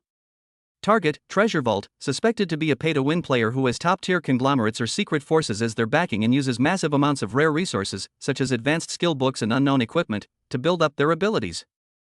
The actual combat effectiveness assessment model needs to incorporate item variables, and their weights need to be adjusted to the highest level. A super soldier created by throwing money at the problem? This explanation, while still absurd, is at least logically more reasonable than a D-level martial artist with exceptional talent. Lu Yehuan adjusted her glasses. Based on the information revealed by Xia Xiaoxiao, she had arrived at a preliminary and convincing answer. Chen Fan has cheated. A cheat called money. He's a rich kid. Alright, the betting is over. Zhao Qingsan's voice came from the side. He strode out of the observation room and stood among the group. Now that you have reached a friendly consensus, I hereby formally announce the appointment of Comrade Chen Fan as the captain of the new squad. He glanced around at everyone. When we form teams, we at Dragon Shield don't just look at rank, but at potential and value. I believe that Comrade Chen Fan will lead you to create unimaginable value. Now, the team's framework is in place. As a special operations team with the highest operational authority, you need an official codename. Zhao Qingsong paused for a moment. As is customary, you can continue using the serial number, which is Dragon Shield 9. Of course, I would prefer that you choose a more meaningful name yourselves. No sooner had he finished speaking than Song Xian, who had just suffered a major blow, was the first to speak. He seemed to want to prove his worth in this way. I propose we call it the Thunderfire Sword. He gripped his long sword tightly again, a renewed fighting spirit igniting in his eyes. Our team should be like a sword hanging over the heads of all enemies, representing the will of DHALD, to deliver the most decisive judgment. No, Xia Xiaoxiao retorted, holding up the lollipop in her hand. This name doesn't sound very respectable. She suggested, counting on her fingers. I think it should be called the Manchu Han Imperial Feast. Think about it, we'll definitely be traveling all over the country, fighting all sorts of monsters. What swamp hydra, what venomous crocodile, what flying creatures, what running creatures, we can try them all. Isn't this just like a Manchu Han Imperial Feast? Chen Fan glanced at Xia Xiaoxiao and thought to himself, you really know how to be a foodie. You name yourselves only? That's a bit too selfish. Lu Yehuan rejected both proposals. I suggest calling it the Hierarchy Paradox. She explained. Our team composition is an illogical paradox. An S-level support, an A-level main attacker, a C-level logistics support, and a D-level captain whose value creation ability far exceeds his own level. Our very existence is a subversion of the existing combat capability assessment hierarchy. The rank paradox accurately summarizes our team's characteristics. After hearing the name, Song Xian felt that although it sounded cool, it seemed to be implying something about him. Just as they were talking at once and arguing, Chen Fan interrupted them. Breaking dawn. Everyone quieted down and looked at him. Our existence is not for judgment, nor for eating. Chen Fan spoke. He remembered the future that Thousand Faces had seen, and the shadow that represented the unknown and mysterious. Our mission is to tear a hole in this world and bring hope before the long night completely descends. Therefore, it's called Dawn. Song Xian stopped talking and looked down at his sword. Using our own strength, to bring hope. Lu Yehuan stretched, seemingly agreeing tacitly. Her truest thought was to avoid provoking this rich second-generation heir. Xia Xiaoxiao nodded vigorously, and the lollipop in her mouth stopped shaking. Okay. I agree. A good name. Zhao Qingsan nodded. It shows ambition and a sense of responsibility. I like this name. He stepped forward. So, from this moment on, Dawn is officially established. Now, receive your first task. As soon as Zhao Qingsan finished speaking, a holographic image appeared in the air in front of him. The image shows a sea of sand, with yellow sand obscuring the sky. In the middle of the desert, the shadow of a creature covered several dunes, its body writhing. It has no fixed shape. Its body is composed of countless intertwined tentacles, covered with suckers and segments. In the center of the body, a mouth opened, blurring and distorting the outlines of the surrounding sand dunes, which were sucked in along with the light. Mission objective, a plus-rank monster, Void Worm. Location, southern border, boundless sea of sand. Mission description, the target is creating a large-scale spatial distortion. The threat level is continuously escalating and must be eliminated. Zhao Qingsan looked at the screen. This is the first test for Dawn. You have half an hour to prepare. We're leaving immediately. Let everyone see how the first rays of dawn will rise. Chapter 61 Safe Island. 1 hour later. The strategic transport aircraft, exclusively for the Dawn unit, has pierced through the clouds and landed on the boundless sea of sand on the southern border. Song Ziong placed his hand on the hilt of his sword behind his back and was the first to step down the gangway. His feet sank slightly into the soft sand as he stared at the distant horizon blurred by dust, his body tense, ready to draw his sword at any moment. Even though he had read about A+grade monsters 1,000 times in the data, the invisible pressure he felt when he actually set foot on this land still made him dare not relax in the slightest. Following closely behind was Lu Yehuan, who was holding a cloud-shaped cushion in her arms. As an S-class conceptual ability user, her physical abilities are not much stronger than those of an ordinary person. Moreover, this was her first time participating in a real combat mission, and she seemed very nervous. My god, there's not a soul in sight here, and even the potato chips taste like sand. Unlike the previous two who were nervous, Xia Xiaoxiao tore open a bag of potato chips, stuffed them into her mouth, and mumbled complaints. Chen Fan ignored the 3 team members, who were in different states. He stood still, raised his wrist, and quickly operated the military terminal. A 3-dimensional map was projected in front of him. On the map, lines outlined the unknown deep geological structure beneath this sea of sand. He stretched out his finger, zooming in and out on the map, comparing something. Seeing Chen Fan's unhurried demeanor, Song Ziong finally couldn't hold back any longer. He strode over and stood beside Chen Fan. Captain Chen Fan, we're facing an A+ level voidworm, which could attack at any moment. Shouldn't we immediately deploy into battle formation and conduct reconnaissance? Isn't studying maps in a place like this a bit too leisurely? His words carried a hint of anger. In his view, the first battle for the Dawn squad should be fought by him, the main attacker, to establish momentum. He should find the target as quickly as possible and then kill them with the most dazzling sword skills. Instead of, as we are now, being led by a D-level martial artist, slowly and deliberately looking at the map. Know yourself and know your enemy, and you will win every battle. Chen Fan's gaze never left the holographic map in front of him. His finger lightly tapped a spot in the northeast direction of the map, in an inconspicuous location. A red marker appeared on the map. After doing all this, he closed the terminal and looked up. Everyone has it. Immediately move 300 meters northeast to the coordinates I have marked. Execute the order without fail. Despite their confusion, the 3 obediently did as instructed. Upon arriving at the location, Song Ziong felt even more confused. Move 300 meters? What's the point? He couldn't understand the command at all. The target point was no different from the place where he had been standing before, except for the different orientation. It was all yellow sand. In his view, this was a complete waste of precious pre-war preparation time. We should scatter immediately and search for traces of the voidworms, instead of doing this pointless trekking. Song Ziong's objections had barely subsided.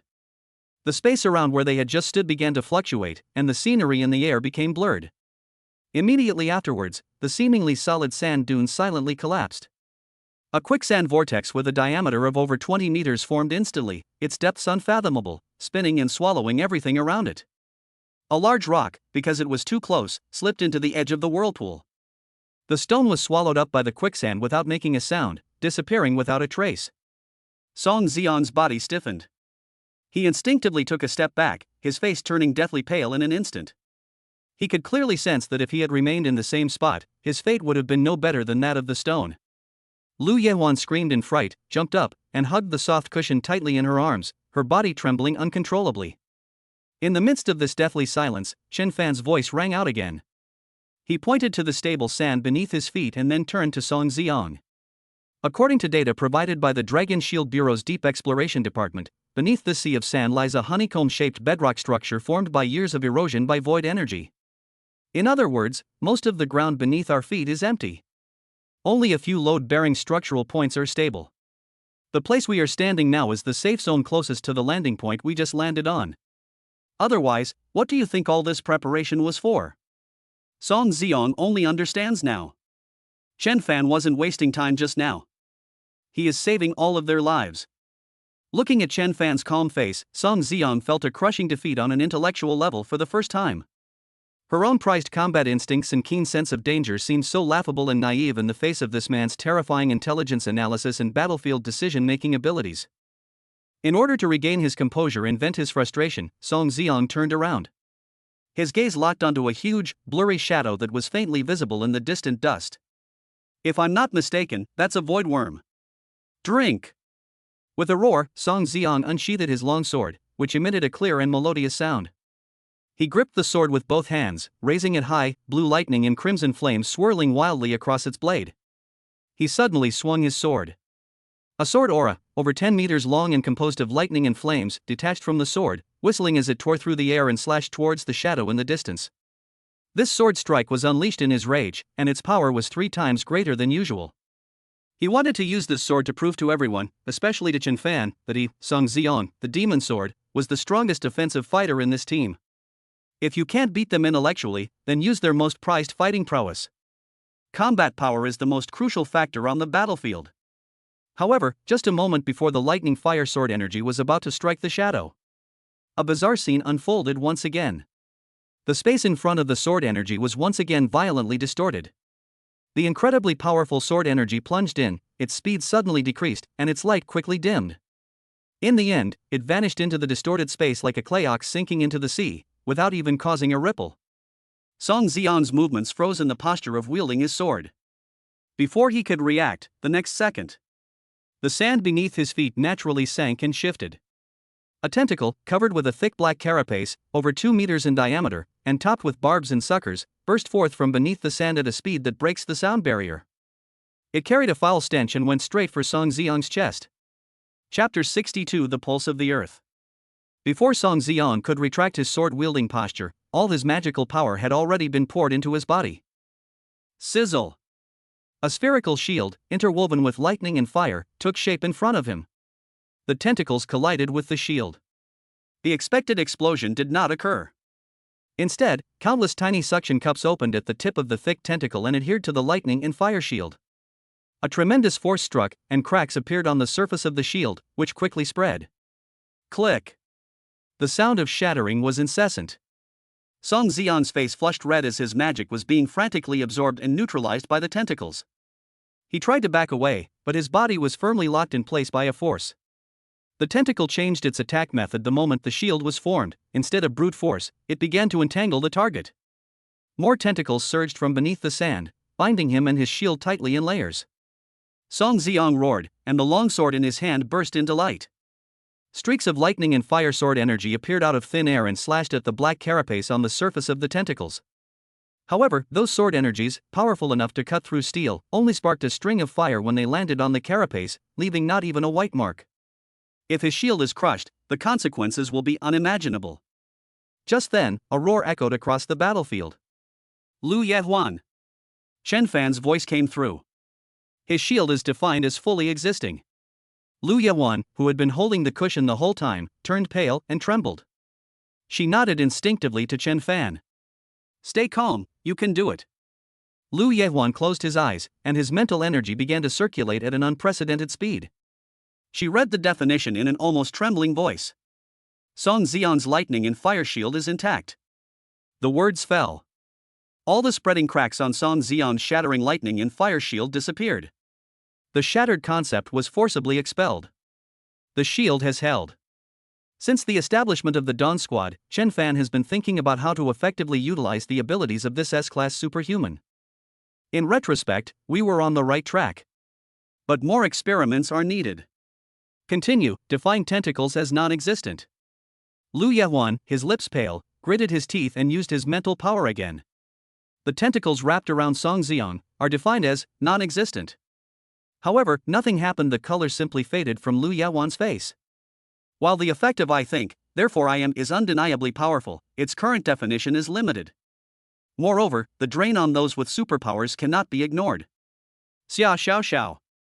Chen Fan's next command followed immediately. 3 acid cockroach sacks. Throw them at its base. Okay. Xia Xiaoxiao responded immediately, reaching into her backpack to find 3 fist-sized, flesh-colored sack-like objects in her hand.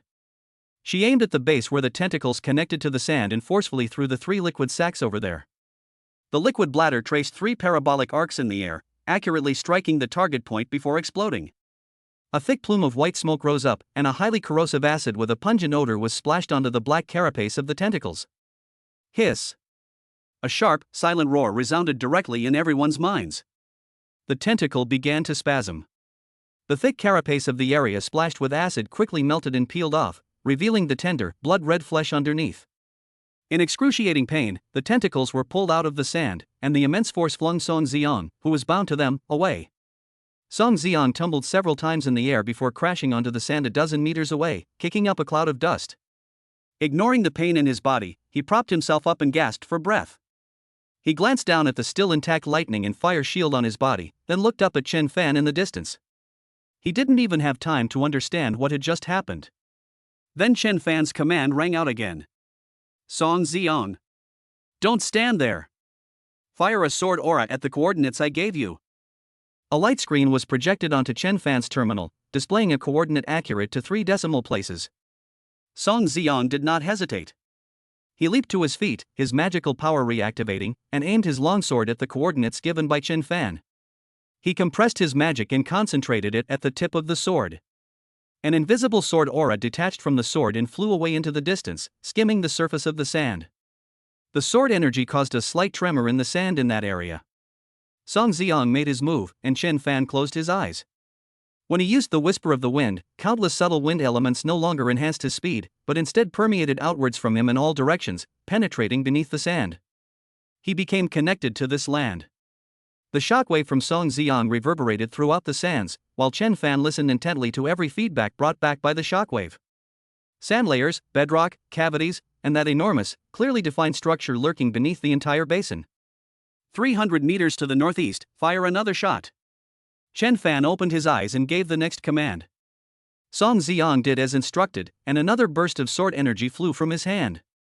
Chen Fan closed his eyes again, feeling the feedback from the shockwave, and the huge 3-dimensional map in his mind became even clearer. 1 kilometer to the due west, use lightning, not fire. With a flick of his sword, Song Ziong unleashed a streak of blue lightning that struck its target with pinpoint accuracy.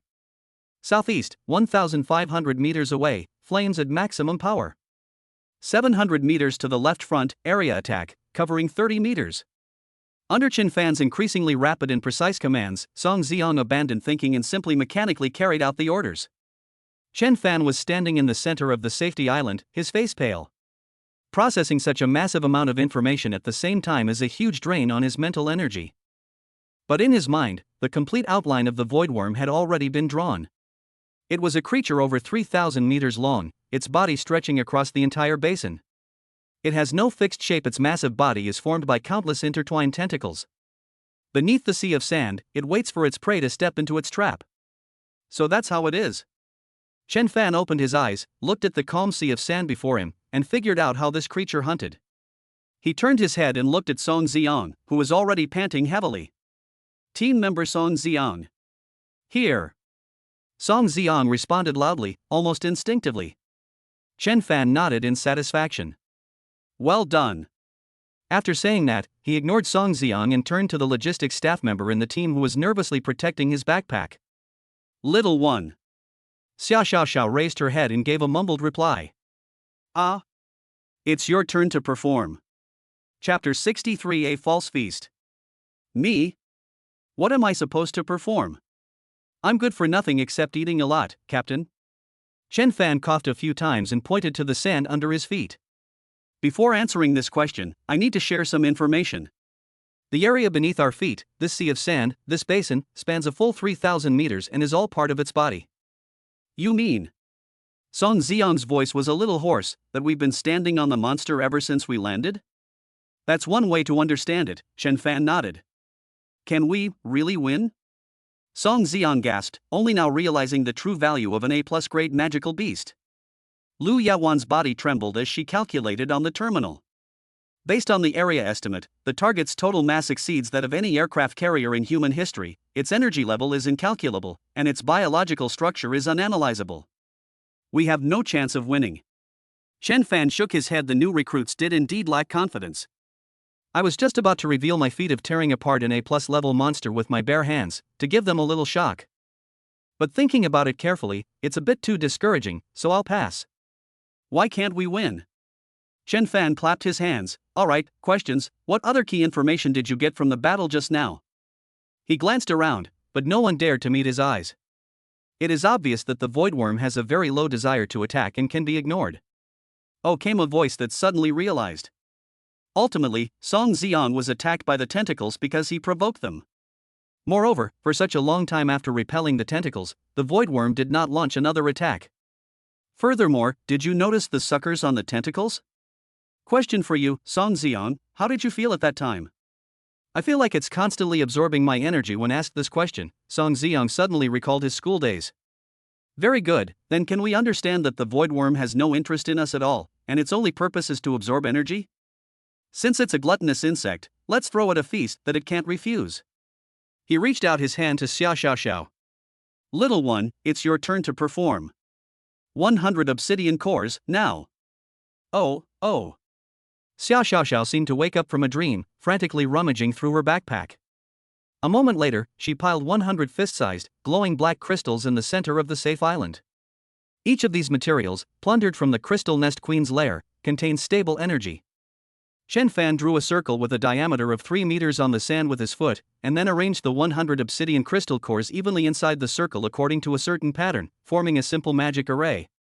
After doing all this, he dusted the sand off his hands and turned to Song Xiang. Team member Song Xiang. Use all your skills and simultaneously pour both lightning and firepower into the center of this magic circle. Chen Fan walked to the magic circle, squatted down, and picked up an obsidian crystal core. The obsidian crystal core comes from a silicon-based sub-life form.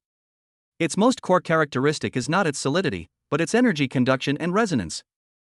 A magic array composed of 100 crystal cores can amplify the energy you input 100-fold.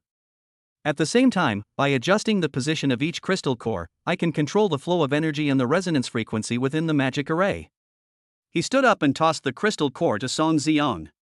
What I need to do is use my senses to monitor the energy state within the magic array in real time, and then direct you to precisely control the output of the two powers of thunder and fire to a critical resonance state that is about to be annihilated but not completely annihilated.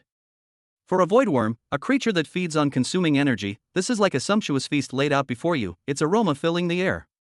Do you think it will resist eating? Then, we'll detonate the energy. Song Xiang and Lu Yehuan couldn't utter a single word. How could Chen Fan, in such a short time, construct a battle plan based on the information he obtained? And it sounds like the success rate is quite high. Is this the captain of Dawn? A rich kid with brains is terrifying. They nodded to each other, mentally reassessing the strength of Dawn. Xia Xiaoxiao was the only one who was completely oblivious. She didn't understand what Chen Fan was saying at all. What are you still standing there for?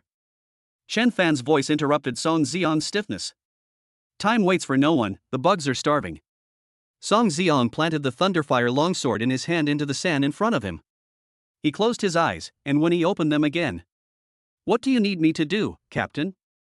This time, he was completely convinced. Chen Fan nodded. Very good, follow my instructions.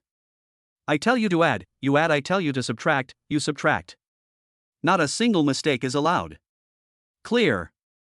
All right, let's begin. Song Xiang held his hands out straight, palms facing each other. A wisp of pale blue lightning and a cluster of crimson flames simultaneously appeared in his palm.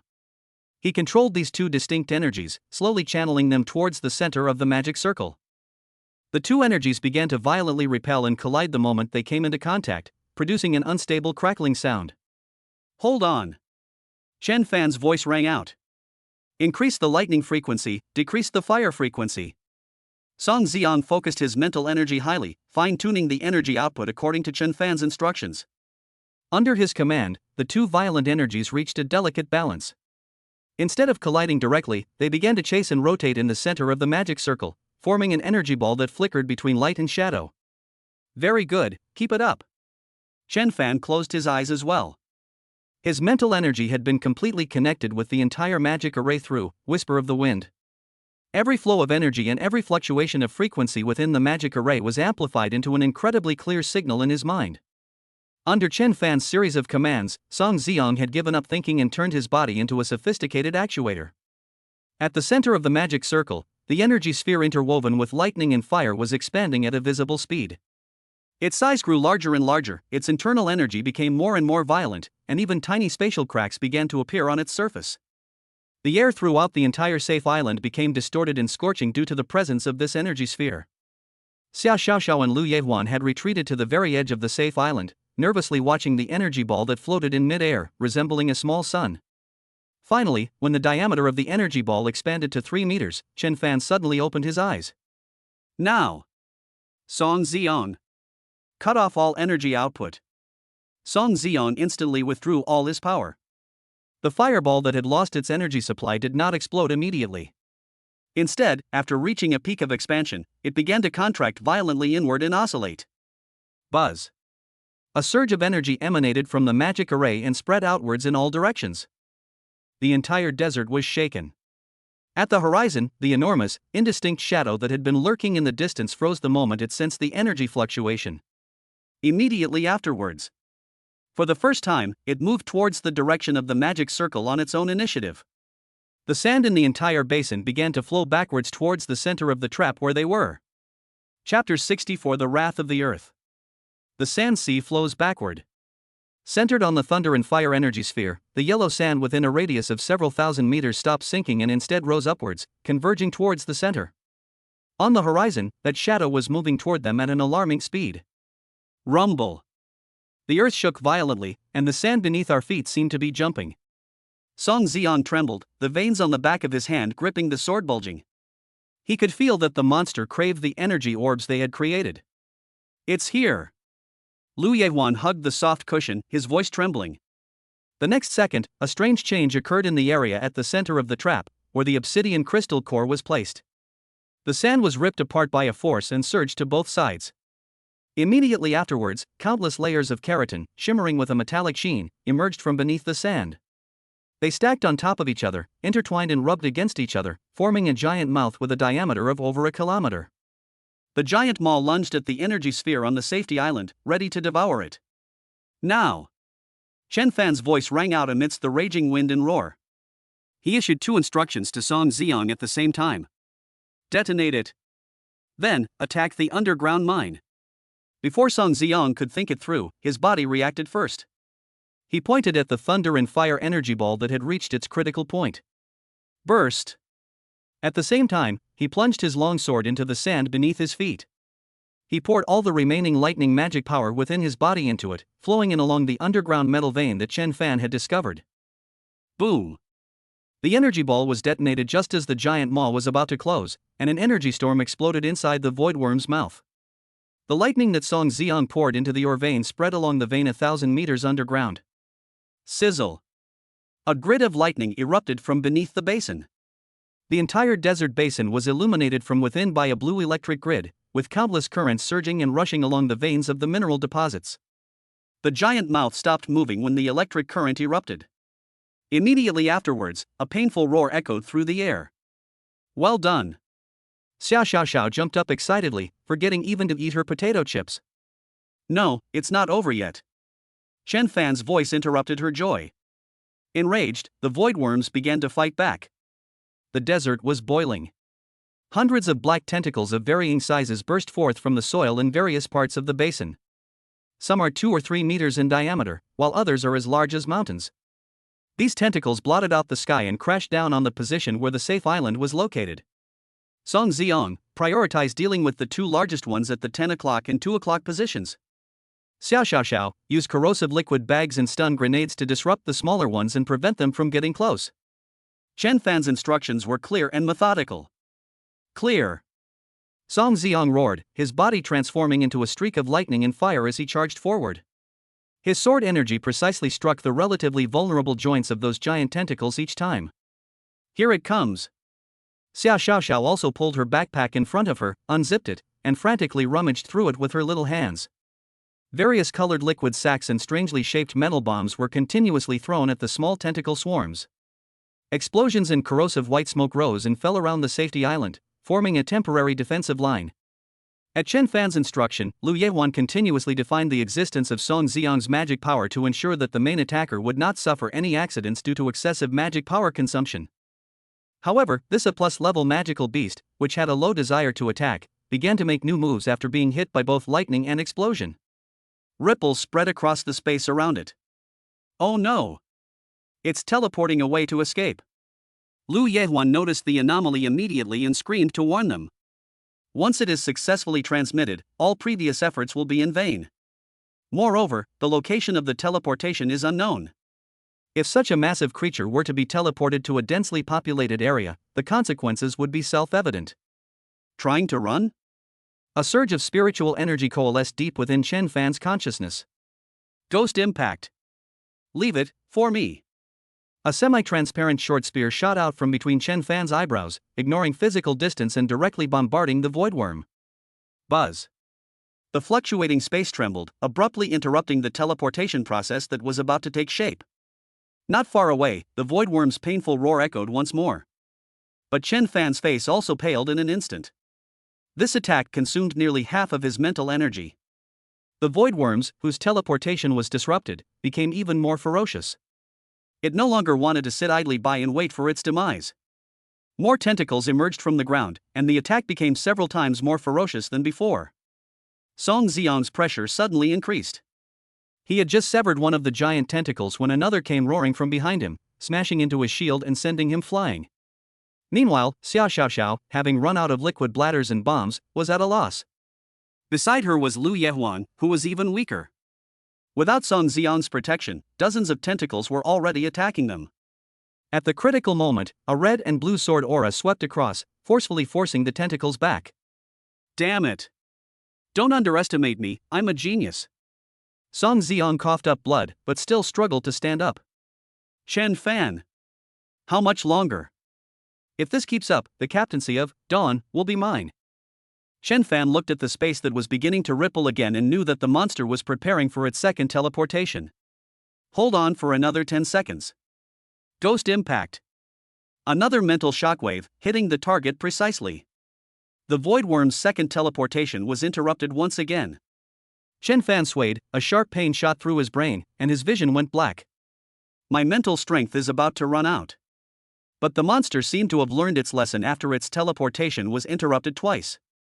This time, instead of opening a single teleportation point, it simultaneously activated more than a dozen small spatial fluctuation points around its massive body.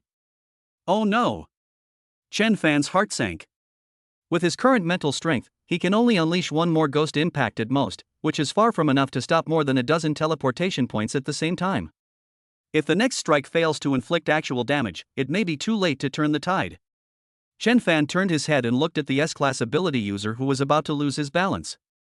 Lu Yehuan. His voice was short and urgent. Before Chen Fan could speak, she understood immediately. She was almost unable to stand the repeated definitions of magic she had given. Song Xiang had brought her consciousness to the brink of collapse. But she still resolutely shouted it out. I define Chen Fan's spiritual power as existence. As soon as he finished speaking, Lu Yaowan's body went limp and he collapsed into Xia Xiaoxiao's arms, unconscious. On the other side, the intense, excruciating pain in Chen Fan's head disappeared.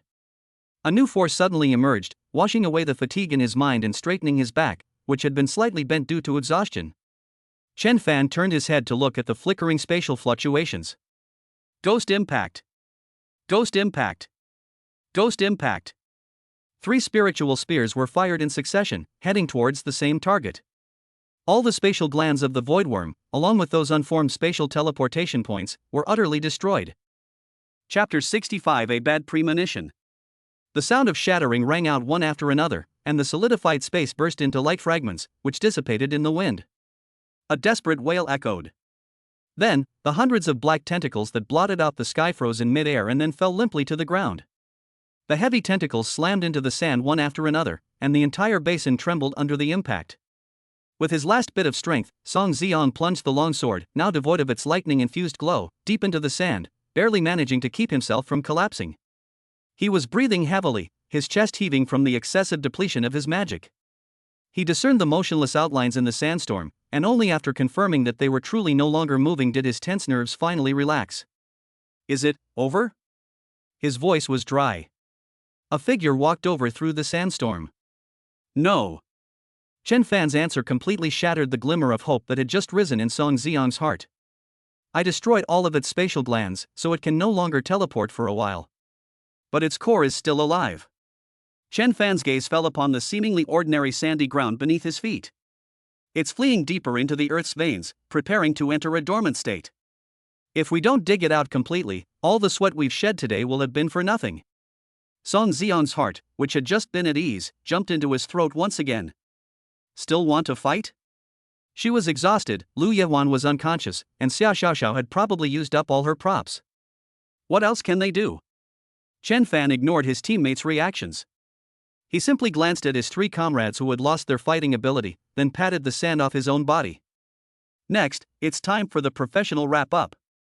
His words carried an air of self-righteousness. Xiao Xiao. Chen Fan turned his head and looked at the logistics officer who looked bewildered. Get your backpack ready, don't forget anything. Our target this time is very valuable, I'll feel bad if we miss even one item. After saying that, he ignored the petrified Song Xiang and Xia Xiaoxiao and walked alone to the center of the basin. He closed his eyes once again. This time, the wind element brought by, whisper of the wind, transformed into countless invisible threads, penetrating into the sand layer from his center. He was listening to the pulse of the earth. Sand layers, bedrock, cavities, the previously explored underground structures were constructed into a vast 3-dimensional map in his perception. He sensed the subtle vibrations coming from deep underground. The fleeing core of life had nowhere to hide in his perception. 3 seconds later, Chen Fan opened his eyes. His gaze was fixed on a patch of sand about 10 meters to his left, which looked no different from the rest of the place. Found it. There were no unnecessary movements. He plunged the alloy battle blade deep into the sand beneath his feet. Beneath the sand, a powerful suction force emanated. Chen Fan did not resist. Instead, he exerted his strength and was swept into the sand along with the battle sword by the downward force. His figure disappeared before their eyes. Chen Fan! Xia Xiaoxiao let out a cry of surprise and was about to rush over, but was pulled back by Song Xiang beside her. Don't go over there. Now, we can only trust the captain. Deep underground, it was pitch black. Chen Fan plummeted at high speed through the shifting sand. He used wind to create a tiny vortex around himself, separating the deadly sand grains while adjusting his posture. His eyes, in the darkness, locked onto a colossal creature moving rapidly below him. It was a lump of flesh, over 30 meters in diameter, composed of blood-red muscle and grayish-white fascia. The blood vessels on its surface were throbbing violently. With each pulsation, it drills deeper into the Earth's strata. This is the core of the voidworm. Without hesitation, Chen Fan adjusted his posture in the quicksand, stomped heavily on the writhing core surface with both feet, and rushed towards a wound on the core despite the pressure of falling. That area, scorched by the underground lightning previously detonated by Song Xiang, is the most vulnerable point in the entire core. He channeled the last bit of strength he had left into the battle blade in his hand. There is no way back, no room for retreat. Only a full-force attack. Die! Chen Fan roared, and the ally battle blade in his hand, carrying his entire weight, pierced into the deepest part of the charred wound. Put! The blade went into the hilt. The massive core shuddered violently and stopped beating. Kill the voidworm LV.65. Talent Absolute Plunder triggered. Obtained, S-grade material, wriggling stomach. Obtained, rank as skill book, thousands of sword shadows. Within the rain of light formed from the core of the voidworm, a book and a flesh-colored sack that was still wriggling floated silently in place. A gust of wind lifted Chen Fan from below, slowly sending him and his 2 spoils of war back to the ground. Before he could even catch his breath, he saw Xia Xiaoxiao and Song Xiang looking at him with expressions as if he were a monster. Chen Fan! Xia Xiaoxiao stammered, "You've got him all sorted out again?" Song Xiang remained silent, only staring at the book radiating energy fluctuations in Chen Fan's hand and the disgusting flesh-colored sack at his feet. He's become numb. What is my strength compared to this D-rank martial artist? Chen Fan ignored them. His attention was now entirely focused on the S-grade material, the wriggling stomach. It was a sack about 1 meter in diameter, flesh-colored all over, with purple blood vessels covering its surface. It was rising and falling rhythmically on the sand, as if it were breathing. Just as Chen Fan was about to have Xia Xiaoxiao put it away. An anomaly has occurred. Suddenly, a tear appeared on the surface of that wriggling stomach. With a sticky tearing sound, a small hand covered in clear mucus emerged from the opening. Then, the second little hand. Then there is a small head. A little girl who looked to be only about 5 years old, with sickly pale skin, struggled to crawl out of the still wriggling sack. The sticky fluid dripping from her body corroded the sand, creating small, steaming pits. After she climbed out of the bag, she knelt on the ground, seemingly adjusting to the outside environment. Then, she slowly raised her head and looked at Chen Fan, who was closest to her, with her empty eyes. Chen Fan felt a little intimidated by the gaze, and a bad premonition welled up in his heart. Under the almost breathless gazes of Song Ziang and Xia Xiaoxiao, she opened her mouth. With a slightly immature accent, he asked Chen Fan a question softly. "Big brother, did you kill my father?" Chapter 66. A victory shrouded in confusion. Chen Fan looked at the girl. He really wanted to ask, "Who is your father?" But looking at the girl's sickly pale face, he swallowed his words. Under the watchful eyes of the three, the little girl seemed to be still very weak because she had just been freed from the pouch. Her eyelids drooped, her small body slumped, and she fell into a deep sleep. The tension only dissipated after the girl collapsed. Song Zion let out a long breath. He walked to Chen Fan's side, looked down at the sleeping girl, and then glanced at the flesh-colored sack next to her that was still slightly wriggling. What is this? Buy one get one free? 1 hour later. Inside the cabin of a returning strategic transport aircraft. The medics had already performed a preliminary examination and treatment on the little girl, confirming that she was simply extremely weak, and then placed her in a separate medical cocoon. Come on, let's celebrate the successful first raid on an A+ rank monster by our Dawn team. Xia Xiaoxiao tore open a bag of potato chips, first handing it to Lu Yehuan, who had just woken up, and then grabbing a handful and stuffing it into Song Xiang's hand. Song Xiang instinctively took it, crushed a piece, and stuffed it into his mouth. To be honest, this victory was a bit boring. He leaned back in his chair and crossed his legs. Is this a plus rank magical beast out of its mind? It's so stupid in battle, all it does is run around aimlessly. Those tentacles also seemed out of place with its main body. Half of what he said was a complaint. The other half was also trying to regain some face as the main attacker in front of Lu Yehuan and Xia Xiaoxiao. After all, he had been acting under Chen Fan's command almost the entire time, which made him feel very frustrated. Xia Xiaoxiao pointed to the medical cocoon not far away and lowered her voice. She woke up briefly just now and said her name was Nian Nian. Then she kept muttering to herself that we killed her father. Song Xiang chuckled and stuffed another potato chip into his mouth. Look at her. After being trapped inside a monster's belly for so long, it's only natural that she is mentally unstable. Maybe she has started to think of that monster as her father. It's a classic case of Stockholm Syndrome. His explanation sounded reasonable. A little girl who is only a few years old has limited cognitive abilities. Lu Yehuan also expressed his thoughts. It's perfectly normal to become dependent on the monster that provides the environment after being confined in dark for so long. Alright, stop guessing. Chen Fan leaned back in his chair and closed his eyes. The spoils we obtained this time are indeed quite special.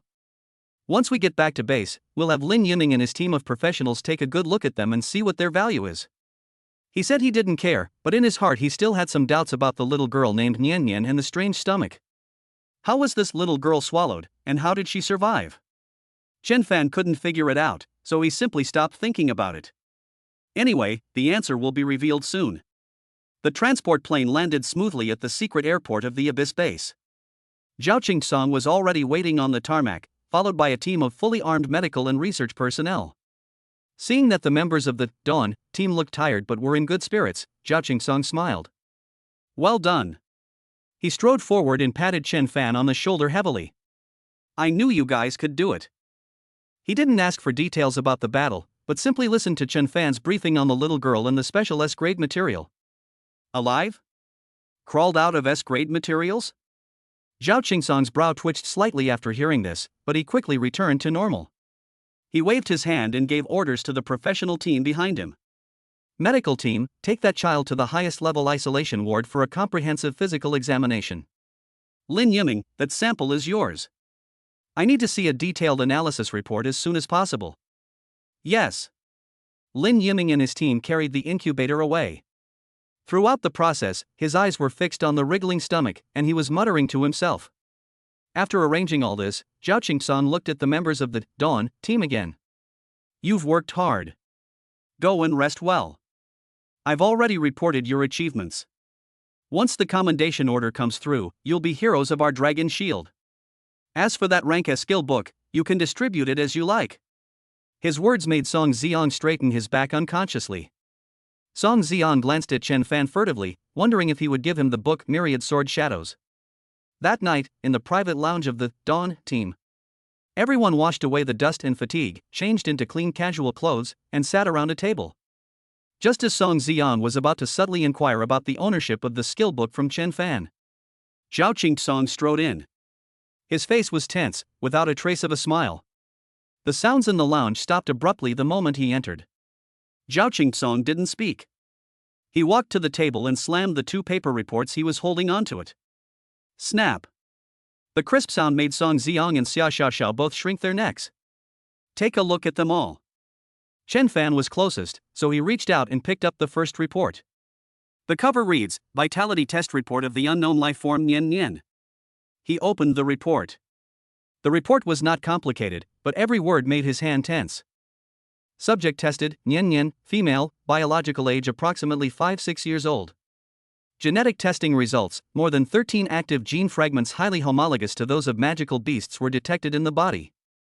These include, but are not limited to, the keratinization gene of a grade B petrified lizard, the neurotoxin secretion gene of a grade C iridescent fungus. Physiological structure analysis, some organs of the tested subject showed signs of unnatural grafting. The heart rate and respiratory rhythm exhibited 2 completely different biological patterns. Chen Fan was stunned. He looked up and saw the same shocked expressions on the faces of his teammates. Before they could recover from the shock of the report, Chen Fan picked up the second report on the table. Report on DNA sequence alignment of S-grade material stomach pouch with peristalsis. Sample submitted for testing, AZ07 live tissue sample. Comparison database, China Dragon Shield Bureau Missing Persons Gene Bank. Comparison results, after cross-validation, the DNA sequence of the submitted sample showed a 99.8% similarity to the human gene sequence of a male named Wang Hai ID 40471 in the missing persons database. Note, Wang Hai, male, 35 years old, former researcher at the China Academy of Sciences research station in the southern desert, went missing 3 years ago during an attack on the research station and was presumed dead. The lounge was so quiet you could hear a pin drop. The report containing the DNA comparison results slipped from Chen Fan's hands and scattered on the ground. Are you kidding me? Impossible, absolutely impossible. If the intelligence is correct, that wriggling stomach is a living human being. No, to be precise, the voidworm is Wang Hai. And that little girl named Nian Nian, she wasn't lying. They really killed her father. Chapter 67, A Father's Last Words. The next day, just as dawn broke, an order summoned all members of the Dawn squad to the intelligence analysis room deep underground. Neither of them slept well. Zhao Qing was already waiting there. Please sit down. No one dared to speak. Regarding that little girl, Nian Nian, the mental health assessment report is out, and she's very unstable. Routine psychological interventions and counseling have all been ineffective. Zhao Qing got straight to the point. In order to find out the truth, I urgently dispatched a special talent from the nearby Sichuan base. As soon as he finished speaking, the automatic door to the analysis room slid open silently. A middle-aged woman with a gentle demeanor, dressed in a gray business suit, walked in. Her smile made everyone feel relaxed. Hello everyone, my codename is Dreamweaver. She nodded to everyone and then looked at Zhao Qing. Director Zhao, I'm ready. Zhao Qing nodded and explained to Chen Fan and the others. The Dreamweaver is a C-level mental ability user.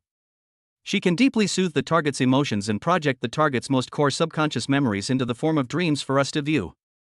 He paused. Are you mentally prepared? Still, no one spoke. This is more frightening than facing an A+ level monster. Xia Xiaoxiao wanted to shake her head, but this was something she had to face eventually. Soon, the preparations were complete.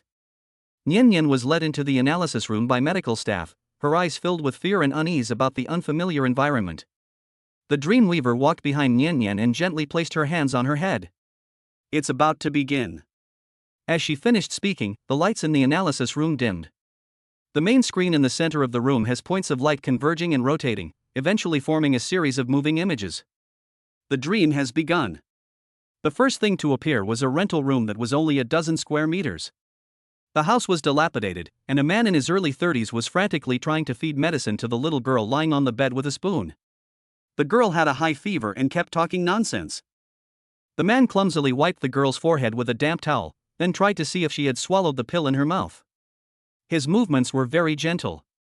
Nyen Nyen, be good. You'll feel better after taking your medicine. Daddy's here, Daddy will always be with you. He coaxed her softly, his voice hoarse. The scene changes. The scene changed to a brightly lit hospital. The man's desperate cries echoed down the long corridor. It was the same man, Wang Hai. He was kneeling on the ground, clinging tightly to the leg of a doctor in a white coat, his forehead bruised from hitting the floor tiles. Doctor! Please! Please save my daughter. I'll pay any price. I'll do anything for you. Please. The doctor he was holding looked helpless and tried to break free. Sir, please calm down. Your daughter has an extremely rare genetic defect. There is currently no cure, not even in the whole world. All we can do is prolong her life. Please accept our condolences. Wang Hai let go of her hand and collapsed to the ground, unable to make a sound, only tears flowing silently down her face. Song Xian's breath caught in his throat for a moment. He recalled the envious and jealous faces around him when he awakened his A-level talent, and his smooth life where he had never worried about resources. It turns out that there really are despairs in this world that cannot be overcome by hard work and money alone. Just then, a gleaming leather shoe stopped in front of Wang Hai. A man, also wearing a white coat and with a gentle smile, squatted down and handed him a business card. The business card only features a gold-embossed caduceus logo. Hello, Mr. Wang Hai. I know a way to cure your daughter's illness. You can call me doctor. His smile sent a chill down Chen Fan's spine as he watched the screen. The color scheme of the dream has changed. The scene shifts to an underground laboratory. Wang Hai was shirtless and strapped to a metal operating table. Countless thick tubes pierced his body, the other end of which was connected to various instruments and an unknown monster embryo floating in a nutrient tank. Ea. Wang Hai let out a roar that sounded inhuman. His skin began to keratinize, his muscles bulged abnormally, and his bones made cracking sounds as they were unable to bear the weight. His body was twisted and transformed in pain.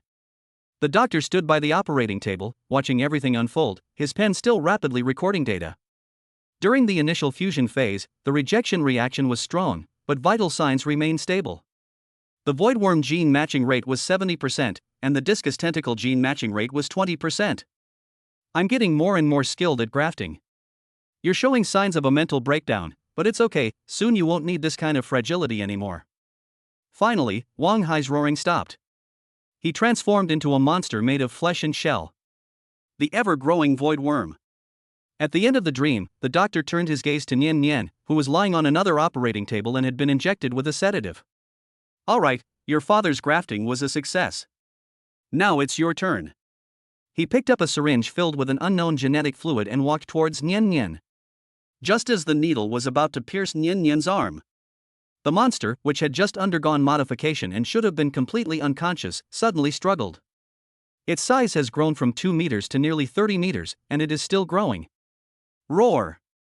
It broke free from all restraints, roared uncontrollably, and swallowed its daughter whole. Then, using the power he had just gained, he tore through space and escaped that hell on earth with his daughter. The dream ends here. The screen returned to darkness. The analysis room was deathly silent. Xiao Xiaoxiao lowered her head, unable to hold back any longer, and burst into tears. Lu Yehuan went over and hugged her, his shoulders shaking violently. Song Xiong leaned against the wall behind him, his expression pained.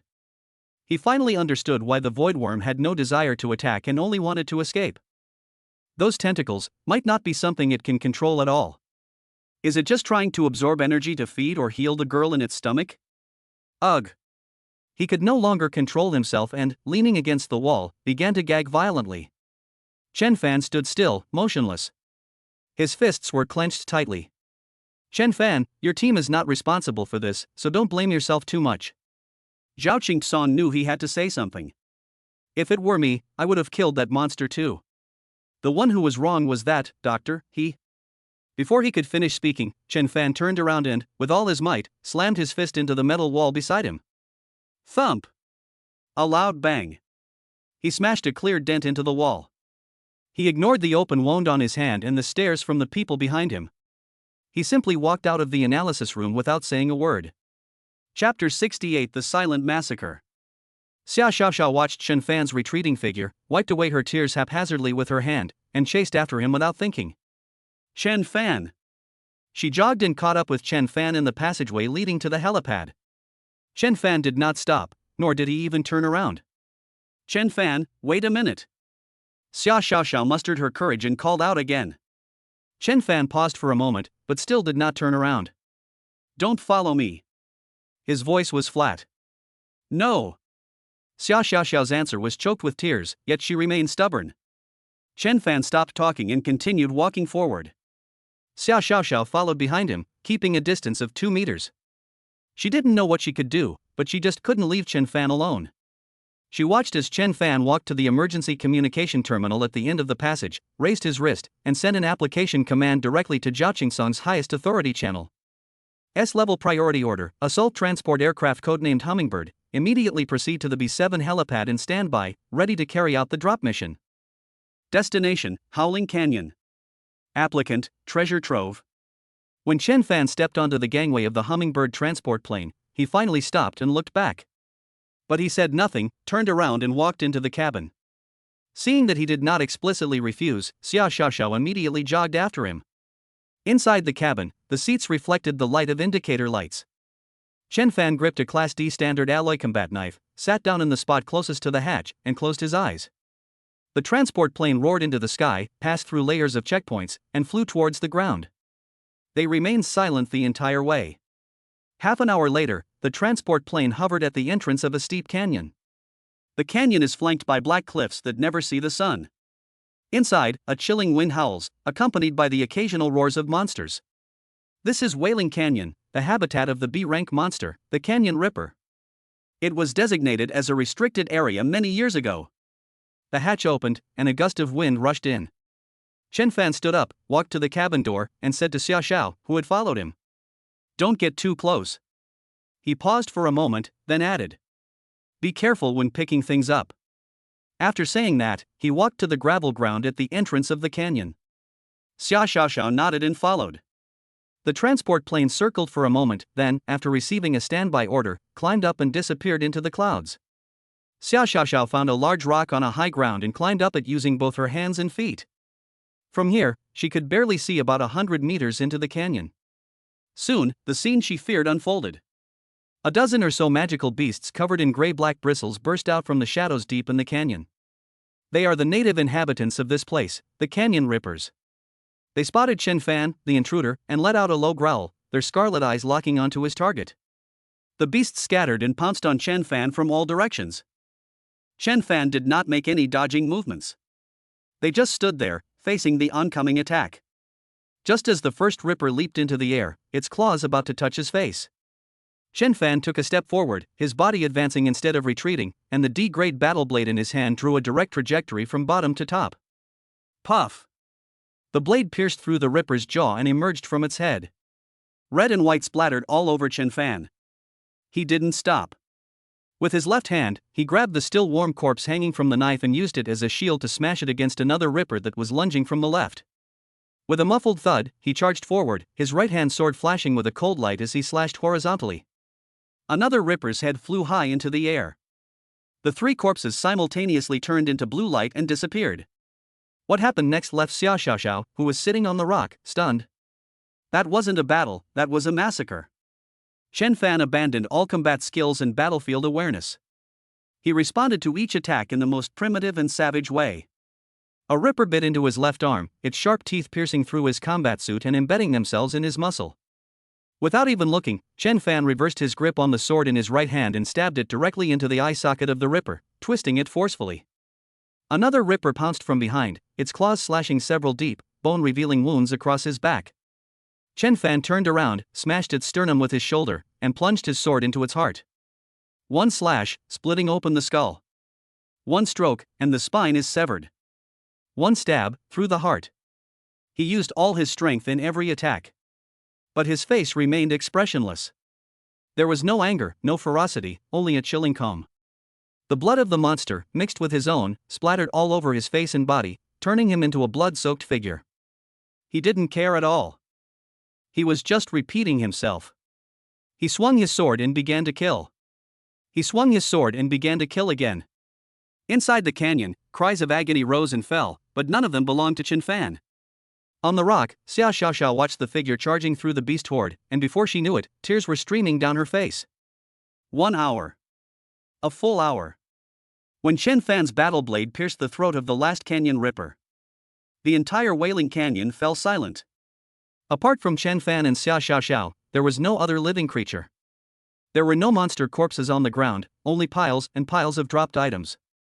Chen Fan stood among them, his chest heaving violently. His combat uniform was already tattered, and his exposed skin was covered with crisscrossing wounds, from which blood was still seeping out. However, the violent aura emanating from him had dissipated considerably. He threw down his sword, dragged his weary body, and walked out of the canyon step by step. He arrived at the giant rock where Xia Xiaoxiao was hiding and looked up. Xia Xiaoxiao trembled as she looked at the man covered in blood. Chen Fan looked at her and spoke. "Get to work." Xia Xiaoxiao stood there stunned for several seconds before she came to her senses. She jumped off the rock, not backing down because of Chen Fan's blood-stained body, but instead taking the initiative to step forward. She bypassed Chen Fan and silently walked into that battlefield. Then, she began to collect the materials scattered on the ground, one by one, into her backpack. Half an hour later, the entire canyon was cleaned up. Xia Xiaoxiao, carrying a bulging backpack, walked back to Chen Fan. She looked at Chen Fan and suddenly remembered something. She carefully rummaged through the pockets of her combat uniform. Finally, he pulled out a white rabbit milk candy wrapped in the prettiest candy wrapper. This was something she had treasured for a long time, something she had never been able to bear to eat. She reached out and, somewhat clumsily, placed the candy into Chen Fan's hand, which was still stained with blood. Chen Fan looked down at the candy in his palm. He remained silent for a long time. Then, with two relatively clean fingers, he carefully peeled off the candy wrapper and put the white candy into his mouth. It has a very strange taste. But he swallowed it anyway. "Let's go." His voice was no longer so harsh towards Xia Xiaoxiao. "Also, let them know that there's a meeting." On the transport plane, Chen Fan wiped the blood off his face with water. He leaned against the porthole, looking down at the black earth rushing past. Only one thought remained in my mind. "I've come to see you, Doctor." Chapter 69 Overlord and Doctor. The door to conference room B7 was pushed open, and everyone inside stood up. He pulled out the chair in the main seat and sat down. The muscles in his back twitched, and he paused for half a second. No one spoke. Xia Xiaoxiao followed behind him and sat down in the seat furthest away from him, with her hands on her knees and her head down. Chen Fan ignored the atmosphere. He took out a book and pushed it to the center of the table. The cover shimmered with light. It was the A-grade skill book, Myriad Sword Shadows. We need greater power to hunt a ghost we know nothing about. He looked at Song Zion. Song Zion, this skill book now belongs to you. I hope you can share my burden. Song Zion froze. He looked at the book, then looked up. His lips moved a few times, but no sound came out. Instead of taking the book, he stood up and bowed deeply to Chen Fan. This action surprised both Lu Yehuan and Xia Xiaoxiao. "Captain, I'm sorry." Song Zion's voice was low and trembling. "I apologize for my previous arrogance." He raised his head and looked directly at Chen Fan. "I will become stronger. I will use my sword to personally cut off that bastard's head." Chen Fan looked at him without saying anything, but simply raised his chin, gesturing for him to sit down. "We'll apologize after we catch the doctor. The problem now is how to find him in this vast sea of people." Chen Fan's words caused Song Zion straightened back to slump again. "Yes, how do we find it?" They knew nothing about the man codenamed Doctor except for a blurry face. He may be continuing his insane experiments in any corner of the world. The meeting room fell silent once again. Just then, the main screen lit up, and Zhao Qingsong's face appeared on the screen, with a high-speed server array in the background. His image flickers. "I have used the highest level of authority to conduct a comprehensive screening of the databases of partner institutions across the country and even the world." Zhao Qingsong's voice came through the loudspeaker. The result was that there was no record of this doctor, or that caduceus symbol. This person, this face, this organization, are as if they never existed. Xia Xiaoxiao couldn't help but exclaim, "How is that possible? Such a large underground laboratory, with all that equipment, it's impossible that not a single trace would be left behind." "That's the scariest part. Zhao Qingsong's image stabilized. Do you think that DHIELD is everything in this world? These words stunned everyone in the conference room. Zhao Qingsong didn't give them time to think and continued speaking. We, Dragon Shield, are the most powerful officially registered military organization. However, this world is much bigger and more complex than you can imagine. He raised his hand and swiped across the screen. Icons for several S-level top-secret files flashed by. Besides Liu Yehuan, there are 5 other S-class officers registered in our Dragon Shield Bureau. Apocalypse, National Guardian, Murphy, Mortal, Underworld. Each code name uttered made the team members' hearts skip a beat. They had only heard of these code names in the most confidential legends. Liu Yehuan lowered her head. Although she was also an S rank, her strength was far inferior to the others. But, Zhao Qingsong's image tilted forward, they are our official force, the guardians within the rules. In this world, there are some people with S-class superpowers who are unwilling to be bound by any organization and choose to live in anonymity, hovering on the edge of the rules. As long as they do not actively disrupt the order, we have no right to interfere. But the most terrifying one is the third one. His finger landed heavily on the smiling face of the doctor on the screen. Like this, doctor, he possesses S-class superpowers, but his heart is filled with nothing but madness. We know nothing about him, not even how large the organization behind him is. After Zhao Qingsong finished speaking, no one in the conference room made a sound, even their breathing became soft. An unknown madman with S-class superpowers. This is the kind of enemy they are facing. Just when everyone was at a loss, Chen Fan stood up. He walked to the tactical map on the wall, looked at the light screen representing the territory of China, and spoke. We're not looking for anyone. His voice broke the silence in the room. Finding an elusive S-class ability user is a poor choice. However, we can try to find his operating room. He stretched out his finger and sketched a range on the map. First, supporting such a massive underground laboratory requires a huge amount of energy. Conventional city power grids simply cannot meet this demand. Once connected, it will inevitably cause abnormal fluctuations in regional energy levels.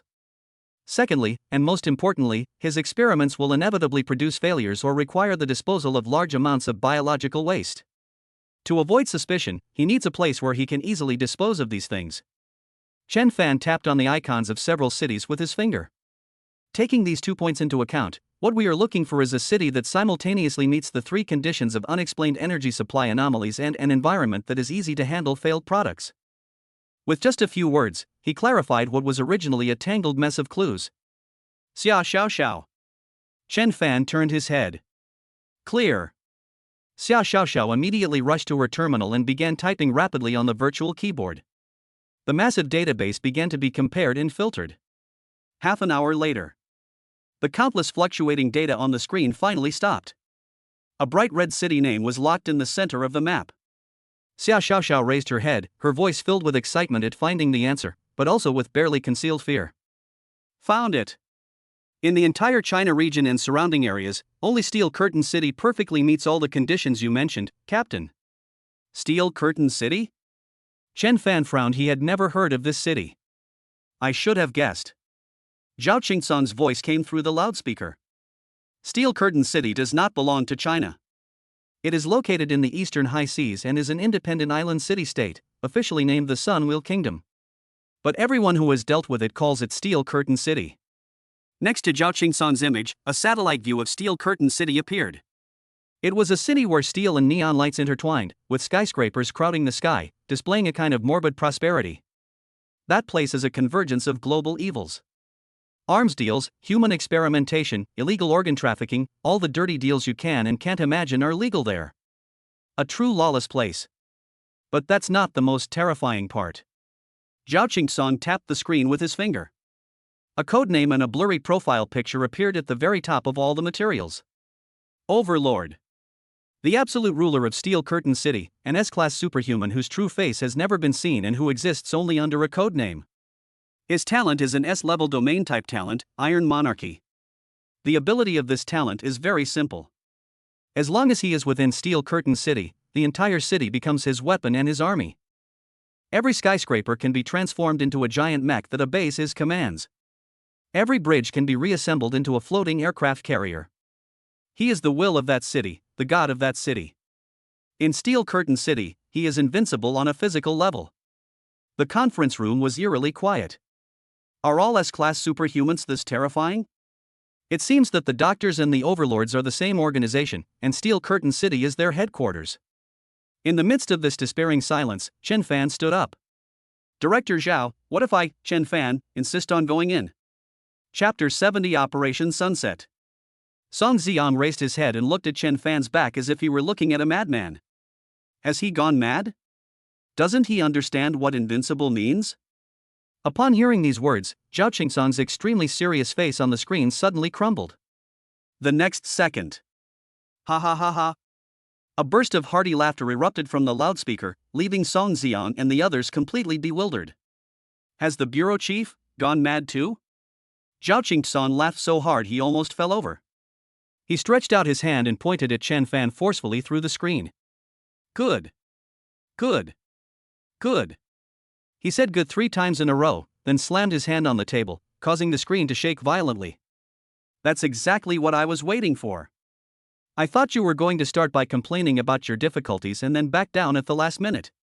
I underestimated you, kid. Zhao Qingsong's laughter abruptly stopped. He straightened his body, his gaze intense, sweeping over each member of the Dawn squad. His tone was full of pride. Of course you can go in. Who says we can't get in? It's time to show you, comrade, treasure trove, what you have brought to our Dragon Shield Bureau and to our China. Zhao Qingsong's voice boomed in everyone's ears. Everyone, assemble immediately at the Sky Hangar on the 9th basement level. Sky Dome Hangar? What is that place? It's not listed at all in the structural diagram of the Abyss base. But no one dared to ask a question. When the Dawn team, led by a senior officer, took their private elevator to the 9th underground floor, a place they had never set foot on before. Apart from Chen Fan, everyone else was speechless with shock at the sight before them. What unfolds before us is a vast underground space with a towering dome, where dozens of fighter jets are parked silently, their indicator lights flashing on and off. The fighter jets had sleek yet menacing shapes. Their outer shells are made of a pure black crystalline composite material that absorbs all the light in the surroundings. Silence is spreading. The silence was shattered by a piercing scream. My darling! Chief Scientist Lin Yiming rushed over from the other side of the hangar. When he was still 3 meters away from a fighter jet, he used a standard sliding knee to rush to the fighter jet's landing gear, spread his arms, hugged the tire, and roared with tears streaming down his face. A perfect creation.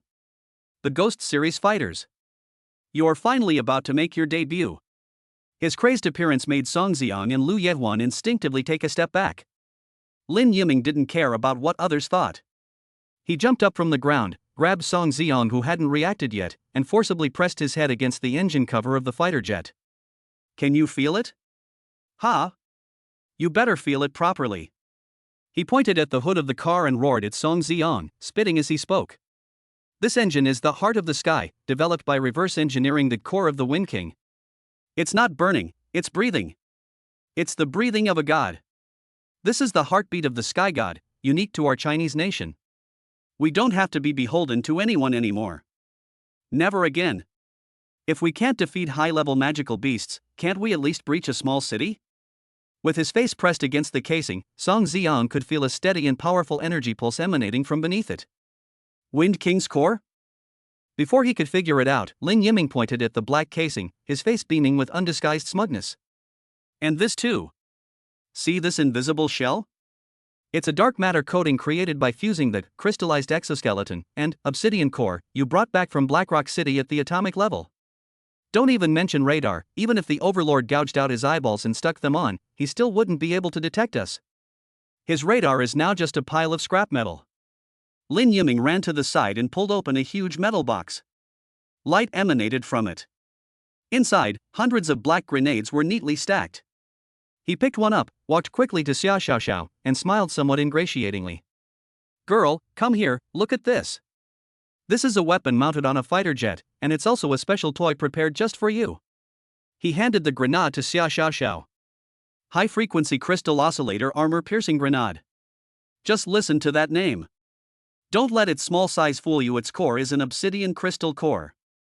Give it an initial frequency, and a single shot can reduce a 100-meter-tall building to ashes at the molecular level. Xia Xiaoxiao took the grenade, turned it over and over in her hand, and grinned from ear to ear. Do you like it? Lin Yiming asked. Xia Xiaoxiao nodded vigorously. Okay.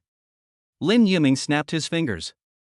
5 robotic arms, each carrying a huge, identical metal box, landed smoothly in front of Xia Xiaoxiao. Lin Yiming patted the box and announced with great pride. 5 boxes, 500 rounds. Plenty to go. From this moment forward, you are our Dragon Shield Bureau's walking director of the Strategic Demolition Office. Finally, he walked up to a temperature-controlled chamber and opened the lid. Inside the box was a green, gelatinous substance that was slightly wriggling. The source of creation. For the first time, Lin Yiming's tone became solemn. An ultimate biological weapon cultivated from the petals of the Black Lotus of Life. We only need to launch a specially designed bunker buster warhead and inject it into Steel Curtain City's underground water system. In a single day, it can fundamentally consume all the energy necessary for the operation of the entire city. To cut off the fuel supply from under the cauldron. When I saw this ghost fleet, when I heard about these unheard of high-tech weapons, Song Xiang, Lu Yewan, and Xia Xiaoxiao were all speechless. They instinctively looked at the man who had remained calm throughout. Chen Fan. All of this came from him. They finally understood the true meaning of the code-named Treasure Vault. Just then, Zhao Qingsong appeared at the entrance of the hangar. He looked at the fleet that was fully prepared and ready to go, and at the Dawn Squad, and gave the order in a loud voice. I hereby declare the Sunset Operation officially launched. This operation is not for conquest, nor for plunder. It is solely to show the world's petty villains. Anyone who dares to extend their black hands towards the Chinese people, no matter how far away, will be punished. Set off. As he uttered his last word, the massive dome of the Sky Dome hangar silently slid open to the sides, revealing the sky outside, which was shrouded in the deep darkness of night. Dozens of ghost fighter jets silently took off vertically, turning into streaks of black and disappearing into the night. Dawn Squad, this time let us stand before you. Give me 1 day. Zhao Qingsong's face turned red from holding back his anger. No, just half a day. Steel Curtain City will fall. Then you can come in however you want. Small-scale battles, or fights against superhumans or high-level magical beasts, are your stage. Chapter 71: The Twilight of the Overlord. The Eastern High Seas, Steel Curtain City. The neon lights at midnight were dazzling, illuminating every gap between the steel skyscrapers. Above this clamor, tens of thousands of meters in the sky, dozens of jet-black fighter jets hovered in the night, forming an attack formation. Their crystalline shells absorb all the surrounding light, and no radar or detection device can detect their presence. The tallest tower in Steel Curtain City, between the thrones. The man codenamed Overlord reclines on a throne made of guns and bones. He swirled the wine in his glass, looking down at the city below. The dazzling light beneath his feet was proof of his power. He is the god of this place, the sole ruler of this place. He liked this feeling. They are truly hard-working oxen and horses. The man chuckled softly and downed the wine in his glass in one gulp. Abyss Base, Command Center. Inside the spacious command hall, a circular holographic screen broadcasts live footage transmitted from the flagship Kunlun.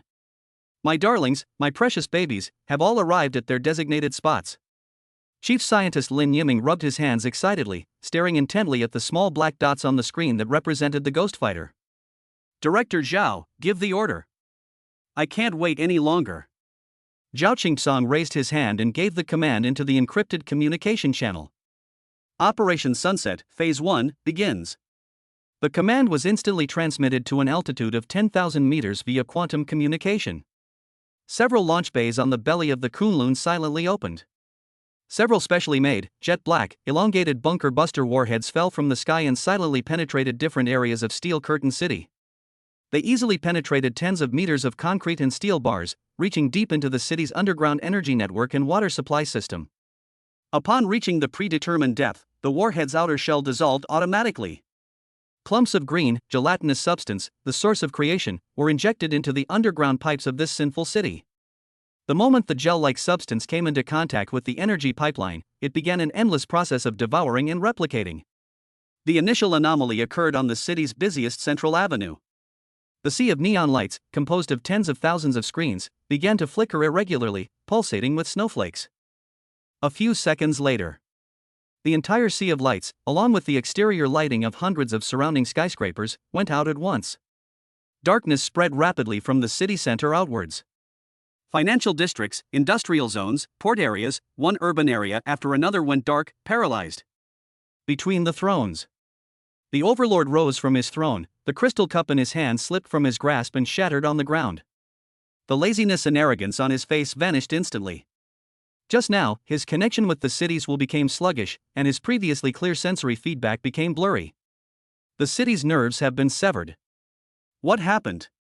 He roared, but before he could figure out why, the second wave of attacks had already arrived. The weapon bays of dozens of ghost fighters opened simultaneously, unleashing hundreds of high-frequency crystal oscillator armor-piercing grenades towards every marked armed emplacement, defense hub, and arsenal in the city below. The grenades release high-frequency resonant waves the moment they hit their target. A 100-meter caliber plasma gun turret, which had just deformed and protruded from the building, shuddered violently the moment it was hit by a grenade. Immediately afterwards, the entire fort, from the muzzle to the base, silently crumbled, turning into a handful of fine metallic dust, which was scattered by the night wind. Hundreds of defense nodes scattered throughout the city were completely wiped out physically at the same time and in the same way. The Overlord's eyes were bloodshot. He finally realized that he had been attacked by an unknown enemy, and in a way he couldn't understand. Without further hesitation, he activated his S-level talent. Iron Rain. The entire main tower began to shake violently, and countless metal structures peeled off and reassembled from the building's surface. He wants to turn the entire city into his army of revenge. However, the city's energy system has been devoured by the source of creation, and its power has lost its foundation. Apart from the main tower beneath his feet, which was connected to the backup power source, the rest of the steel structures remained unresponsive to the call from the depths of his soul. In the end, only the main tower where he was located, after a slow and clumsy transformation, barely managed to form a mecha over 100 meters tall. Unstable electrical sparks were still erupting from the joints of the mecha due to insufficient energy. The Abyss Base Command Center. Lin Yiming looked at the slow-moving metal lump on the screen and laughed until tears streamed down his face. This is S-Class? That's it? He can't even tickle my darlings. Zhao Qingsan's lips twitched slightly. He raised his hand and gave the order again. Kunlun, charge the main guns. Target, enemy mega unit. Fire. Below the nose of the Kunlun, rings of blue energy converged, their light growing increasingly dazzling. The energy of the heart of the sky surges within it. The next second, a beam of energy, more than 10 meters in diameter, pierced the night sky and precisely penetrated the chest of the 100-meter-tall mech. A burst of fire exploded in the sky above Steel Curtain City. The cockpit where the Overlord was located was engulfed by high temperature and energy the moment the beam of light pierced through it. Well done. Lin Yiming slapped the control panel excitedly. Send him straight back to his hometown with one shot. A few more shots, wipe this wretched city off the map. Cease fire on the main guns. Zhao Qingsan's voice stopped Lin Yiming's idea. Our goal is not to destroy the city. Zhao Qingsan's image switched to the transport plane where the Dawn team was located. The Doctor's laboratory, and the hostages he imprisoned, are likely still in the city. The next operation requires an inside breakthrough. He looked at Chen Fan on the screen. Dawn Squad, it's your turn to step in. The order has been issued. High in the sky, the outline of a ghost transport plane that had been optically invisible was revealed. It broke away from the fleet formation and descended at high speed toward the burning city center below. At that very moment, in the heart of the city, amidst the ruins of that tower that was pierced through and burning fiercely, a roar, filled with pain and resentment, rose into the sky. I'm not dead yet. It is the Overlord. He survived the bombardment from the flagship's main guns, though he was severely wounded. The remaining will manipulate all the metal debris around the ruins that can be mobilized. Twisted steel bars, shattered armor, broken pipes, all the scrap metal was drawn together by an invisible force, rapidly converging, piecing together, and deforming. Within a few seconds, dozens of drones of various shapes and sizes, each with a single red eye, rose from the ruins. Without stopping, they dragged their wrecked bodies and swarmed towards the transport plane that was landing in the sky from all directions. Chapter 72: The Hamsters Counterattack. The transport plane jolted, and the cabin was filled with the noise of metal rubbing together. Enemy attack. Song Zion's roar was drowned out by the violent explosion. Just as he was about to activate his shield, a tremendous force slammed into him from the side. The entire ghost transport plane was grabbed by this force and slammed to the ground. The fixed seats broke, and the people in the cabin were thrown about. Xia Xiaoxiao felt a tumbling sensation, her head hit the cabin wall, and everything went black. She didn't know how much time had passed before she struggled to wake up from her drowsy state. The cabin was deformed, with splintered wires and metal fragments everywhere. Everyone else had disappeared, only the emergency lights were flashing, illuminating the surrounding mess. She shook her head, crawled out from under the overturned chair, and put on the backpack that didn't fit her size. Because of its special material, it wasn't damaged. Chen Fan? Song Xiong? Lu Yehuan? She called out a few times, but received no response. Xia Xiaoxiao pushed open a deformed hatch, and the sight outside made her stop in her tracks. They crash-landed in a city square, surrounded by burning building ruins. At the other end of the square, a humanoid monster made of metal and flesh was crawling up from a pile of scrap metal. Half of the monster's body was charred black, while the other half was forcibly supported by a metal frame. Beneath the shattered armor, there was writhing flesh and blood. It is indeed the Overlord. He survived, but his body was covered in wounds. He looked up and, across a distance of hundreds of meters, locked his gaze on Xia Xiaoxiao, who had just climbed out of the cabin. Alone, seemingly weakest prey. Ha ha ha, cough cough. Overlord let out a laugh, which aggravated his wounds, causing him to cough violently, with blood gushing out from the gaps in his metal mask. He didn't rush to make a move, but instead sized up the pale-faced girl. Come here, little mouse. As he spoke, he manipulated the steel bars and scrap metal scattered on the ground. The metal automatically spliced and deformed, forming a steel throne behind him. Overlord leaned back on the throne, raised an arm made of steel pipe, and beckoned with his finger towards Xia Xiaoxiao. Don't be afraid, I won't let you die too quickly. I'll tear off your limbs first, then press your face against a scorching hot iron plate so you can hear the sound of your skin being roasted. Finally, I will extract your bones one by one and use them to make new decorations for my throne. His voice carried a mixture of mockery and cruelty. Xia Xiaoxiao was so frightened that her body trembled and she took a step back. But at that very moment, Nian Nian's pale little face and Wang Hai's desperate roar before he turned into a monster flashed into her mind. A surge of anger rose in her chest, overwhelming her fear. She stopped backing away. She straightened her back, pulled her backpack forcefully to the front, and unzipped it. Xia Xiaoxiao took out a grenade launcher from inside and skillfully inserted a black grenade. That was a toy that Lin Yiming personally gave to her before he set off. Overlord was taken aback when he saw her actions, then laughed even more arrogantly. What? The little mouse wants to bite people too? Are you going to tickle me with your ridiculous toy? As soon as he finished speaking, countless car wrecks and thick steel plates rose from the ground in front of him, merging into a shield that covered half of the square. At the same time, dozens of sharpened steel bars shot out from behind the shield, densely targeting Xia Xiaoxiao. Faced with an attack powerful enough to riddle a building with holes, Xia Xiaoxiao did not try to withstand it. With her other hand, she had already pulled out a colorful bunch of things from her backpack. A green liquid sphere is the slime that corrodes the slime. A packet of sporangia emitting colored powder, from the iridescent fungus. There are also several military-grade high-intensity stun grenades. Without even looking at them, she threw them around her. The slime balls exploded on the ground, corroding the ground and creating pits, while a pungent smoke rose up. Colorful spore powder spread out, and the surrounding scenery began to blur. Immediately afterwards, several stun grenades exploded in succession, filling the entire space with blinding white light and a sharp buzzing sound. The Overlord's perception was disrupted, and the accuracy of the steel bar rain also deviated significantly, with most of it hitting the open ground.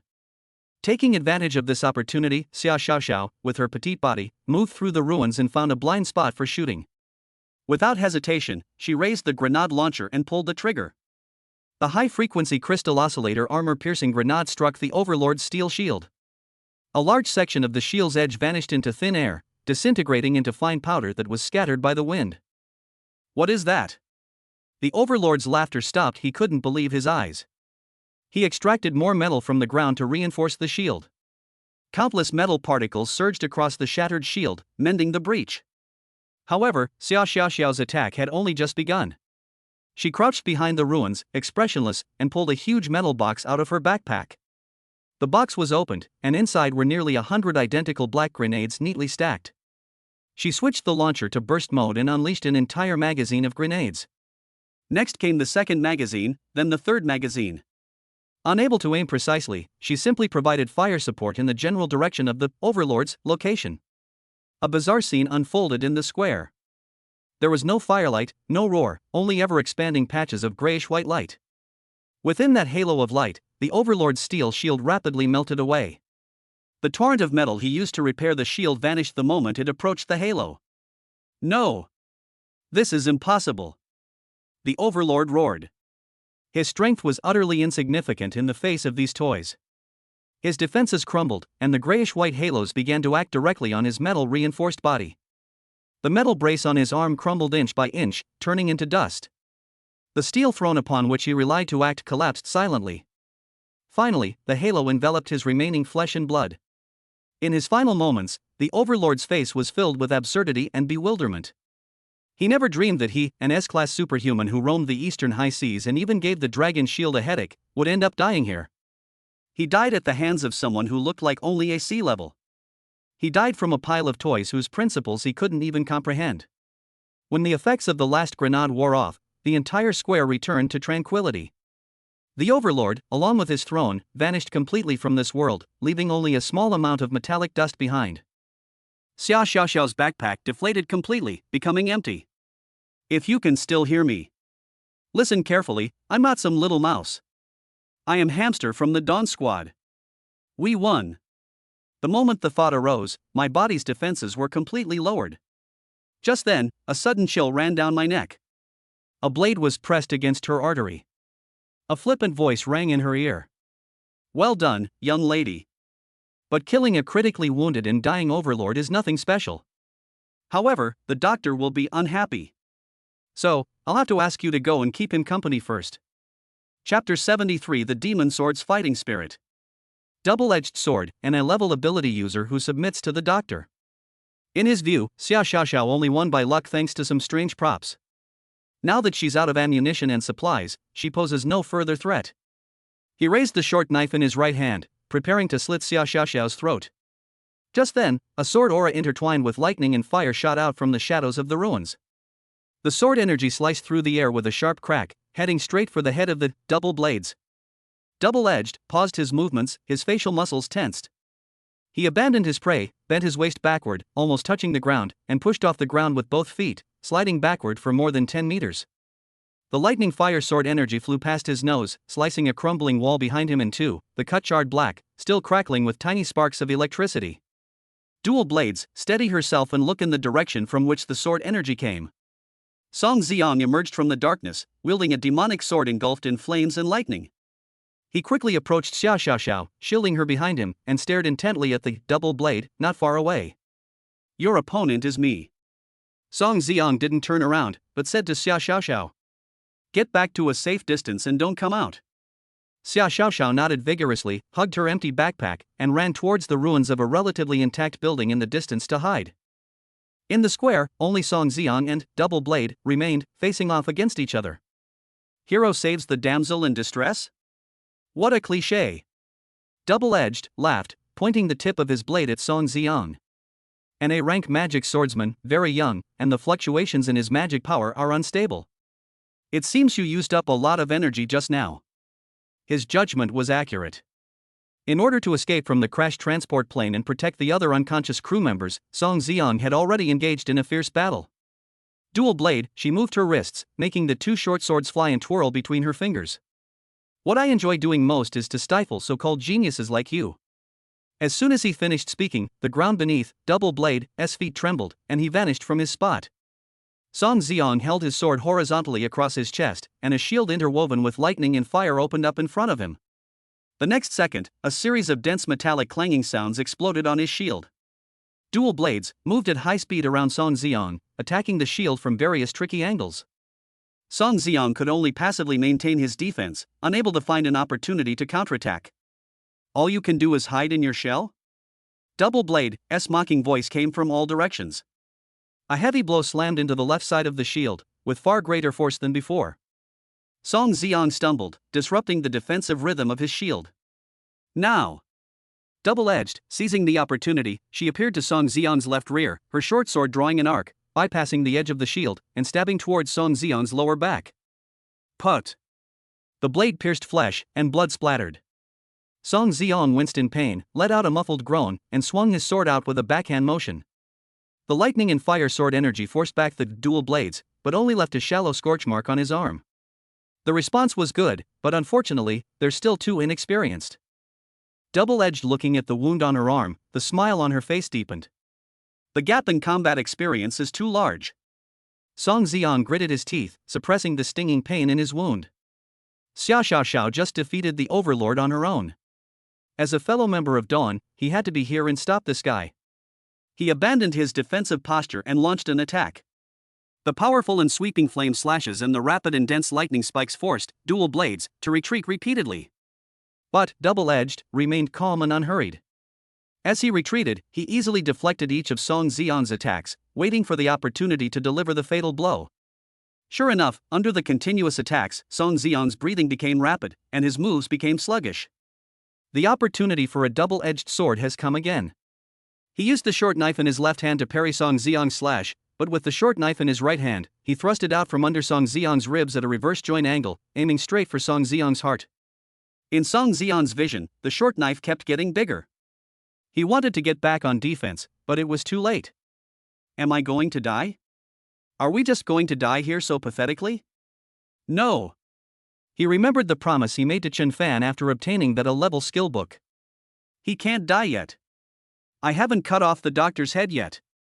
At this critical moment, Song Ziong abandoned all defenses and poured all the remaining magic power in his body into his legs.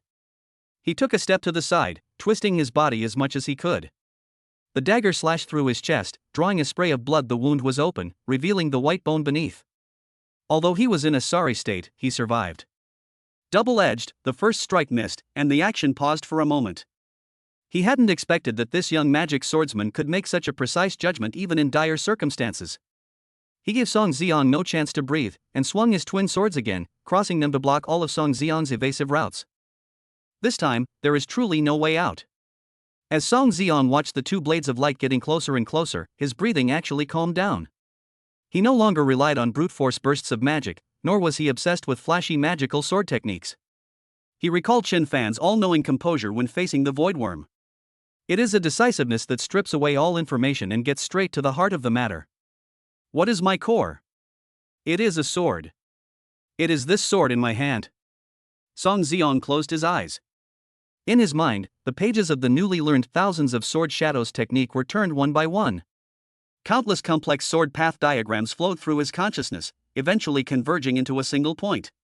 When he opened his eyes, the violent magical fluctuations on his body subsided. He became one with the sword in his hand. In his eyes, there was no longer lightning and fire, only the reflection of the long sword in his hand. The double-edged blade is already within reach. Song Ziong raised his sword. A simple upward flick. Bite. Double-edged, the double blades that were determined to win were precisely blocked by Song Ziong. Double-edged, the muscles on his face twitched. He tried to pull back the short knife by exerting force on his wrist, but the two thin blades seemed to be welded to the other's sword, remaining completely still. Do you know what the biggest difference is between you and me? I am a genius, and you are nothing. The game is over. Song Zion's voice was very soft. Thousands of sword shadows. As he spoke, countless sword shadows appeared around him, each intertwined with lightning and flames. The sword shadows rapidly arranged themselves, forming a circular sword formation that trapped the double blade within. The tips of all the sword shadows were aimed at the center of the sword formation. Double Blade's body tensed. His pride and joy, his speed, couldn't find any gap to break through the 360-degree blockade. He wanted to escape, but no matter where he looked, all he saw were swords pointing at him. No! He let out a roar. The next second, thousands of sword shadows pierced out simultaneously. Countless lightning fire swords pierced through the body of Double Blade from all directions. Double Blade's body was burned away by lightning and flames, leaving no trace. The sword formation dissipated. The light of the demonic sword in Song Zion's hand went out. His body swayed. The two consecutive intense battles had left him unable to stand steadily. He knelt on one knee and used his sword to support himself so that he wouldn't fall. He coughed violently and spat out a mouthful of blood. He looked up at the huge crater blasted open by the main cannon deep in the city. Chen Fan and the others were likely in that direction. He was panting heavily, looking at the wounds all over his body, and muttering to himself. Captain, I can't keep my promise. The doctor's head is yours. Chapter 70 for the determination to exist. Not long ago, when the transport plane was shot down. In the chaos, Chen Fan grabbed Lu Yehuan, who had lost his balance due to the violent tumbling. He unleashed the power of the wind element, forming a barrier to protect the two and altering their trajectory before they hit the ground. The two men crashed through the roof of a building and rolled onto the floor in the messy office. The wind element cushioned their fall, preventing them from suffering severe damage. Chen Fan stood up immediately and scanned his surroundings. After confirming that there was no direct threat, he turned to look at Lu Yehuan, who was still sitting on the ground. "Are you all right?" Lu Yehuan shook his head and stood up, leaning on the desk next to him. "Where are the others?" she asked hastily. Chen Fan walked to the broken window and looked outside. The wreckage of the transport plane lay scattered several blocks away, the burning flames illuminating the night sky. He did not see Song Xiang, Xia Xiaoxiao, or the other crew members. "We've broken up," Chen Fan replied briefly. He turned and looked at a half-open metal door deep inside the office. Behind the door was a corridor that extended downwards. "It seems like fate has intervened. We've somehow ended up in an interesting place." The two looked at each other, needing no words. This place is very likely their destination. Chen Fan walked in front, with Lu Yehuan following behind, and the two entered the corridor. As they reached the end of the corridor and pushed open a lead door, Lu Yehuan felt a churning in her stomach. She covered her mouth and forced herself not to vomit. Before me was a massive underground laboratory. Rows of huge glass containers lined the walls, filled with murky nutrient solutions that contained countless distorted human figures. Their bodies were forcibly grafted with various magical beast tissues. Some grew insect limbs, some had scales covering their skin, and some had rotting fleshy wings extending from their backs. In the center of the laboratory were countless iron cages.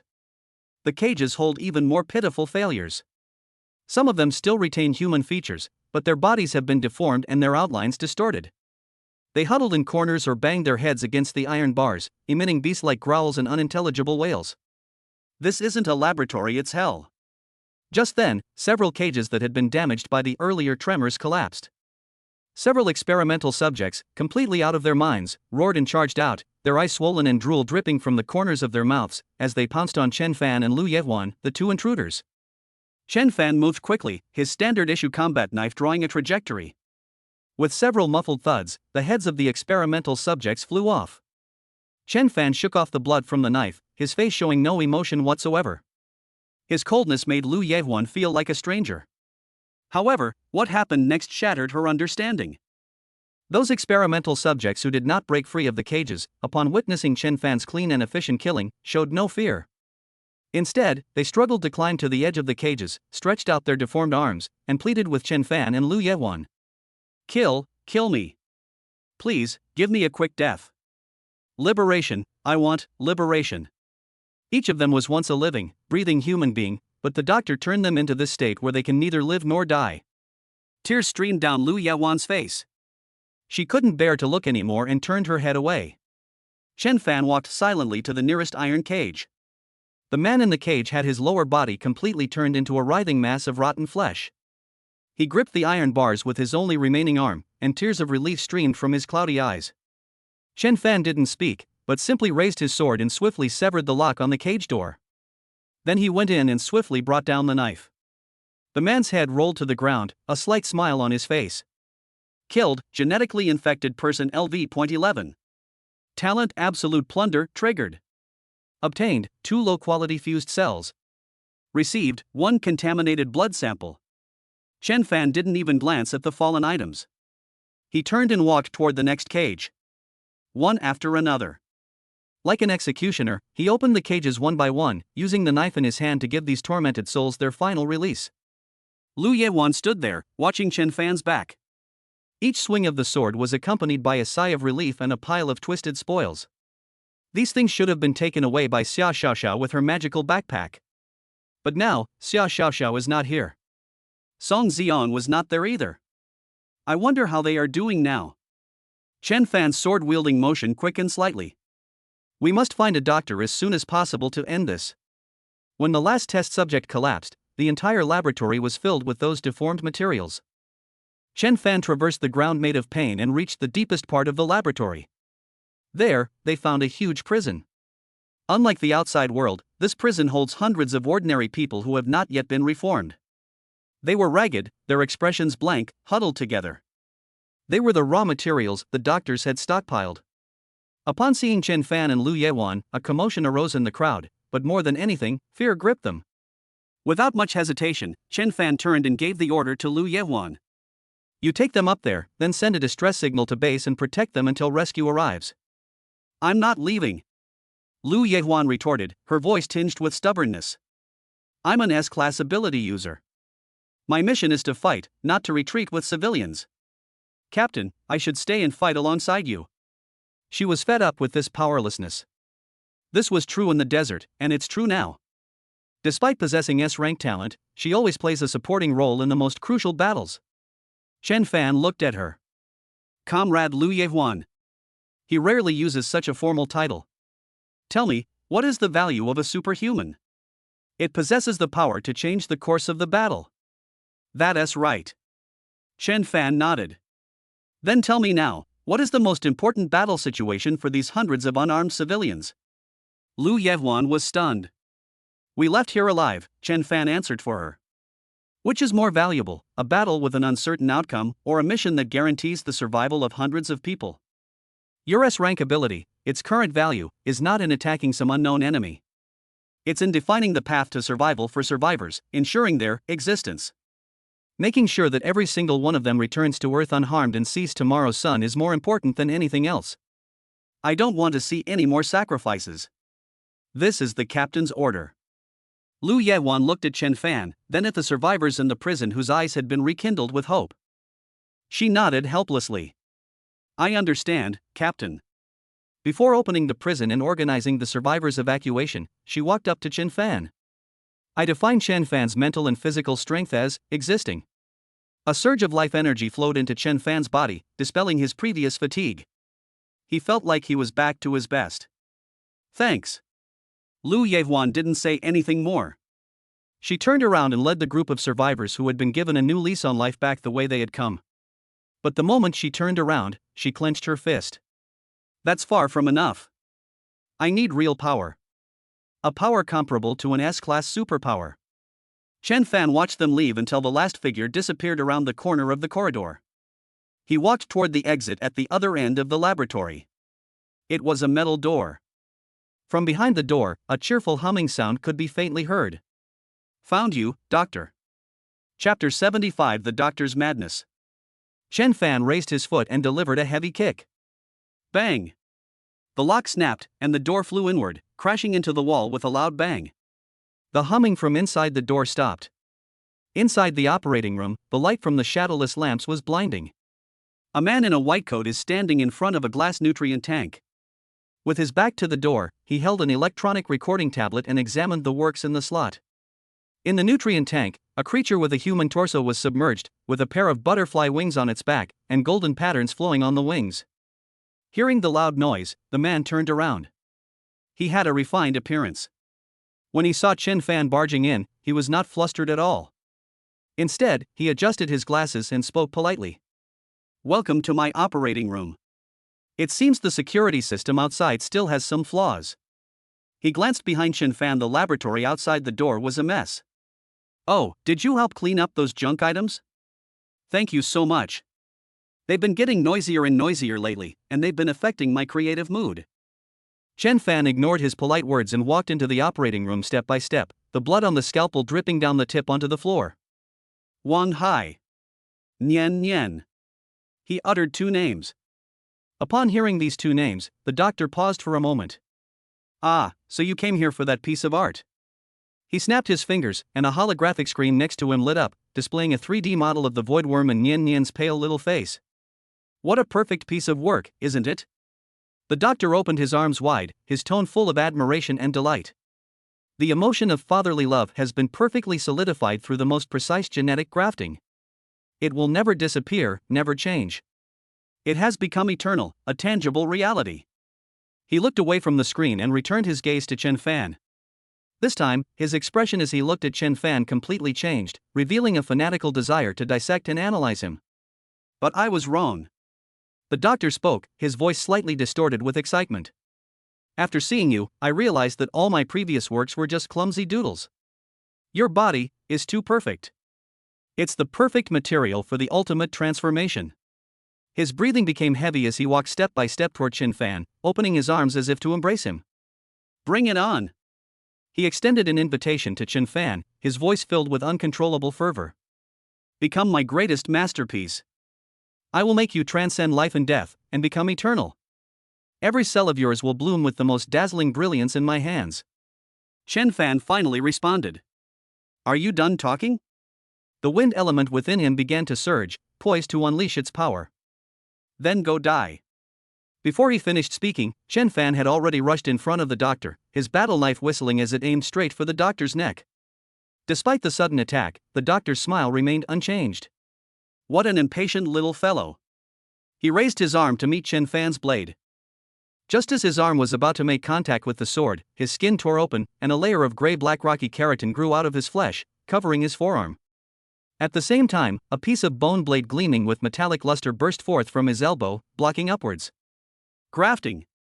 The keratinous layer of the B-grade magical beast petrified lizard, plus the bone blade of the B-grade magical beast razor mantis. Bite. Sparks flew as the blade clashed with the bone blade. Chen Fan felt a numbness in his tiger's mouth and the blade trembled. He used the force to retreat and create distance. He even grafted himself onto himself. He's insane. The doctor shook his right hand, which had transformed into a blade, and looked with interest at the faint white mark on the bone blade. Not bad power. But unfortunately, it's not enough. He exerted force with both arms simultaneously, tearing his white coat apart, and in the blink of an eye, his two arms transformed into deadly weapons that combined offense and defense. He pushed off with his feet and charged towards Chen Fan. For a time, the sound of metal clashing filled the operating room. Chen Fan pushed the whisper of the wind's power to its limit, creating a series of afterimages in the confined space as he relentlessly searched for the doctor's weaknesses. The doctor, on the other hand, was like a monster, his bone blades on both arms forming a net of blades, each swing accompanied by a sharp whistling sound that tore through the air. His body was like an arsenal in the instant of parrying, petrified skin would temporarily form on his arms. In the intervals between attacks, highly poisonous bone spurs would spring from his fingertips. After narrowly avoiding a bone spur aimed at his eyeball, Chen Fan found an opportunity. Doctor, in pursuit of the ultimate attack, his body stiffened for a fraction of a second. Now! Chen Fan abandoned all plans for physical attacks and released his mental energy without reservation. Ghost impact. The doctor, who was wielding the bone blade, suddenly froze, his movements halting. His own mental strength was not weak, but the ghost impact ignored his defense and directly pierced into the core of his consciousness. The excruciating pain caused his eyes to lose focus instantly, and his mind went blank. The biological tissue grafted onto his arm also experienced a rejection reaction due to the wavering of the core will. Cracks appeared on the hardened keratin layer, and the sharp bone blade dimmed slightly. This flaw is enough. Chen Fan bypassed the doctor's stationary net of blades, and his fist, imbued with wind element, slammed solidly into the doctor's chest. Click. The temporarily generated protective stratum corneum shattered instantly. The force of the punch penetrated his body and struck his sternum. The doctor arched his back, his feet left the ground, and he flew backward, crashing heavily into the control panel behind him. The glass screen shattered, and the instrument emitted a large number of electrical sparks. Cough, cough, cough. The doctor knelt down and coughed up several mouthfuls of blood. Chen Fan gave him no chance to catch his breath, and pressed forward again, ready to deliver the final blow. However, the doctor raised his head. Instead of feeling fear, he burst into loud laughter, a hoarse and manic laugh. Amazing. Absolutely amazing. He praised, his voice trembling with excitement. This feeling, the stinging sensation of walking on the edge of death. This is the true meaning of life. This is the ultimate art. Chen Fan, you are truly a gift from heaven. He suddenly reached out and slammed his hand on a blood-red emergency button in the center of the control panel. Originally, I wanted to keep this perfect laboratory. But you gave me an even bigger surprise. You forced me to do this. The alarm sounded throughout the entire underground space. Doctor, the ground beneath his feet suddenly cracked open, revealing a dark hole, and he fell through it. At the same time, the operating room floor began to shake, and cracks appeared in the walls and ceiling. In the very center of the operating room, a circular dome with a diameter of over 20 meters split apart, emitting a piercing scraping sound. The doctor's laughter came from the darkness below, its tone sharp. Enjoy this. This is the welcome ceremony I've prepared for you. Come and see my ultimate creation. It's a fusion of an A-rank magical beast and an A-rank superhuman. The world's first A-rank magical beast with self-awareness and superpowers. Open your eyes and look carefully. Yama no Orochi. Chapter 76 Yamada no Orochi. The operating room dome suddenly opened, accompanied by the doctor's frantic announcement. With a metallic scraping sound, the walls and the ground receded to the sides at the same time, revealing a bottomless hole below. A massive circular elevator platform was slowly rising from the darkness, creating a muffled whistling sound as it carried air. Chen Fan stood still, without retreating. He could feel the ground beneath his feet shaking, and an indescribable sense of oppression was coming at him as the platform rose. That wasn't just a simple pressure of energy, but a frenzied life force. Finally, the full picture of the platform was revealed to Chen Fan. In the center of that metal disc, a colossal creature was curled up. Its body is covered with dark purple scales, each one shimmering with an eerie light. Most striking are its 8 enormous heads, each one grotesque and terrifying, with its eyes tightly closed, fast asleep. Just seeing it gave Chen Fan a shiver that stemmed from his very life force. It's beautiful, isn't it? The doctor's cheerful voice echoed from the abyss below, carrying the admiration of someone appreciating a work of art. The fusion of body and soul, the unity of power and supernatural abilities. This is the closest work of art I have ever created to God. As soon as the doctor finished speaking, the giant beast on the platform heard the summons. Its 8 drooping heads slowly rose. 16 scarlet eyes opened at the same moment. Those are not the eyes of a wild animal. There was an indifference in those 16 eyes, as if they were observing ants. That is a higher life form looking down on a lower life form. This monster possesses extremely high intelligence. Its gaze precisely locked onto Chen Fan, who was standing at the edge of the operating room. A powerful surge of energy emanated from its body. The doctor's maniacal laughter rang out again, filled with a boastful tone. See that? It's greeting you. It likes you. It can't wait to make you a part of itself. Chen Fan ignored the madman's words. All his attention was focused on the awakened behemoth. Just then, a bizarre scene unfolded. The giant beast, Yamada no Orochi, began to visibly swell beneath its thick scales. Its body contracted slightly. A translucent, fleshy egg, more than half a meter in diameter and covered in mucus, was ejected from its cloaca and rolled onto the platform. Then came the second one, the third one. The process was incredibly fast. The giant beast's belly rose and fell rhythmically as one fleshy egg after another was expelled. In less than a minute, nearly 1,000 fleshy eggs had covered the entire platform, surrounding the Yamada no Orochi's main body in the center. Through the translucent egg wall, you can see a blurry black shadow curling and pulsating inside. By the way. The doctor's voice came again, his tone filled with barely suppressed excitement. It inherited the talent of that A-level ability user, reproduction. These adorable little ones will hatch in just 30 minutes. Enjoy it. Enjoy this grand death party that's all prepared just for you. My masterpiece. 30 minutes. Nearly 1,000 offspring with A+ grade magical beast genes. In addition, there is an A+ class mother entity with advanced intelligence. This is a desperate situation. A dead end with no way out. Chen Fan stood quietly, able to hear the strong beating of his own heart. Wang Hai's face was contorted with pain. I think of those eyes filled with fear. The doctor had that absorbed expression, as if appreciating a work of art. Scenes flashed through his mind. A burning rage erupted from the deepest part of his chest. This anger did not make him lose his mind, instead, it burned away all his fears and distracting thoughts. He is very calm now. An unprecedented calm. Because he knew that anger was a luxury, and fear was a death sentence. In this situation, any slight emotional fluctuation could lead to his demise. His only chance of survival now is to eliminate the mother body in front of him within 30 minutes. Then deal with those nearly 1,000 time bombs. Chen Fan's figure disappeared from the spot. He didn't rush towards the enormous mother body. The power of the wind element enveloped him, turning him into a blurry shadow. He rushed towards the edge of the platform in a strange arc, towards the densely packed fleshy eggs. He wanted to see how this intelligent monster would respond. Just as Chen Fan's knife tip was about to touch the first fleshy egg, the Yamada no Orochi, which had only locked onto him with its eyes, moved. Of its 8 heads, the one on the far left suddenly jerked up and opened its gaping maw. A highly compressed black ball shot out from its mouth, arriving ahead of Chen Fan's charging path. The black ball exploded the moment it appeared. A powerful suction force suddenly appeared, forcibly distorting and folding the space around Chen Fan. He felt his body being pulled by an irresistible force, and his forward speed suddenly slowed down. This isn't over yet. The other two heads, one on the left and one on the right, like two giant pythons emerging from their cave, roared with a sharp shriek that tore through the air, and lunged at Chen Fan, who was trapped by the distortion of space. Chen Fan immediately halted his forward momentum, unleashing the full power of his wind element to forcefully counteract the pulling force of space. His body made an incredible turn in mid-air, narrowly avoiding the bite of the two giant mouths. He landed back on the operating room floor, 100 meters away from the platform. The brief exchange just now allowed him to gather enough information.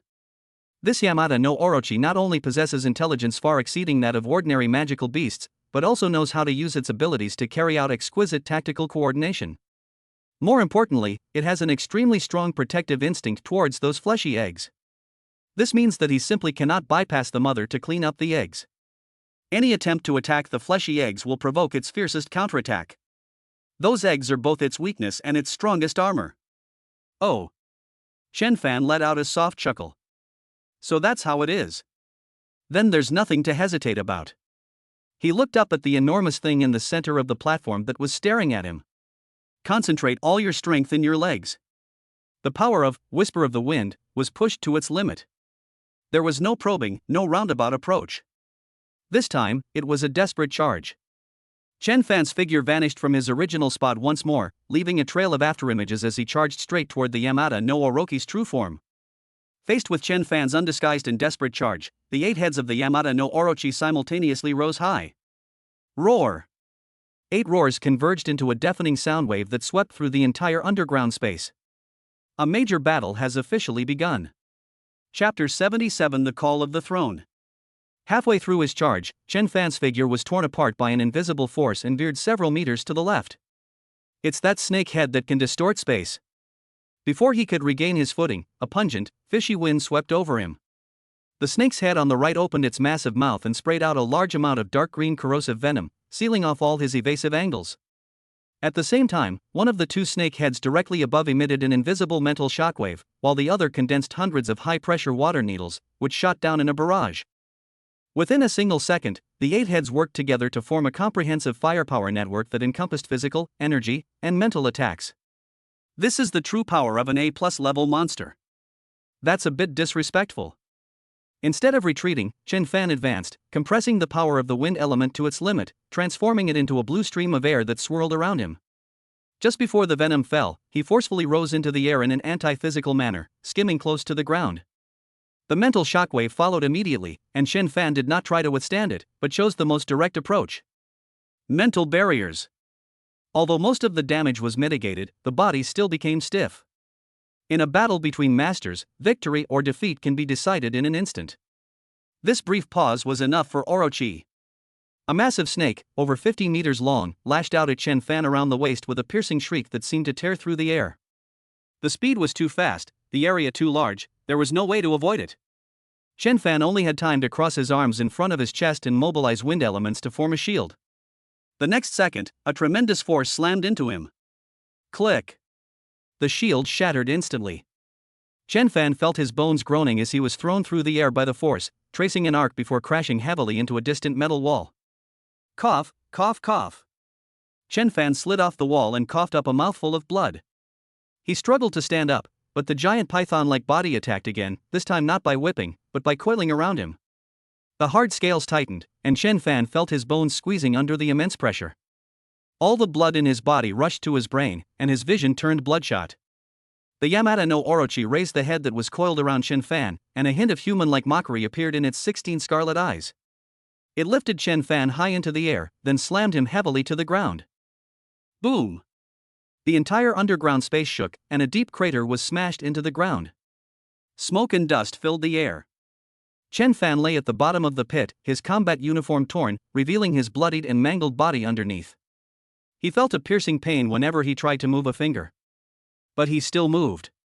He used his elbows to brace himself against the ground, and little by little, he lifted himself out of the deep pit. He rushed out again. The target remains the mother organism. He knew very well that time was running out.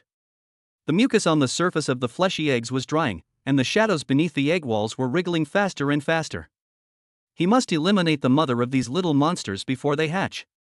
This was his only way out. Seeing that this tiny insect could actually stand up and even dare to charge at him, the Yamata no Orochi's 16 eyes revealed true emotions for the first time. That was anger from being provoked. This time, it changed its tactics. 7 enormous heads hung down, like 7 mobile fortresses, protecting its massive core body from all sides, forming an absolute defensive circle composed of scales and flesh. The remaining head was raised high, its scarlet eyes fixed on Chen Fan's figure. It abandoned flashy energy attacks and instead used the simplest and most effective method, defense and counterattack. What followed was a 10-minute, desperate battle of attack and defense. Chen Fan's figure transformed into a phantom time and time again, launching surprise attacks from all sorts of tricky angles. No matter how fast he is or how unpredictable his attacks are, that high-up snakehead can always predict his path in advance and intercept him halfway with the simplest tail whip and impact. The other 7 heads formed an insurmountable wall of size. Chen Fan didn't even manage to touch the core of the mother body once. On the contrary, he himself suffered several more deep wounds that exposed the bone. Physical strength is being depleted rapidly. His mental energy also felt a stinging sensation from the continuous use of Ghostly Strike. If this continues, I will die of exhaustion before the eggs even hatch. We can't wait any longer. After being lashed away by the snake's tail once again, Chen Fan forcibly steadied himself in mid-air, his eyes becoming resolute. He no longer tried to bypass the defenses, but instead poured all his strength into the sword in his hand. He's willing to trade his injuries for his own. Only by tearing open a hole can we find a way to survive. Once again, and for the last time, he rushed out. This time, facing the swooping snake head, Chen Fan did not make any dodging movements. He charged straight at the snake's head. Just as the snake's head was about to crash into his chest, he mustered all his strength and thrust his battle sword fiercely into the massive body of the Yamata no Orochi. This is an attack that risks everything. However, the battle sword seemed utterly powerless against the scales of the A+ grade magical beast. Bite. The blade collided with the scales, leaving only a shallow white mark, failing to even break through the defenses. A hint of despair flashed across Chen Fan's face. Before he could launch a second attack, Orochi was completely enraged. A massive tail, carrying enough force to shatter mountains, swept in from the side. This time, Chen Fan had no way to avoid it. Bang! A solid slap. Chen Fan struggled to get up, but his body wouldn't obey him. He could feel his life slipping away rapidly. In the darkness, the doctor's suppressed, joyful laughter echoed from the abyss below. It's over, my friend. I was even planning to have your body grafted, but your performance has disappointed me greatly. Just die like this. On the platform, Orochi seemed to sense Chen Fan's weakness as well. Its 8 ferocious heads were raised high at the same time, their blood-red mouths wide open. Fire, frost, lightning. 8 distinct and destructive energies converged in its mouth, illuminating the entire underground space as bright as day. This was the final blow. Chen Fan looked up at the 8 energy orbs about to burst forth, his mind went blank for a moment, and then a meaningful smile appeared on his face. You woke up at just the right time. I, Chen Fan, summon you. Just then, the deep-sea throne model floated up silently. It pierced through the tattered fabric and hovered on Chen Fan's chest. Immediately afterwards, a deep blue light emanated from the throne model. A pressure far greater than that of the Yamata no Orochi, like an ancient god awakening, enveloped the entire underground space. I answer your call. Chapter 78: The King in 30 Seconds. A deep blue light surged from the throne model, engulfing Chen Fan. The light had no temperature, no tactile sensation, yet it was penetrating every part of his body. His flesh and bones were decomposed and reassembled in this light. A will that transcends time descended upon his consciousness. This will was devoid of any emotion, it simply projected a thought directly into Chen Fan's mind. Your strength hasn't improved much. To gain my authority, you'll need to be at least level 60. And only by reaching level 100 can I fully control my power. This comment carries a condescending dissatisfaction. Chen Fan's consciousness sank into his body. Since the Battle of the East Sea, when he forcibly raised his level to LV.40 by borrowing the power of the throne, after experiencing this series of battles and accumulations, his level has only barely increased to LV.53. This speed is unbelievably fast to outsiders. But compared to this ancient will that has existed for countless centuries, this progress is not even worthy of carrying its shoes. Chen Fan even wanted to mentally complain, "Brother, do you think leveling up is as simple as eating and drinking? I've never heard of anyone reaching LV.100. If someone really does, then I'll write my name Chen Fan backwards." The ancient will ignored his inner grumbling and sent forth its message once more. "Your level is too low to withstand my true power. If we force it in, your body will turn to dust first. I can only answer your call and grant you 30 seconds of royal power." 30 seconds? Chen Fan felt the energy flowing into his body from the level of consciousness. This power was enough to distort reality and rewrite the laws of nature, surging through his limbs. He even had the illusion that he could tear apart the stars with a mere gesture. He raised his head and looked at the 8 heads in the distance, where 8 balls of destructive energy had already coalesced and were about to erupt. Enough! The moment he finished speaking, a torrent of deep blue energy merged with his body. All the deep, bone-revealing wounds on his body, all the broken bones, and all the damaged internal organs were healed under the cleansing effect of this energy. The skin regains its smoothness, bones reconnect, and depleted cells are replenished. He stood up straight, his pupils now a deep blue. At this moment, he was no longer Chen Fan. He is a king. The Yamata no Orochi, which was gathering its strength to unleash a final blow, froze in mid-air. The 8 energy orbs in its mouth, powerful enough to melt steel and freeze souls, flickered in and out of light before finally going out. A fear originating from the deepest recesses of life's oldest genes gripped its every nerve. For the first time, the 8 hideous heads of the Yamata no Orochi showed signs of panic. Its massive body involuntarily moved backward. It wanted to escape. The moment this thought arose, it was utterly crushed by an even greater majesty. It was unable to move. Deeper underground, in a dark room containing only a single control panel. The doctor is holding a glass of red wine, enjoying the finale that is about to unfold on the main screen. His smile was elegant and rapturous. However, the smile on his face froze the next second.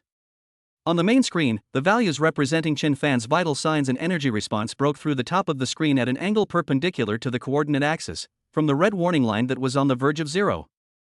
That's not climbing, that's leaping forward. Beep. Beep. Warning. Energy reaction exceeds measurement limit. Warning. An abnormal disturbance has occurred in the spatial structure. Sizzle, sizzle. The secondary screen monitoring the Yamata no Orochi flickered violently a few times. Then, all the sophisticated instruments on the screen seemed to have been subjected to unimaginable overload, bursting out a series of sparks and completely breaking down while emitting black smoke. The doctor's hand, holding a wineglass, froze in mid-air. He looked at the burnt screen, then at the data chart on the main screen that had already exceeded its limit. The rapture and elegance on his face vanished without a trace, replaced by shock. That's impossible. What is this? The nature of this energy was completely beyond his comprehension. On the platform, Chen Fan did not waste a single precious second. He raised his hand and pointed at the enormous creature that was already gripped by fear and unable to even utter a mournful cry. The power of a monarch. Deep sea edict. An invisible pressure descended from nowhere. This pressure penetrated its scales and energy, directly affecting every part of its body. The A+ grade Yamata no Orochi, with its massive body capable of withstanding cruise missile bombardment, groaned under the strain. Its bones were breaking inch by inch, and cracks appeared on its hard scales. It was firmly imprisoned in place, unable to even move the very last scale. It could only look at that tiny human in despair. Chen Fan grasped at the air.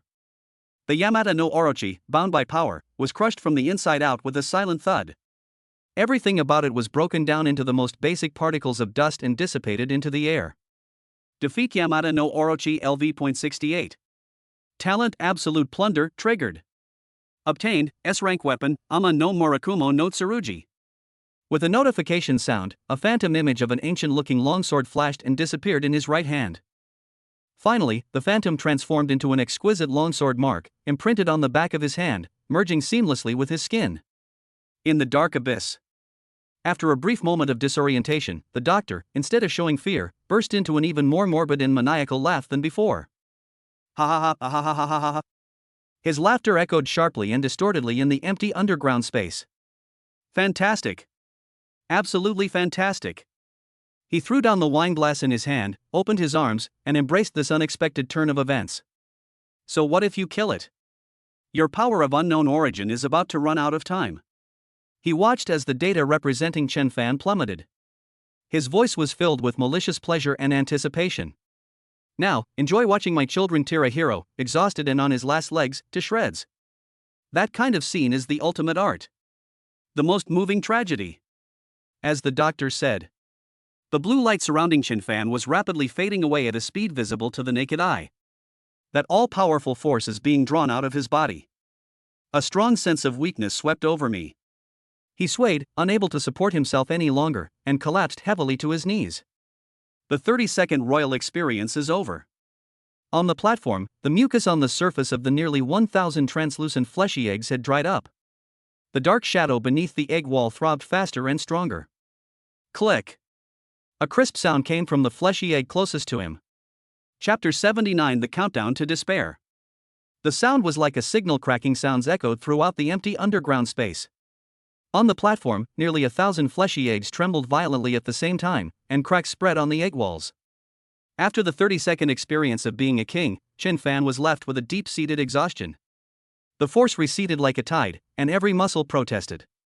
He was breathing heavily, and it was difficult for him to even lift a finger. Deep underground, the doctor's mocking laughter echoed once more. If only I had known this would happen, why did I do it in the first place? Just be my toy, isn't that enough? Chen Fan raised his head and looked at the dead eggs that were about to hatch. Time is running out. Just then, a figure rushed out from the passage he had come from, staggering slightly but with resolute steps. It's Lu Yehuan. Her shirt was covered in dust, and her face behind her black-rimmed glasses was full of anxiety. After sending a high-priority distress signal to the base, she has safely evacuated all survivors. However, she could not feel at ease staying on the safe ground. Upon entering this enormous underground space, she witnessed the scene before her. Chen Fan knelt on the ground, with the fleshy egg about to hatch. Without hesitation, she ran to Chen Fan's side. I define Chen Fan's physical strength as existing. Chen Fan's spiritual power exists. The wounds on his body do not exist. She activated her ability 3 times in a row, her voice filled with determination. The S-level superhuman's mental energy transformed into energy and surged into Chen Fan's body. However, the aftereffects of the monarchical power were too domineering, and even this conceptual supplement was a drop in the ocean, but at least he regained his ability to act. Chen Fan could feel that his condition had recovered somewhat, but he was still weak and far from being able to fight. He watched as the cracks spread before him, the eggs poised to hatch at any moment. Time is running out. He didn't turn around, but whispered, "You shouldn't have come back. I am a member of Dawn." Lu Yehuan's answer was simple and firm. Chen Fan struggled and, with Lu Yehuan's help, stood up. He glanced at the long sword mark on the back of his hand. The Kusanagi sword. He doesn't have time to study the specific attributes of this S-class weapon right now, but he knows it's his only hope at the moment. Stand back.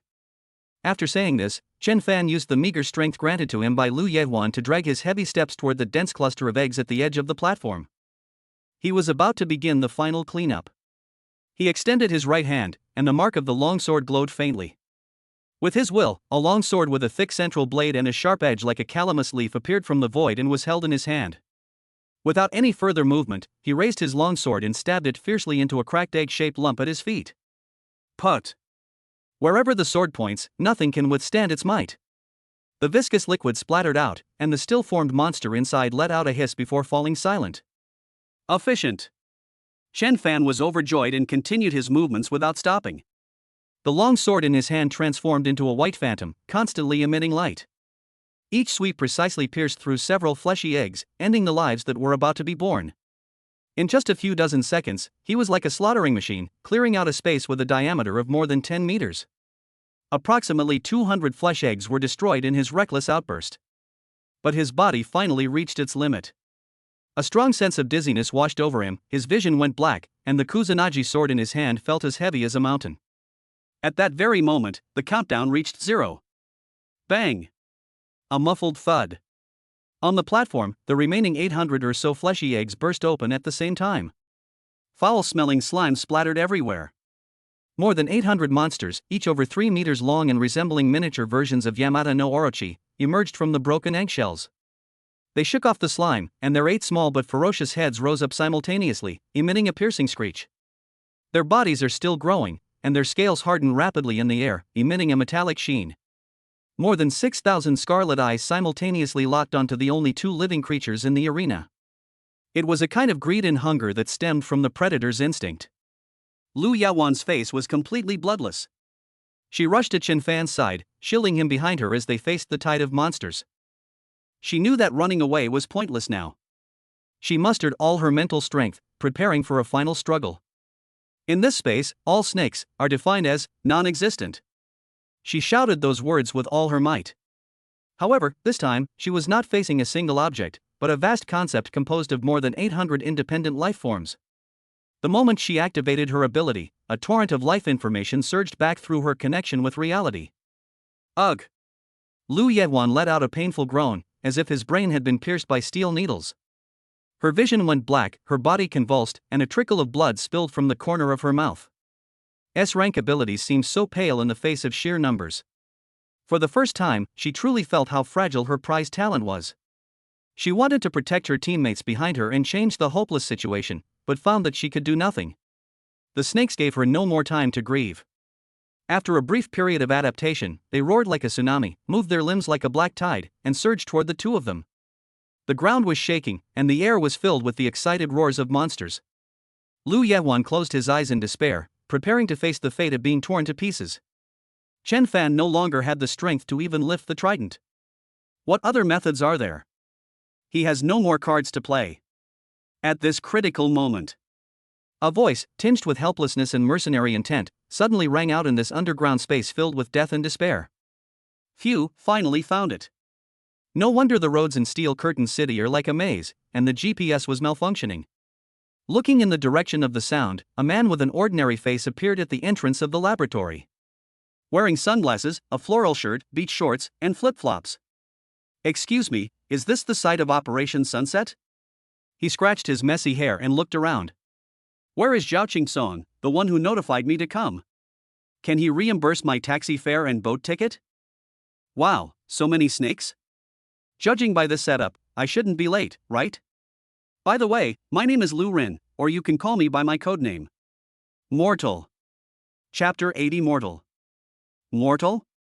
Deep in his memory, Zhao Qingsong's serious face and a brief conversation flashed by.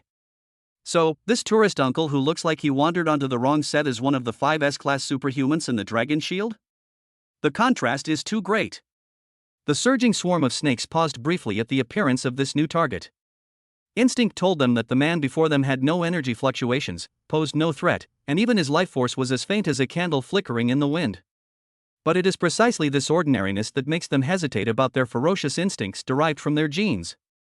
But hunger ultimately overwhelmed this insignificant confusion. This new food looks easier to bully. All the monsters' heads turned around in unison, locking onto the man. Seeing this, Lu Rin sighed and began to explain. My ability is called the ordinary path. Making me ride in fighter jets or military transport planes, things that ordinary people might never even encounter in their lifetime, would cause my strength to gradually diminish. But there are no civilian air routes from China to this place, so we can only come by boat, which is why we are a little late. His tone was full of complaints about the poor transportation. You are Dawn, right? Director Zhao mentioned it on the phone. He glanced at Chen Fan, who was covered in blood. It's been a long time since DS has had such a young and outstanding Special Forces team. A simple affirmation brought tears to Lu Yewan's eyes. I really miss 10 years ago, back when we... Thank you for your hard work. Now, leave the rest to me. Lu Rin stretched and continued. To be able to handle big tasks at any time, I lived a normal life in the city, delivering food for 6 months without a single day off. Self-discipline makes me strong, and today I can finally unleash all the power I've accumulated. The moment he finished speaking, his languid aura vanished. LV.399, unlocked. Lu Yehuan couldn't help but exclaim, how many levels? Chen Fan. The moment Lu Rin took off his sunglasses, the light in the entire underground space seemed to dim for a moment. A real, physical sense of oppression emanated from him. Lu Yehuan was already struggling to breathe. Even Chen Fan felt a shiver originating from his very soul. That wasn't fear, but rather the most instinctive awe that life feels when faced with an overwhelming and absolute force. The person standing there was no longer a dejected middle-aged man. Instead, it is a god forged from the pinnacle of physical strength. The hissing of the snakes stopped abruptly. Their simple intelligence cannot comprehend what is happening, but their survival instinct is urging them to flee. However, it was too late. Lu Ren's figure disappeared from the spot. The next second, he was directly in front of the swarm of snakes. Without any pause, a punch was thrown. Boom! A loud bang. The ground cracked open around the spot where he landed. A visible white shockwave, skimming the ground, spread wildly outwards like a tsunami. Wherever the shockwave passed, the monsters' bodies were instantly flattened and turned into a bloody pulp. With one punch, all 800 snake monsters were annihilated. He put his cheap sunglasses back on, as if the man who had just caused such destruction was just an illusion. The whole process took less than 10 seconds. He yawned, and the suffocating oppressive feeling vanished, turning him back into the lazy, just woke up neighbor uncle. He scratched his head and looked at Chen Fan and Lu Yehuan, who were completely petrified. Knock off. Oh, by the way, where's that guy in the white coat? Director Zhao said we can't let him get away. His words finally jolted Chen Fan out of his extreme shock. A flame, mixed with hatred and murderous intent, reignited in his chest. He looked at Lu Yehuan and, with all his might, squeezed out a few words through gritted teeth. Help me up. Lu Yehuan instinctively reached out and helped him up from the ground. Chen Fan straightened up and looked towards where the doctor was. Let me. He limped, but walked in that direction with unusual determination. Seeing this, Lu Ren didn't say much, but added a sentence as he passed by. By the way, when I came here I saw a girl supporting a swordsman, and they were both fine. One of the heavy burdens on Chen Fan's mind was lifted. In the ruins scattered with countless pieces of equipment, he found the source of that evil. The doctor collapsed to the ground, his whole body trembling violently. His face, which always wore an air of elegance and madness, was now nothing but twisted fear. His brain couldn't process what he had just seen. For years, the study of life has been like a joke. They always thought they could create things that were almost divine. But today, he saw the real God. And so we saw the evil spirits that came to claim our lives. No. Don't kill me. He begged for mercy incoherently. I can serve you. I can make you stronger. I can tell you everything I know. I am the top scientist. I can transfer any ability to you, and you can become a god. Please. I want to create a god too. As long as you're willing. Chen Fan did not respond. He simply walked over and raised the Kusanagi sword in his hand. Start. The knife fell. The doctor's head rolled to the ground. After ending this wicked life, the taut string in Chen Fan's heart finally snapped. The willpower that sustained him vanished in an instant. He could no longer stand, his body went limp, and he lay on the ground. He covered his face with his hands, making it impossible to tell whether he was laughing or crying. Lu Yehuan looked at Chen Fan, his heart filled with mixed emotions. She then looked up at the man not far away who was holding his phone and studying how to issue an invoice online. She straightened her disheveled clothes and then walked over. She stopped in front of Lu Ren and bowed deeply. Senior, mortal, thank you for your support. I'm also an S-class ability user, but... Her voice trembled slightly. How can I become stronger? Lu Ren raised his head and glanced at this stubborn junior. He stuffed a crumpled ticket into his pocket and casually closed the ticketing app on his phone. He looked at Lu Yehuan, and in his eyes, hidden behind sunglasses, he seemed to read a different kind of emotion. Just call me Lu Ren. Senior mortal sounds rather embarrassing. However, as you said, I am just an ordinary person, and I don't understand profound truths. His voice remained as calm as ever. Of all the S-class ability users I know, especially Jinhua, they all have the awareness to give up some things at crucial moments. Those who don't know them might think they're crazy. Thousand Faces, the doctor, even, the nation protector. Lu Ren looked into the distance, frowned, and seemed to remember something terrible. He took out his phone and made a call. Hey, Lao Zhao. Are there any compensations for lost wages? Chapter 81 Ouroboros. Lu Ren hung up the phone, folded the crumpled boat ticket, and stuffed it back into the pocket of his floral shirt. He pushed up his sunglasses, looked at Chen Fan not far away, glanced at the head rolling on the ground, and yawned. All right, the work is done. I've told Lao Zhao that every penny of the travel expenses, lost wages, and compensation for emotional distress from this trip must be paid. Honestly, young people these days are making bigger and bigger spectacle of themselves, and they don't understand how to be considerate of us working people who have to rely on perfect attendance bonuses to make a living. A few minutes later, the dull roar of engines came from overhead. A medical transport plane hovered outside the shattered dome, lowered its gangway, and several teams of medics in sterile protective suits rushed down carrying first aid kits. "Brother Lou, please come with us," the head of the medical team said respectfully. "No." Lou Ren waved his hands repeatedly in refusal. "How many times have I told you not to make me ride in these expensive-looking military vehicles? It will diminish the strength I've worked so hard to build up. You guys go about your business, I'll take the boat back by myself." After saying that, he waved to Chen Fan and Lu Yewan and strolled back the way he came, his back view exuding an indescribable dashingness. Inside the cargo hold of a transport aircraft. Penetrating wound, 3 broken ribs, and a perforated lung. "Prepare for closed chest drainage immediately." The medics were busily tending to the unconscious Song Zion. His face, which always wore an air of arrogance, was now as pale as paper. On the other side, Xia Xiaoxiao was grimacing as a female medic disinfected and bandaged the cuts on her arm, constantly complaining. "Ouch. Be gentle. My skin is so delicate. Hey, do you guys have anything to eat? I'm starving after this fight." Chen Fan was injected with a high-concentration recovery drug, and the intense fatigue subsided slightly, but the feeling of exhaustion brought about by the possession of the monarch power lingered in every cell of his body. Of the entire cabin, only Lu Yehuan was uninjured. She sat alone in the corner, watching the busy medics, the seriously injured Song Ziong, the boisterous Xia Xiaoxiao, and then Chen Fan, who was resting with his eyes closed. Aside from some dust, she had no wounds. In the final battle, she wasn't even allowed to get close. When the swarm of snakes rushed in, she couldn't even buy her teammates a single second. The phrase "I am a member of Dawn" sounds more like a joke now. She slowly clenched her fist. As the transport plane landed on the B7 helipad at the Abyss base, the gangway doors opened and blinding searchlights shone in.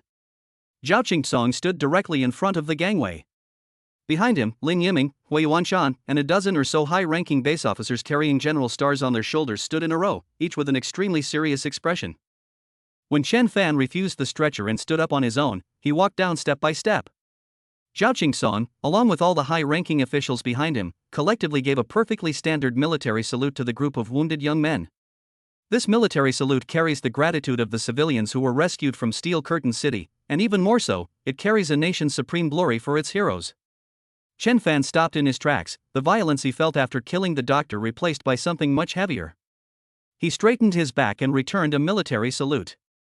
"Dawn Squad, mission accomplished, all members return to the team." Zhao Qingsong handed the others over to the medical department, but kept Chen Fan behind alone. In the command center, Zhao Qingsong personally poured Chen Fan a cup of hot water. "The doctor's body has been recovered, and Lin Yiming and his gang of lunatics are preparing to dissect it for research." He looked at Chen Fan. "But things are far from over. We searched all of the Doctor's databases in Steel Curtain City, including his monstrous laboratory, but we couldn't find any information about the organization behind him. Not a single word." Chen Fan held his water glass, remaining silent and listening quietly. An organization that could train an S-rank mad scientist like Doctor and establish a secret base of that scale in Steel Curtain City, we knew absolutely nothing about it beforehand. This means that their intelligence blocking capabilities, the tightness of their organizational structure, and even their strength far exceed our imagination. This is an unprecedented threat.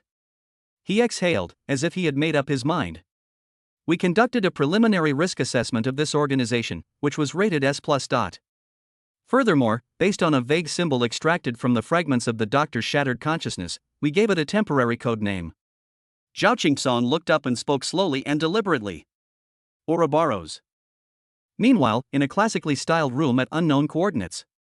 On the holographic screen in the center of the room, a video is playing on a loop. That was the moment Chen Fan raised the Kusanagi sword and severed the doctor's head with a single stroke. The image freezes, blood splattering everywhere. "Humph, he brought it on himself." A deep, thunderous voice came from the most imposing figure on the left. He sat on the sofa, exuding an explosive sense of power. "I told you long ago that the doctor's personal interests would cause us trouble sooner or later. It's foolish of him to draw the attention of DHILD for his so-called art." The man codenamed Tyrant spoke with utter disdain. "Oh dear, don't say that, Tyrant." Another figure let out a soft, bell-like laugh. She was a woman with a voluptuous figure, reclining on a chaise longue. Even in the shadows, one could feel her innate allure. The doctor's most prized work of art was destroyed by that little guy named Treasure Trove.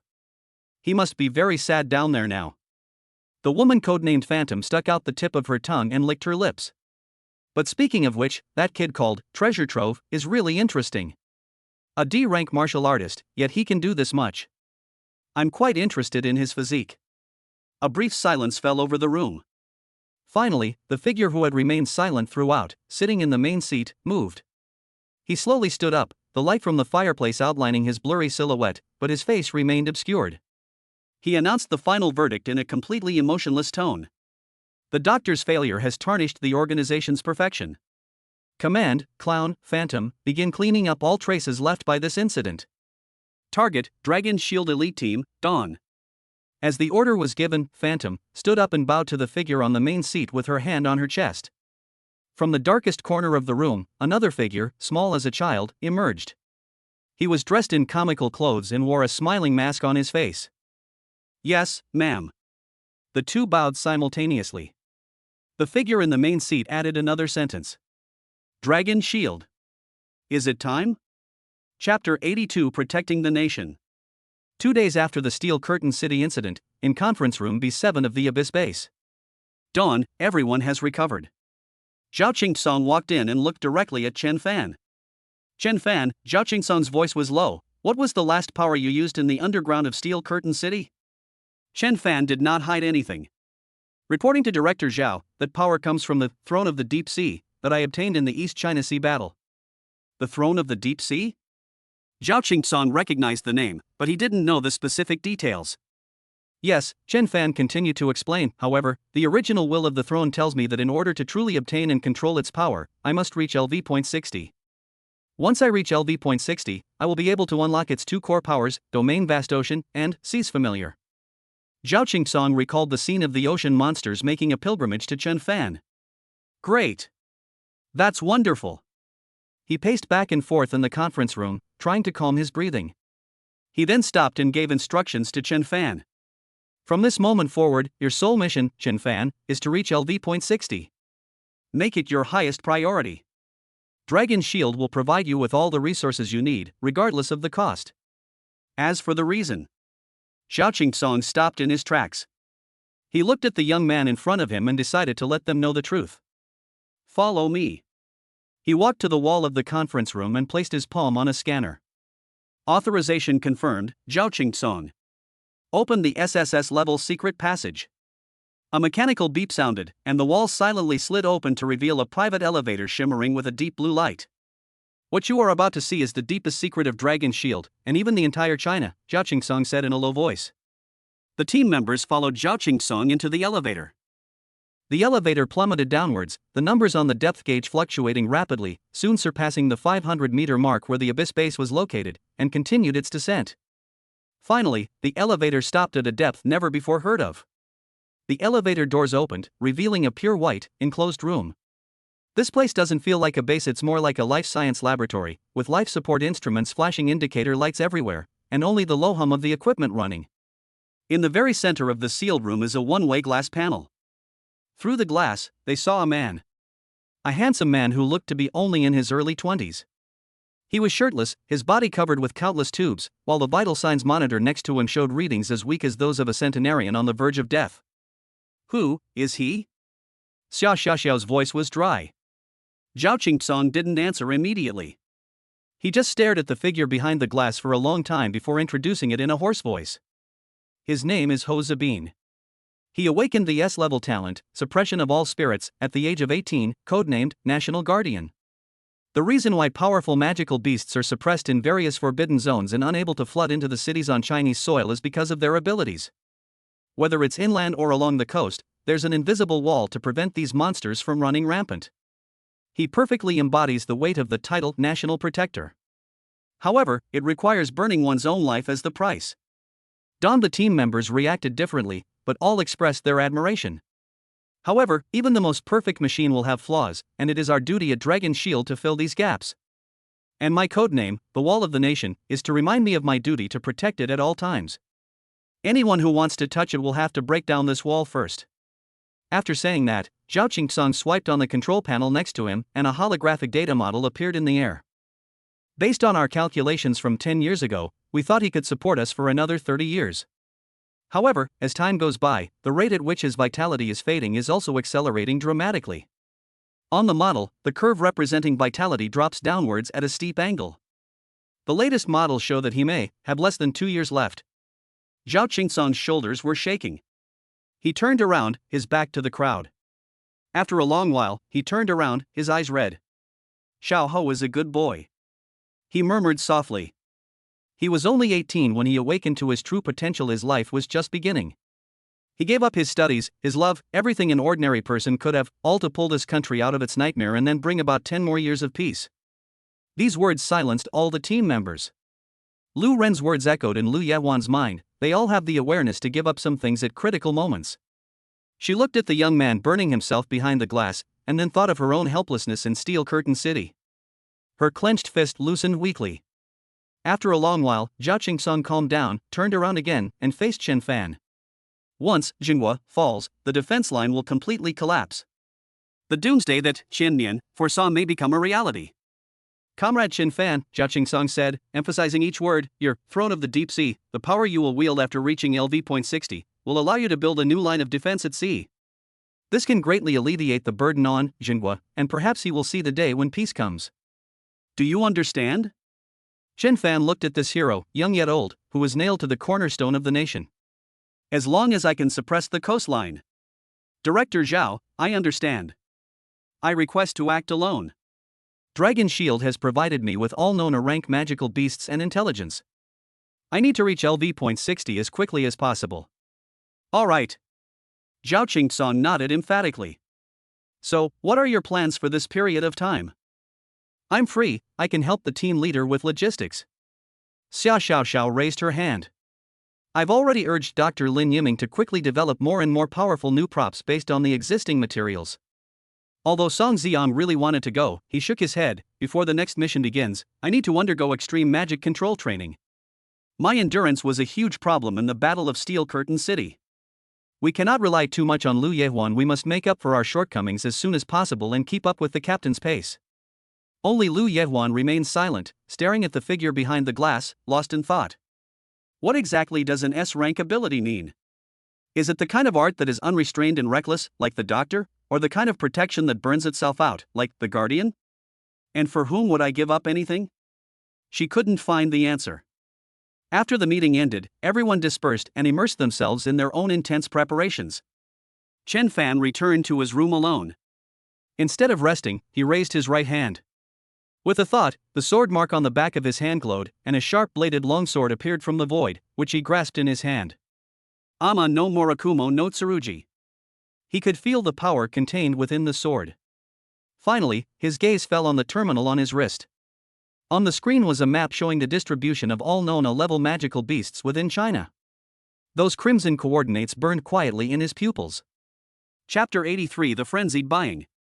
Thus began a crazy journey of leveling up and stocking up. Inside the cabin of the hummingbird transport plane, Xia Xiaoxiao skillfully tore open a bag of potato chips and crunched on them. This was her most enjoyable time, watching her captain charge ahead while she stayed behind, snacking and waiting to reap the spoils of war. At first, Xia Xiaoxiao could eat while marveling at the captain's efficiency. Wow! A complete eyeball from a tiger-striped bat. This is excellent for crafting top-tier armor. Ha! The energy core of the 9 Lives Blood Vine? Dr. Lin Yiming would go crazy if he saw this. But this leisurely period lasted for less than a day.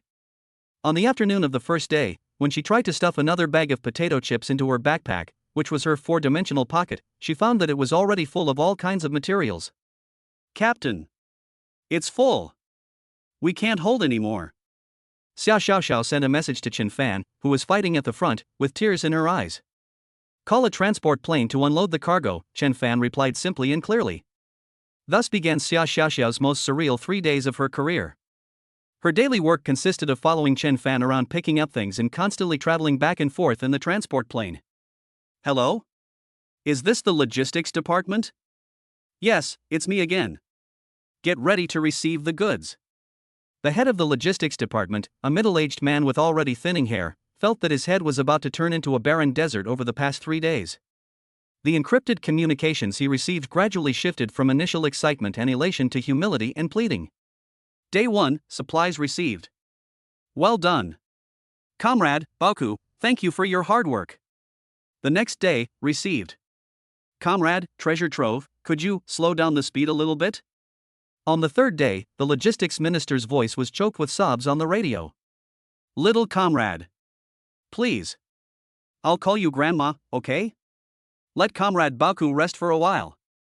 If this keeps up, I'll just have to pile up the materials in Director Zhao's office. Xia Xiaoxiao shrugged helplessly as she chewed on her spicy snack. She couldn't do anything about it after all, her team captain's cheat code could be renewed indefinitely. She switched her viewing angle, and the real-time footage transmitted by the drone was clearly displayed on the screen. That was in a restricted area called Thunder Valley. Thunderclouds linger year-round, and violent lightning bolts flash like giant pythons through the valleys. A class A magical beast, the thunder-armored bear, whose size rivals that of an armored vehicle, roared and unleashed a storm of lightning as it pounced on the tiny human figure. The thunder-armored bear is an A-rank magical beast renowned for its defensive capabilities. Its armor, composed of lightning elements, is enough to render most A-rank ability users' attacks ineffective. However, in the scene, Chen Fan simply raised the long sword in his hand without any expression. With a single sword strike, it fell. The Thunder Armor Bear's prized lightning armor was silently cleaved in two by that single sword strike. Next came its indestructible flesh. A sword pierced through his body. The bear's massive body froze in place, then transformed into countless specks of light, leaving behind only a complete bare skin and a core shimmering with lightning. In the mirror language forest, known as the Nightmare of Illusionists, the mirror flower water moon butterfly that dwells here can create powerful illusions that even S-class mental ability users can fall into. The moment Chen Fan stepped into the forest, the surrounding scenery began to distort and change. A breathtaking fairyland, the fiery inferno of hell, the deepest fears in one's heart, the most longed for family affection. Countless scenes, enough to break even the most resolute minds, unfolded one after another. But Chen Fan seemed oblivious to everything around him. His eyes remained fixed on the source deep within the forest, a source constantly radiating energy fluctuations. These illusions, so realistic they could easily fool anyone, are nothing more than a fragile windowpane before the Kusanagi sword. All the illusions made of energy were clearly exposed to his perception. He walked to the center of the forest and looked at the giant butterfly with a wingspan of more than 10 meters and wings that flowed with 7-colored light. Mirror flower water moon butterfly let out a sharp screech, and the illusory energy of the entire forest converged into a single point, transforming into a mental shock that blasted towards Chen Fan's consciousness. Chen Fan simply continued to swing his sword. An invisible sword intent swept past, and the mental shock that was powerful enough to destroy the consciousness of an A-level expert was silently annihilated. For the first time, a look of fear appeared in those enormous compound eyes of the mirror flower water moon butterfly. It couldn't understand why its proud abilities were completely ineffective in front of this human. The answer was the second sword. With a flash of sword light, the energy source was completely severed, and the enormous butterfly wings shattered inch by inch, dissipating into the air. For the past 3 days, Chen Fan has barely slept or rested. He became completely immersed in using the Kusanagi sword. Each swing of the sword represents a deeper understanding of the concept of severing energy. He no longer adhered to sword techniques, nor did he rely on brute force. Each of his sword strikes went straight to the core, severing the rules and breaking the laws. This feeling fascinated him like never before. While Chen Fan was frantically slaying monsters, another silent journey had quietly begun. Grade A restricted area, silent corridor. This is a place that appears extremely strange even in the Dragon Shield files. Without exception, all the experts who went to explore the area disappeared, as if they had vanished into thin air. The drones that are sent out will immediately lose signal once they enter its range. Over time, this place became a forbidden area that no one dared to set foot in. Lu Yehuan stood alone at the entrance of the silent corridor. She took off the black-rimmed glasses she always wore, revealing her clear eyes. Scenes from Steel Curtain City, and the image of Jinghua, burning himself out, kept replaying in her mind. How exactly should S-rank abilities be used? Perhaps, true enlightenment can only be found in the place closest to death. She left her terminal on a rock at the entrance, cutting off all contact with the outside world. Then, she turned around and resolutely walked into the distorted light and shadow, her figure quickly swallowed up by the vibrant colors. shortly after she entered the restricted area. Another figure appeared at the entrance. He was dressed in an extremely comical clown costume, with exaggerated smiling makeup on his face, a red nose, and a mouth that stretched to his ears. He hopped over to the rock, picked up the terminal Lu Yevwan had left behind, shook it to his ear, and then casually tossed it aside. "Oh dear, a lost little girl." The clown spread his arms wide, making an exaggerated gesture as if embracing the sky, and then, with comical dance steps, disappeared into the distorted light and shadow. Time for hide and seek, it's time. Chapter 84: The Absent Team Members. A few days later, at the Abyss base, on the B-7 helipad. The cabin door of the Hummingbird transport plane made a soft hydraulic opening sound as Chen Fan stepped down the gangway. He stretched his shoulders. The intense hunting of the past few days had unleashed a surge of power within him. His level eventually stopped at LV.57. There are only 3 levels left to go. He looked up and met Zhao Qingsong's face, which was almost stretched to his ears. The highest-ranking commander of Dragon Shield held a tactical terminal in his hand, with a densely packed inventory list on the screen. At the very bottom, a bright red statistic, total inventory, 230%, is flashing continuously. Ha ha ha. Good. Good lad. Zhao Qingsong strode over and patted Chen Fan heavily on the shoulder. "Comrade Chen Fan. On behalf of all my colleagues in the logistics department, I would like to express my sincerest gratitude to you." Just then, a petite figure darted out from behind Zhao Qingsong. "Team leader." Xia Xiaoxiao lunged forward, but Chen Fan calmly pressed her head down with his hand, preventing her from succeeding. "Captain, look. Dr. Lin made me a new toy." Xia Xiaoxiao took out a silver badge from her backpack and waved it in front of Chen Fan. "This is called the Blink badge. Although it only allows for short-distance teleportation, it's super convenient for running away." As soon as she finished speaking, her figure vanished from the spot, and the next second, she suddenly appeared behind Chen Fan. Captain, you didn't expect that, did you?" Chen Fan didn't turn around, but instead reached behind him and grabbed Xia Xiaoxiao by the back of her collar, pulling her back with him. "And this too." Mirage bullet. Xia Xiaoxiao took out another prop that looked like a glass ball and threw it on the ground. With a soft bang, the glass ball exploded, releasing a cloud of pink smoke. As the smoke dissipated, a steaming Manchu Han imperial feast appeared on the spot, with the glistening oil of the roast suckling pig and the aroma of Buddha jumps over the wall perfectly replicated. Xia Xiaoxiao swallowed hard and reached out to grab the roasted chicken leg. His hand went straight through. "Damn it! It's another illusion." She stomped her foot angrily. Chen Fan found her appearance somewhat amusing. "Are all your new gadgets just to help you cook?" "No way." Xia Xiaoxiao retorted confidently. "This is a strategic weapon. It can confuse the enemy and create an excellent opportunity for you, Captain, to attack. There are even more props, but they're too powerful to show yet." At the same time, Song Zion walked out of the elevator not far away. After a few days apart, his aura had become much more composed, and his previous sharp arrogance had subsided considerably. The lightning and fire runes on his magical armor were now flowing several times faster than before. He walked up to Chen Fan and stopped. "Team leader." When he spoke, his form of address became much more natural. "My current total magic power is 3 times what it was before. Under extreme conditions, I can unleash thousands of sword shadows 10 times in a row." Chen Fan nodded. "Not bad. Next time we encounter an S-class enemy, I'll only let you go." Me taking on an S-rank one-on-one?" Song Zion was a little speechless. Seeing the team members' growth, Chen Fan felt a sense of satisfaction. Xia Xiaoxiao's survival ability is stronger, and Song Zion's endurance problem has been solved. The overall strength of the Dawn team has reached a new level. "Director Zhao, I'm still 3 levels short. Is there some urgent mission that has summoned our team this time?" Zhao Qingsong's smile faded slightly, and he pondered for a moment.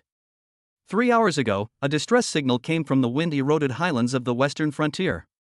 Large-scale, high-frequency spatial rift phenomena have appeared there. Based on energy fluctuation analysis, it is suspected that a high-level magical beast is about to arrive, or has already arrived.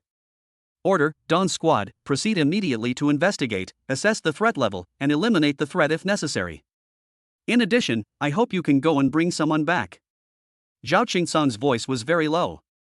The guardian of the wind-eroded highlands, whose code name has been changed to Gravekeeper, is named Qin Che. He was the most brilliant genius in Dhild, perhaps, without a doubt. 5 years ago, his lover was killed by a monster there. Since then, he has never left that land. Zhao Qingsong placed his hand on Chen Fan's shoulder and applied a little pressure. Remember, on that land, his judgment supersedes my commands. Without further hesitation, Chen Fan issued the order. Understood. All members of Dawn assemble and prepare to depart. However, as soon as he finished speaking, Xia Xiaoxiao raised her hand, her expression somewhat anxious. Captain, Lu Yehuan, she. Xia Xiaoxiao's voice instantly changed the atmosphere. I tried to contact her 3 days ago, but her device has been offline the whole time. I haven't received a single reply in these 3 days, and I have no way of locating her. Song Xiong frowned. What happened? Wasn't she doing individual training at the base? Could something have happened? Zhao Qingsong's expression also turned serious. He immediately contacted the control center through the internal channel, but the result was the same as Xia Xiaoxiao's, no such person could be found. The last record was that she left the dormitory alone 3 days ago. In Chen Fan's mind, there was a picture of the girl in conference room B7, looking at Jingguo's back with a dim and lost look in her eyes. She also recalled the scene beneath Steel Curtain City, where she stood in front of her, displaying a helpless yet resolute defiance as she faced the swarm of snakes. This girl appears quiet, but she is prouder than anyone else. She couldn't bear her own incompetence, couldn't bear watching her teammates struggle on the brink of life and death while she could do nothing about it. Perhaps she has chosen the most extreme way to find her own enlightenment. Chen Fan snapped out of his thoughts and looked at his worried teammates. She has her own hurdles to overcome. This is her choice, and it is also a trial that she must face as an S rank. If she can rejoin the team, she will still be a member of Dawn, and she will become even stronger. If she can't even get past this hurdle, Chen Fan paused, forcing her to stay in the team will only cause her more suffering. Song Xiong opened his mouth as if to say something, but ultimately remained silent. He recalled his own frustration when he was exhausted in Steel Curtain City, and to some extent, he could understand Lu Yawan's feelings. The urgency of the situation caused everyone to suppress any unnecessary emotions. The mission cannot be delayed because of one person's absence. He looked at his teammates. Dawn Squad, depart immediately. Destination, wind-eroded highlands. Yes. Although Song Xiong and Xia Xiaoxiao were still worried about Lu Yawan's safety, they understood the priority of the mission. A soldier's duty is to obey orders. Chapter 85: The Gravedigger in the Wind. Wind-eroded highlands. This is a forbidden zone for life. The Hummingbird transport plane was unable to proceed any further when it was still 10 kilometers away from its destination. The pilot reported via communications, Captain Chen. The wind ahead exceeds level 15, and the spatial turbulence index has reached a critical value. Further ahead, the aircraft risks disintegration. Land here, Chen Fan ordered. The moment the gangway door opened, a strong wind arose. As soon as the three of them stood firm, their eyes were drawn to a figure not far away. It was a man sitting on a boulder whose edges had been smoothed by wind and sand. He was wearing a tattered windproof cloak with the hood pulled low, covering most of his face. On his back, a large, ancient-looking blade was slung diagonally. The blade was even longer than his own height, and the blade was wrapped in strips of cloth, with only the hilt showing. He sat there quietly, blending into the surrounding wilderness, gazing motionlessly at the distant, gray horizon. Song Xiong stepped forward and began in standard procedure. "Hello, we are the Dragon Shield, Dawn, team, ordered to provide support." The man didn't even turn his head, he just made a shooing gesture. "The new guy? Get out of here. This is not a place for you."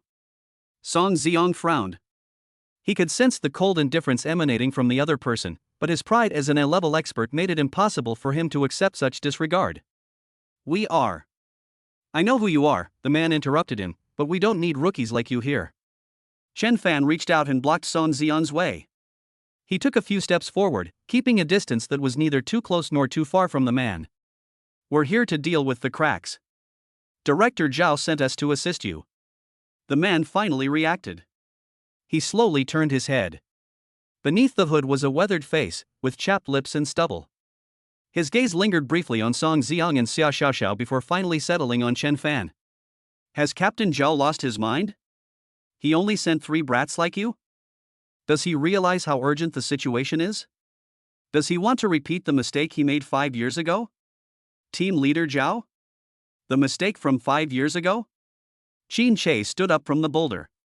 He was very tall, and when he stood up, his aura of loneliness became even stronger. He removed the giant blade from his back and, with a muffled thud, slammed it heavily into the ground in front of him. A spatial rift appeared in the center of the highlands a month ago. Grade A, very stable. For the past month, I've been guarding this place and killed 8 things that tried to crawl out of there. They were all a level. His words were simple, yet they made Song Xiang's heart skip a beat. Alone, he slew 8 A-rank magical beasts within a month? But last night, Qin Che raised his hand and pointed into the distance. It got bigger. No one needs his guidance, everyone can see it. At the horizon, a rift was torn in the sky, and violent spatial energy surged at the edge of the crack. Qin Che held the knife horizontally in front of Chen Fan.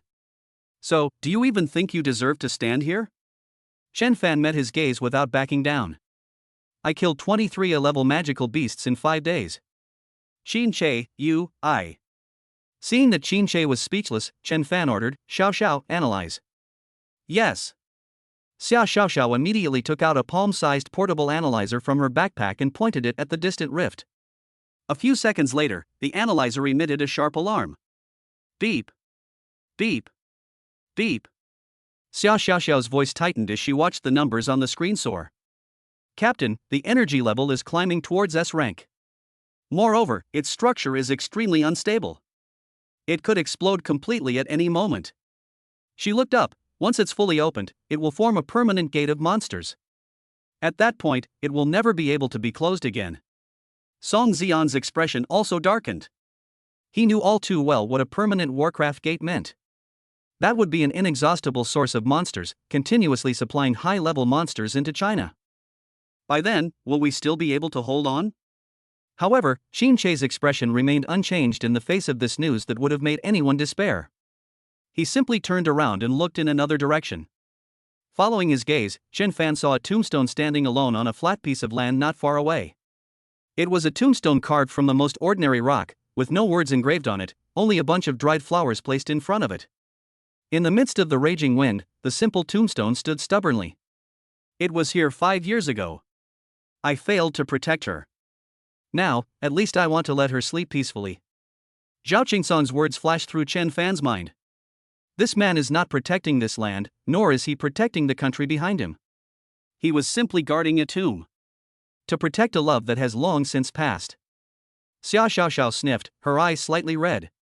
Song Xiang also fell silent, his previously straight back unconsciously relaxing. There are many kinds of strong people. Some fight for their beliefs, some fight for glory, and some fight to protect. The man before me is undoubtedly the last type. Moreover, it's the most obsessive kind. Chen Fan looked at the man's lonely figure and then at the simple tombstone, feeling a mix of emotions. He thought of Jinghua and of that young man who burned himself to protect the entire country. Then she thought of the man before her, who had banished himself to the ends of the earth to protect the peace of one person. They all made their own choices. They all bear a burden that ordinary people cannot imagine. In this oppressive silence, the situation changed drastically. Rumble. A loud bang came from the center of the highlands, shaking the ground. Everyone, including Qin Che, looked up at the direction of the crack. The black crack, which had been slowly widening, suddenly expanded to both sides. A chasm more than 100 meters wide stretches across the sky. Endless void energy poured out from it like a flood bursting its banks. Then, a sharp claw slowly emerged from the deep darkness. The part that is protruding is as large as a small mountain. The claws were covered with a black keratin layer, engraved with countless writhing purple runes. A savage aura swept over everything with the appearance of that sharp claw. S rank. Without a doubt, this is a true S-class magical beast. The lightning and fire shield on Song Xian's body hummed under the impact of this aura. Xiao Xiao collapsed to the ground, her face pale, and even breathing became difficult. However, the most intense reaction came from the man who had remained standing still. Qin Che's eyes were fixed on the sharp claw that emerged from the crack, his pupils shrinking to the most dangerous pinpoints at that moment. A violent killing intent that had been suppressed for 5 years and was about to erupt suddenly burst forth from his body. It's you! 5 years. I've finally found you. Chapter 86: A Fateful Reunion. Before he finished speaking, Qin Che had already made a move. He grabbed the end of the giant blade with his backhand and pulled it with his arm. The cloth strips covering the giant blade shattered with a crack, turning into flying fluff in the wind. A broken giant blade was revealed. The broad blade was covered with cracks and the edge was full of gaps, looking like it could shatter at any moment. Its name is Setting Sun.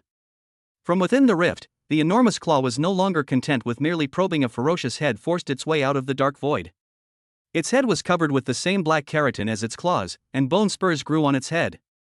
Its bare teeth were layered on top of each other, and purple arcs of electricity pulsed between them.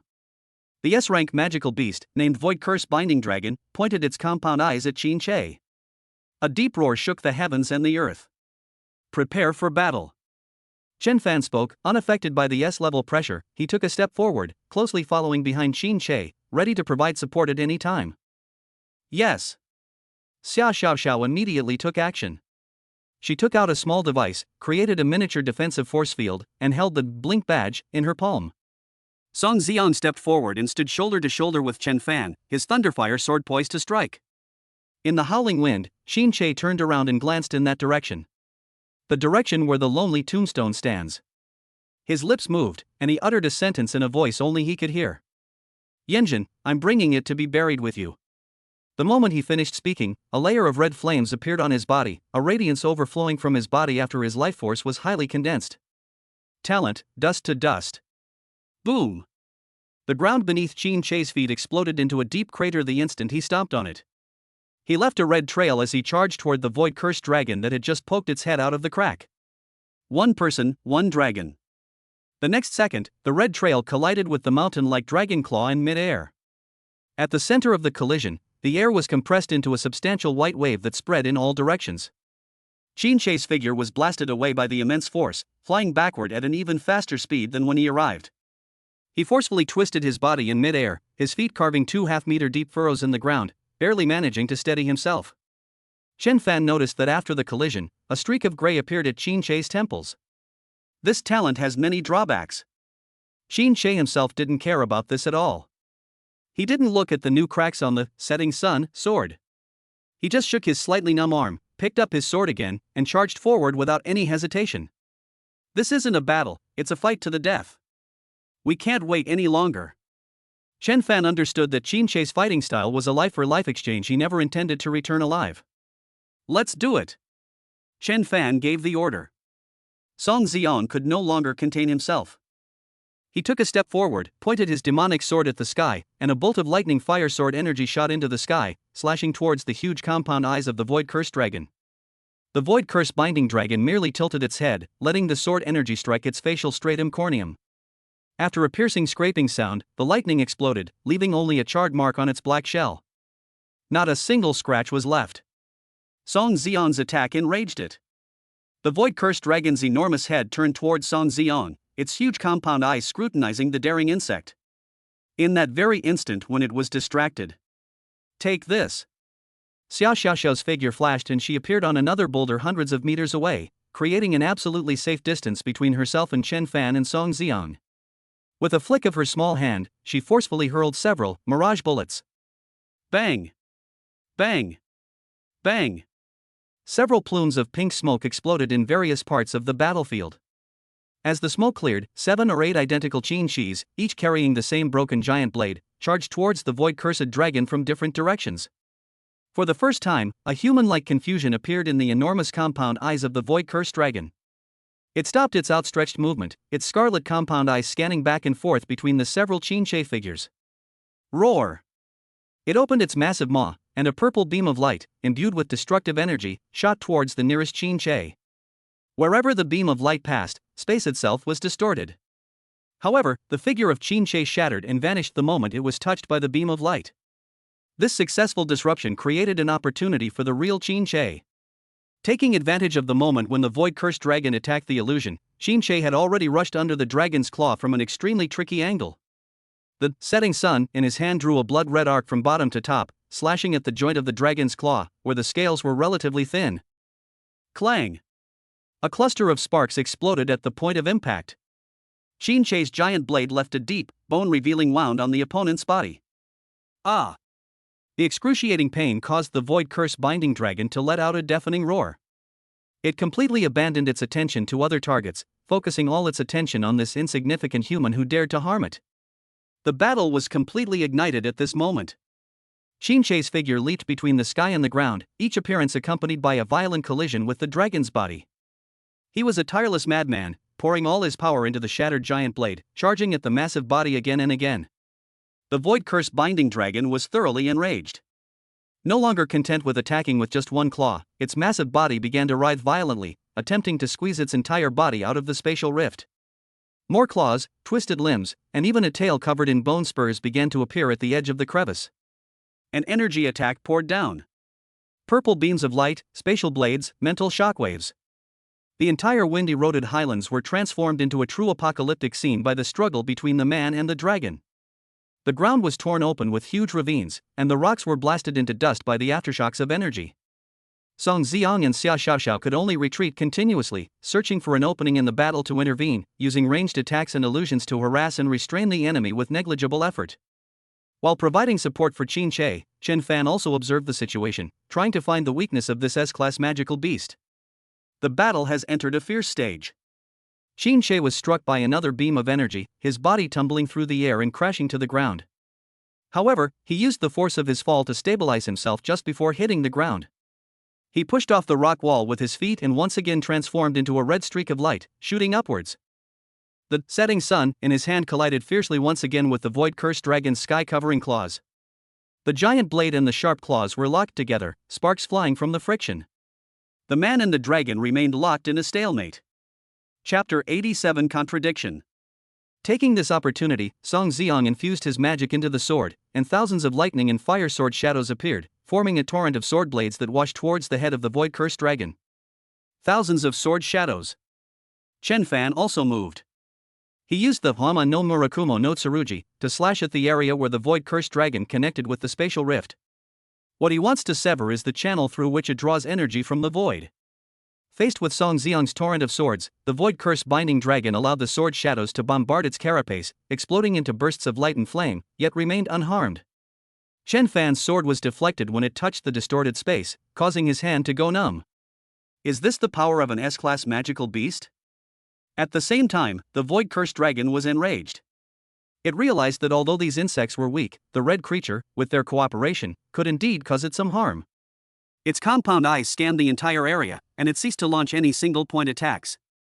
With a roar, it opened its enormous mouth filled with sharp teeth. This time, a gray spatial shockwave spread out in all directions from its giant maw. Oh no! Chen Fan's heart tightened. The range of this attack covered the entire battlefield. Xiao Xiao! Teleport quickly! Song Ziong also sensed the danger and shouted in Xia Xiaoxiao's direction. Xia Xiaoxiao's face was deathly pale. The blinking badge in her hand had been activated, but her body was locked in place by that oppressive force, unable to move. Just as the attack was about to engulf everyone, Qin, who was searching for the next angle of attack, abandoned his offensive opportunity. He turned back and stood in front of the entire Dawn squad.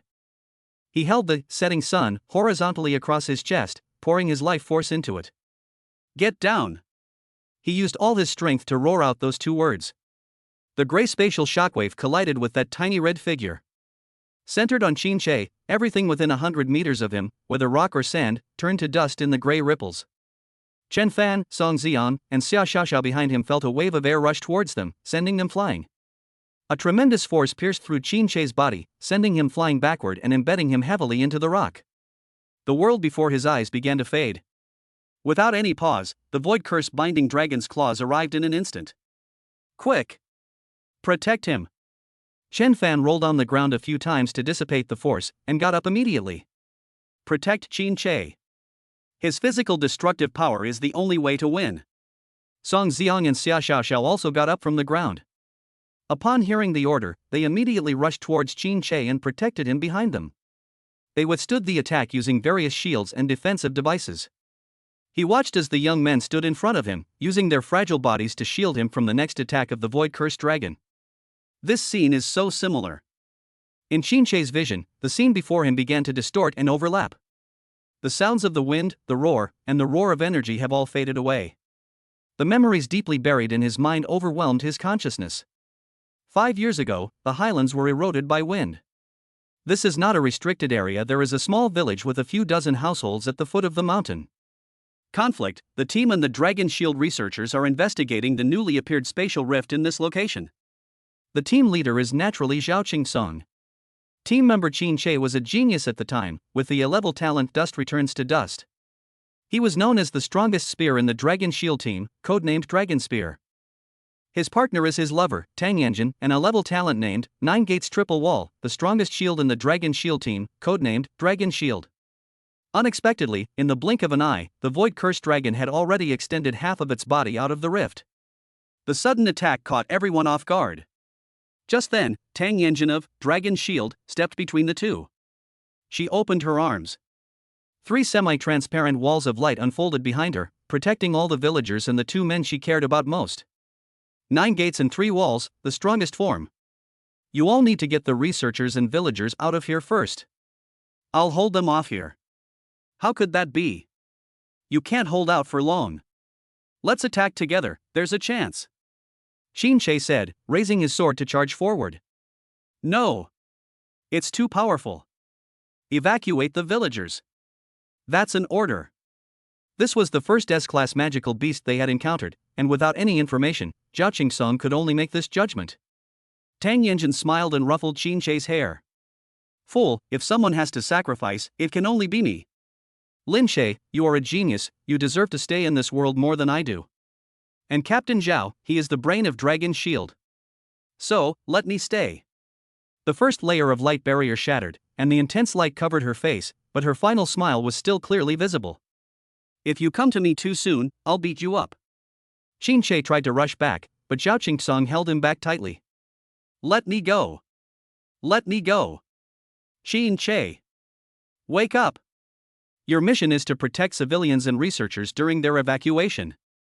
This is her choice. Zhao Qingsong's voice was hoarse. Under the attack of the Void-Cursed Dragon, the second layer of light barrier shattered. When the last layer of light barrier was also covered with cracks, Tang Yanjin turned around and glanced at the direction where Qin Che and the others had already gone. Then, she poured all her mental energy into it. Even if I'm destined to die, I'll make sure this dragon suffers the consequences. Boom! The explosion of the final layer of light wall engulfed her figure and blasted the once invincible Void-Cursed Dragon, sending its scales flying.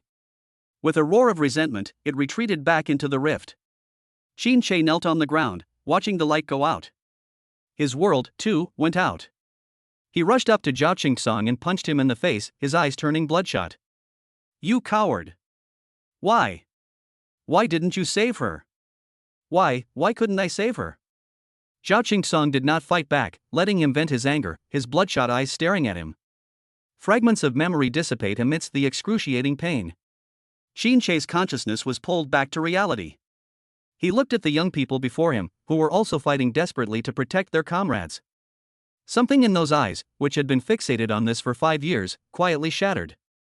Yes. Why, couldn't we save her? Because it's not strong enough? No.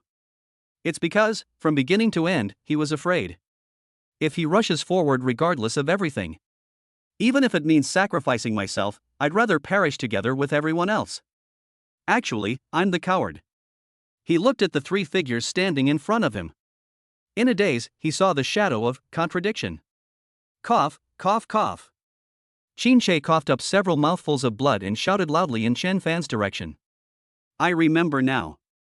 5 years ago, Yanjin's 9 Palaces triple wall self-destructed, leaving a wound on its left lower abdomen. Perhaps your attack will be effective there. After he finished speaking, the dim red flames on Qin Che's body not only did not weaken, but instead reignited in an even more violent manner. Those few remaining strands of black hair quickly turned gray. Once again, he charged at the demonic dragon with his sword.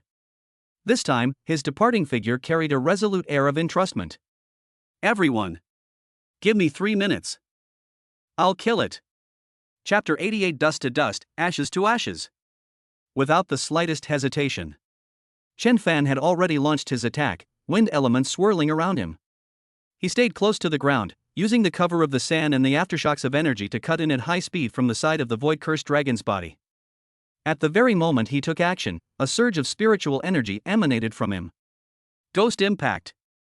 The effect was minimal, causing a stiffness of less than half a second, But it was enough. In that instantaneous pause, Chen Fan had already reached the lower left abdomen. He looked up and saw that the scales in that area were indeed darker than those in other places. The Kusanagi sword in his hand emitted a soft hum. He swung his sword from bottom to top. The sword's edge wasn't aimed at the scales, but rather at the meridians beneath them, where purple energy flowed, the energy nodes that maintained the defense of this area. Cut it off. A cutting sound rang out as the blade of the Hama no Murakumo no Tsurugi tore open a gash more than half a meter long in the old wound. Dark purple blood gushed from the wound. Ah! The void curse binding dragon let out a mournful roar. Chen Fan's sword strike truly damaged its core. At the same moment it roared in pain, Song Xiang's attack arrived. He abandoned the sword's shadows and condensed all the power of thunder and fire into 3 solid spears, each 10 meters long. Lightning and flames intertwined and swirled on the gun, emitting a muffled roar, and the surrounding air was distorted by the scorching heat. Break! Song Xiang roared and swung the demonic sword in his hand with all his might.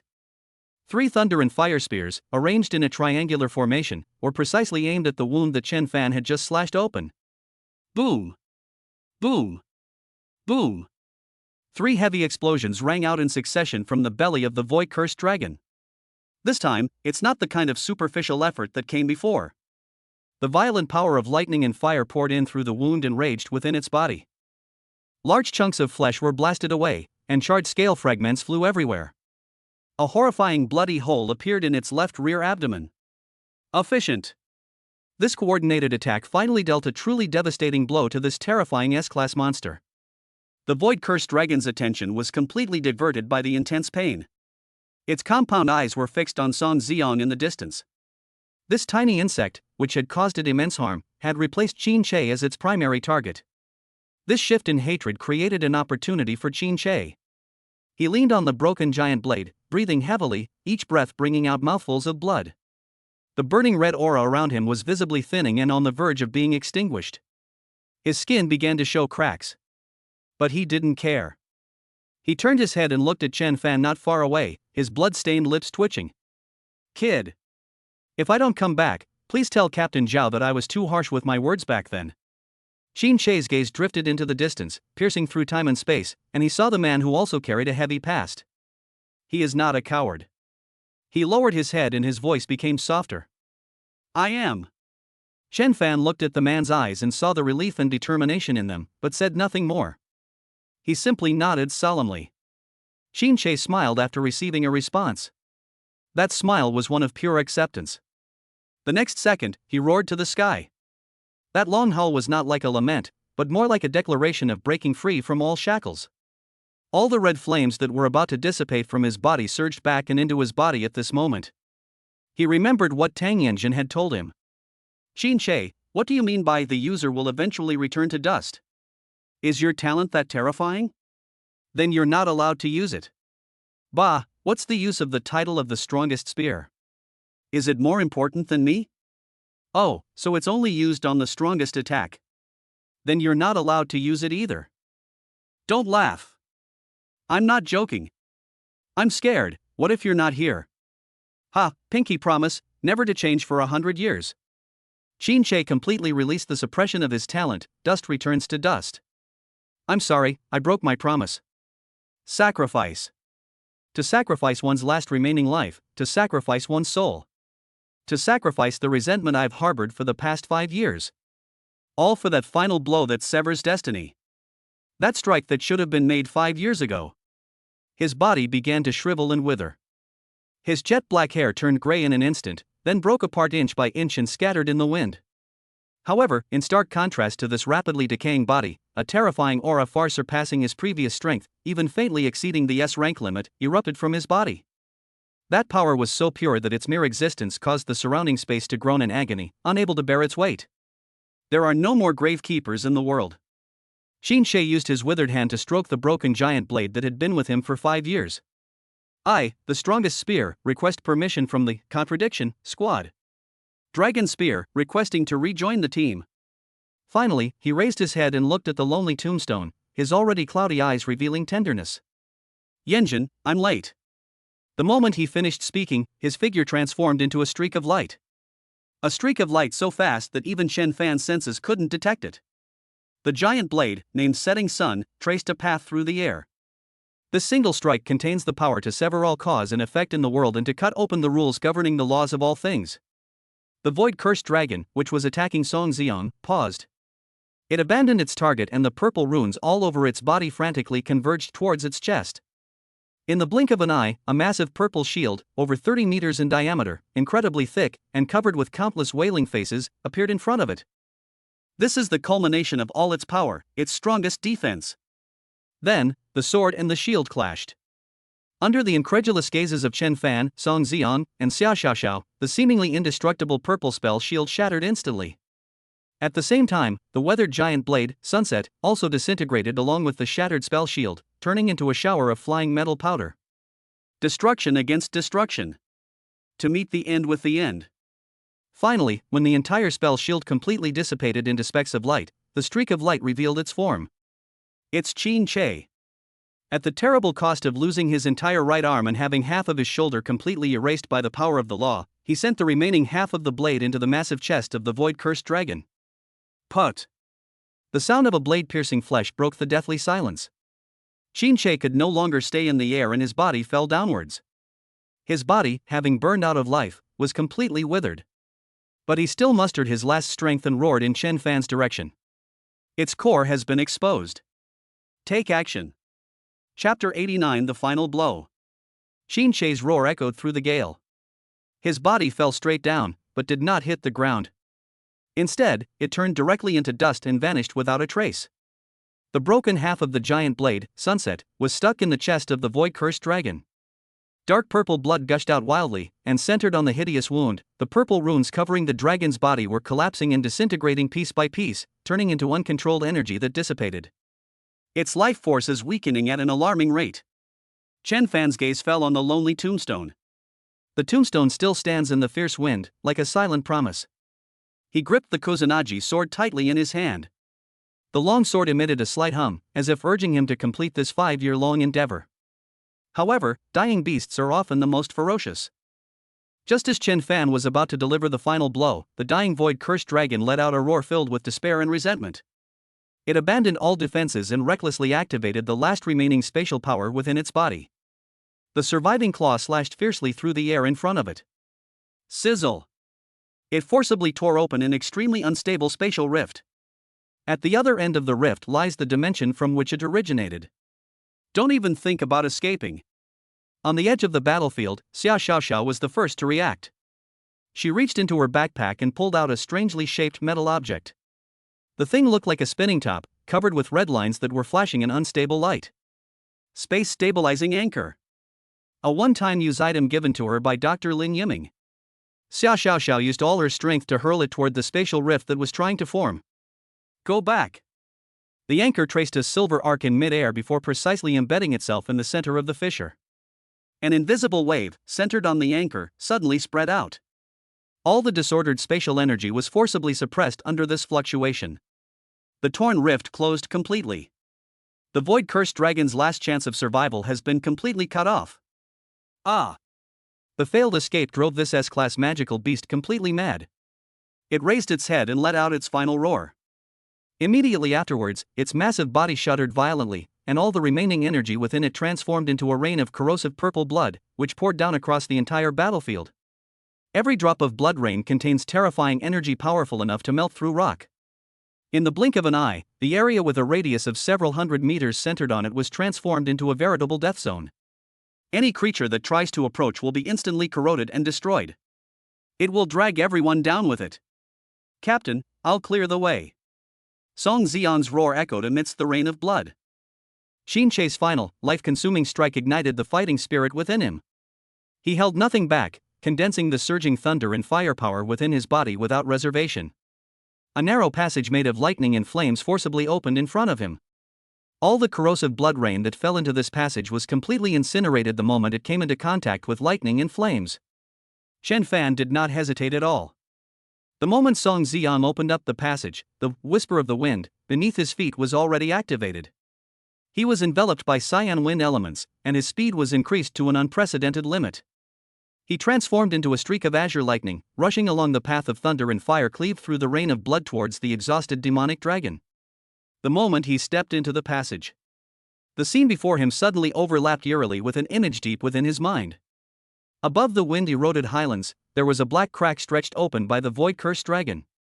It was exactly the same as a corner of the apocalyptic scene that, Thousand Faces, had shown them on the Candle Dragon. This sudden sense of overlap startled Chen Fan.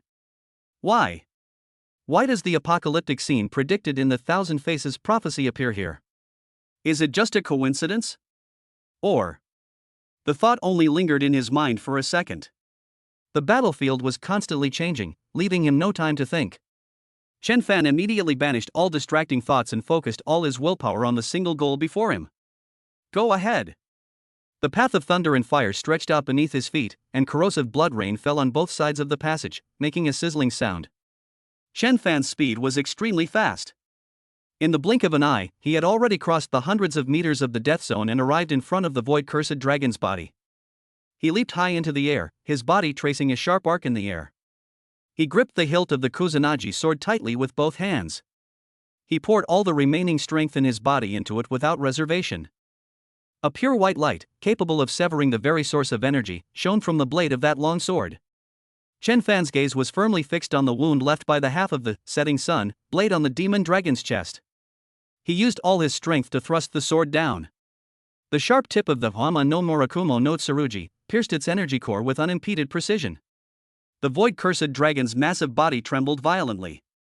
Its compound eyes stared intently at the tiny human before it, and finally let out a mournful howl filled with resentment and bitterness. Slay the void-cursed dragon LV.72. The void-cursed dragon began to crumble inch by inch, turning into countless purple specks of light that slowly dissipated. Seeing this scene, Chen Fan's last bit of strength finally gave way. A strong feeling of exhaustion swept over his body, and he gasped for breath. Talent Absolute Plunder triggered. Obtained, S-rank material, Shattered Void Dragon Eye, X1. Obtained, S-rank material, Broken Void Dragon Wing, X2. Meanwhile, on the other side of the battlefield, in a shadowy place unnoticed by anyone, a woman with a voluptuous figure withdrew her gaze, which had been fixed on her with great interest. She stuck out the tip of her tongue and gently licked her lips, speaking softly in a somewhat languid tone. A wonderful performance. The woman codenamed Phantom let out a soft laugh. Treasure House. You're quite an interesting variable. Killing you is just an order to me, not an obligation. The more chaotic the world is, the better. Sister, I've completed my task, right? I can hand it in now. Phantom stretched, showing no interest in the three people from Dawn over there. After all, enough time has been spent. The dragon shield side has probably succeeded by now, right? Her figure then silently blended into the shadows and disappeared, as if she had never existed. Chapter 90 The Unfaded Vow. There was not a trace of joy on Chen Fan's face. The image of Qin Che at the end kept replaying in his mind. Can this be considered a victory? Chen Fan didn't know. All he knew was that without Qin Che risking his life, their fledgling Dawn team would have been utterly crushed against a true S-class magical beast. This is not a victory to be proud of. This was a Pyrrhic victory won with lives lost. The vast difference in strength made his chest feel tight, and he almost didn't have the strength to even stand up. He's not strong enough. Team leader. Xia Xiaoxiao's voice trembled, already tinged with tears, coming from not far away. Chen Fan looked up and saw her and Song Xiang running towards him. Xia Xiaoxiao's face was streaked with tears and her complexion was deathly pale. This was the first time she had witnessed a fellow superhuman die in front of her, which had a significant impact on her.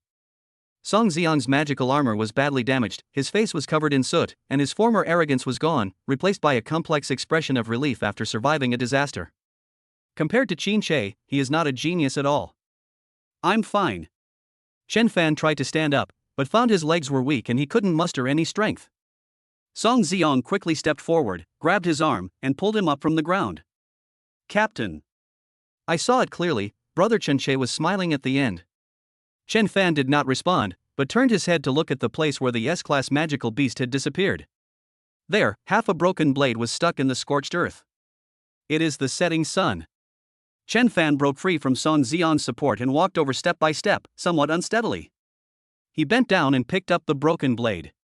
The blade was covered in cracks. The weapon had lost all its spirit and had burned away along with its owner. He gripped the broken blade, turned, and walked into the distance.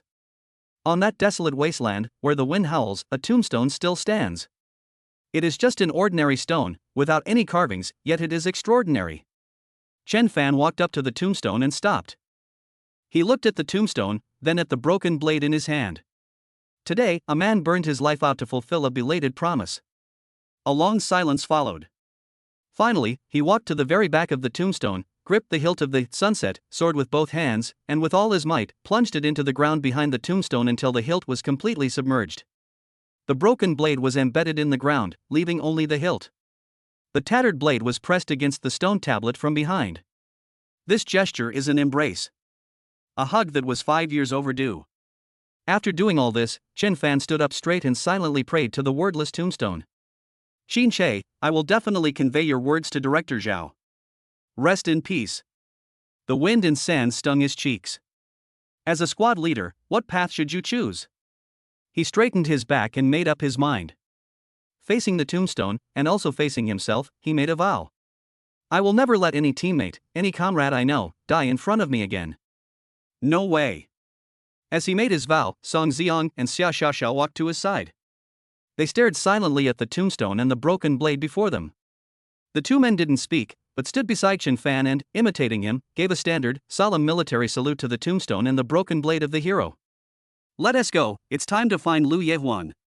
Chen Fan twitched his nose discreetly. No matter what, she is our teammate. That's right, this is the captain I know. The complete Dawn is the real Dawn.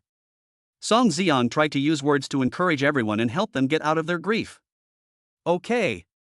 Xia Xiaoxiao quickly opened the terminal to see if there was any news about Lu Yehuan. Huh? How come there were so many messages 15 minutes ago? Chen Fan looked down and noticed that his terminal also had 22 unread messages. His heart sank, and he frowned uneasily. He immediately opened his contact list. The screen lit up, and a series of messages appeared on the screen. The sender of the first message was Zhao Qingsong's adjutant. Base under attack. Chen Fan's mind went blank with a buzz. Base? Abyss base? How could that be? That's the heart of the Dragon Shield, the most heavily defended place in all of China.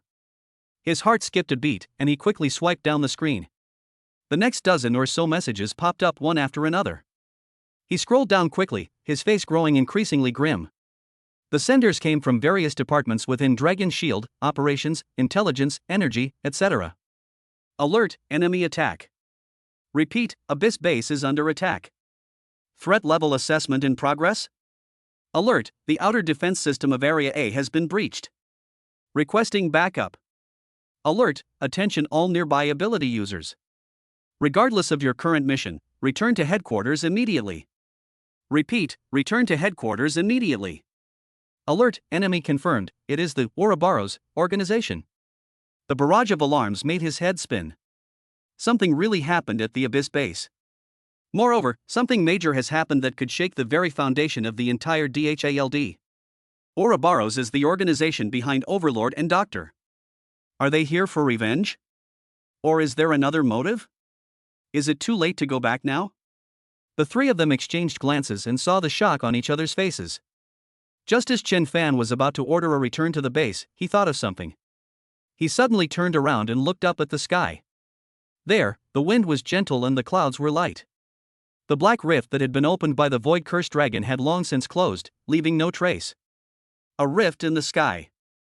Turmoil within DHILD. These were originally two completely unrelated things. But these two things were linked together in his mind. He had seen these scenes before. On the Candle Dragon, the apocalyptic scene displayed by 1,000 faces. Impossible. It can't be the end of the world now. Other horrifying scenes are far more direct than these two incidents. But why? A terrifying thought took shape in his mind. The apocalypse seen by 1,000 faces is not a series of events that occurred in the same time period. Those fragmented images of destruction are not a complete puzzle at all. They are fragments from separate disasters at different times. And now, today, both events have come true. Could it be that? He continued sliding down, his fingers beginning to tremble. The last message seemed to shatter the last glimmer of hope in his heart. It also shattered the burning vow he had just made. Emergency situation report revised. Commander-in-Chief of Dragon Shield, codenamed the Guardian of the Nation, Zhao Qingsong. Attacked by the enemy. The enemy is an S-class ability user, Tyrant. Chapter 91 Turmoil at the Base. 15 minutes ago. Abyss Base, Command Center. Zhao Qingsong walked out of an interrogation room. He glanced at the chaotic scene on the surveillance screen, his face showing no panic, only a sense of expected heaviness. Meanwhile, the base has 3 underground floors, including the B3 living area. At the same moment, several men dressed in logistics and maintenance uniforms drew short blades that gleamed with energy from their toolboxes and pounced on the non-combatants who were resting or walking around nearby. Their faces wore ferocious grins, ready to receive bloodshed. But what they encountered was not unarmed civilians. Just as they launched their attack, the Dragon Shield soldiers closest to them formed small defensive formations of 3 to a group. One of them knelt on one knee and slammed a metal disc onto the ground. With a hum, a hemispherical energy shield popped out, enveloping the surrounding companions and civilian staff. The energy blade struck the shield without even causing a ripple. The attacker's sinister smile froze. Fire! 2 other soldiers in the battle formation raised their pulse rifles and pulled the triggers. Blue energy beams intertwined to form a net, repelling the imposters. At the same time, on the 6th underground level of the base, in the C6 energy zone, 3 figures broke through the outer defensive passage and found the energy core area of the Abyss base. They are Class C ability users in the Ouroboros organization, specializing in demolition and infiltration, and each of them is surrounded by energy fluctuations. Well done. Once this place is detonated, the entire Abyss base will be paralyzed. The leading man licked his lips. He took a bomb from behind his back and was about to activate it. But just as his finger touched the start button, a dense array of red characters lit up beneath his feet. Oh no! It's a trap! The 3 reacted very quickly and tried to retreat. But it was too late. The entire energy zone was completely enveloped by an ultra-high-intensity energy field that descended from the sky. They were locked inside, and no matter how much they struggled, they couldn't budge the transparent barrier. Dr. Lin Yiming's mousetrap, please feel free to try it. The smooth walls around them flipped inward, revealing dark, gaping cannon muzzles. Dozens of jet-black unmanned combat mechs slid out from the wall, their electronic eyes simultaneously locking onto 3 targets within the force field. The next second, devastating firepower completely engulfed that area. The battle erupted simultaneously in every corner of the Abyss base. The Ouroboros' attack this time was clearly premeditated. They deployed an astonishing number of B and C level superhumans and genetically modified warriors, launching wave after wave of attacks that seemed endless. The base's outer defenses were breached in several places immediately. However, the invaders soon discovered that they were not facing a flock of lambs to the slaughter. Channel C03. B-level target detected. The target is a speed-type ability user. Roger. Spiderweb plasma grenade, ready. A young member of the Dragon Shield pulled a uniquely shaped grenade from his waist, seized the opportunity, and threw it forcefully at the blurry figure at the end of the corridor. The grenade exploded in mid-air without making a sound, but instead spread out a huge spider web made of blue plasma, covering the entire passage. The B-level ability user didn't have time to brake and crashed headfirst into it. Amidst the piercing crackling of electricity, he convulsed as he was stuck to the net, his speed advantage completely gone. Frost freeze mine. Block his movement. Another team member then threw another gadget, and the white frost froze the B-level ability user into an ice sculpture. Focus fire. The last member of the team issued the attack order. The members of Dragon Shield demonstrated an exceptionally high level of tactical skill, far exceeding their rank. The 3 of them worked in a group with a clear division of labor. With the massive resources provided by Chen Fan, Dr. Lin Yiming developed various new tools to engage in efficient and deadly maneuvers and counterattacks against enemies far beyond their own level. The battle reached a strange stalemate. Although some areas were lost and reports of casualties continued to come in, the overall defense line remained as solid as the Great Wall of Steel and never collapsed. All the intruders were firmly kept out of the core area. In stark contrast to the surrounding battlefields, where artillery fire raged and energy surged, was the main passageway leading to the command center. The wide passageway was deserted. The emergency lights cast long shadows on the walls on both sides, and even the flashing alarm light seemed unusually quiet, making no sound. A tall, robust man walked slowly down the quiet passageway. One of the strongest fighters of the Ouroboros is the Tyrant. His entire body was surrounded by countless cone-shaped black spikes. This is his S-rank talent, Black Thorn. It can generate black spikes of any size and number at will, which can be fired at the enemy at any angle and speed. Any movement would instantly end the enemy's life with these black spikes. But strangely, he was not stopped in any way. There were no combat personnel blocking the passage, nor were any defensive devices triggered. All systems are shut down. It was as if they were welcoming his arrival. He easily bypassed several areas where fierce fighting was raging, as if he were in an empty field. Finally, the tyrant stopped. He arrived at the command center. The room was not heavily guarded as I had imagined. There was only Zhao Qingsong. The tyrant remained vigilant, its body still covered in black thorns. Please step into the urn. That was his first instinct. The two stood facing off for 10 seconds, their tension palpable. Then, Zhao Qingsong unbuttoned 2 buttons on his shirt and said calmly, "I am an S-rank expert. I do not kill nameless people. State your name." Upon hearing this, the tyrant looked at the man before him with great interest. A few seconds later, a low laugh came from his chest, growing louder and louder until it turned into an unrestrained, loud laugh. Ha ha ha. Funny. This is so funny. The tyrant laughed so hard he almost fell over, and the black thorns surrounding him trembled slightly. Zhao Qingsong, who calls himself the guardian of the nation, actually trying to scare me? Do you think that just because you stand here, with this calm and composed demeanor, I'll mistake you for some kind of monster like Apocalypse, or mortal? His voice was full of mockery. Your acting is so bad, Director Zhao, so bad that I feel sorry for you. The tyrant took another step forward, and was now less than 3 meters away from Zhao Qingsong. He held up a finger and tapped his temple. Do you think I'm a 3-year-old? You think I wouldn't have any intelligence before joining DHILD? The mocking smile on the tyrant's face vanished, replaced by extreme contempt. Zhao Qingsong, who gave you the audacity? A mere E-rank trash dares to play tricks on me, tyrant? Chapter 92 Coward. Zhao Qingsong's face remained expressionless, and he ignored the tyrant's contemptuous words. Tyrant narrowed his eyes, and the black spikes swirling around his body emitted a soft hum. He didn't like this feeling and shouldn't have such composure. My target is the nation protector, behind you in the passage. The tyrant's smile faded. You should be glad that my main task today is not slaughter. The tyrant paced back and forth, displaying only the indifference of a victor. All of the Dragon Shield teams are out on missions. The closest ones, Dawn and Phantom, are being held back. As for that being, I estimate that the Joker has already killed her. Hearing this, even Zhao Qingsong, who rarely showed his expression, couldn't help but twitch his lips.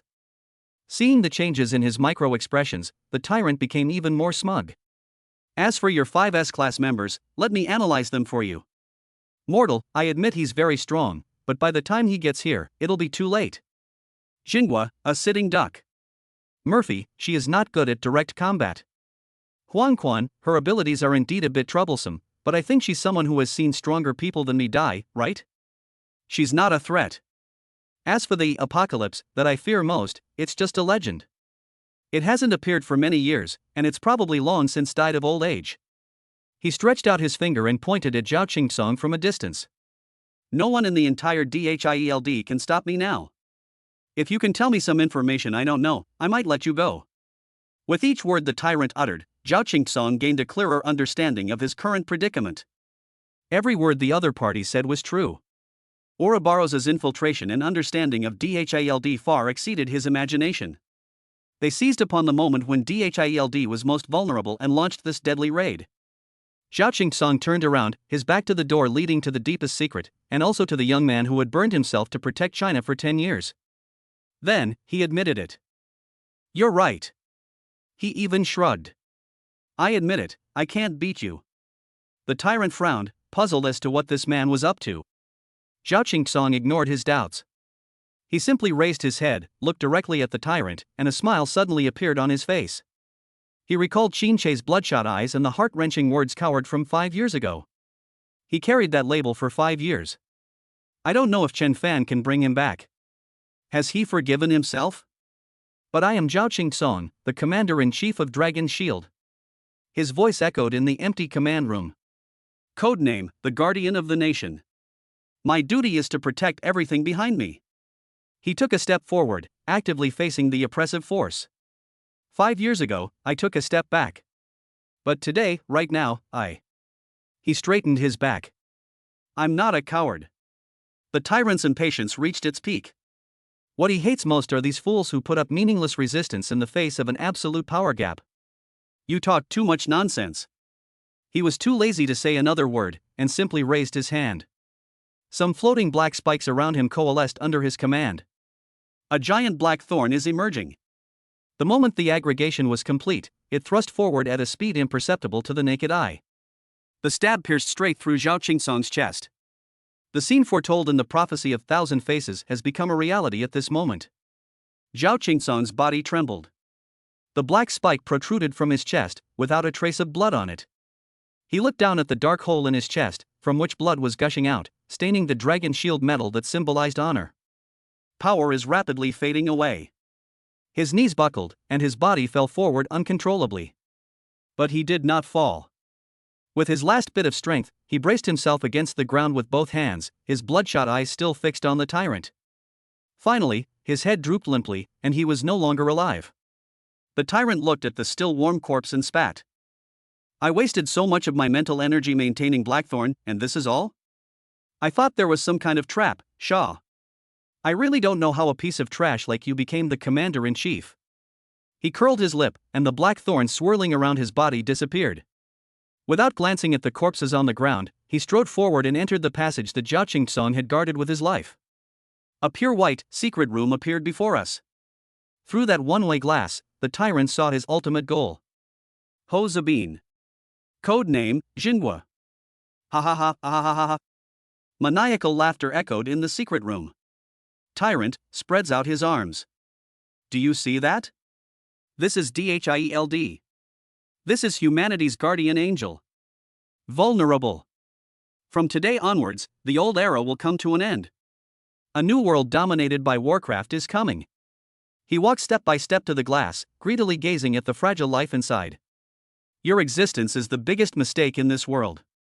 He raised his arm high, and all his strength began to converge in his palm. A small black spike took shape in his palm, its tip causing the surrounding air to distort. He was too lazy to waste too much mental energy. Die, Jinhua. He roared and swung his arm down suddenly. However, at the very moment that black thorn pierced through, the tyrant frowned, his initial elation turning into astonishment. At the same time, wind eroded the highlands. Chen Fan's heart sank to the bottom. On the terminal, the last message about Zhao Qingsong being attacked sent chills down his spine. He immediately tried to contact the base, but all communication requests went unanswered. Captain. We can't get in touch with the transport plane either. Xia Xiaoxiao shouted anxiously, her face pale. She kept operating the terminal, but could only get a busy signal. How do I get back? Without transport planes, relying solely on their own 2 feet, by the time they reach the base, it will be too late. Song Xiong slammed his fist on the rock next to him, his face full of anxiety and helplessness. Damn it! Is there nothing we can do? Just as the three of them were in a panic and on the verge of despair. Behind them, beside the solitary tombstone, space began to distort without warning. A vortex shimmering with colorful light opened out of thin air. That wasn't a spatial rift, but a portal as stable as a work of art. The three immediately turned around alertly and assumed a fighting stance. When Xia Xiaoxiao saw what it was, she was startled. A ghost, a ghost. A disheveled figure, holding a still bleeding head, walked out of the door. Chapter 93 Equivalent Exchange. Let's go back 3 days. Grade A restricted area, silent corridor. The moment Lu Yehuan entered, the world turned upside down. Lu Yehuan felt his body being pulled and torn apart by a force, and then reassembled into countless chaotic fragments. Sight, hearing, smell, touch, all senses are amplified in one moment and deprived in the next. Meaningless colors swirled before her eyes, and incomprehensible murmurs echoed in her ears. This is the silent corridor, a dimensional crevice composed of information and energy. Any creature that enters this place will have its material basis broken down and assimilated by the rules here, ultimately becoming part of this chaos. This is why those exploration experts who went missing simply vanished without a trace. I don't know how much time passed, maybe a second, maybe several days.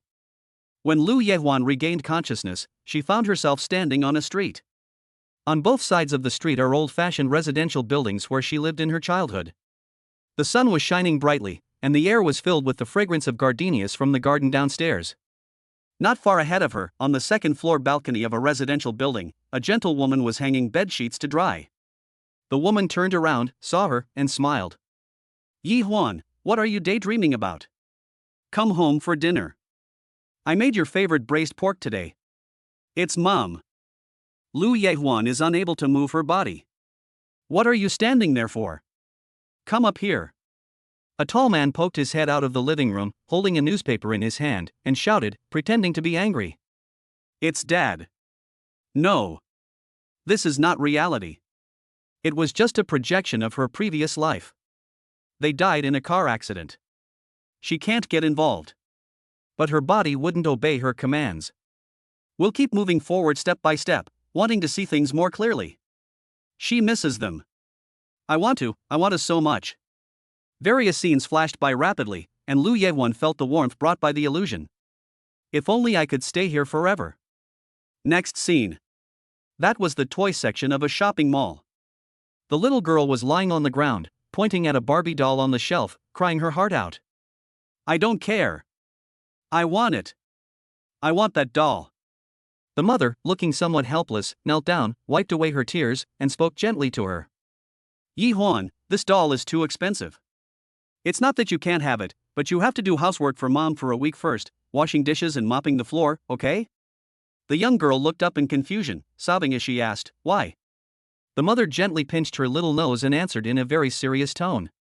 "Because if you want something, you must first put in equivalent labor. This is the rule of the world, and Mom and Dad can't break it casually. Of course, your parents' love for you is an exception, it's priceless." The father, standing nearby, chuckled and chimed in, "To put it simply, we can borrow a line from my favorite novel. The total amount of matter in the universe remains constant. If you'd like to learn more, I can explain to you what the dark forest is." His mother rolled her eyes and interrupted him, "How is this simple? You're talking like a physicist." The whole family laughed. Equivalent exchange. These 4 words appeared in her mind, and the illusion before her eyes shattered instantly. A warm home, loving parents, the aroma of food, everything has vanished. She returned to that space filled with vibrant colors and chaotic information. But this time, she was no longer confused. That long-forgotten childhood memory pointed her to the most fundamental logic of her abilities. "I think, therefore I am." Its essence has never been some kind of idealism created out of thin air. It must follow the most fundamental and ruthless laws of this universe. Conservation of matter. Equivalent exchange. She began to review every ability she had ever used. Define your teammate's physical strength, mental strength, etc. as existence, and what you exchange is your own mental strength in proportion. It also requires the mental power to activate one's own talent. Defining a teammate's wound as non-existent is the most direct way to transfer the information. The price is that the existence of those wounds will be transferred into her body in the form of energy or matter, and forcibly suppressed by her S-level physical attributes. She sensed her body and felt a bubble-like presence there. If the threshold were exceeded, the consequences would be unimaginable. She finally understood why this ability couldn't be applied to herself. Because she cannot afford the equivalent price. She could not exchange her own mental energy for another's. She could no longer transfer the wounds on her body to herself. This is an inescapable rule. It turns out that the so-called S-level talent was not a blessing at all. It simply gives you the qualification to exchange with the world. Each time she activated her ability before, she was merely using her negligible mental strength and physical capacity to conduct the lowest level of exchange. That's why she was so weak. That's why she seemed so powerless when facing truly formidable enemies. She thought of Jinghua. He sacrificed his own life, gave up everything as an ordinary person, and used the burning of his life as a price to exchange for an invisible barrier protecting the entire Chinese nation. She thought of mortals. He abandoned the conveniences of modern civilization and used the most primitive methods to measure the earth and accumulate strength, which eventually brought him the great power of equality for all living beings under that punch. To gain something, you must first give something. He wanted to become stronger, to have the power to protect his comrades, and to truly deserve the title of S-class. She would have to make even greater sacrifices. Give up what you have. Objects, equipment, memories, emotions, even organs. This is her true S-level talent, the path to true awakening. It is also a path of trials, destined to be filled with sacrifices. Having figured all this out, her talent seemed to resonate, bringing her a crucial message. The more detailed the definition of the concept, the better the effect and the less consumption. I see. She found her own path. It was at the very moment she opened her eyes that her entire demeanor underwent a transformation.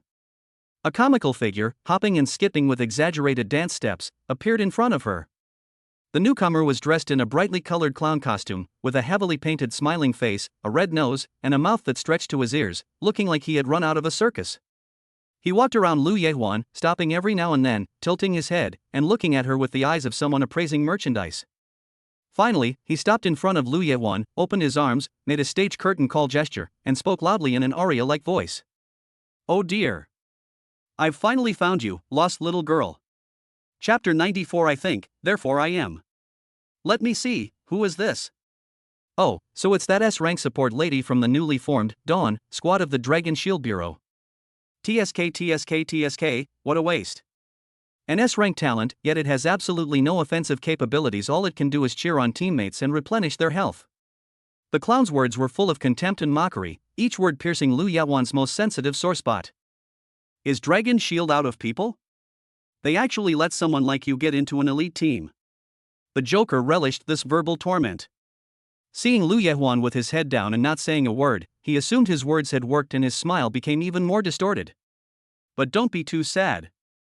After all, even a piece of trash has its uses. The fact that you're lost here saves me some trouble. He held up one finger and drew a circle in the air. By the time I've taken care of you, the most boring target ever, my comrades should have already turned DHALD upside down, right? Tyrant, you are probably already standing in front of that live target called Guardian of the Nation. Soon, very soon, this boring world will witness a grand finale. And I will be the host of this show. He was so engrossed in his grand plans that he didn't notice the girl, who had been silent all along, slightly shift her body when she heard the words Dragon Shield, Tyrant, and Nation Protector. Faced with the Joker's incessant provocations and the fatal information he inadvertently revealed, she neither refuted him nor showed any panic.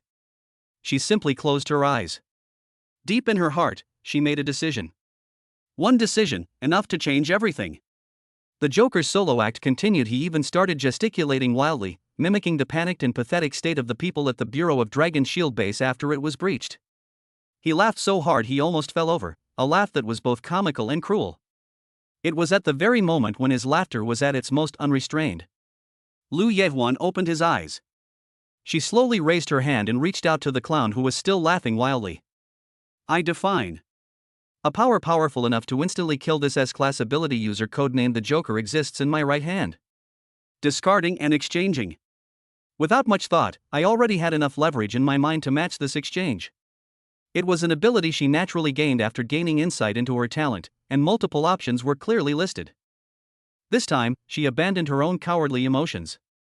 That concept that has accompanied her since childhood has made her shrink back when faced with danger, make her hesitate at crucial moments, and plunge her into self-doubt countless times. She erased it completely from her life. A power that cannot be described in words, cannot be captured by sight, and even transcends the concept of energy itself, condensed in her palm. Ha, what are you thinking? You think? I couldn't finish speaking, or rather, I didn't have the chance to finish speaking.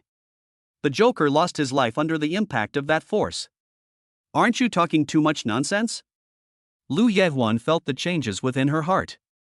Once her cowardice was stripped away, an unprecedented calm and decisiveness filled her heart.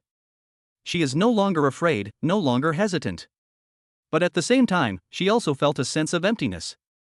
A very important part of my life has disappeared. But now is not the time for sentimentality. The Joker's words still echoed in her ears. The base has been attacked, and the tyrant's target is the Nation Protector. This information must be communicated to Director Zhao immediately. She activated her power again. I defined the complete battle plan for the Ouroboros attack on the Abyss base, which was in the mind of this Joker, before his death, as existing in my mind. And the price she has to pay. Warm images flashed through Lu Yawan's mind. Mom and Dad, I love you. However, I now have a more important mission. She chose to discard all memories of her parents. The deployment of the Ouroboros forces, the targets of each squad's raids, the tyrant's movement route, and the specific execution time. All the information was clearly presented in her mind. Lu Yehuan forced himself to endure the heart-wrenching emptiness and began the next step. I defined that an encrypted terminal capable of bypassing all information eavesdropping and directly contacting Zhao Qingsong, the commander-in-chief of Dragon Shield, exists in my hands. Ha! To her surprise, she discovered a strange option to discard. Is this really okay? Without much thought, she directly discarded the clown's 2 feet and torso. The clown's feet and torso were rapidly disintegrated. Efficient. So, does that mean your own spoils of war can be counted? A few seconds later, a strangely shaped black communicator appeared in her hand. It's me, Lu Yehuan. She reported all the information she had gathered, word for word, at top speed. She reported all the information she had gathered, word for word, at top speed. There was a long silence on the other end of the phone. Then, Zhao Qingsong's hoarse voice came through. I understand. Comrade Lu Yehuan, thank you. You have bought the most valuable time for Dragon Shield. The call has ended. The terminal in Lu Yehuan's hand turned into powder. Several consecutive high-intensity activations nearly drained her mental energy. She staggered and almost fell. But she cannot give up yet. The only people she can trust now are her teammates. More than 20 minutes later, in order to avoid potential danger, she had to make sure that her mental strength could support the use of her ability twice. I define a stable one-way portal that can safely reach Chen Fan, the captain of Dawn, codenamed Treasure Trove, as existing. She didn't forget that the more detailed the definition, the better the effect and the less it consumes. The Joker's hands were discarded, leaving only his head. The wind-eroded highlands, beside that teleportation portal. Xia Xiaoxiao and Song Xiong were both startled. Only Chen Fan could see the face of the person who came in. Lu Yehuan? That familiar yet unfamiliar figure raised its head. Lu Yehuan's face was as pale as paper, and his lips were bloodless, as if he might collapse at any moment. She looked at her astonished teammates, her face expressionless. She casually tossed the Joker's head to the ground. There's no time to explain. The base has been attacked, and Director Zhao is in danger. My mental energy is only enough to teleport one person back right now. Captain, you have to win. I define a stable one-way portal that can safely reach the S-Class ability user codenamed Tyrant in the Ouroboros organization as existing. As soon as he finished speaking, the Joker's head vanished. Lu Yehuan was supported by Xia Xiaoxiao and Song Xiang. Without much conversation, Chen Fan resolutely stepped into the portal. Chapter 95: The Wall of National Protection. Ouroboros invasion of the Abyss Base 5 minutes ago. Abyss Base, S-Class Isolation Interrogation Room. Zhao Qingsong put down the communicator very quietly. Across the table, the man who had once stirred up the storm in Frost Knight City, Thousand Faces, stared at him without moving. He heard every single word that came through the communicator. Even after regaining his senses, he was still bound by energy-suppressing handcuffs. The nonchalant expression on Thousand Faces' face was gone, replaced by a solemnity that he himself didn't even realize. Zhao Qingsong ignored him and quickly operated his fingers on the virtual screen. The messages were immediately relayed out. Attention all Dragon Shield combat units, Level 1 combat readiness activated. Please be on high alert and prepare for a possible attack. All external invaders should use harassment, containment, and division as their main tactical objectives, and utilize new equipment to maneuver to the maximum extent possible to preserve their manpower. Repetition preserves manpower. Abandon all defensive deployments on the main passage and shut down all offensive systems. If the S-Class target, Tyrant, is discovered, do not obstruct it in any way, allow it to enter the command center. All personnel, I repeat, none of you shall make any unnecessary sacrifices to stop the Tyrant. Thousand Faces finally couldn't help but speak, his voice filled with a sense of absurdity. Inviting the enemy into the trap? Director Zhao, I admit you're much bolder than I imagined. But are you out of your mind? Putting an S-Class monster in your office, do you want to have tea with him? Zhao Qingqing turned around and looked at him. There's no time left. He pointed to the ceiling. It will take time for the mortals to get here. The other teams are all out on missions and can't help in this situation. The 5 minutes that Lu Yehuan bought us are the only window of opportunity. My intelligence is probably already known to Ouroboros. For them, an E-rank useless person sitting in the position of commander-in-chief is both their biggest weakness and their biggest temptation. A self-deprecating smile appeared on Zhao Qingsong's face. In that case, I must make sure that I am the perfect bait. What you call pointless sacrifice is exactly what Ouroboros wants to see. Using countless soldiers' lives to wear down an S-rank warrior, only to have him break through the defenses in the end, that's a choice only a fool would make. My life is more precious than gold. Thousand Faces was completely stunned. Zhao Qingsong didn't give him much time to think and stepped in front of Thousand Faces. The distance between the two was less than half a meter. He reached out and, under the astonished gaze of Thousand Faces, personally unlocked the energy-suppressing handcuffs that bound all his abilities. Click. A soft sound. The power belonging to an S-class ability user has returned to Thousand Faces' S-body. Ouroboros has given us a great gift, and as the host, we should reciprocate. Zhao Qingsong straightened the collar of his prison uniform for him, his movements very natural. Now, I need your cooperation to complete a final performance. Use your abilities to put a reasonably decent end to your crimes. Thousand Faces looking down at her hands, which had regained their freedom, and feeling the surging power within her body, she felt a mix of emotions. He looked up at the man in front of him. Why me? Because I once had a plan, Zhao Qingsong confessed. After you have turned over a new leaf, I will have you try to simulate the talent of Guardian of the Nation. After Hosabina's sacrifice, you will take his place and become the new Guardian. But you should know the results of the simulation test better than I do. Zhao Qingsong shook his head. You can't become the National Protector. Thousand Faces fell silent. Indeed, he can imitate any ability he comes into contact with, but he cannot imitate a talent like National Guardian that is deeply bound to the origin of life. You want me to impersonate you? Thousand Faces replied. I can perfectly mimic your appearance and your voice. I will act as bait, lying in ambush in the command room, waiting for Tyrant to lower his guard before carrying out the assassination. It's useless. Zhao Qingsong refused outright. You can mimic my appearance, but you can't mimic my E-rank energy essence. An S-rank powerhouse disguised as a piece of trash can be seen through at a glance by anyone who isn't an idiot like Tyrant. The most crucial element of this plan is precisely my weakness. He knows I'm useless, which is why he underestimates me, why he's arrogant, and why he walks into the grave I prepared for him without any defenses. Zhao Qingsong's gaze fell on Thousand Faces. I might die in this situation. And you? You must play the role of Guardian of the Nation. Since you are both S-rank, he won't be able to tell the difference. Only in this way will he completely let down his guard as an S-class powerhouse after crushing my self-esteem. Only in this way will you have the opportunity to deliver a fatal blow to him at the moment when he is most relaxed and complacent. Thousand Faces finally understood the whole picture of the plan. This is a high-stakes gamble with lives at stake and hearts as the battlefield. The gamble was on the arrogance of the Tyrant and on the self-righteous intelligence advantage of the Ouroboros. Zhao Qingsong's death created an assassination opportunity for Thousand Faces. This man, whom he had always regarded as pedantic, actually possessed a soul burning with such a mad flame. What's more, he immediately started this plan after hanging up that communication. Thousand Faces slowly straightened his body. He bowed deeply to the man before him. I retract all my previous comments about you. Zhao Qingsong, I underestimated you. You truly are the brains of Dragon Shield. I will fight with everything I have to make him pay the most terrible price for his arrogance. And also to cleanse myself of my sins.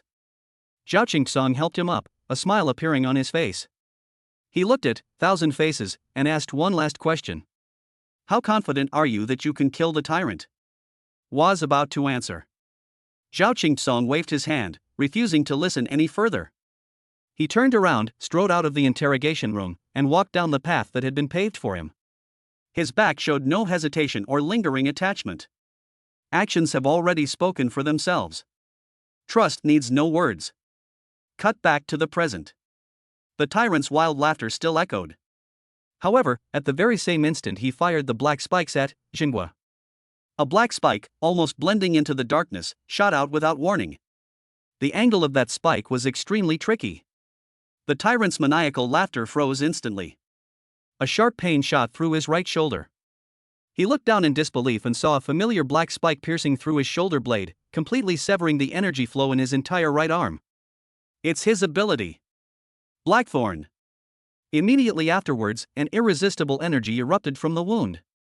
He was blasted away by the force, his body crashing heavily into a metal wall more than 10 meters away with a loud bang. The tyrant struggled to raise his head, unable to comprehend what was happening before his eyes. What exactly happened?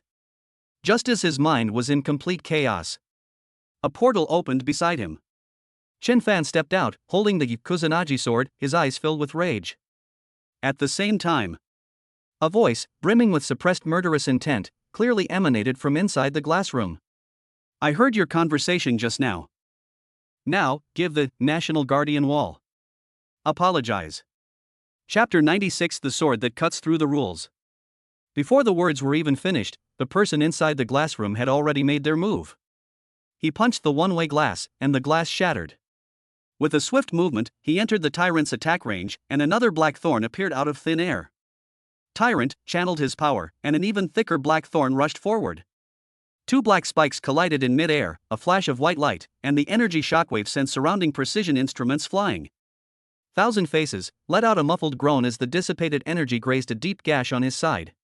Ultimately, it wasn't the original, the simulated ability was still at a disadvantage in the clash of powers. You're asking for it. The tyrant has gone completely insane. The humiliation of being outmaneuvered and the absurdity of being hurt by his own abilities fueled his rage. He didn't even glance at Chen Fan on the other side, a D-level martial artist wielding a long sword. He wasn't worth his attention. Right now, only by killing this imposter who dared to mock him can he wash away his shame. The tyrant roared, his black thorns transforming into a torrent of fire that rained down on the Thousand Faces. Thousand Faces activated its power, condensing countless black spikes for defense. The sealed room was filled with a storm of black spikes. The ear-piercing sounds of collisions blended together, and the walls and the ground collapsed under the pressure of two opposing forces. However, Thousand Faces' injuries affected his performance, and the black thorns he gathered were gradually defeated by Tyrant's offensive, and their numbers dwindled. He could only dodge and weave, using the terrain to his advantage, but he was already at a disadvantage. The tyrant's attacks overwhelmed him, giving him no chance to breathe. That's why the tyrant exposed his entire back to Chen Fan without any defenses. Chance. Chen Fan held the Kusanagi sword and activated the wind element throughout his body. Transforming into a streak of green, it silently charged towards the tyrant's back. Before the man arrived, the sword was already drawn. Chen Fan's sword was swift, imbued with all his power and rage. Clang! A clang of metal rang out. The sword tip pierced the tyrant's back, but was blocked by the black covering, only producing a string of sparks, unable to penetrate even an inch. Undeterred by his missed attack, Chen Fan flicked his wrist, sweeping his sword horizontally towards the tyrant's neck. The tyrant didn't even turn around, he simply swung his hand back, and a black spike blocked Chen Fan's sword path. A force came from the sword, making Chen Fan's arm go numb, but he used the force to flip in the air and land steadily. The tyrant still didn't pay attention to Chen Fan, and was only toying with Thousand Faces. Is that all you've got? You imposter! He laughed wildly, and another black spike blasted the cover that Thousand Faces had just found into pieces. Chen Mian was forced into a desperate situation, facing numerous dangers. He glanced at Chen Fan, who was looking for an opportunity, gritted his teeth, and made a decision. Having dodged another round of attacks, he abandoned all defense and concentrated all his power in his right hand, unleashing his strongest attack at the tyrant. This is a desperate tactic of trading injury for injury, creating opportunities for Chen Fan. Tyrant, I didn't expect this imposter to be so crazy, but he reacted quickly and threw a punch at him as well. The two forces collided, and Thousand Faces was sent flying backward, crashing into a wall, his fate unknown. But he achieved his goal. The tyrant was also jolted by this force, causing his attack to pause. Chen Fan's attack followed immediately. He swung his sword repeatedly, slashing and hacking. Every attack landed precisely on the same spot. However, aside from sending up a string of sparks, it still couldn't harm the tyrant. This relentless harassment finally enraged the tyrant. Annoying garbage! He roared, abandoning his pursuit of the Thousand Faces behind the wall, and turned around. This was the first time he had looked Chen Fan in the eye. All the aggressive black thorns on his body were retracted into his body. Immediately afterwards, his body swelled up, his muscles bulged, and his skin gleamed with a metallic sheen. Countless black energies intertwined on his body, rapidly forming a ferocious, flowing armor. Blackthorn King's armor. This is his form where he abandons all ranged attack methods and uses all his energy for defense and melee combat. He would use his strength and defense to crush this ignorant insect in front of him. The process of constructing the armor was extremely fast, taking only a moment. A king, over 3 meters tall and covered in flowing black spikes, appeared before Chen Fan. However, just as the tyrant was immersed in the power of his perfect form, Chen Fan's attention fell on the connection point of his right arm armor. The flow of energy there is more obscure and sluggish than in other parts of the body. It was precisely that opening left by Thousand Faces' initial sneak attack. Die. Tyrant raised his left fist, covered by armor, high, the fist bigger than Chen Fan's head, and smashed down with a whooshing sound. Faced with this powerful punch, Chen Fan closed his eyes. In his mind, the image of slaying the thunder-armored bear and breaking through its lightning defenses with a single sword strike flashed through his mind. When slaying the mirror flower water moon butterfly, the realization of ignoring all illusions and directly targeting its energy core emerged. The essence of the Kusanagi sword is not its sharpness. It's to sever. Sever the rules, sever the connections, sever the source of energy. Now. Chen Fan opened his eyes. He swung his longsword at a tricky angle, tracing an arc, and precisely struck the wound on the tyrant's right arm, on the weakest line that supplied energy to the entire armor. TSK. A soft cutting sound. The blade of the Kusanagi sword swept across the energy supply line. Everything froze. The tyrant's powerful punch stopped in mid-air. The sneer on his face froze. The next second, the Blackthorn King armor, which he considered invincible, lost all its energy luster. The flowing blackthorn solidified, and then, starting from his fist, crumbled and peeled away inch by inch. As the fragments fell, they revealed the tyrant's shocked and bewildered face beneath the armor.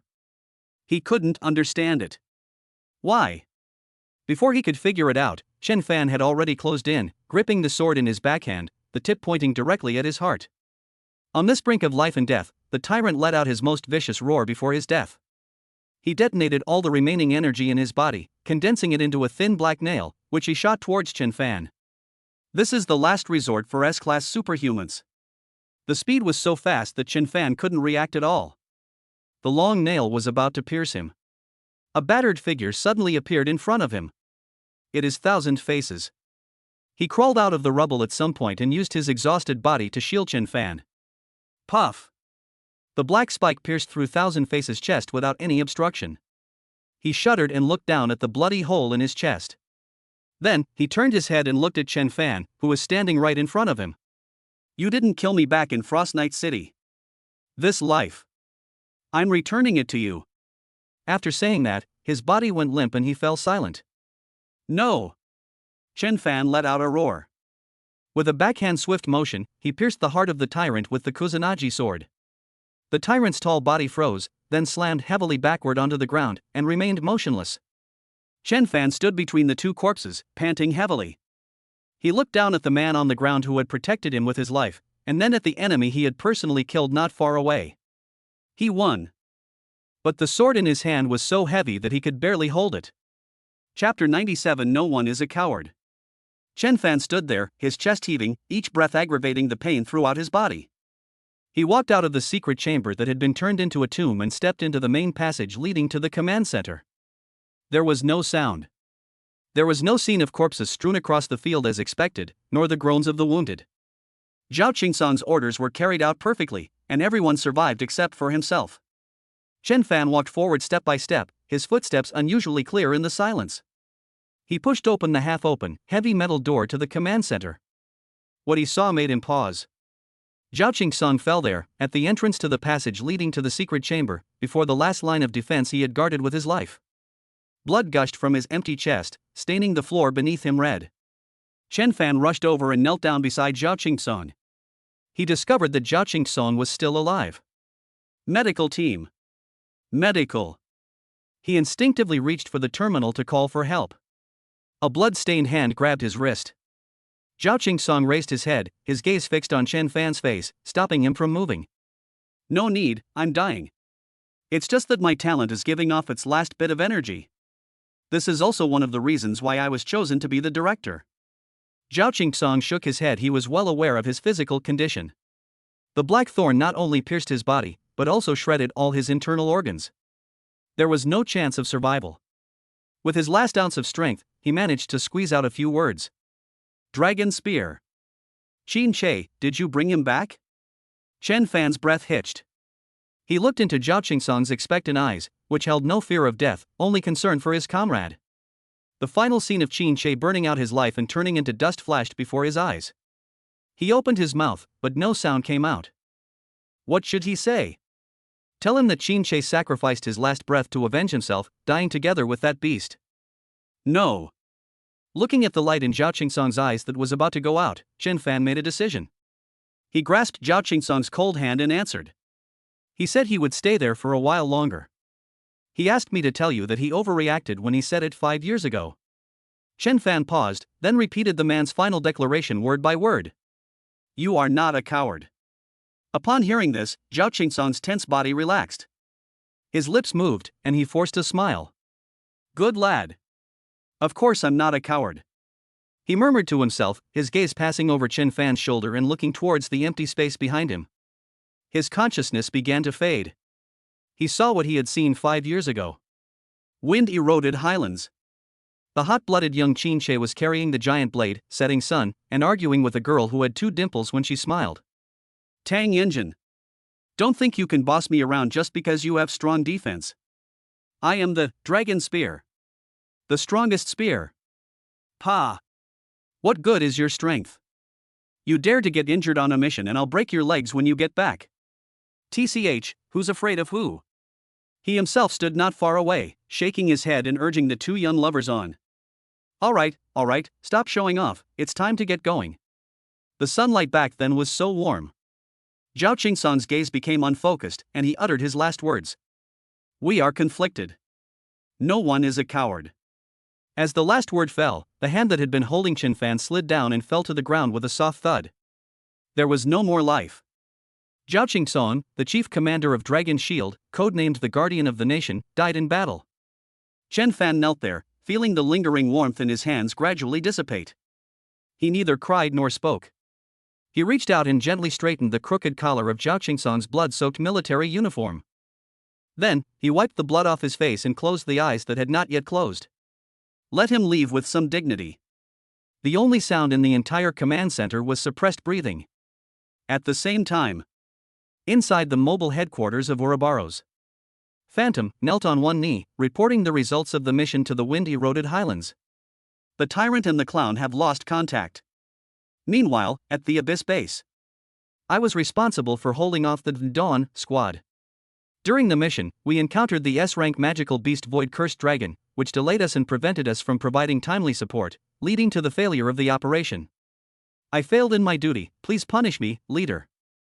Her voice was filled with fear, and she tried to distance herself completely. At the very top of the palace, on the high throne, a figure remained silent. The air in the palace seemed to freeze. Phantom with her head down, she could hear her own heartbeat. Just when she thought she had gotten away with it, a figure appeared in front of her. He is the one on the throne. He had arrived in front of her without her noticing. A hand grabbed her throat and lifted her off the ground. The Phantom's legs kicked wildly in the air, and her hands tried in vain to pry open the other hand, but the hand did not budge. You better not be lying to me. Phantom could sense that the other party was truly intent on killing. If he had used just a little more force, his neck would have been snapped. The hand only released her after she struggled violently due to lack of oxygen and her body began to convulse. Phantom was thrown to the ground, clutching his neck and coughing violently, greedily inhaling the air. The figure on the throne had somehow returned to its original position. That fool, the tyrant, is dead. It was his arrogance that killed him. But the captain of Dawn was able to survive the claws of an S-rank magical beast and return to base so quickly. Phantom, don't you think this is a bit too much of a coincidence? Phantom lay on the ground, her body trembling. Your subordinate. Your subordinate did not know. Snort. The figure let out a cold snort. Let's go to the ruined city of Crasis in the Northern Federation. There's an experimental sample left behind by the doctor. Bring it back to me intact. It's done well. I can let bygones be bygones for this mistake. If you don't do it well. The threat was self-evident. This is both a punishment and a test of loyalty. Phantom immediately lowered his head and respectfully accepted the order. Yes, sir. I will obey your command.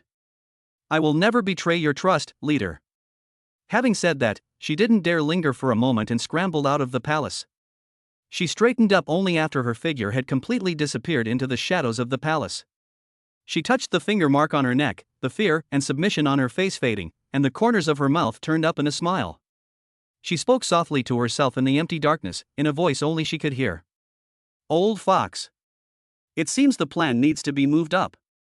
Chapter 98 Murphy. The Abyss Base held the highest level funeral for all the martyrs who sacrificed their lives in the Ouroboros raid. In the central plaza of the base, members of Dragon Shield, dressed in uniform black, stood silently. There was no mournful music, only the whistling sound of the wind as it swept through the square, and the suppressed breathing of the crowd. The Dragon Shield 1 team, which had just returned to base, was also standing in the crowd. Lei Yi's fists were clenched so tightly that the veins were bulging. Sure Kai had his head down, so his expression was not visible. Jensen pushed up his glasses, revealing bloodshot eyes beneath the lenses. For the first time, Ling Shui's face was devoid of any smile. Feng Xiao stared blankly at the electronic screen in front of him. On the screen was a black and white portrait of Zhao Qingsong. The man in the photo still has that gentle and refined demeanor, as if he's about to speak at any moment, using his uniquely calm tone to soothe everyone's emotions. Chen Fan stood at the forefront of the Dawn squad, also gazing at the portrait. Zhao Qingsong's last words still echoed in his ears. Xin She's roar of "make a move" before he turned to dust was as clear as if it were yesterday. And then there's Thousand Faces, whose last words, "I'll give them back to you," were like a thorn stuck in his heart. In a short period of time, he witnessed the fall of 3 powerful figures. They all lived up to their beliefs in their own ways, but they all fell before that so-called doomsday. An unprecedented pressure weighed heavily on his heart. The prophecy has already been fulfilled. Can he really change that future? What else can his talent, absolute plunder, do besides bringing massive amounts of resources to Dhald and making him stronger quickly? Faced with such a terrifying existence beyond imagination, is his power really enough? The faces of the victims flashed through his mind. Zhao Qingsong's trust, Xin She's entrustment, and the atonement of Thousand Faces. A subtle wavering began to sprout in his heart. After the funeral, the Abyss Base entered a temporary state of military control. A few hours later, in conference room B7. The atmosphere at this circular conference table, which had determined the course of countless actions, was now tense and confrontational. The Dragon Shield cannot be without a leader for even a day. A temporary committee composed of several high-ranking military officials and S-level advisors is engaged in heated debate over the selection of the next commander-in-chief. I still believe that the military should directly appoint an experienced general to take over. What Dragon Shield needs now is an iron fist in order. An old general with a star on his shoulder slammed his hand on the table, his voice booming. I object. Another middle-aged man from the operations department immediately retorted. Dragon Shield is not a regular force. Everyone here is an elite, even a monster. Letting outsiders take command will only make things a mess. Then what do you suggest we do? Are we just going to leave this position vacant? What time is it now? The Ouroboros could return at any moment. We can have Director Zhao's deputy temporarily take over. No. He's too young, he can't handle the situation. The arguments continued, and neither side could convince the other. As the captain of the Dawn team, Chen Fan was granted special permission to listen in from a corner of the conference room. He listened to these arguments and felt a headache coming on. These people are arguing fiercely over power. Just when the meeting reached a stalemate and the atmosphere became extremely tense, a strange thing happened. The main light on the conference room ceiling flickered without warning, emitting a slight electrical hum. Although it was only for a moment, it still put everyone on edge. Immediately afterwards, a glass of water on the table shattered without warning. With a whoosh. The crisp cracking sound was particularly jarring in the quiet corridor. The arguing in the meeting room stopped abruptly. Everyone was on edge because of these successive unexpected events. What's going on? The old general frowned, a sense of foreboding creeping into his heart. Just as everyone was feeling uneasy because of these strange omens, a figure appeared silently at the door of the conference room. It was a woman. She was wearing an oversized black trench coat over a simple white t-shirt and ripped jeans. Her face was covered in heavy smoky makeup, which made her already narrow eyes look even more eerie. He exuded a lazy yet dangerous aura. She leaned against the doorframe, as if she had just woken up, and let out a long yawn. What's all the noise about? She spoke, her voice slightly hoarse and magnetic. When someone dies, a new person should be chosen to lead the family. Is it really necessary to argue about something so simple? Her words stunned everyone in the meeting room. The consultants present tensed up instinctively the moment they saw the woman and simultaneously distanced themselves from her. Ms. M.O. Fay. Murphy, codenamed Murphy, is one of the 5 S-class superhumans in the Dragon Shield. Information about her is classified as top secret within DHALD. All that is known is that her abilities are related to probability and causality.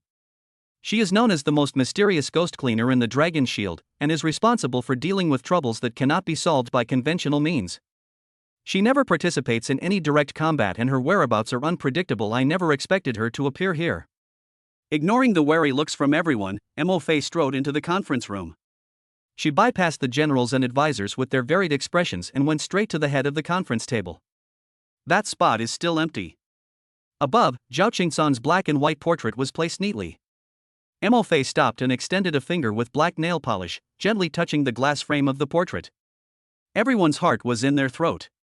They had all heard the rumors about Murphy, that anything she touched would experience all sorts of bizarre accidents. However, nothing happened. The portrait was intact. M.O. Fay withdrew her hand, seemingly also feeling a bit bored, and looked around listlessly. Finally, her gaze pierced through the crowd and landed on Chen Fan, who was listening in the corner. She looked Chen Fan up and down, a hint of amusement in her heavily lined eyes. You are the treasure vault? Chen Fan was surprised to be called out. He met the other person's gaze and nodded. M.O. Fay looked at him and suddenly smiled. That smile had a hint of wickedness, which brought her to life. I heard you're very lucky. She tilted her head with interest, as if talking to herself or asking a question. I suddenly had an idea. How about you become the next Commander-in-Chief of Dragon Shield? Chapter 99 New Commander. The air in conference room B7 froze completely because of M.O. Fay's words. Everyone stopped moving. Whether it was the general arguing heatedly or the veteran advisor sitting to the side, they all stared at the languid woman with eyes that looked at her as if she were crazy. Should we appoint him as the Commander-in-Chief? What a joke! Chen Fan himself was also stunned by this sudden nomination. He opened his mouth, unsure of what expression to use in response. He's just a D-level martial artist, and he's only been the captain of an elite squad for a few days. Now he's about to rise to the top and take over the entire Dragon Shield? This is outrageous. Ms. M.O., this is not the time for jokes. The old general was the first to react. His face turned ashen, and his voice was filled with suppressed anger. In his view, this was an insult to Zhao Qingsong and all the martyrs who sacrificed their lives. However, when confronted with the old general's questioning, M.O. Fay simply waved his hand lazily and yawned. Just kidding, why are you getting so worked up? The man has just died, and you're already vying for his place. It's truly touching to see such deep camaraderie among comrades. The executives who had just been arguing fiercely were now embarrassed and looked awkward. Mofi, however, showed no intention of giving them any face. All right, stop acting. She abandoned her nonchalant attitude, looked around, and her entire aura changed in an instant. An invisible pressure enveloped the entire conference room, a kind of intimidation originating from a higher level of life, making everyone present feel breathless. I'm not here to argue with you. I'm here to read the will. She paused for a moment, looking at the astonishment and confusion on everyone's faces, before slowly explaining. Zhao Qingsong, that old man, he's an E rank, you all know that, right? His talent is called inheritance. After his death is confirmed, there is a buffer period during which he forcibly passes on what he considers to be the most important memories to a designated target. And I was the unlucky one. Inheritance? All the high-ranking officials present, including the military leaders, showed unprecedented shock. They all knew that Zhao Qingsong was an E-level, and had made countless guesses about it, but no one expected that the truth would be so unexpected. An E-rank talent, yet its effect is so incredibly powerful. No wonder he, an E-rank, has been able to hold the position of Commander-in-Chief of Dragon Shield for so many years. This is essentially a power transfer document that transcends life and death. All top-secret information is protected from any risk of being leaked. Only he knows, and it will be passed down no matter what. Under the shocked gaze of the crowd, M.O. Fay cleared her throat and deliberately imitated the monotone tone of an official news anchor, speaking in a serious manner. According to the dying wish of Comrade Zhao Qingsong, former Commander-in-Chief of Dragon Shield, Article 1. S-Class ability user, Murphy, shall immediately assume the position of Commander-in-Chief of Dragon Shield, overseeing all matters of Dragon Shield. This order has the highest priority and shall take effect immediately. After he finished speaking, the entire conference room fell silent. The generals, who had been arguing fiercely just moments before, now looked at each other with extremely complicated expressions. After a few seconds of silence, the 4-star general was the first to stand up. He straightened his military uniform, gave Mo Fei a standard military salute, and spoke in a deep voice. Director Zhao's judgment is never wrong. We trust Commander-in-Chief Murphy's abilities. The military fully supports your appointment. His statement instantly quelled all potential controversy. Even the military has recognized the validity of this will, so naturally no one else has any reason to object. A power struggle that could have shaken the very foundations of DHILD has come to an end in a way no one could have predicted. Seeing the power transfer go smoothly, Murphy immediately collapsed. Without a care for her image, she plopped down in the main chair, a symbol of supreme power, and propped her long legs up on the conference table. So annoying, that old man, even after he's dead he still causes me so much trouble. She stretched and yawned, muttering complaints under her breath. I'm busy too, okay? Who has time to deal with your trivial matters? This posture left everyone present somewhat bewildered, both amused and exasperated. The newly established image of authority collapsed instantly. Mo Fei, however, didn't seem to care. She closed her eyes, as if processing some information. She is digesting the strategic blueprint she inherited from Zhao Qingsong. It contains all the secrets of how DHILD operates, a series of follow-up plans against Ouroboros, and even a projection of the future world order. That was the most precious legacy left by Zhao Qingsong after exhausting his life's work. After a moment, Mo Fei opened her eyes again. Speaking of which, that old man's plan also included a part about 1,000 faces. She seemed to suddenly remember something, and changed the subject. His original plan was to detain 1,000 faces for a while longer after he redeemed himself this time, to observe him carefully. If it's confirmed that there are no problems, then restore his freedom and let him work as an unofficial staff member, which can be considered a way to reuse him. As she said this, she pursed her lips and turned her gaze to Chen Fan in the corner. What a pity. It was taken away by someone. It seems that this old man can't predict everything after all. Her tone carried a hint of schadenfreude and mockery, which made Chen Fan's heart sink. The eyes of everyone else in the conference room also fell on him, filled with curiosity and confusion. Chen Fan clenched his fist but did not offer any explanation. He knew that, to some extent, he was responsible for the death of 1,000 faces. The meeting ended in an awkward atmosphere. Mo Fei used the excuse that the meeting was too tiring and I needed to rest to kick everyone out, leaving only Chen Fan behind. The empty conference room was now empty except for the two of them. What? Do you think I said something wrong? Mo Fei sat up straight in her chair and looked at Chen Fan with great interest. That's right, he saved my life. Chen Fan's answer was simple. So? Murphy countered, why do you think he died? It's because I'm too weak, Chen Fan said, not trying to shirk responsibility. Oh, you're quite self-aware. Mo Fei chuckled softly, a smile carrying an indescribable meaning. If I were you, I wouldn't be sitting here wallowing in self-pity, understand? So, is this how he tries to comfort himself? Chen Fan couldn't see through this new commander. What level are you at now? Mo Fei changed the subject. 59. Mo Fei nodded slightly at Chen Fan's answer. 1 level away. She stood up, walked to Chen Fan's side, and looked down at him. I will now take over the plan left behind by Zhao Qingsong and fully launch it. But I don't have that old man's good temper, nor do I have that much patience. She gently tapped Chen Fan's shoulder with her finger. I only have one request. Mo Fei leaned close to Chen Fan's ear and spoke slowly and deliberately, almost in a whisper. Don't keep Abin waiting too long. Chapter 100 The Call from the Far North. I see. Chen Fan knew that the Abin she was referring to was Hozabin, the guardian of the nation. I need to kill at least one S-rank magical beast in order to reach level 60. He looked directly at Murphy and made his request. Upon hearing the words S-class magical beast, a sly glint flashed across Mo Fei's languid face. She snapped her fingers, and a 3-dimensional holographic map was immediately projected onto the conference table in front of the head of the table. Oh, you're such a lucky star to me. Mo Fei sat back down in the main seat, her legs once again propped up on the table, her posture casual. I was just worried about not having time to deal with this task," she complained as she lightly swiped her finger across the virtual map. The map zoomed in rapidly, eventually locking onto the northernmost part of China, a frigid land covered in white. "Look, this is it." This was the mission location before I took over as commander. A bright red coordinate point flashes on the far north ice sheet. Right beneath this layer of ice, I detected a very clear energy reaction from an S-rank magical beast. The members of Dawn, who had just been notified by Chen Fan to come in, also gathered around. That's not all. Mo Fei drew another circle on the map, marking an area that was deeper and wider than the energy reaction of an S-class magical beast. Besides that big guy, I also detected very regular signs of life activity about 1,000 meters below the ice. She zoomed in on the area, and some faint points of light appeared on the map, outlining a blurry shape. This does not match any known human settlement in our database.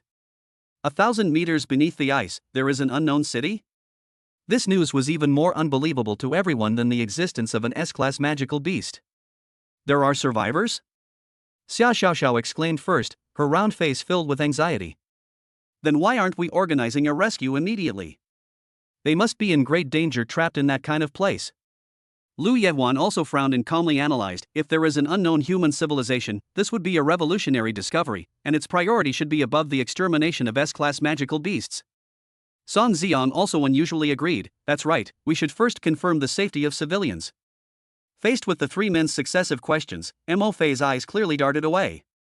She scratched her head and stammered, well, I just gathered intelligence, and before I could even formulate a plan, I had to come back to deal with this handover mess. Moreover, the environment there is too harsh. Regular rescue teams simply can't get in. Only elite teams can get in. Her explanation sounded reasonable, but Xia Xiaoxiao keenly sensed something was amiss. Commander-in-Chief Mo Fei, Xia Xiaoxiao mustered her courage and looked directly at the newly appointed S-rank powerhouse. What are you afraid of? Ha? I'm scared? Mo Fei jumped up from her chair, her voice rising. I'm an S-rank. I'm scared? Her reaction, on the contrary, confirmed Xia Xiaoxiao's guess. Xia Xiaoxiao pressed on relentlessly, then why did your expression look so strange when you mentioned that city? Mo Fei opened her mouth, but was speechless for a moment. Under Xia Xiaoxiao's watchful gaze, Mo Fei finally succumbed. She deflated, slumped back into her chair, covered her face with her hands, and muffled sounds escaped from between her fingers. Okay, I admit it. I'm just feeling a little uneasy. Mo Fei let go of her hand, her face full of disgust. The energy readings there are all negative. There's eerie negative energy everywhere. When I detected it, my mind was filled with images of those cannibalistic ghost cities from horror stories. This person, who had just dominated the entire scene and determined the future of the Dragon Shield with just a few words, is now pushing away an S-class mission that concerns countless lives because of his fear of ghosts. This stark contrast caused Chen Fan, Song Ziong, and Lu Yehuan to display somewhat subtle expressions. Xia Xiaoxiao burst out laughing. Mo Fei glared at her angrily, but to cover up her embarrassment, she immediately put on a stern face and resumed the dignity of the commander-in-chief. Cough, cough. She cleared her throat and her fingers flew across the table. Order. Effective immediately, permanently assign the latest transport aircraft to the Dawn Squad. Chen Fan, the leader of the Dawn Squad, is granted the highest operational authority. During the mission, he is not required to report to command and can make all decisions independently. Dawn Squad, depart immediately. Head to the far north ice plains to complete the dual mission of hunting S-rank magical beasts and exploring an unknown city beneath the ice. A series of orders were issued, giving no one a chance to object. Ma Fei waved her hand, as if shooing away flies. All right, all of you, get out of here. You're just annoying. On their way to the sky hangar on the 9th underground level, the Dawn team encountered the entire crew of Dragon Shield 1. Lei Yi walked at the front. He came up to Chen Fan, stretched out his big hand, and patted Chen Fan's shoulder heavily. We've all heard about it. His voice was deep, but his approval was undisguised. You've grown up much faster than we imagined. Shi Kai and Feng Xiao also nodded to Chen Fan. Their gestures were few, but the camaraderie between them spoke volumes. Jensen adjusted his glasses and added, we will also complete our rest and recuperation as soon as possible and be ready to carry out our mission at any time. Ling Shui walked over to Xia Xiaoxiao and pinched her chubby cheeks. Little hamster, take good care of yourself outside, and also keep an eye on your captain. Don't let him always risk his life alone. Lei glanced at Chen Fan one last time, then at Song Xiang and Lu Yiwan behind him. Next time we meet, we, Dragon Shield One, will definitely not lag behind you again. He turned around, led his team, and left without hesitation. As Chen Fan watched their departing figures, the heaviness in his heart caused by the separation dissipated considerably. He is not fighting alone. At the same time, beneath a 1,000-meter thick layer of ice on the far northern ice plains, a city constructed of translucent crystal radiates light, dispelling the surrounding darkness. In the center of the city stands a crystal spire.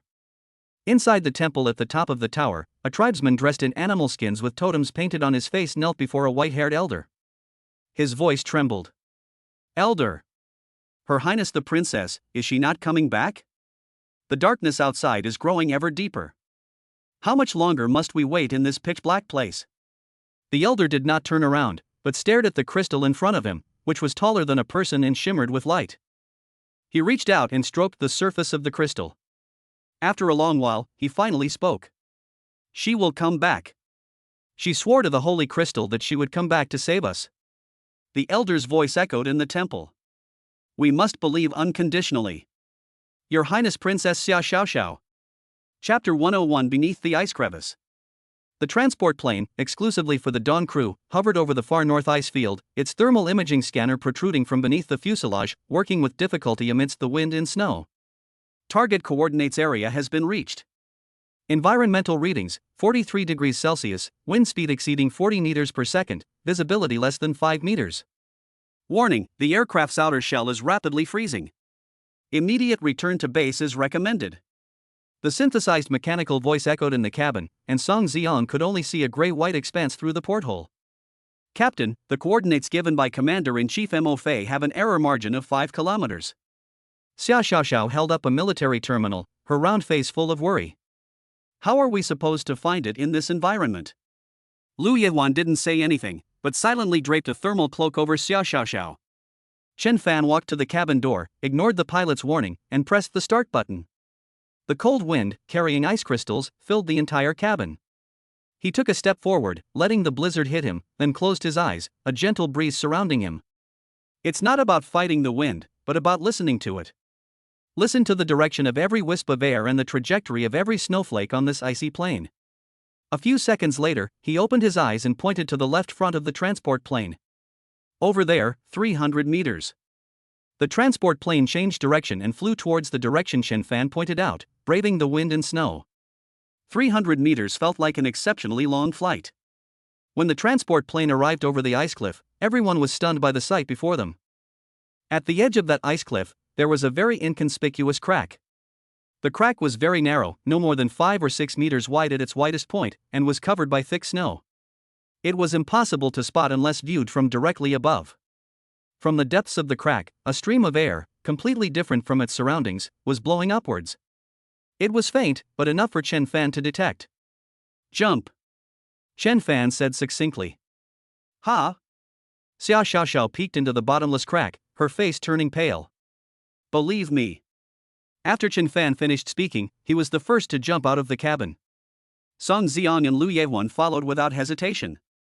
Xia Xiaoxiao gritted her teeth, closed her eyes, and jumped down. The 4 figures were quickly swallowed up by the darkness below. The transport plane circled in the air for a moment to confirm that they had safely entered the crevasse before taking off and disappearing into the snowstorm. The feeling of falling lasted for less than 2 seconds. A gentle breeze steadily supported the 4 of them. Xia Xiaoxiao opened one eye and found herself floating in mid-air. Around them, a layer of cyan energy formed a spherical domain. Inside the space, it was warm as spring, and so quiet that you could hear each other breathing.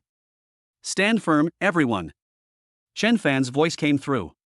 He stood at the very center of the domain, his hands outstretched, maintaining the stability of the entire wind domain. Then, under his control, the entire wind realm began to descend deeper into the vertical ice crevice. The descent was incredibly smooth. Through the wind wall, they could see the jagged ice ridges on the ice walls on both sides, as well as the eerie blue light refracted from deep within the ice. "It's so deep here."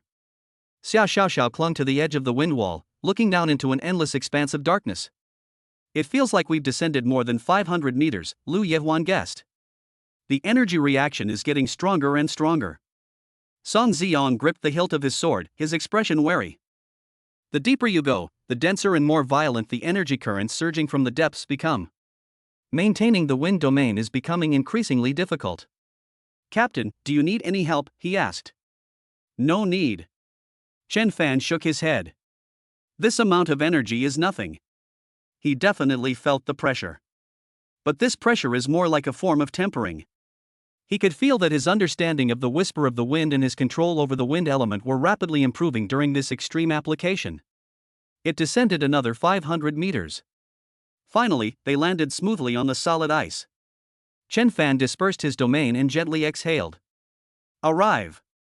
The group looked around and found themselves in an exceptionally open space beneath the ice. And directly in front of them, the outline of a city appears and disappears in the distant, shimmering light of crystal. All the buildings seem to be carved from a translucent crystal, with spires standing tall, their shapes ancient and magnificent, radiating a soft light. Oh my god, it's so beautiful. Xia Xiaoxiao's mouth dropped open. Is this the unknown city that Commander Mo mentioned? Song Xiang was also shocked by the scene before him.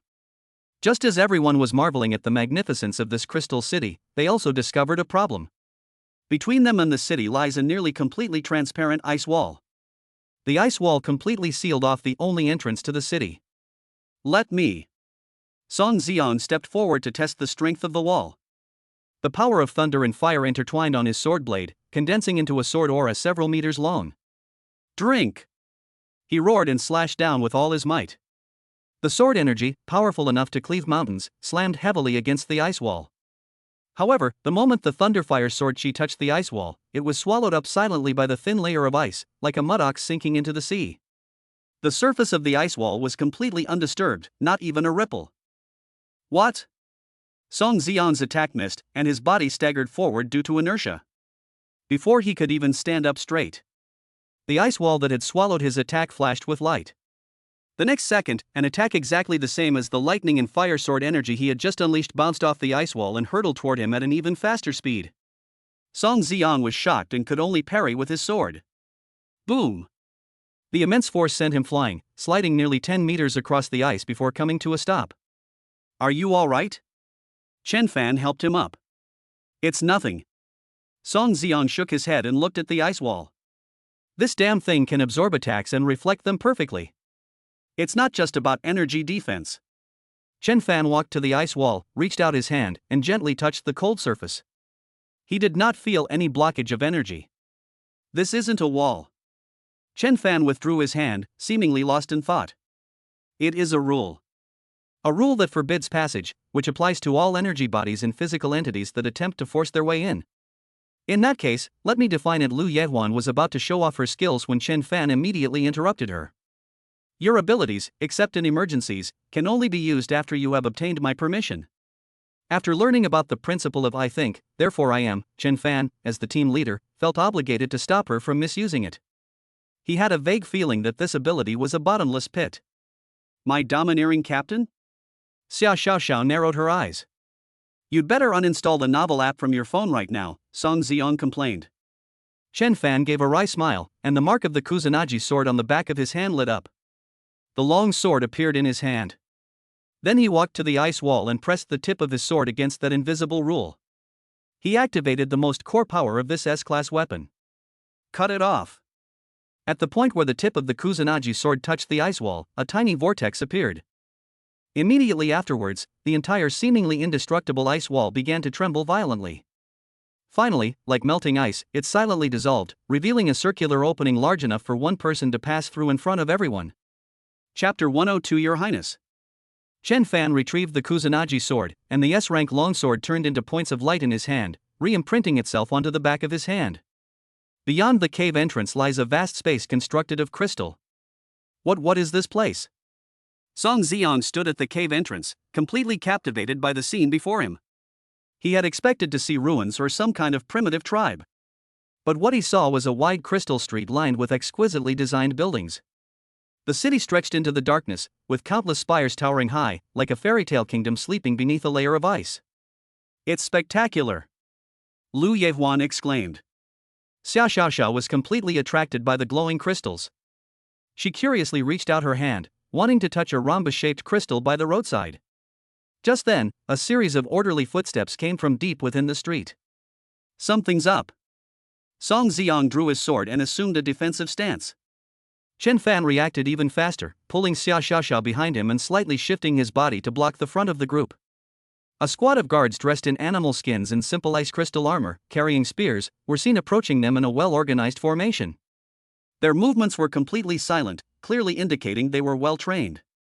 The head of the guards was tall and had a resolute face. His expression was full of hostility and vigilance. The captain of the guards was named Ling. His gaze lingered for a moment on Chen Fan, whose aura was restrained, then swept over Song Ziong, whose body was radiating lightning and fire elements, and finally glanced at Lu Yehuan, who had a quiet demeanor. Although these three people looked very strong, the unfamiliar aura emanating from them put Ling on high alert. He gripped the ice crystal spear tightly, ready to attack at the slightest sign of trouble. Finally, his gaze passed over Chen Fan's shoulder and landed on the petite girl at the very back of the group, who was curiously peeking half her head out from behind Chen Fan, looking around. It was just that one glance. The moment Ling saw Xia Xiaoxiao's round face, all the hostility and wariness on his face vanished instantly. Instead, there was an almost absurd shock. His eyes widened as if he were seeing something completely beyond his comprehension. Clang! A crisp sound. The ice crystal spear he was gripping tightly slipped from his hand and fell onto the crystal floor, the sound echoing loudly in the empty space. What happened? Chen Fan, Song Ziong, and Lu Yehuan were all stunned. They were ready for battle. Even the tip of Song Ziong's sword was crackling with lightning. But why did the opposing team's captain suddenly throw away his weapon? What kind of tactic is this? Courtesy first, then force? Under the bewildered gaze of the entire Dawn squad, the tall guard captain made a move that made everyone's jaws drop. Ling suddenly took a step forward, and then knelt on one knee in Xia Xiaoxiao's direction. He placed his right hand on the ice crystal armor on his chest and, in an ancient, devout tone filled with barely suppressed excitement, shouted to Xia Xiaoxiao. "Welcome back, Your Highness. We, Jingyao City, are saved."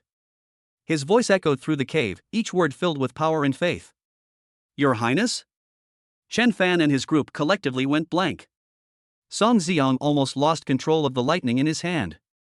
He turned to look at Chen Fan, then at Xia Xiaoxiao, who looked completely bewildered, wondering if he was hallucinating due to lack of oxygen. Before they could even react, something even more shocking happened. After a brief moment of surprise, the neatly lined up guards behind Ling immediately followed their captain and knelt down on one knee without hesitation. They uniformly lowered their weapons and, in the same posture, shouted in unison in Xia Xiaoxiao's direction. "Welcome back, Your Highness." The voices of dozens of people converged, shaking the cave, and their heartfelt piety and fervor caused the entire crystal space to tremble. This sudden turn of events startled Xia Xiaoxiao. She pointed to her nose, her face filled with confusion and helplessness. She had absolutely no idea what was going on. Who are these people? Whom is Your Highness calling? Are you calling me? But I'm just an ordinary logistics worker. Chen Fan was equally confused. He looked at the group of guards kneeling on the ground in front of him, and then at Xia Xiaoxiao behind him, who looked completely bewildered. Isn't this misunderstanding a bit too outrageous? Just then, the crowd automatically parted to make way for the guards. An elderly elder, dressed in white animal skin, with white hair and beard, and holding a crystal staff, rushed over upon hearing the news, surrounded by several guards. He walked quickly, but his body trembled uncontrollably with extreme excitement. This is none other than Elder Yunxi, the spiritual leader of Jingyao City. In Elder Yunxi's eyes, there was only that petite figure surrounded by the crowd. He ignored Chen Fan, who was blocking the way and exuding a dangerous aura, as well as Song Ziong and Lu Yehuan. In his eyes, there was only Xia Xiaoxiao. He walked straight up to Xia Xiaoxiao, his cloudy but wise eyes now brimming with tears. He reached out his hand tremblingly, as if wanting to touch it, but stopped in mid-air, afraid that it was just his imagination. After confirming it countless times, he finally said respectfully, "Welcome back, Princess Xia Xiaoxiao." If the previous explanation could be a misunderstanding, Chen Fan had now completely given up on thinking about it. The names match up. With trembling hands, Elder Yunxi took out an ancient scroll made of some kind of special animal hide from his bosom. The edges of the scroll were worn, exuding the vicissitudes of time. Elder Yunxi unfurled the scroll as if holding the most precious treasure in the world. The scroll depicts a portrait of a young girl using a simple yet expressive brushstroke. The girl in the painting, dressed in a gorgeous white dress, stands atop a crystal spire, smiling as she looks down upon the entire city. When Chen Fan, Song Xiang, and Lu Yawan's gaze fell on the portrait, the expressions on their faces changed from confusion to shock, and finally to a bewildered realization that left them both amused and exasperated. The girl in the painting, her bright, large eyes, her slightly chubby cheeks, even the way her lips are slightly upturned. They all bore a resemblance of more than 9 points to Xia Xiaoxiao in front of them. This painting looks exactly like a copy of Xia Xiaoxiao. This Song Xiang opened his mouth, but couldn't he say a word for a long time. Lu Yehuan pushed up his glasses and accepted this absurd fact. After all that fuss, it turns out to be a face and name resemblance incident that transcends time and space? Can this still be explained by coincidence? Chapter 103: The Most Loyal Servant. Chen Fan's brain was working at lightning speed. This painting, this name, this fervent worship. Coincide? Such an outrageous coincidence is impossible in the world. The only explanation is that Xia Xiaoxiao's background is probably inextricably linked to this ancient city buried deep beneath the ice. Their mission this time, besides hunting S-class magical beasts, also includes exploring this unknown city. Now, a divinely granted identity has been slapped right in their faces. This means they can skip countless tests and disguises and go directly into the heart of the city to obtain the most crucial intelligence. Risks and opportunities coexist. Chen Fan had no time to hesitate. He had to set the tone before anyone else could react. He turned his head to the side, showing the back of his head to the fanatical guards, and made a very subtle mouth shape to Song Xiang and Lu Yehuan behind him. Make the best of a bad situation. Song Xiang was about to say something, but seeing Chen Fan's lip movements, he swallowed his words back. Lu Yehuan gently pushed up his glasses to indicate that he understood. Elder Yunqi carefully put the scroll away, bowed deeply to Xia Xiaoxiao once again, and his voice was filled with heartfelt joy. Your Highness, please come with me. The people of the city have been waiting for you for far too long. After saying that, he turned around, raised the crystal staff in his hand, and proclaimed in a loud voice to the depths of the city.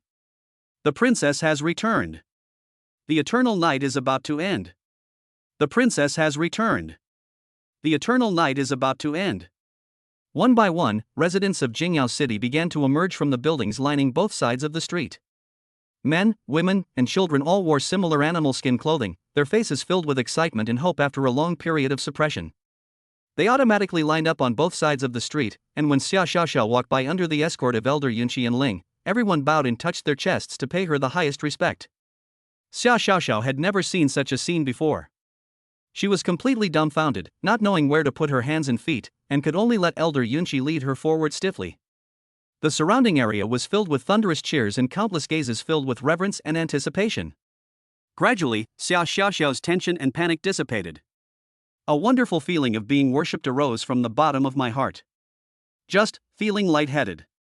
She recalled the palace dramas she used to watch, where the female protagonists were adored by the people in this way. So, she tentatively tried to imitate what she saw in TV dramas, and waved awkwardly to the residents on both sides. Her Highness the Princess is greeting us. Someone in the crowd shouted excitedly. Instantly, the atmosphere on the entire street reached its peak. The cheers grew even louder, and many elderly residents were so moved that tears welled up in their eyes, and they knelt down to kiss the crystal-paved ground. Xia Xiaoxiao's face turned red. So this is what it feels like to be a princess. It seems pretty good? Chen Fan, Song Xiang, and Lu Yehuan were completely ignored. They followed behind the grand welcoming procession, like three insignificant attendants. Song Xiang moved closer to Chen Fan, lowered his voice, and his face showed an undisguised strangeness. What's going on? Is Little really a princess? Chen Fan kept his eyes fixed straight ahead and replied in a very low voice, I don't know, but she is now. Song Xiang remained silent. What kind of answer is that? But he also understood that now was not the time to get to the bottom of things. Captain Ling followed closely beside Xia Xiaoxiao, diligently protecting her. His gaze towards Xia Xiaoxiao was filled with unreserved respect and loyalty. But when he glanced at Chen Fan and the other two following behind, his admiration immediately turned into vigilance. Especially Chen Fan. This man's aura is too dangerous. He would never allow anyone who might threaten the princess to remain by her side. The procession traversed the long, crystal-clear streets and finally arrived at the city's central square. Elder Yunqi was preparing to lead Xia Xiaoxiao into the temple directly in front of the square. Ling suddenly stopped, turned around, and blocked Chen Fan and the other two's path. Elder, Her Highness may enter the temple. But these three people of dubious origin must be investigated.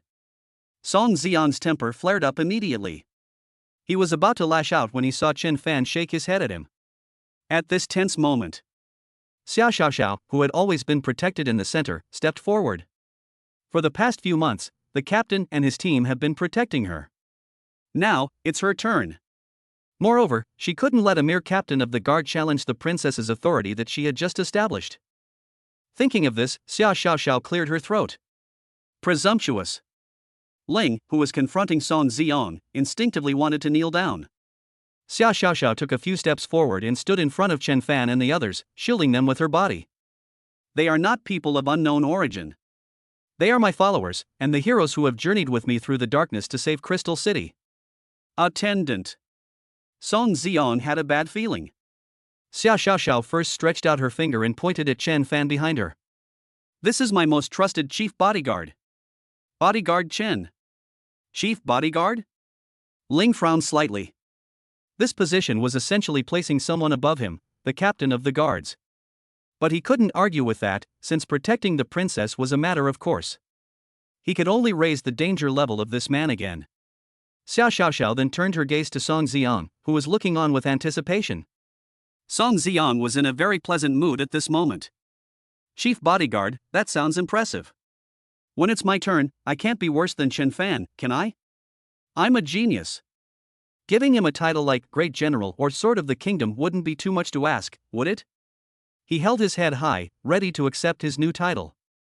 Xia Xiaoxiao smiled secretly to herself as she looked at his smug expression. This is Mr. Song Xiang. He is my most loyal servant.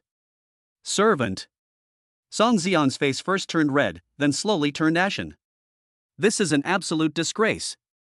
Blood rushed to Song Xiang's head, and he was about to speak when Chen Fan, standing beside him, subtly nudged him with his elbow. Song Xiang gritted his teeth, looking at Xia Xiaoxiao's "you dare to disobey me and see what happens" expression. Finally, he squeezed out each word through gritted teeth. Yes, sir. Xia Xiaoxiao finally looked at Lu Yehuan. And this beautiful Ms. Lu is my best friend. None of you are allowed to bully her. Ling frowned slightly, but since the princess had given the order herself, he couldn't say anything more and could only bow and step aside. After stepping back, he appeared relaxed, but his stance still kept Chen Fan within his vigilance range. This man named Chen Fan was granted the highest level of guard authority. We must keep a close eye on him. Chapter 104 Eternal Night and Shadows. Led by Elder Yunqi and Ling, the group crossed the square and entered the Crystal Spire, which was located in the very center of the city and was also the tallest. This is the residence of the successive city lords of Jingyao City, and also the power center of the entire city. The interior of the spire is much more spacious than it appears from the outside. The walls, floors, ceilings, and even the tables, chairs, beds, and cabinets in the room are all carved from a translucent crystal that emits a soft white light, forming a seamless whole without any visible seams. This will be Her Highness's bedroom from now on. Elder Yunqi spoke respectfully to Xia Xiaoxiao, then turned to Ling and the other guards. You may all step back and stand guard outside. No one is to approach without my order. Yes, Elder.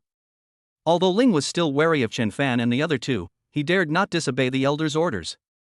He took one last look at Chen Fan before leading his guards out of the spire. Song Xiang finally couldn't hold back any longer. He walked over to Chen Fan, gritted his teeth, and lowered his voice. Servant? How dare she call me a servant? If this gets back to DHILD, how will Song Xiang ever be able to work there again? Chen Fan glanced at him and retorted in the same low voice. It's still better than me, a mere bodyguard. Chief bodyguard that sounds like a 24/7 personal bodyguard with no rest time. Did you see me complain? Song Xiang choked, speechless. Lu Yehuan stood quietly to the side, looking around at the room that was made entirely of crystal. Xia Xiaoxiao has fully embraced her role. She wandered around her palace with curiosity, touching and looking at everything, her little face full of wonder. Seeing that all the outsiders had left, Elder Yunqi's joy faded, replaced by an unyielding solemnity. He leaned on his crystal staff and walked up to Xia Xiaoxiao, his expression solemn. Your Highness, please forgive my bluntness. Crystal City is now at the critical juncture of life and death. Xia Xiaoxiao was startled by his serious demeanor and put away her playful thoughts, listening attentively. Chen Fan, Song Xiang, and Lu Yehuan also tacitly gathered around, openly listening to intelligence under the guise of protecting the princess. Elder Yunqi raised his staff and pointed it at the spire dome. Through the translucent crystal ceiling, an enormous rhomboid crystal can be seen suspended directly above the city. It radiates light and is the only source of light for the city beneath ice. That is the sacred relic of our crystal city, the heart of eternity. It is thanks to its energy that our city has been able to survive under 1,000 meters of ice, and that our people have been able to withstand the eternal cold. Elder Yunshi's voice trembled. But since when, the energy of the eternal heart has been waning. Its light has grown dimmer year by year. Every so often, the heart of eternity enters a brief slumber. During that time, the entire city would be swallowed by darkness and cold. We call that terrible period the eternal night. Eternal night? Chen Fan immediately caught the key word. When eternal night falls, a terrible monster will be born from the shadows of the city. Fear appeared on Elder Yunshi's face. We call them ice nest shadows. They have no physical form, like twisted shadows. Our swords and spears cannot harm them. They will attack any living thing that emits light and heat, and drain our life force. We can only barely drive them away by relying on the ice crystal spears forged from fragments of the heart of eternity in the hands of our guards. But there are too many of them, and every time there is an eternal night, our people die. Chen Fan's brain was rapidly analyzing the intelligence. Judging from this, the so-called ice nest shadow should be a low-level magical beast, not difficult to deal with. When will the next eternal night be? Chen Fan asked, as this was a very important question. Elder Yunshi was about to answer when he glanced at the eternal heart above the dome and began calculating the time. According to an ancient algorithm passed down through generations of our tribe, the interval between each eternal night is getting shorter. The last eternal night was 3 months ago. Based on our calculations, the next one should be. Elder Yunshi didn't finish her sentence. Without warning, the giant crystal hovering above the city flashed brightly for a moment. Its brilliant core of light began to dim rapidly at a speed visible to the naked eye. An alarm, played by some kind of giant conch shell, resounded throughout the entire crystal city. This is the highest level of alert. The color drained from Elder Yunshi's face in an instant. He stared in disbelief at the dying light source on the dome, his body trembling violently, almost dropping the crystal staff in his hand. He murmured in a daze, his voice filled with confusion. Eternal night has arrived early again. He hadn't finished speaking. The last glimmer of light from the heart of eternity was extinguished completely. Darkness engulfed the entire city. Outside the spire, the residents who had just been cheering erupted in terrified screams. But the sound stopped abruptly as soon as it started, as if something had choked it. Immediately afterwards, countless twisted black shadows silently seeped out from the building's walls, the ground, and all the shadowy corners. They converged, stretched, and twisted into blurry human figures, lunging at the residents who had no time to escape. In the darkness, only the ice crystal spears in the hands of the guards patrolling the streets emitted a faint light, like lone boats that could capsize at any moment in a dark sea. Ah! Xia Xiaoxiao was quite frightened by this sudden change and instinctively grabbed at her backpack. Click! With a soft snap, she lit up a military-grade high-brightness fluorescent stick. The bright green light dispelled the darkness within a 3-meter radius, illuminating the 4 terrified faces and the restless darkness around them. However, that's not the most outrageous part. As the glow sticks are lit up. Click! A crisp chewing sound rang out with unusual clarity within the deathly silent spire. Song Xiang and Lu Yehuan both looked at the source of the sound with incredulous expressions. Xia Xiaoxiao was holding a glow stick high in her left hand and half a potato chip in her right. That sound just now was the sound of her unconsciously biting into a potato chip because she was too nervous. The ethereal shadows of the ice nests that had just emerged from the corners and shadows all turned around at once. They had no facial features, but Chen Fan clearly felt countless greedy gazes piercing through the darkness and locking onto the only light source in their room. And that princess, still emitting an enticing aroma of food.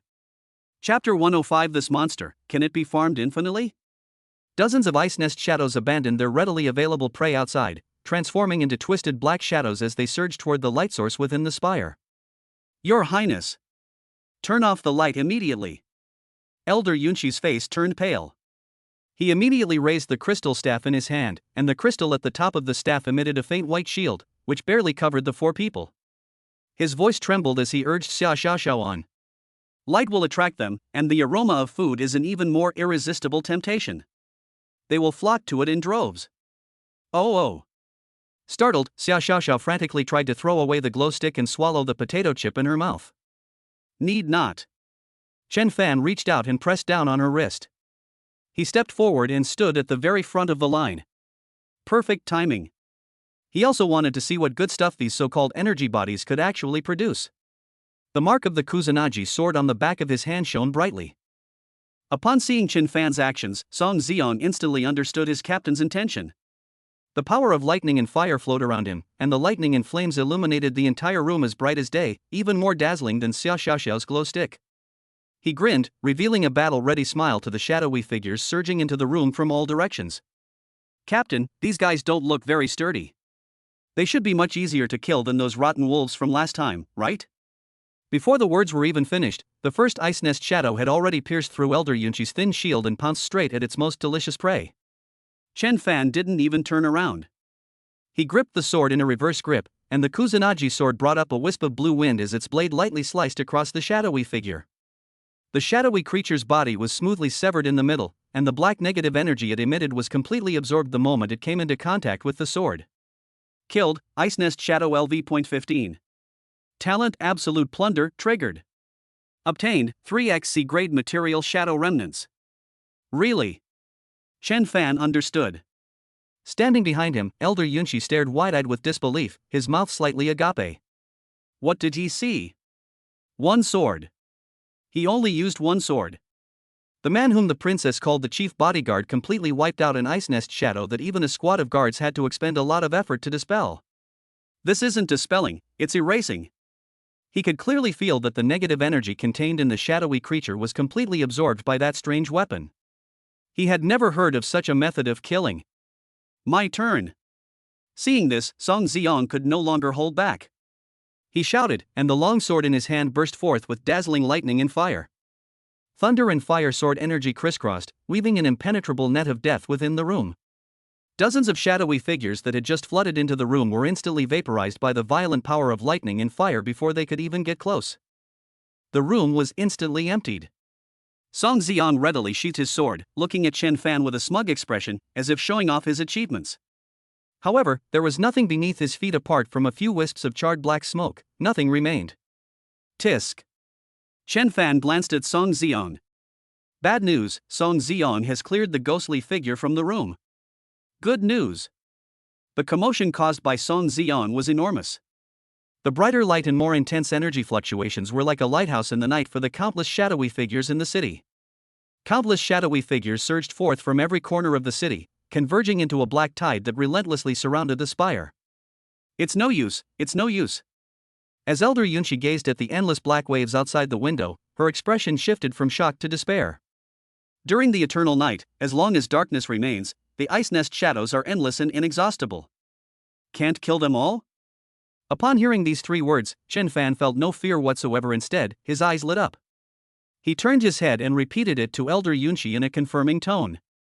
Elder, you mean infinite refresh? Before Elder Yunqi could answer, he had already made his decision. Servant Song. What, did you call me? You just need to guard the room, these things outside. Chen Fan's mouth stretched from ear to ear. They're all mine now. Having said that, he took the Kusanagi sword in his hand and walked out of the spire's gate, facing the black ocean of fear and death outside.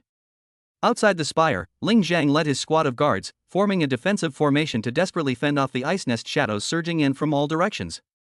The ice crystal spears in their hands are the only weapons that can damage the shadows, but each attack consumes the energy stored in the spears. There are far too many shadows. Captain Ling. We can't hold on. The southern defense line is about to be breached. My spear is almost out of power. Desperate cries echoed throughout the ranks. Ling's face was covered in sweat. He pierced through a shadowy figure that was trying to ambush his teammates with his spear, and roared as he turned around, "Hold on! For Her Highness the Princess!" Just as they were about to be completely swallowed up by the wave of shadows, the spire's gates opened. Ling's heart sank. Had even the holy temple been breached? However, what came out of the door was not a monster, but a person. He was the man whom Her Highness the Princess appointed as her chief bodyguard. What is he going to do? Go out and die alone? The thought flashed through Ling's mind. But the next second, he saw a scene that he would never forget for the rest of his life. Chen Fan, holding a uniquely shaped long sword, strolled leisurely into the shadowy group. He didn't use any fancy moves, he just simply swung his sword, slashing and sweeping. With each strike, one or even several ice nest shadows were cleaved in two at the waist, turning into black smoke and dissipating. His movements were incredibly fast. The sword light formed a blue storm, and wherever it passed, the shadowy figures that had left the guards helpless fell in droves. Killed, Ice Nest Shadow LV.16. Talent Absolute Plunder triggered. Obtained, C grade equipment Shadow Ice Armor X1. Obtained, 2x C grade material Shadow Remnants. On the ground beneath Chen Fan's feet, piles of black powdery material and suits of armor made of shadow began to appear. In less than a minute, Chen Fan single-handedly cleared out a space from the shadow tide that had previously surrounded Ling and his team. Ling and his guards stood frozen in place, mouths agape, forgetting the battle. What did they see? Miracle! This is absolutely a manifestation of the Holy Crystal. It was a miracle brought by Her Highness the Princess. That man, he is not human. He is a god. A deity who descended to earth with the princess. Chen Fan had no time to pay attention to the guard's shock. He glanced at the spoils scattered on the ground. The quantity was already quite considerable. So he stopped, turned around, and gave the group of guards who were already in a daze a kind smile. Do you want these things?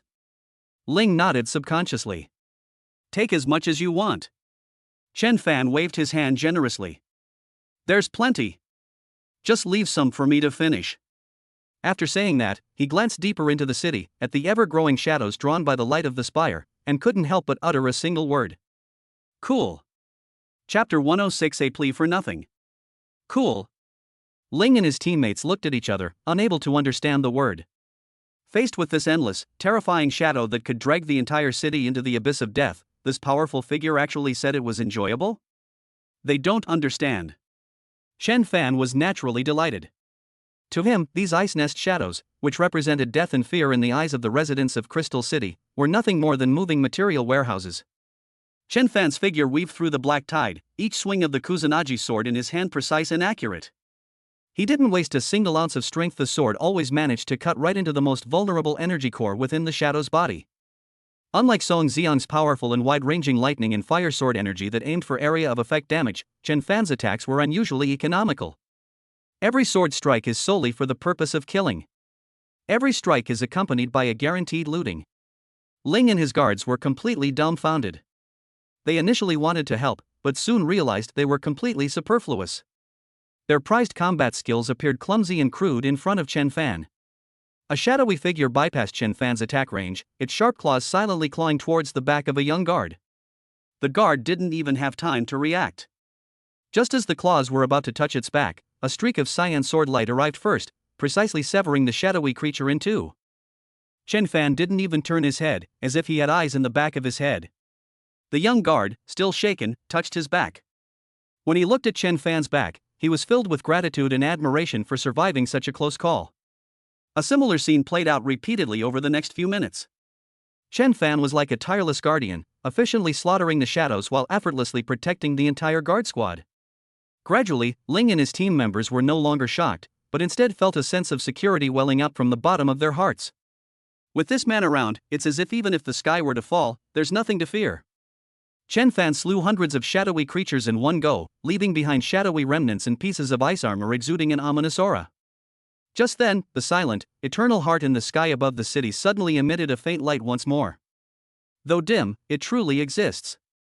As this ray of light appeared, the ice nest shadows, which had been attacking frantically, all stopped moving. Immediately afterwards, they vanished like receding tides, turning into wisps of black smoke that disappeared back into the shadows of the building. Within seconds, the entire square returned to calm. The eternal night has temporarily ended. Ling looked at the city that had regained its light, then at his unharmed teammates, and finally at the man who stood with his sword in hand, his breathing perfectly steady. The last vestige of doubt in his heart vanished. This is absolutely a hero brought by Her Highness the Princess. He is the hope for saving Crystal City. Chen Fan ignored the guard's stares. Tisk, it's gone so quickly. Nothing rare dropped. What a waste of your time. He bent down and picked up a piece of shadow ice armor from the ground. Shadow ice armor C-grade equipment. Effect, fuses with the user's armor, slightly increasing physical and energy resistance, and providing a faint shadow effect that can slow the progression of wounds. He took the ice armor and walked straight up to a guard with an injured arm. This guard named Old, he was Ling's combat mentor. During the battle just now, in order to protect a young teammate, he was hit by 3 shadows at the same time. His entire left arm was corroded by negative energy, the flesh was turned inside out, and it was charred black. At this moment, he was gritting his teeth, enduring the excruciating pain. Seeing Chen Fan walking towards him, he struggled to bow. "Chief Bodyguard. Don't move." Chen Fan interrupted him and handed him the ice armor. "Put them on." Old Hertford was stunned. He stared at the armor made of shadows, somewhat at a loss. Chen Fan didn't explain, and directly pressed the ice armor onto the animal hide armor on Old He's chest. A miraculous scene unfolded. The moment the shadow ice armor touched Old He, it transformed into a flowing shadow and swiftly merged with his animal hide armor. A layer of black luster appeared on the surface of the animal hide armor. What surprised everyone even more was that a thin layer of shadow covered the surface of the horrific wound on Old He's left arm, and the negative energy that had been constantly eroding his life force was completely isolated. My hand doesn't hurt anymore." Old He moved his injured arm, and an unbelievable look of surprise appeared on his face. "Oh my god! The wound has healed. What kind of treasure is this?" Exclamations erupted from the crowd. The guards' gazes toward Chen Fan instantly shifted from admiration to fervor. If their formidable combat prowess impressed them, then Chen Fan's ability to bestow treasures and instantly heal injuries truly elevated him to godlike status. Ling took a deep breath, walked up to Chen Fan, put away his weapon, and solemnly knelt on one knee. "I, Ling, captain of the Jingyao City Guard, on behalf of all my fellow guards, thank you for saving my life." Behind him, all the guards, including Old Hertford, who had just been overjoyed, knelt down on one knee in unison. "Thank you so much, Chief Bodyguard, for saving my life." The unified sound echoed across the square. "Get up, everyone." Chen Fan accepted the gratitude calmly. He helped Old He up, looked at his arm which was no longer getting worse, and asked, "Old man, besides these little creatures, are there any more powerful monsters in the city?" Upon hearing this question, Old He's expression of gratitude became complicated. He opened his mouth as if to say something, but hesitated, instinctively glancing towards the deepest part of the city, an area completely sealed off by a tall crystal wall. Just then, the spire's doors opened. Elder Yunqi emerged, surrounded by Xia Xiaoxiao and the others. "The eternal night has temporarily receded." The elder's voice was filled with weariness. He looked up at the dimly lit eternal heart in the sky, his expression full of worry. "But its light is dimmer than ever before. The next eternal night, I fear." He hadn't finished speaking. A series of steady and powerful footsteps came from the other side of the square. Everyone looked in the direction of the sound. A middle-aged man with a gloomy face, dressed in an elaborate black ceremonial robe, strode in, surrounded by several guards clad in full-body black crystal armor. Upon seeing this man, Ling, Lao He, and the others all showed a hint of unease on their faces. Elder Yunqi also frowned. The newcomer was none other than Su Wen, the high priest of Jingyao City, whose status was second only to the elders and who was in charge of sacrifices and records. Su Wen walked up to Xia Xiaoxiao, but did not bow to her or even look at her. He spoke in an interrogative tone. "Elder, I heard that you brought several outsiders of unknown origin into the temple? They even participated in the city's defense. Who gave them that authority?" Chapter 107 High Priest Su Wen. Su Wen's question silenced the conversation in the square. The residents who had just been grateful to Chen Fan and his group all stepped back and lowered their heads when they saw Su Wen and the black armored guards behind him. Elder Yunqi frowned and stepped forward to shield Xia Xiaoxiao behind him. "High Priest, these people are not outsiders. They are the heroes who, according to prophecy, follow Her Highness the Princess and bring us hope." "Hero?" Su Wen's gaze swept over Chen Fan and Song Xiang, finally settling on Xia Xiaoxiao. His manner was more like examining an object than looking at a princess. "Elder, you are old, perhaps you have forgotten the original text of the prophecy. The prophecy only says that the princess will return, without mentioning any hero. Crystal City has survived to this day thanks to its ancient order and faith. This fragile balance should not be broken by a few outsiders of unknown origin." His words were spoken slowly and deliberately, but they made Elder Yunqi's face grow increasingly grim. Moreover, Su Wen's tone remained unchanged. "My duty is to safeguard the peace of the temple and the Forbidden Zone, and to protect the very foundation of Crystal City from any disturbance. Elder, you have already overstepped your bounds by bringing outsiders into the temple without permission." Song Xiang couldn't listen anymore. "How dare you talk like that? We just helped you drive away those monstrous things. Without us, do you think they could have held out? He pointed to the silent guards beside him. Ling, who was being pointed at by Song Xiang, turned red and white in turns, and tightened his grip on the spear, but dared not utter a sound. A black armored guard behind Su Wen stepped forward, his long spear covered in black crystal pointing directly at Song Xiang, energy gathering at the tip of the spear. Insolence! How dare you be disrespectful to the high priest? Lightning crackled on Song Xiang's sword, and the air was thick with the smell of gunpowder. Stop! Elder Yunshi sternly shouted to stop them. Su Wen waved his hand to stop his men. He didn't even glance at Song Xiang again, but instead turned his gaze back to Xiao Xiaoxiao. Her Highness has just returned and is probably still unfamiliar with many of the ancient rituals and taboos of our crystal city. From this day forward, I will personally instruct Her Highness in the relevant scriptures and etiquette to ensure that our faith in the roots will not deviate in any way. That won't do. Elder Yunshi immediately objected. Her Highness has traveled a long way and should rest first. Elder, Su Wen interrupted him, instructing the princess and helping her understand her mission as soon as possible is a matter of life and death for Crystal City, a duty entrusted to me by the highest divine authority. Do you intend to defy the rules passed down since ancient times? Elder Yunshi was speechless after hearing his words and gritted her teeth. Ling stood aside, watching this scene, but made no move. Xia Xiaoxiao grabbed Chen Fan's clothes in fear. Chen Fan patted her hand. Then, he stepped forward and bowed slightly to Su Wen. Your Excellency, the High Priest is right. His words made everyone stop what they were doing. Elder Yunshi and Ling were also taken aback. Even Su Wen himself glanced at Chen Fan more than once. Her Highness has just returned and certainly needs a mentor to guide her. You are the perfect person to fill this role. Su Wen sized up Chen Fan, and after a moment, he snorted coldly. Although Xiao Xiaoxiao was unwilling, at Chen Fan's prompting, she followed Su Wen and his black armored guards toward the sacrificial hall. Late at night, a dim, crystalline light enveloped the entire crystal city. Chen Fan moved through the shadows of the buildings, avoiding all the patrolling guards, and arrived at a guard barracks on the edge of the city. The person he was looking for was Old He. He remembered the way Old He gripped his spear tightly after Su Wen appeared during the day. Inside the barracks, Old He was sitting on the edge of the bed, preparing to go to sleep. Who? A gust of wind blew by, and Old He grabbed the spear beside him. Chen Fan emerged from the shadows. Chief bodyguard? Old He recognized the person and immediately tried to get up. No need for formalities. Chen Fan waved his hand and went straight to the point. I'm here to ask you some questions about the restricted area. Old He remained silent for a long time before speaking in a suppressed voice. The restricted area is the High Priest's territory. No one is allowed to approach it. I've heard that there are monsters there that are even more terrifying than the ice nest shadows. My son, Arno, died there. Chen Fan listened quietly. Old He's eyes reddened, and his voice trembled. Arno used to be a guard too. He was excellent, better than me. But he was skeptical of many of the High Priestess' claims. He always felt that the coming of eternal night was not, as the High Priest said, a natural breath from the source. 3 years ago, he took a few of his best brothers and secretly sneaked into the restricted area. He said he was going to find out what was going on. And then, he never came back.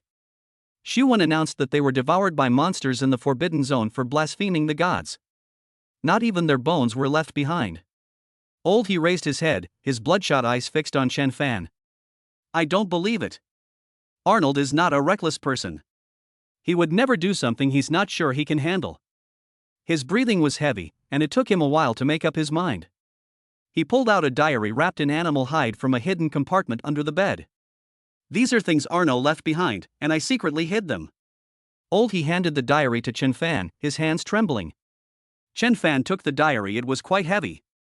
He opened the animal skin cover, inside which were yellowed papers covered with writing in charcoal. In his diary, Arno recorded his observations and doubts about the High Priest Su Wen over several years. Every time before the eternal night descends, the High Priest would enter the depths of the forbidden area to perform a so-called appeasement ritual. But I noticed that after each ritual, several marginal figures in the city would disappear silently. I suspect that he is not appeasing the root cause, but sacrificing himself. Using the lives of our people to feed some being beneath the Forbidden Zone, in exchange for a brief respite from the eternal night. Chen Fan's fingers tightened unconsciously as he gripped the paper. If Arno's guess is true, then High Priest Su Wen is not just a conservative. He turned to the last page of the diary. There were no words there, only a picture. The painting depicts the outline of a ferocious creature dwelling in an ice cave, with a prominent heart symbol below it. In the lining of the diary, Chen Fan found a folded piece of parchment. He unfolded the parchment. It was a hand-drawn map. The map begins at an abandoned workshop on the city's edge. A winding secret passage bypasses all the sentry posts in the restricted area and eventually leads to the deepest part of the map. The final location that Arnold marked as the heart. Seeing that Chen Fan didn't speak, he knelt down. "Chief Guard, you are different from them. I beg you, if possible, go into the restricted area and look for my son. I just want to know how he is. I need to see him alive, or his body." Chapter 108 Nighttime Investigation of the Forbidden Zone. Chen Fan carefully folded the diary that carried a father's last hope and tucked it close to his body. He didn't offer any words of comfort, but simply reached out and helped old he, who was kneeling on the ground, to his feet. "I promise you." He looked into old Herb's bloodshot eyes, and every word was clear to him. "I will find out the truth and give you, and Arnold, an answer." After saying that, he didn't linger. With a swift movement, he disappeared into the shadows outside the window. He stood there blankly for a long time before wiping away his tears with the back of his hand. The night in Crystal City was exceptionally deep because of the dimming of the Heart of Eternity. Several squads of guards, carrying gleaming spears, patrolled the crystal streets, their footsteps echoing far and wide in the empty city. Chen Fan's figure moved forward, closely following the shadow of the building. A squad of guards is approaching around the corner ahead. Chen Fan doesn't need to use his eyes to determine their location, number of people, and even their next direction of movement by observing subtle changes in airflow. He stumbled and disappeared into a narrow alley. As the guard passed by, he held his breath, blending into the shadow of the wall without making a sound. Once the patrol had gone far away, he reappeared, and with a few leaps, silently returned to the towering spire in the center of the city. Inside the palace, the lights were on. Song Xiong was sitting in a crystal chair, idly wiping his long sword. Lu Yewan stood quietly by the window, watching the city below. Upon seeing Chen Fan return, the two immediately came to greet him. "Captain, how is it?" Chen Fan didn't speak, but took out the animal skin diary and hand-drawn map from his pocket and spread them out on the crystal table. "I got this from a guard named Oldher." He pointed to the last page of the diary, to the scribbled outline of the monster and the striking heart mark. "The owner of the diary is named Arno. He disappeared 3 years ago after infiltrating the Forbidden Zone to investigate. He suspects that High Priest Suwon has been using human sacrifices to feed something beneath the Forbidden Zone in exchange for a brief respite from the eternal night." Human sacrifice. What? Song Xiong stood up abruptly. "That charlatan, he dares to feed a living person to a monster? Isn't Xiao Xiao in great danger right now? I'm going to tear down his shrine right now." His face was contorted with rage, and he turned to charge out, sword in hand. "Stop." Chen Fan's voice was very soft, but it made Song Xiong stop in his tracks. "Go ahead, and then what?" Chen Fan turned to him. "Do you have any evidence? Just a dead man's diary? Or our guesses? So what? Better to kill the innocent than let the guilty go free." The veins on Song Xiong's neck bulged. "Then the three of us, along with Xiao Xiao Xiao, were treated as sinners who blasphemed the gods and assassinated the high priest, and were besieged by the entire city's residents?" Chen Fan countered. "Do you think that guard captain named Ling would believe us, people he's only known for a day, or the high priest they've worshipped for generations?" Song Xiong's anger was extinguished by a bucket of cold water. He opened his mouth, but couldn't utter a single word. He knew Chen Fan was right. Lu Yewan stepped forward and tapped the map on the table with his fingertip. "The captain's judgment is correct. Suwon's prestige in Jingyao City is deeply rooted. We have no chance of winning if we directly confront him now. He could even easily shake Xiao Xiao's status as a princess." She looked up at Chen Fan. "We must find conclusive evidence, and irrefutable proof that will leave all the residents of Crystal City speechless." Chen Fan nodded. This was exactly what he wanted to say. "So, I'm going to take action tonight." He pushed the hand-drawn map of the secret passage in front of the two of them and pointed to the location that was eventually marked as the heart. "I'll go alone and sneak into the deepest part of the restricted area through this secret passage to see what kind of monsters and demons are hiding down there. This is too dangerous." "I'll go with you," Song Xiong said immediately. "No way," Chen Fan refused decisively. "We must split into 2 groups. His finger traced across the map, eventually stopping at the spire. If we all leave, who will protect Xiao Xiao? What if we are discovered and Su Wen harms Xiao Xiao? My plan is that I will infiltrate, while the two of you will stay in the open. Chen Fan turned his gaze to Song Ziong, a hint of amusement suddenly appearing on his face. Especially you, Song Ziong. What? Song Ziong felt a little uneasy under his gaze. The time has come to test your acting skills, Chen Fan said. Starting tomorrow, you will play a role well. What role? The most loyal servant. You. Song Ziong felt his blood pressure rise again.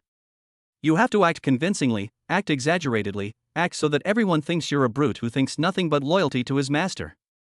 Chen Fan continued, your task is to use your exaggerated acting skills to attract the full attention of Su Wen and his black armored guards, making them lower their guard in other directions. You're settling a personal score on your official duties. Song Ziong gritted his teeth. No, this is a tactical necessity, Chen Fan corrected seriously. The more brainless and loyal you appear, the more they will underestimate us, and the safer our operation will be. Lu Yehuan, standing to the side, added a comment in a very cooperative manner. In theory, this is indeed the best smoke grenade tactic at present. Song Ziong looked at Chen Fan, then at Lu Yehuan, and finally lowered his head in dejection. He wanted to argue, but he couldn't find any reason to. Having settled the internal affairs, Chen Fan turned and walked out of the palace. He found Ling, the captain of the guards who was leading a patrol at the foot of the tower. Upon seeing Chen Fan, Ling immediately stepped forward and bowed. Your Excellency, Chief Bodyguard. Captain Ling, Chen Fan said bluntly, the Eternal Night could descend again at any moment, and I need to personally inspect and deploy the defensive barrier around the city tonight. I don't want to be disturbed by anyone while I'm working. Understood. Ling had no doubt about Chen Fan's strength, and immediately straightened his chest upon hearing this. Rest assured, Your Excellency, I will personally lead the team to seal off all passages around the spire, ensuring that not even a fly can get in. Very good. Chen Fan nodded in satisfaction. With Ling providing the perfect barrier, Chen Fan had no more worries. Following Arno's map, he traveled through the city and soon arrived at a long-abandoned crystal workshop on the outskirts. The place was covered in dust, and many tools used for polishing crystals were scattered all over the ground, indicating that no one had been here for many years. Chen Fan walked into the deepest part of the workshop and stopped in a corner filled with waste materials. He crouched down, brushed aside the broken crystal stones on the ground, revealing a complete crystal floor tile underneath. The color of this floor tile is darker than the surrounding tiles, and it's almost impossible to notice unless you look closely. Chen Fan gripped the edge of the floor tile with his fingers and lifted it upwards with force. With a screeching sound, a heavy crystal floor tile was moved aside. A dark, vertical passage appeared before him. The inner walls of the passage are covered with rough, man-made excavation marks, extending downwards into an unfathomable depth. A chilling aura, mixed with the stench of blood and decay, surged from the depths of the dark passage, assaulting our senses. Chapter 109 The Land of Sacrifice. Without hesitation, Chen Fan leaped into the bottomless vertical tunnel. A cold wind blew up from below, chilling and biting. He did not fall directly, a gentle breeze swirled beneath his feet, forming an invisible vortex. The cyclone relieved the force of his descent, and his body descended steadily and quietly into the darkness. The inner walls of the passage are rough and full of traces of manual excavation, showing that the builders were in a hurry. The deeper you go, the stronger the smell becomes. On the walls of the passage, dried black marks began to appear. They were congealed blood. Occasionally, you can see a few scratches that go deep into the rock face, marks left by some creature struggling in despair. The concentration of negative energy here is several times higher than during the eternal night outside. After descending for an unknown amount of time, I finally felt solid ground beneath my feet. Chen Fan landed smoothly at the bottom of the passage, dispelling the swirling wind beneath his feet. He looked up and saw that the light at the entrance had become a tiny white dot. Directly in front of him was a narrower horizontal passage, only wide enough for one person to pass at a time. Walking forward along the passage for about several hundred meters, the view ahead suddenly opened up. A huge underground ice cave. The ice cave was larger than expected, with a dome so high that the ceiling was invisible, and the surrounding ice walls reflected a ghostly blue light in the darkness. At the very center of the ice cave stood a circular altar made of pure black crystal. The altar is over 50 meters in diameter and its surface is covered with strange patterns that flow slowly under the dim light, exuding an ominous aura. Chen Fan's gaze swept over the area around the altar. Scattered on the ground around the altar were numerous tattered animal hides and countless pale white skeletons. Most of the skeletons were incomplete, and many still bore traces of being gnawed and torn. Judging from the shape of the skeletons and the style of the clothing, these are all human remains. Arno's speculations about human sacrifice in his diary were brutally confirmed at this moment. Su Wen, that seemingly righteous high priest, is actually using the lives of his own people to feed some unknown and terrifying being. Chen Fan's breathing paused for a moment. He walked slowly toward the pile of bones, and amidst the countless broken skeletons, he suddenly stopped. Beside a skeleton with only half a torso remaining, an ice crystal bracer reflected a ghostly light. That was the standard equipment of the guards of Crystal City. Chen Fan crouched down and removed the wrist guard from the skeleton's wrist. A name is engraved on the inside of the wristband. Arnold. Chen Fan held the wristband and remained silent for a moment. Oldie's bloodshot yet hopeful eyes flashed into his mind. The father uttered the words, trembling, "I want to see him alive or dead." Just as Chen Fan picked up the wristband, preparing to put it away. Suddenly, a series of rapid clicking sounds came from the dome of the ice cave. The sound was crisp and rhythmic, like some kind of monster with sharp claws crawling rapidly across the ice. Chen Fan looked up. For giant spider-like monsters, each over 3 meters tall and composed of pale white skeletons and translucent ice crystals, were rapidly climbing down the ice wall above them. Their bodies were pieced together from the bones of countless dead, and the tips of their 8 bone claws gleamed with the cold light of ice crystals. It has no eyes, only a mouth that opens and closes constantly, filled with fawn-like icicles. The 4 monsters silently surrounded Chen Fan, blocking all his escape routes. The energy fluctuations emanating from them far surpassed those of the previous ice nest shadows. A rank monster, Frost Bone Crawler. This must be the cleaner that Su Wen kept in the restricted area to handle the sacrificial offerings, and also the first line of defense that he was confident no one could break into the restricted area. One of the frostbone crawlers couldn't hold back any longer and let out a silent roar as it lunged at Chen Fan in the center of the altar. Chen Fan did not back down. Just as the bone claws were about to reach him, the mark on the back of his hand lit up, and the Kusanagi sword was drawn in response. Instead of retreating, he advanced, meeting the deadly bone claw head-on, his long sword drawing a blue arc. Instead of striking the strongest part of the bone claw head-on, the sword struck at a tricky angle the weakest joint of one of the bone claws. Click! A crisp sound. The bone claw, strong enough to pierce through steel plates, snapped off instantly. The Kusanagi sword's ability to sever rules ignores the physical hardness of the bone claws themselves, directly cutting off the energy connection that sustains their existence. The severed bone claw fell to the ground, turning into a pile of ice crystal fragments. The frost bone crawler let out an angry hiss, and its other 7 bone claws attacked Chen Fan from different angles at an even faster speed. Chen Fan was no longer there. He seized the fleeting opportunity, moving like the wind, weaving between the other 3 reptiles who hadn't yet reacted. With each swing of his long sword, a piece of broken bone was torn away. He was like a master butcher, precisely dismembering these killing machines made of bones and ice crystals. The entire battle was clean and efficient, without any unnecessary delays. In the face of absolute superiority in strength and superior weaponry, numerical superiority is meaningless. Another reptile pounced from behind, opening its mouthparts, trying to swallow him whole. Without turning his head, Chen Fan swung his sword backhand and precisely pierced the energy core deep inside the reptile's mouthparts. Puff! A muffled thud. The crawler froze in mid-air before its entire body disintegrated from the inside out, turning into a shower of ice crystals and bone dust. Killed, Frostbone Crawler LV.62. Talent Absolute Plunder triggered. Obtained, 4x grade M materials, Frostbone's Claw, 2x grade Frostbone's Bone Plates. Chen Fan emerged from the ice crystal powder unharmed. The remaining 2 Frostbone Crawlers seemed to finally realize the terror of their prey. Instead of attacking blindly, they began to wander around the altar, trying to find Chen Fan's weakness. Chen Fan stretched his wrist, which was gripping the sword. He took a step forward. This step led one of the reptiles to misjudge his intentions and launch a surprise attack from the side. Chen Fan neither dodged nor evaded, but sidestepped the attack. He then swung his Kusanagi sword upwards, severing half of the crawler's body along with its 4 bony claws. Seeing that things were not going well, the last crawler turned around and fled, trying to climb back to the dome of the ice cave. Want to leave now? Too late. Chen Fan's figure transformed into a streak of azure light, instantly catching up with it. With a flash of sword light, the crawler was cleaved in 2, crashing heavily to the ground and shattering into 2 pieces. With all 4 frostbone creepers dealt with, the ice cave returned to silence. Chen Fan walked to the remains of the monsters, looked at the A-grade materials that had surfaced on the ground, and nodded in satisfaction. This infiltration was not in vain.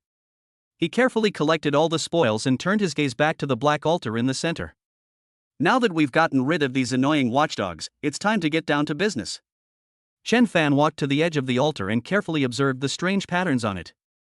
He discovered that all the patterns eventually converged at the very center of the altar. At that convergence point, the energy fluctuations were exceptionally clear. He reached out and placed his palm on the black crystal at the center of the altar. Thump! A tremor came from deep underground, the vibration penetrating the crystal and spreading in his palm. This aura. Without a doubt, it's an S-class magical beast. Chen Fan withdrew his hand, without disturbing the sleeping being. He looked at the pile of white bones and the wrist guard, and a murderous intent arose within him. Then he turned around, retreated back into the narrow passage, and his figure quickly disappeared into the darkness. Chapter 110: The Perfect Container. At the same time, inside the sacrificial hall, ancient books were laid out in Su Wen's hands. He explained the history and laws of Jingyao City to Xia Xiaoxiao, his voice echoing in the empty hall. Xia Xiaoxiao sat on a small crystal stool opposite him, her legs dangling in the air and swinging gently. She was playing with a transparent crystal she had picked up from the ground, trying to roll it between her fingers. Song Ziyang and Lu Yewan stood straight behind her, one on each side. Therefore, reverence for our roots is an instinct ingrained in our blood. Only the most devout faith can bring peace to the city. Su Wen closed the book and summarized in the tone of an elder. Oh. Xia Xiaoxiao responded, and the crystal in her hand fell to the ground with a thud and rolled to Su Wen's feet. She looked up and asked a question. High Priest, you've always said that the eternal night will only come when the Heart of Eternity's energy is waning. Is there any way we can help the Heart of Eternity restore its energy? Like, recharge it or something? Charge? Su Wen ignored the strange word. He cleared his throat. Your Highness, please watch your words. The Heart of Eternity is a sacred object bestowed upon us by the gods. Its operation has its own laws, which mortals cannot interfere with. As its subjects, the only thing we can do, and the only thing we should do, is to offer the most devout sacrifices and pray for the protection of the source. Any other attempt to interfere with the sacred object is a great disrespect to the gods. As soon as he finished speaking, Xia Xiaoxiao jumped off the crystal stool and raised her voice. But the elder told me that the prophecy says my return is to lead everyone out of darkness and let the eternal heart shine again. She tilted her head and put her hands behind her back. If all you can do is kneel on the ground and pray to the gods, then what's the point of the prophecy bringing me, the princess, back? Isn't it better to eat snacks outside? These words were blunt and rude. The guards outside the hall stopped and whispered among themselves. Several passing residents also peered into the main hall. For the first time in public, Xu Wen's authority was shaken by a naive question. His expression turned cold. Song Ziyang, who was standing behind Xia Xiaoxiao, stepped forward and stood in front of Xia Xiaoxiao. He stood tall and proud, facing Xu Wen. That's right. Our princess is our hope. Are you, High Priest, lying to us? He stretched out his finger and pointed it directly at Su Wen's nose. I think you simply can't solve the eternal night problem, so you're deliberately using the gods as a shield to keep your position as High Priest. These words were even more direct than Xia Xiaoxiao's question. The 2 black armored guards behind Su Wen suddenly stepped forward, their black spears gathering energy and pointing directly at Song Ziyang. Presumptuous. Shut up. Su Wen raised a hand to stop his men. He stared at the loyal servant in front of him, then looked at Xia Xiaoxiao behind him, who looked terrified. He ignored Song Ziyang and instead swept his gaze over the crowd of onlookers outside the hall, raising his voice. Ignorance. Utter ignorance. He rebuked him sternly. It is clearly recorded in the founding texts. When the eternal heart decays and darkness encroaches, only by holding the oldest purification ceremony, using sacred rituals to cleanse the dust covering the sacred objects, can the city be given a chance to breathe. The words purification ceremony filled all the native inhabitants of Crystal City with awe. That was a ritual that existed only in the oldest legends, and it was said to require a huge price to pay. Seeing the public's reaction, this was exactly the effect Xu Wen wanted. Just as he was about to continue explaining the sacredness and grandeur of the ceremony, a woman's voice rang out. Lu Yehuan, who had been silent until now, stepped forward. She bowed slightly to Su Wen. High Priest, You are truly learned. I am but a junior, but I once read about a similar ritual in a tattered ancient book in my hometown. Her opening remarks were very respectful. I remember the book mentioning that such a ritual requires a special medium to actively absorb the impurities purified from the sacred objects. Ultimately, this medium will be completely sacrificed along with the filth, thus completing the entire cycle of purification. She looked up at Su Wen. I wonder if our Crystal City's great purification ceremony also follows a similar ancient logic. This question is like a student asking a teacher a question. Su Wen was eager to prove his extensive knowledge, and when he heard Lu Yawan's professional yet superficial question, his sense of superiority as a knowledge monopolist arose. He glanced at Lu Yawan with disdain and sneered. Humph, your understanding from the outside world is ultimately too superficial and barbaric. He raised his chin slightly and corrected her in a condescending tone. That's not a medium. In the ancient language of our founders, it's called a container. A perfect vessel will bear all the decay and darkness of the sacred object, and ultimately, at the climax of the ritual, complete the absorption of life and rebirth. This is the true essence of our purification ritual. It is a great art of sacrifice and rebirth. How could you mortals possibly understand it? Container. Learn from it. Newborn. 3 keywords were clearly uttered from Su Wen's mouth. Lu Yawan fell silent and retreated behind Xiao Xiao. Song Xiang also shut his mouth. Although he still looked indignant, he did not say anything more in response. Xiao Xiao was intimidated by Su Wen's profound words and aura. Her face turned pale, and she lowered her head, hiding behind Song Xiang. Xiao Xiao tugged at Song Xiang's sleeve, shrank half her body behind him, and dared not make a sound. The crowd watching outside the hall looked at Su Wen with renewed awe. Su Wen flicked his sleeves and turned to walk into the depths of the sacrificial hall. However, as he sat alone in the dark, secret room, holding a charcoal pencil and preparing to write something on the animal skin scroll, the tip of the pencil hovered in mid-air, and he did not move. The little princess's innocent question, the brute's foolish provocation, and the female scholar's polite inquiry. And their final reaction. These images alternated in his mind. Although it seemed like they were afraid, there was still a sense of unease about it. Are they testing me? He gripped the charcoal pencil in his hand so tightly that it broke in two. Su Wen released his grip, letting the 2 broken pieces of charcoal fall to the ground. He stood up, walked to the window of the secret room, and looked at the spire that belonged to the princess in the distance. The girl he considered the perfect vessel was more troublesome than he had imagined. He was talking to himself in the air. Before the purification ceremony begins, it's time to cleanse away some impurities. Chapter 111: The Uninvited Guest. The next day. A dark shadow moved swiftly along the roof ridge of the building, finally landing silently on the balcony of the spire. Chen Fan pushed open the door to the palace and went inside. Song Xiang and Lu Yawan hadn't slept all night, and when they saw him return, they immediately stood up. Chen Fan didn't say anything, but simply placed something on the table. It was an ice crystal wristband with a name engraved on the inside. Arnold. I found this beneath the altar in the Forbidden Zone, he said in a low voice. And countless skeletons. Arno's guess was right. No sooner had he finished speaking than the palace door was violently kicked open from the outside. Su Wen led a squad of menacing black armored guards and stormed in. By the decree of the gods and ancestors, outsiders are inciting people's hearts and attempting to disrupt the sacred process of the purification ceremony. Their intentions are despicable.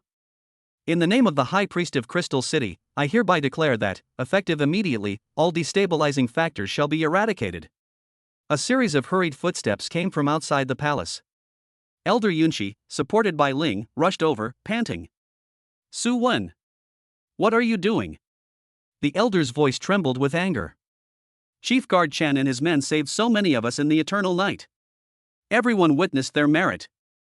How can you repay kindness with enmity? Su Wen slowly turned around to face the highly respected elder, but his face showed no respect whatsoever. Elder, you are confused. It is the gods and the eternal heart that will save us, not these strangers of unknown origin. Everything I have done is to safeguard the order that has existed in Crystal City for thousands of years. This is a precept passed down from our ancestors, and a duty bestowed upon me by the gods. Before divine authority, no achievement matters. He spoke each word deliberately and forcefully. Ling stood behind the elder, his hand holding the spear trembling slightly. He was torn between the life-saving grace he had witnessed firsthand and the faith passed down through generations. Su Wen ignored the argument and turned his cold gaze to Xiao Xiao Xiao. To ensure that Her Highness is not further deceived by those with ill intentions, from this moment on, Her Highness will be under the close protection of my black armored guards for meditation before the purification ceremony begins. He then pointed at Chen Fan and the other two. As for these three outsiders, they are temporarily imprisoned in the crystal prison in the west of the city for blasphemy and disrespect for the priests. They will await further judgment. More than a dozen black armored guards immediately stepped forward, formed a battle formation, and pointed their black spears at Chen Fan and his group. Chen Fan stepped forward, blocking everyone's path. He offered no explanation, nor did he resist. We accept the High Priest's judgment, Chen Fan said calmly. High Priest, I have only one small request. The three of us wish to be imprisoned in the same cell. Su Wen sized up Chen Fan, who had voluntarily given up resistance. Fine. He uttered two words dismissively, then waved his hand. Take him away. Two black armored guards stepped forward and locked the hands of Chen Fan, Song Ziong, and Lu Yehuan. The three were escorted by black armored guards through the long crystal street and headed towards the west of the city. Residents along the way stopped and stared, their faces filled with confusion and bewilderment. What's going on? Aren't those the heroes who saved us? Why are they being arrested? Keep your voice down. That's the High Priest's order. Do you want to be seen as an accomplice? But, they are the people Her Highness the Princess brought back.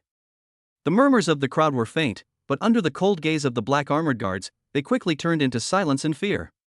The crystal prison is located on the edge of the city, where the light is even dimmer.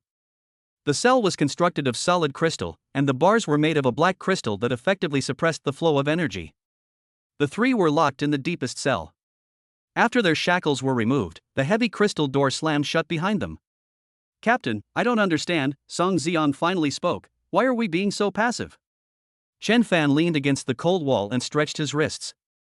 A prisoner locked in jail is the least suspicious person. He looked at Song Ziong and spoke succinctly.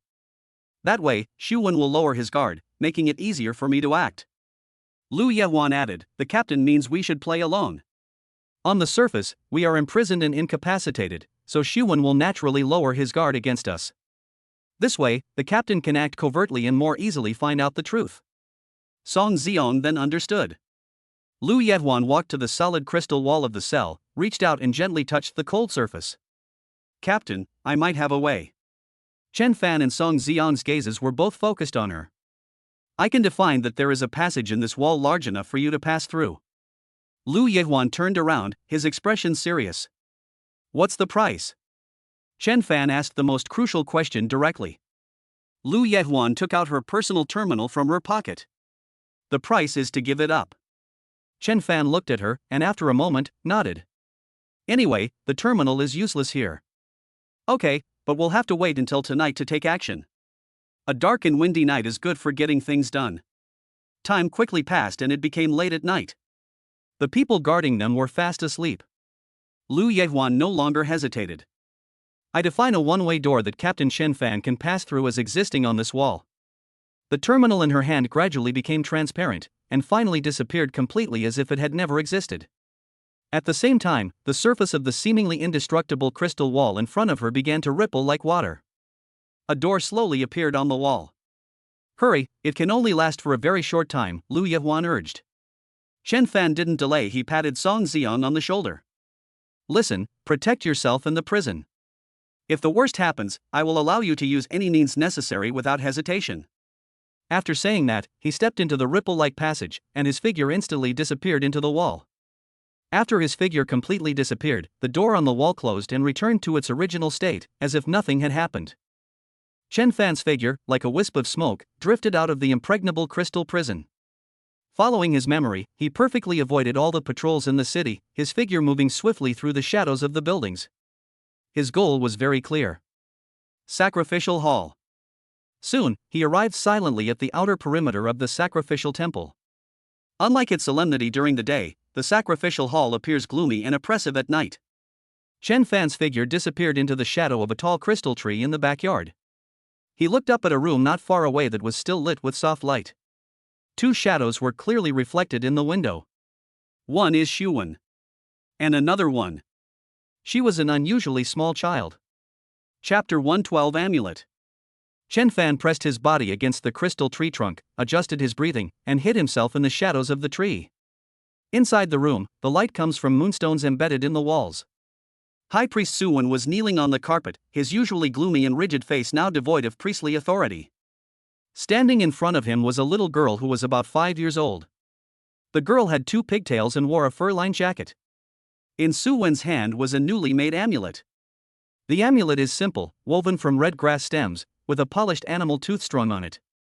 "Wei Wei, come here, let Grandpa put it on you." Suwen's voice was very soft, and Chen Fan, standing outside the window, almost thought he had misheard. This is a completely different person from the high priest who used divine authority to oppress people during the day. The little girl named Wei Wei obediently lowered her head, allowing Suwen to carefully tie the red rope around her neck. Suwen moved very gently, afraid of hurting her. He straightened the girl's collar and stuffed the animal tooth amulet into her clothes, leaving only the red rope showing. "Okay." He patted the girl's head. "Grandpa, what is this amulet for?" The little girl, Su Weiwei, asked, touching the animal tooth on her chest.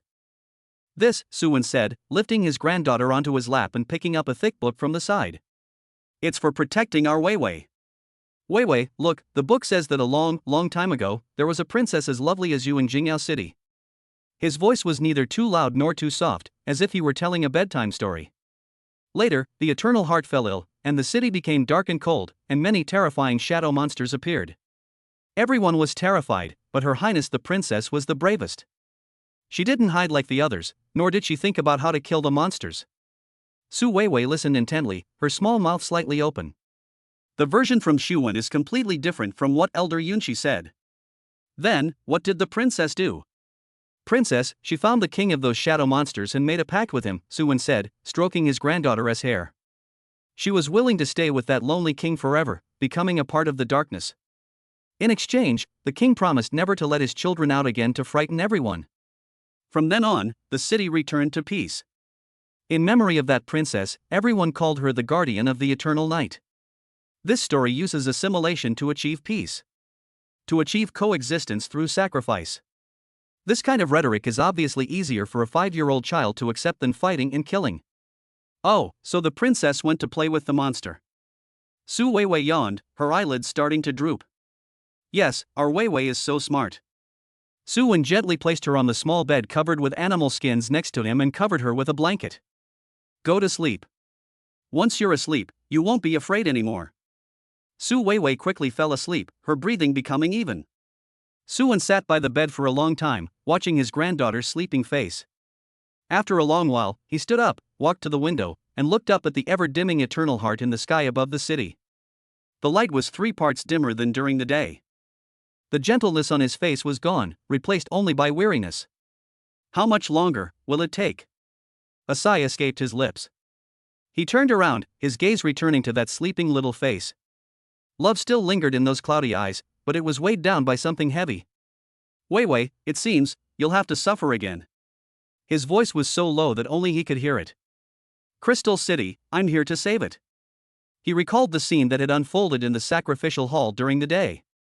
That loud and boisterous loyal servant, that pretentious female scholar, and that chief guard who remained silent but saw everything. He snorted coldly. "They tried to shake my heart, but in fact, outsiders were just tests given to me by God. I suspect that self-righteous woman is one of them. Mafe, Humph, that's a good name." Outside the window, in the shadow of the crystal tree, Chen Fan's breath hitched. Murphy? He didn't mishear. Suwen did indeed mention Mo Fei's name just now. Moreover, judging from Suwen's tone, Mo Fei not only came here, but also had direct contact with him. But Murphy herself said at the briefing for the new mission that she had only conducted remote reconnaissance above the ice and had never actually entered the city. She's lying. Why?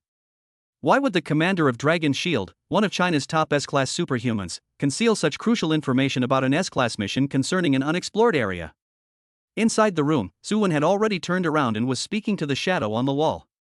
"Come out, everyone." Several guards clad in black crystal armor emerged from the shadows and knelt on one knee. "High Priest. Time is running out." Suwen's voice returned to its daytime tone. "The eternal heart could be extinguished at any moment. Immediately prepare everything needed for the purification ceremony. There must be no mistakes." "Yes." The final sacrifice must be completed before the next eternal night descends. The black armored guards obeyed, once again disappearing into the shadows. Only the leading guard remained, kneeling in place. Is there anything else? Su Wen asked. The guard raised his head and reported, High Priest, as you commanded, we have had people taking turns monitoring the abandoned watchtower in the south of the city for 3 years. So far, we have not found anything unusual. Su Wen's body swayed slightly. He turned his back to his subordinates and remained silent for a long time before letting out a long sigh. Will it be the same this time? He waved his hand, signaling his men to leave. That was a promise someone made to me. Unfortunately, she broke her promise. In his secluded room, where he was all alone, his soliloquy echoed. Under the shade of the trees, Chen Fan's mind raced. Ma Fei. Promise. An abandoned watchtower in the south of the city. Chen Fan connected these 3 clues together. Could it be that Mo Fei came here 3 years ago? Did they also give Xu Wen a promise? The contents of this promise are likely related to the abandoned watchtower in the south of the city. But Ma Fei broke her promise. That's why Su Wen, in despair, chose to restart the so-called purification ceremony. So, what exactly is that promise? What secrets are hidden inside the watchtower? A secret that even S-class superhuman Murphy chose to keep hidden, even at the cost of breaking his promise. Chen Fan did not look at the sacrificial hall again. Compared to the sacrificial plan that was already out in the open in Xu Wen, this mystery hidden behind Ma Fei's lies is obviously more deadly and closer to the true core of the city. He didn't linger, he leaned back and disappeared into the deep darkness once more. This time, his target was neither the Forbidden Zone nor the sacrificial temple. It was actually the watchtower in the south of the city. Chapter 113 The Final Ritual. The mournful sound of the conch shell shattered the tranquility of Crystal City.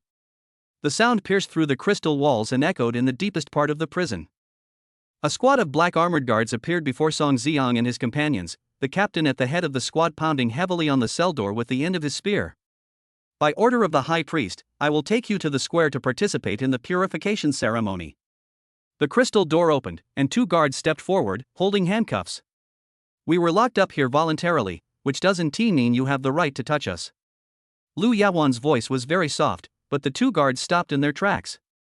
The captain, who was in the lead, did not say anything and simply waved his hand. Why is someone missing? Forget it, I don't have time to worry about that now. No need to handcuff me, please. The 2 were taken out of the prison. When they returned to Crystal Street, they discovered that the atmosphere of the entire city had changed. The streets were deserted, all residents had been driven to the central square. Every 10 meters, there stood a black armored guard holding a long black spear, their faces expressionless, blocking all paths leading elsewhere. The central square was packed with people. All the residents of Crystal City, regardless of age or gender, gathered here. They kept their heads down, not daring to speak. The only sound in the crowd was suppressed breathing. A temporary platform was erected in the very center of the square. High Priest Su Wen, dressed in a more elaborate sacrificial robe than usual, stood alone on the high platform. Behind him, the Eternal Heart, suspended above the city, flickered with an uncertain light, as if it might be extinguished completely at any moment. When Xia Xiaoxiao was brought to the square, the crowd automatically parted to make way for her. All eyes in the square were on her. Your Highness. It really is Her Highness the Princess. Whispers arose from the crowd. Elder Yunxi and Captain Ling of the guards had already been brought here, and several menacing black armored guards stood beside them. Your Highness.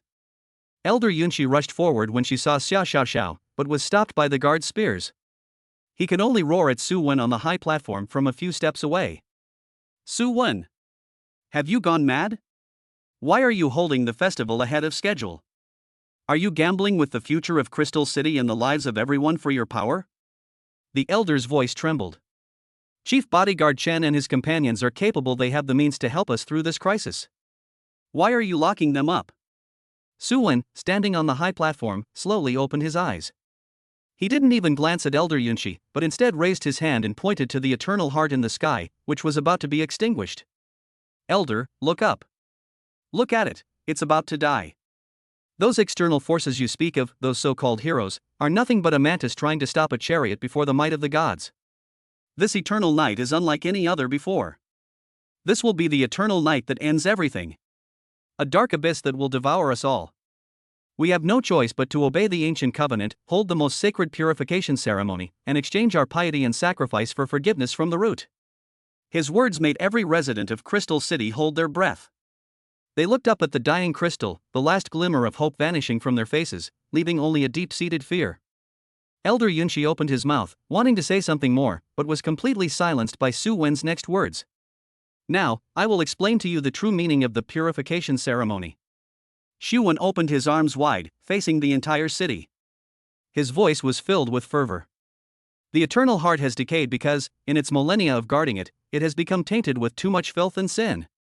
The essence of the purification ritual is that it requires an absolutely pure soul, a perfect vessel, to actively bear these impurities and wash away the dust that covers the sacred objects.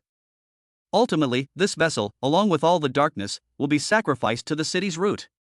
In exchange for the rebirth of the eternal heart. In exchange for the next millennium of Crystal City. Container. Sacrifice. When the high priest uttered those two words, all eyes in the square turned to the petite figure surrounded by guards. Xia Xiao Xiao. The princess who returned as prophesied. The only, and most perfect, candidate for the container. The residents looked away. Some bit their lips, some clenched their fists, but no one voiced their opposition. To keep his family alive, and to keep the city going. Sacrificing one person became an acceptable price to pay. Xia Xiaoxiao's face was completely drained of color. She wasn't stupid, she understood what Su Wen said. It turns out that these people welcomed her, worshipped her, and treated her as a princess, only to burn her as a sacrifice today. You're dreaming! A loud shout broke the oppressive atmosphere. Song Xiang took a step forward, and violent lightning and firepower surged out from his body, forming a destructive domain around him. The crystals on the ground cracked inch by inch because they could not withstand the force. If anyone dares to lay a finger on her today, I will burn this ruined city, along with all of you, to ashes. At the same time, Lu Yehuan also raised his hand. The air around her began to distort, and the nearby crystal structures groaned under the strain. I suggest you stop this farce immediately. Her voice was flat. Otherwise, I will assert that you, and your so-called festival, never existed in the first place. Tensions instantly rose. Ling, standing below the platform, and his guards behind him, gripped their ice crystal spears tightly in anguish. On one side was the princess they had sworn to protect. On the other side is an ancient ritual concerning the survival of the entire tribe. Their bodies were trembling. However, they faced a threat from a force capable of destroying half the city. Su Wen, however, remained completely still on the high platform. He didn't even glance at Song Xiang and Lu Yehuan again, completely ignoring their threats. He slowly turned around, his back to everyone, and walked towards the back of the platform. Just as Song Xiang's patience was about to run out and he was preparing to launch an attack regardless of the consequences, Su Wen's voice drifted faintly from behind the high platform. There was a strange pity in that voice. The vessel for the purification ceremony is also the last talisman for our Crystal City. He paused for a moment, each word seeming to be squeezed out from between his teeth. Not Her Highness the Princess. The entire square fell into an eerie silence because of those words. The power of thunder and fire on Song Xiang's body was momentarily halted. What's the meaning? Not Xia Xiao Xiao? Under the puzzled gazes of everyone, Su Wen led a small, thin figure out from behind the high platform. The little girl with a talisman around her neck. Su Wen led her to the very front of the platform.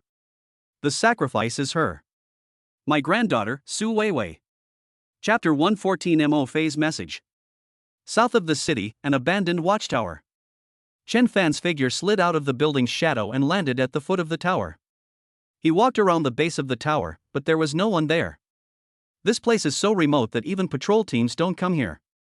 He braced himself against the rock face with one hand, using his toes to gain leverage in the gaps, and in a few leaps he climbed to the top platform of the tower. He looked down and searched the dusty ground, where he found connection to the promise Su Wen had mentioned in the name Mo Fei.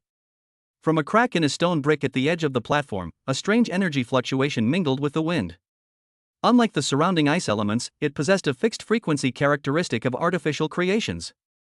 Chen Fan squatted down and brushed away the icy dust from the stone bricks. He inserted his fingers into the gap, gripped the edge of the stone brick, and applied a little force. He pried the stone bricks off the ground. Below the stone brick is a groove about the size of a palm. A smooth metal device was placed in the groove. Chen Fan reached out towards the device. Just as his fingertips were about to touch the device's outer shell, a blue energy shield lit up, keeping his hand away. The shield lasted for less than a second before dissipating on its own. Then, a tiny green dot lit up at the center of the device. A languid, weary female voice came from the device. "Hello, my future self." Or rather, to any unlucky member of DHALD who managed to find this place, hello there. Chen Fan's finger stopped in mid-air. It was her, Ma Fei. If you've heard this recording, it proves two things. First, you and I both have doubts about that old charlatan named Su Wen, and you've successfully found this old place where I hide things. Not bad, that's my style. The second one is worse. It means that I've left another mess for my future self, or some poor scapegoat to clean up. Chen Fan's facial muscles twitched slightly. Scapegoat? That word is used very precisely. Alright, enough joking, let's get down to business. Inside the device, Mo Fei's voice lost its playfulness and turned serious. First, you must forget all the records in the official archives about this city. Those are all erroneous conclusions we drew based on external surveillance. Crystal City, in essence, is not some lost ancient civilization relic, but a cursed city.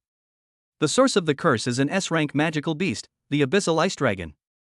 This entire Crystal City, along with that so-called sacred relic, the Heart of Eternity, is actually an external manifestation of this beast's power.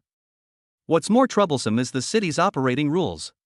It's in a constantly repeating time loop.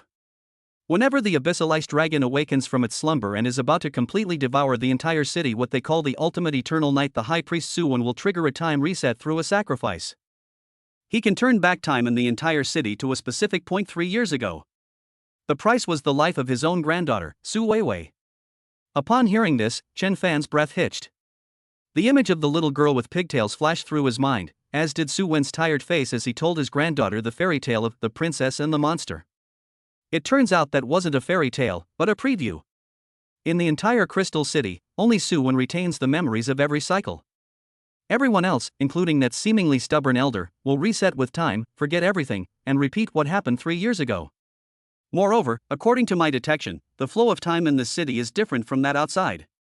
Roughly speaking, during one cycle here, only a few tens of minutes may have passed in the world outside that belongs to us. Mo Fei paused for a moment, then spoke again with a touch of emotion. I secretly checked the records in his secret room. That old man has personally sacrificed his granddaughter a total of 520 times. In other words, even if I try to get back into the city as quickly as possible, perhaps he has already gone through hundreds of cycles. 520 times. Chen Fan felt a tightness in his chest, and even breathing became difficult. The last time I looped the recording, the one where I left this recording, I originally wanted to resolve this matter. Unfortunately, I was misled by that old fox Su Wen and wasted too much time on the investigation. By the time I figured out the situation, there were less than 30 minutes left before the next eternal night. 30 minutes is not enough. I'm not 100% sure that I can take down that S-class ice dragon while also saving the city. So I can only keep this and hope that next time I can get this information in advance and make full preparations. The sound from the device paused for a moment, as if it were organizing its thoughts. According to this cycle, after I leave here, all my memories of Crystal City will be erased. But I know myself. I have an almost obsessive desire for perfection in my missions, and I did personally promise Su Wen that I would definitely come back to solve the problem. Therefore, I will definitely be drawn to this place again. When the time comes, as long as my future self can find this recording, I can skip all the investigation steps and get straight to the point. Unless, there is something else important that I need to take care of. For example, that old man Zhao has gone mad and wants me to go and give him a good whack. Chen Fan looked at the device in his hand, and for a moment he didn't know what to say. This new commander-in-chief had actually taken into account every possible possibility. Is this why Director Zhao chose her? Alright, that's all the information I have to share. Now, here are the questions for you, and also for myself. Ma Fei's voice rang out again, this time devoid of any emotion. Kill the Abyss Ice Dragon, break the curse, and prevent Su Wen from restarting the time loop again, then what? What will happen to this city? Will it break free from the curse and return to its original historical trajectory? Or will they be physically wiped out by this world, along with all the residents, because they have lost the source of their existence? The future me, or rather, you who are listening to this recording, need to think about this issue. Good luck. The recording has ended. The green dot at the center of the device flickered a few times before going out completely.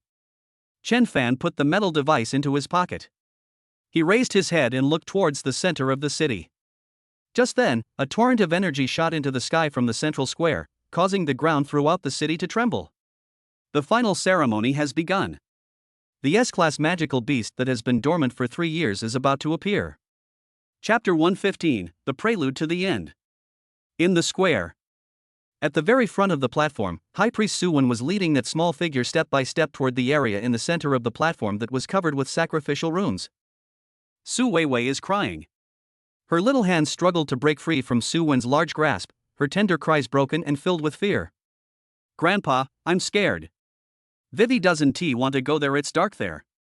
Suwon neither turned back nor stopped walking. An invisible energy emanated from him, like a transparent dome, imprisoning Su Weiwei's small body. Her struggles were in vain, and she could only passively be dragged towards the altar of death by her own grandfather. The power of thunder and fire within Song Xiang's body was extinguished instantly, like a flame being extinguished. He stood frozen in place, completely bewildered.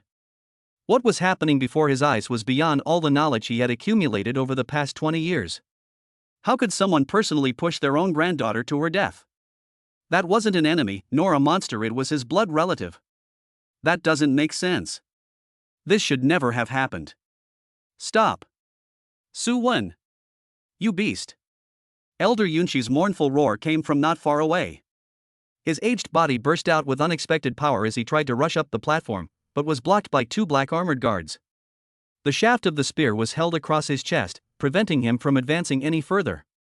Captain Ling and his guards were also blocked by another group of black armored guards. For the first time, the ice crystal spears in their hands were not pointed at the enemy, but at their own comrades. Shu-won! Stop! Stop now! Listen to her crying. She's only 5 years old. The elder's pleas, Ling's roars, and the suppressed sobs of the people mingled together, echoing across the empty square. Suwon, standing on the high platform, remained oblivious to all of this. He finally reached the center of the altar. He released her, and Su Weiwei's small body slumped softly onto the crystal floor engraved with runes. He slowly turned around, facing all his people in the square, some grieving, some angry, and some bewildered. His voice, amplified by energy, resounded throughout the entire crystal city. The voice was hoarse, yet it carried a profound weight that pierced the soul. The only way. This is the only way. He suddenly raised his head, his bloodshot eyes sweeping over everyone. Do you think I wanted this? Do you think I don't feel pain? 862 times. I personally sent her to this altar, a full 862 times. Each time, my heart was torn apart. Who among you can understand? Each time time resets, I'm the only one left, carrying this endless pain and memories, returning to 3 years ago. Watching her grow up again, smiling at me again, and then, with my own hands, sending her here. I carry the lives of all of you on my shoulders. I carry the last vestiges of hope for this city. I have walked a lonely road for over 2,500 years. I am willing to bear all the sins. I am willing to become the demon you speak of, the eternal sinner who killed his own granddaughter. As long as you, as long as my people, can survive. Everyone in the square was stunned. What did he say? Could it really be true? Are we stuck in a vicious cycle? Looking at the seemingly insane old man on the platform, they felt nothing but endless sorrow and confusion. They hated his cruelty, yet they couldn't refute the reasons he built upon 2,500 years of loneliness and suffering. Perhaps, he is the one who bears the weight of all the darkness in this city. Perhaps, every time they lived peacefully, it was bought with the life of that little girl, time and time again. Time is up. Su Wen's voice lowered. He took out a sacrificial dagger made of black crystal from his bosom. Just as he raised the dagger high, preparing to stab Su Weiwei in the chest. Boom! The entire city began to shake violently without warning. The ground beneath everyone's feet undulated and rose and fell with this terrifying tremor. At the edge of the plaza, the solid crystal floor seemed to be lifted up from below by a tremendous force, and then exploded with a deafening roar. Shattered crystal fragments scattered and flew everywhere. A head made entirely of ice blue crystals suddenly burst out from the ground. It's too big. The head alone occupies nearly a quarter of the square's area. Its massive body writhed underground, crushing the entire plaza's surface into pieces. S-rank magical beast, abyssal ice dragon. Upon seeing the appearance of this ultimate nightmare, Su Wen's face revealed a bitter smile of relief. In the end, it still happened. Without further hesitation, he quickened the speed at which the short knife in his hand fell. He had to complete this sacrifice to end everything before the monster devoured everything. Just as the tip of the knife was about to touch Su Weiwei's chest skin. Call out. A streak of cyan sword light, moving with incredible speed, arrived before the opponent could react. Bite. A crisp sound. The sword light struck the sacrificial dagger in Su Wen's hand with perfect accuracy. The immense force sent the black crystal dagger flying out of his hand, spinning several times in the air before embedding itself far away at the other end of the plaza. Time seemed to have been paused. Everyone froze in their tracks. A figure appeared on the high platform without warning. He gently pulled the terrified child on the ground into his arms, using his own body to shield the child from the terrifying pressure emanating from the S-class magical beast below. With his other hand, the blade of the Kusanagi sword pointed diagonally downwards, with a continuous swirling blue aura on its surface. The person who arrived was Chen Fan. No! The ceremony was forcibly interrupted, and Su Wen, as if all his strength had been drained, knelt down on the ground. He raised his head and let out a desperate roar at Chen Fan. What have you done? Do you even know what you've done? Do you want the entire city, all its people, to be buried with it? Chen Fan waved his hand. Mo Fei sent me, are you still going to stop me? Su Wen looked incredulous and gritted his teeth, saying, so what if that's the case? What can you possibly do? Chen Fan did not respond further. He simply lowered his head and spoke in the softest voice to the little girl still trembling in his arms. Don't be afraid. Big brother, I am a hero. Then, he raised his head. His gaze swept over Song Xiang and Lu Yehuan, who were both surprised and delighted below the platform over Elder Yunxi, who was filled with grief and indignation over Ling, who was struggling in pain, and over those desperate and numb faces. Finally, it landed on the S-class magical beast below, which exuded an aura of world-destroying destruction. He made the announcement in a clear voice, loud enough for everyone to hear. There will be no more sacrifices. I will end this cycle.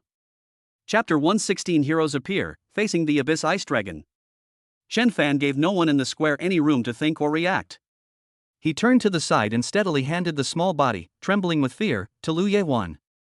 He only said one sentence. Protect her.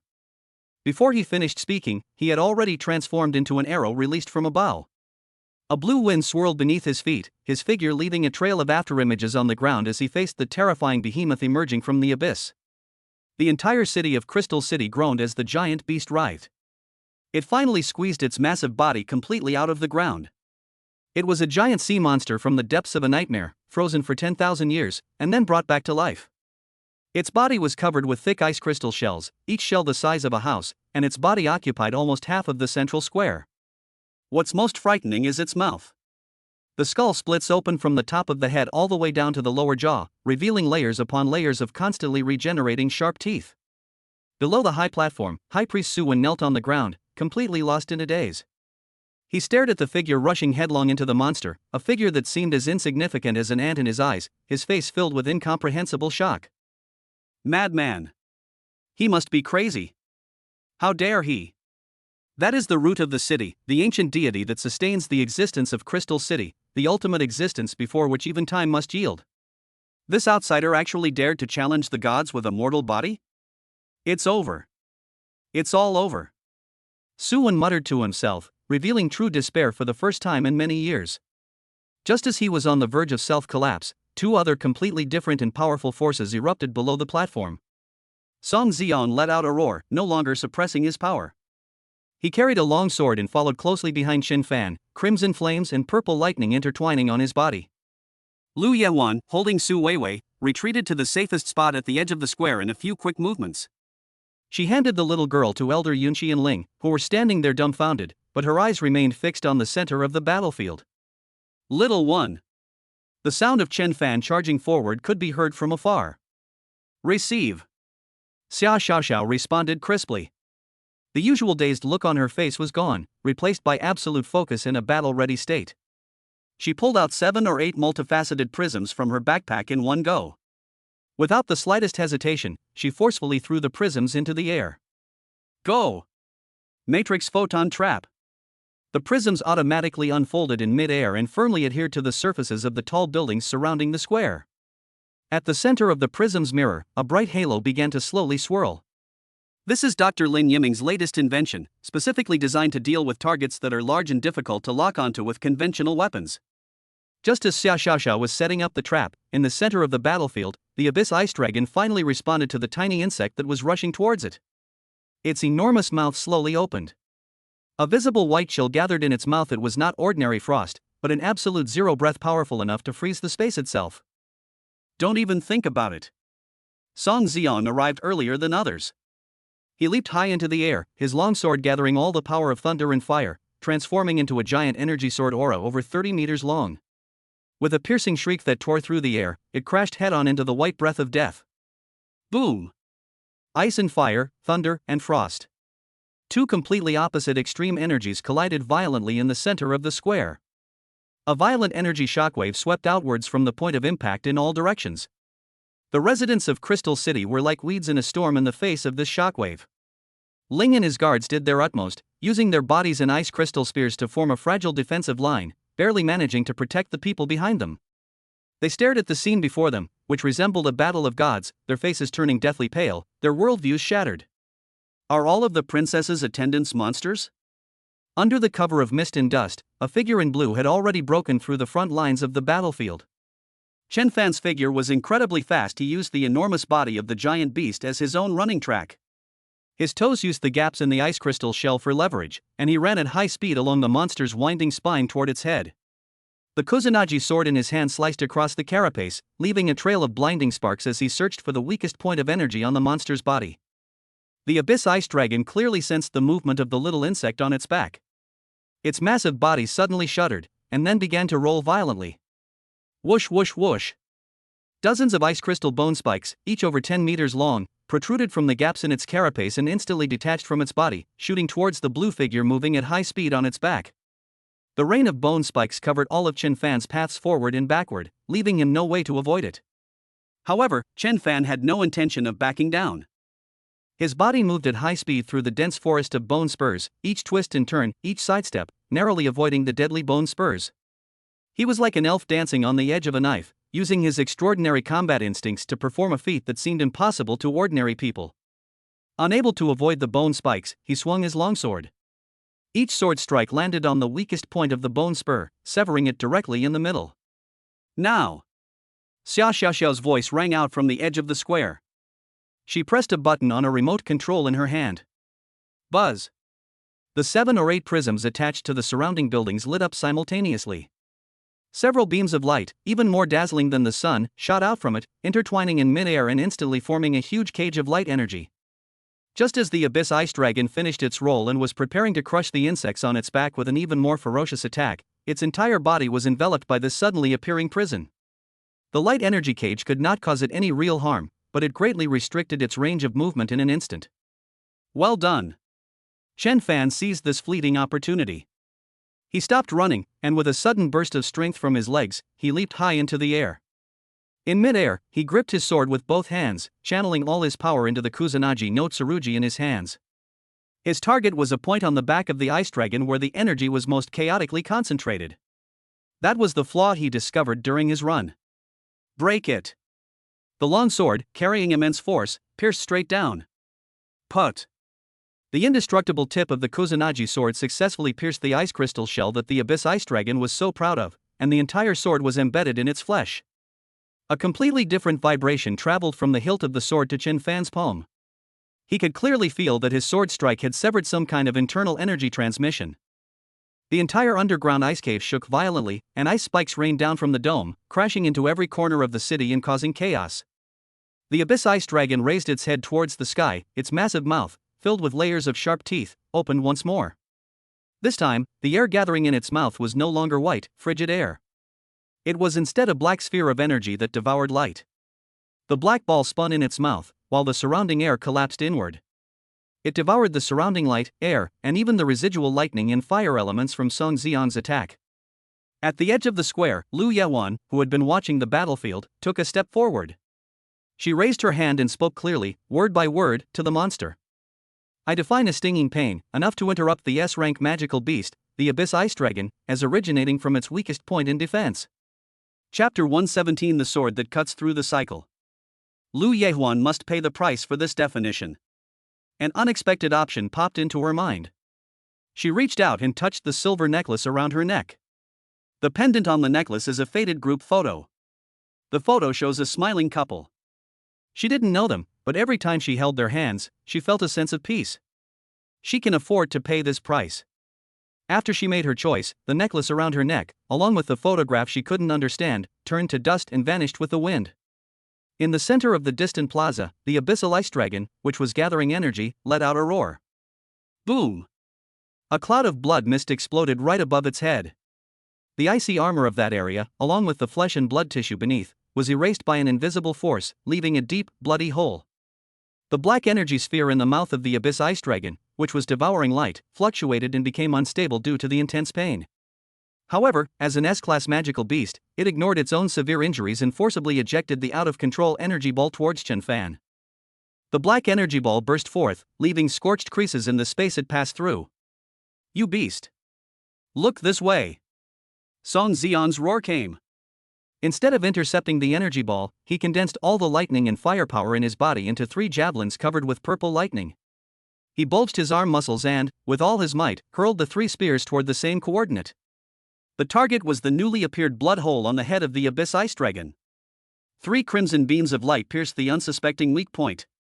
3 muffled thuds erupted in succession from inside the ice dragon's skull. The massive body of the abyss ice dragon began to convulse. The black energy sphere that was aimed at Chen Fan was derailed by this movement, grazing past Chen Fan's body and crashing into a cluster of buildings in the distance of the city. The entire complex of buildings, along with the land below, was wiped away, leaving only a smooth, circular void. At the other end of the square, Xia Xiaoxiao had taken out a signal gun-like device from her huge backpack. Individual Soldier Tactical Coordinate Replacement Device, target locked. His voice lacked its usual softness, replaced by decisiveness. She raised the device, aimed it at the bloodied and mangled head of the abyss ice dragon, and pulled the trigger. An invisible locator beacon was attached to the ice dragon's wound. After doing all this, she immediately turned her gun around and aimed it at Chen Fan, who was adjusting his body in mid-air after dodging the energy ball. Captain, catch! She pulled the trigger again. As Chen Fan was suspended in mid-air, the space around his body began to fold. The next instant, his figure vanished from the spot. Immediately afterwards, his figure appeared directly above the giant head of the abyss ice dragon, swapping positions with the previous locator beacon. He was now standing at the very top of the city, with the out-of-control monster and its deep, bone-revealing wounds beneath his feet. Everyone looked up. Suwen, Elder Yunxi, Ling, and the numb residents in the square. They all saw what just happened. Your Highness can also perform miracles. Chen Fan appeared above the monsters, raising the Kusanagi sword high in his hand. He poured all his understanding of speed and cutting into the long sword in his hand. A cyan light shot into the sky from the sword. The blade of the Ama no Murakumo no Tsurugi began to extend, lengthen, and become enormous. A giant sword phantom, over 100 meters long, appeared in the sky above Crystal City, replacing the long extinguished eternal heart and radiating a light that was too dazzling to look at directly. It's over. Chen Fan's voice echoed in his heart. He wanted to end the life of this monster. To break the cursed fate of this city. Sever the endless cycle of pain that the man named Suwen has carried for 2,500 years. The phantom of the giant sword, carrying his will, crashed down. The cyan swordlight landed on the wound on the head of the abyss ice dragon. Immediately afterwards, the monster's body was split in 2 from the wound in both directions, head and tail, by an invisible line. The severed body transformed into blue energy particles, silently dissipating into the air. And so, this S-class magical beast that brought endless night and despair was erased from this world. Chen Fan's figure fell from the sky. Slayed, Abyssal Ice Dragon LV.78. Talent Absolute Plunder triggered. Obtained, S-rank skill book, Night Affinity. A book made of dark energy appeared before him. It didn't give Chen Fan a chance to look at it. It turned into a black light and disappeared into his brow. Night Affinity S-rank passive skill. In dark, shadowy, or nighttime environments, your movement speed, attack speed, and mental perception range are increased by 50%. You have gained the ability to travel short distances between shadows. This ability costs nothing, but has a cooldown period. Before Chen Fan could even process this gain, the ground beneath his feet began to tremble.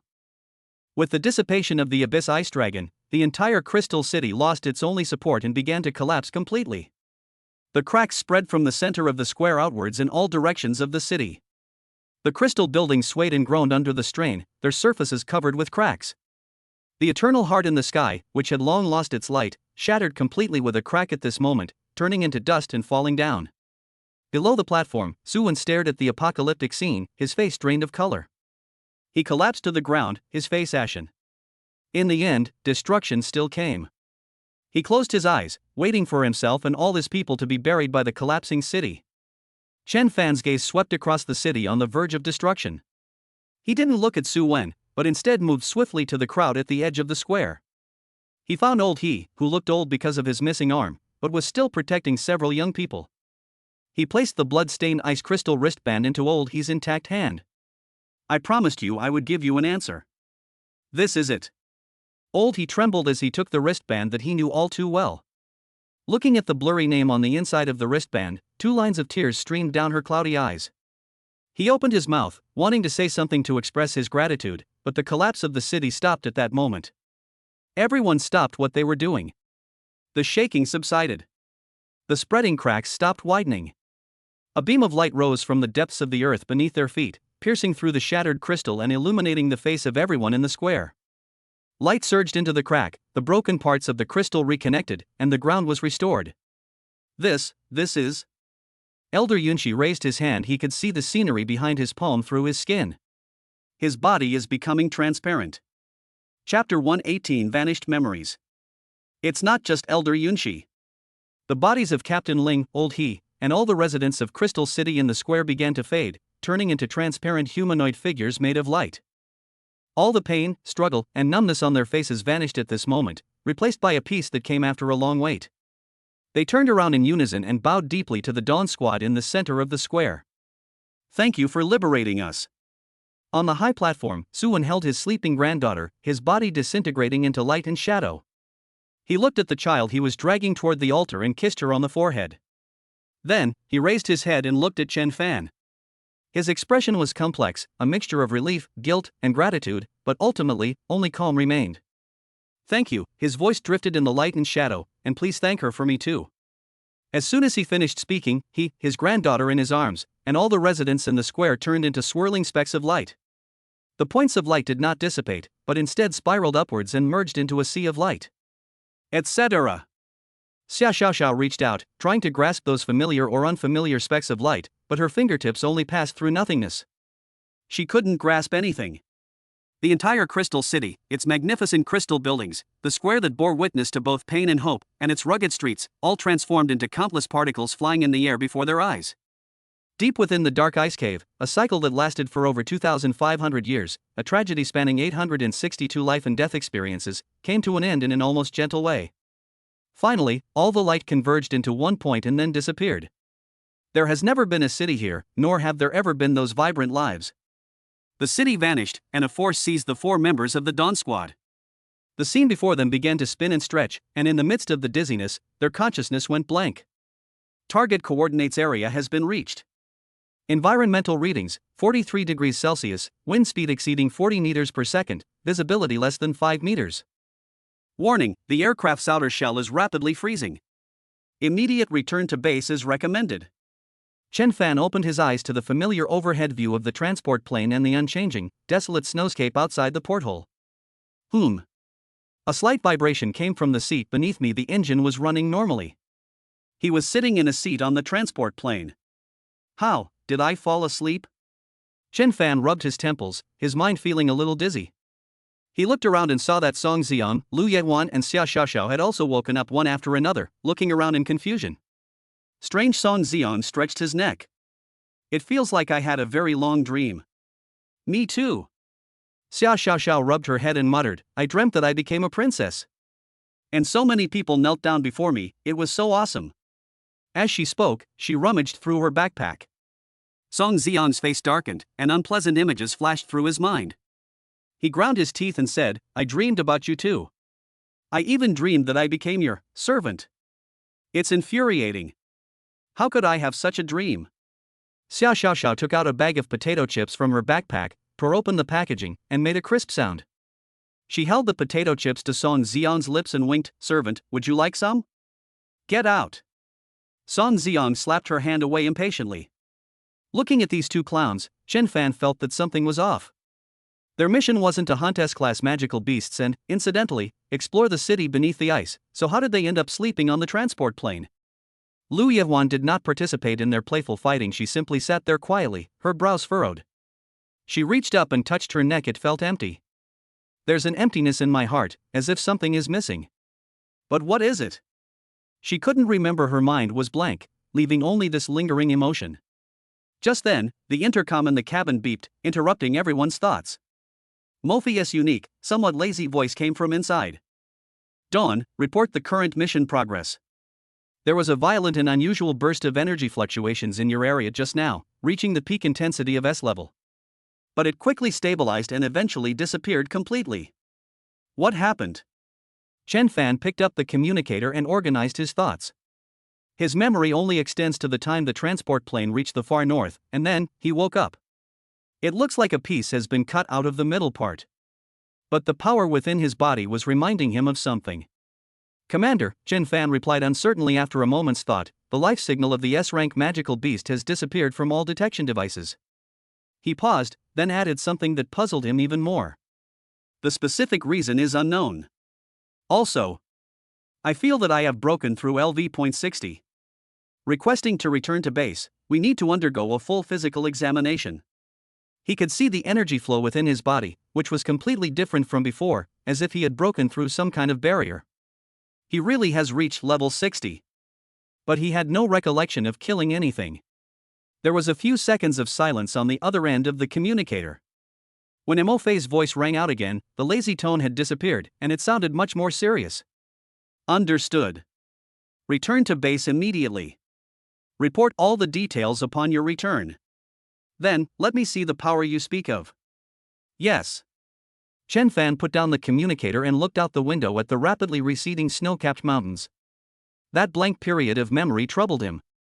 When the transport plane landed smoothly on the B7 helipad at the Abyss base, the base was still operating at a tense but efficient pace. The corridor was brightly lit, with researchers and DHILD soldiers hurrying to and fro. As Chen Fan, Song Ziyang, Lu Yehuan, and Xia Xiaoxiao stepped off the gangway, the sense of security they felt upon returning to the real world did not reassure them. Instead, it intensified their feelings of disorientation and unreality. Just as they were about to head to the medical area for a checkup, a young female researcher came hurrying down the corridor from the other end, carrying a thick stack of documents. As she walked, she kept looking down at the documents, muttering some data to herself. She looked up as she passed the Dawn team. She paused for a moment. The four people walking towards her gave her a sense of familiarity. Especially the man walking at the very front, his profile, his figure, "I feel like I've seen him somewhere before." The female researcher tilted her head, searching her memory, but found nothing. She shook her head, feeling that she had been working too much overtime lately and her mind was a bit foggy. She nodded politely to the group and prepared to continue her journey. In the instant they passed each other, she raised her hand and pinched a small ornament hanging around her neck. It was an amulet woven from red grass stems, with a perfectly polished animal tooth strung on it. The amulet swayed gently with her movements, radiating a warm glow under the base's bright lights.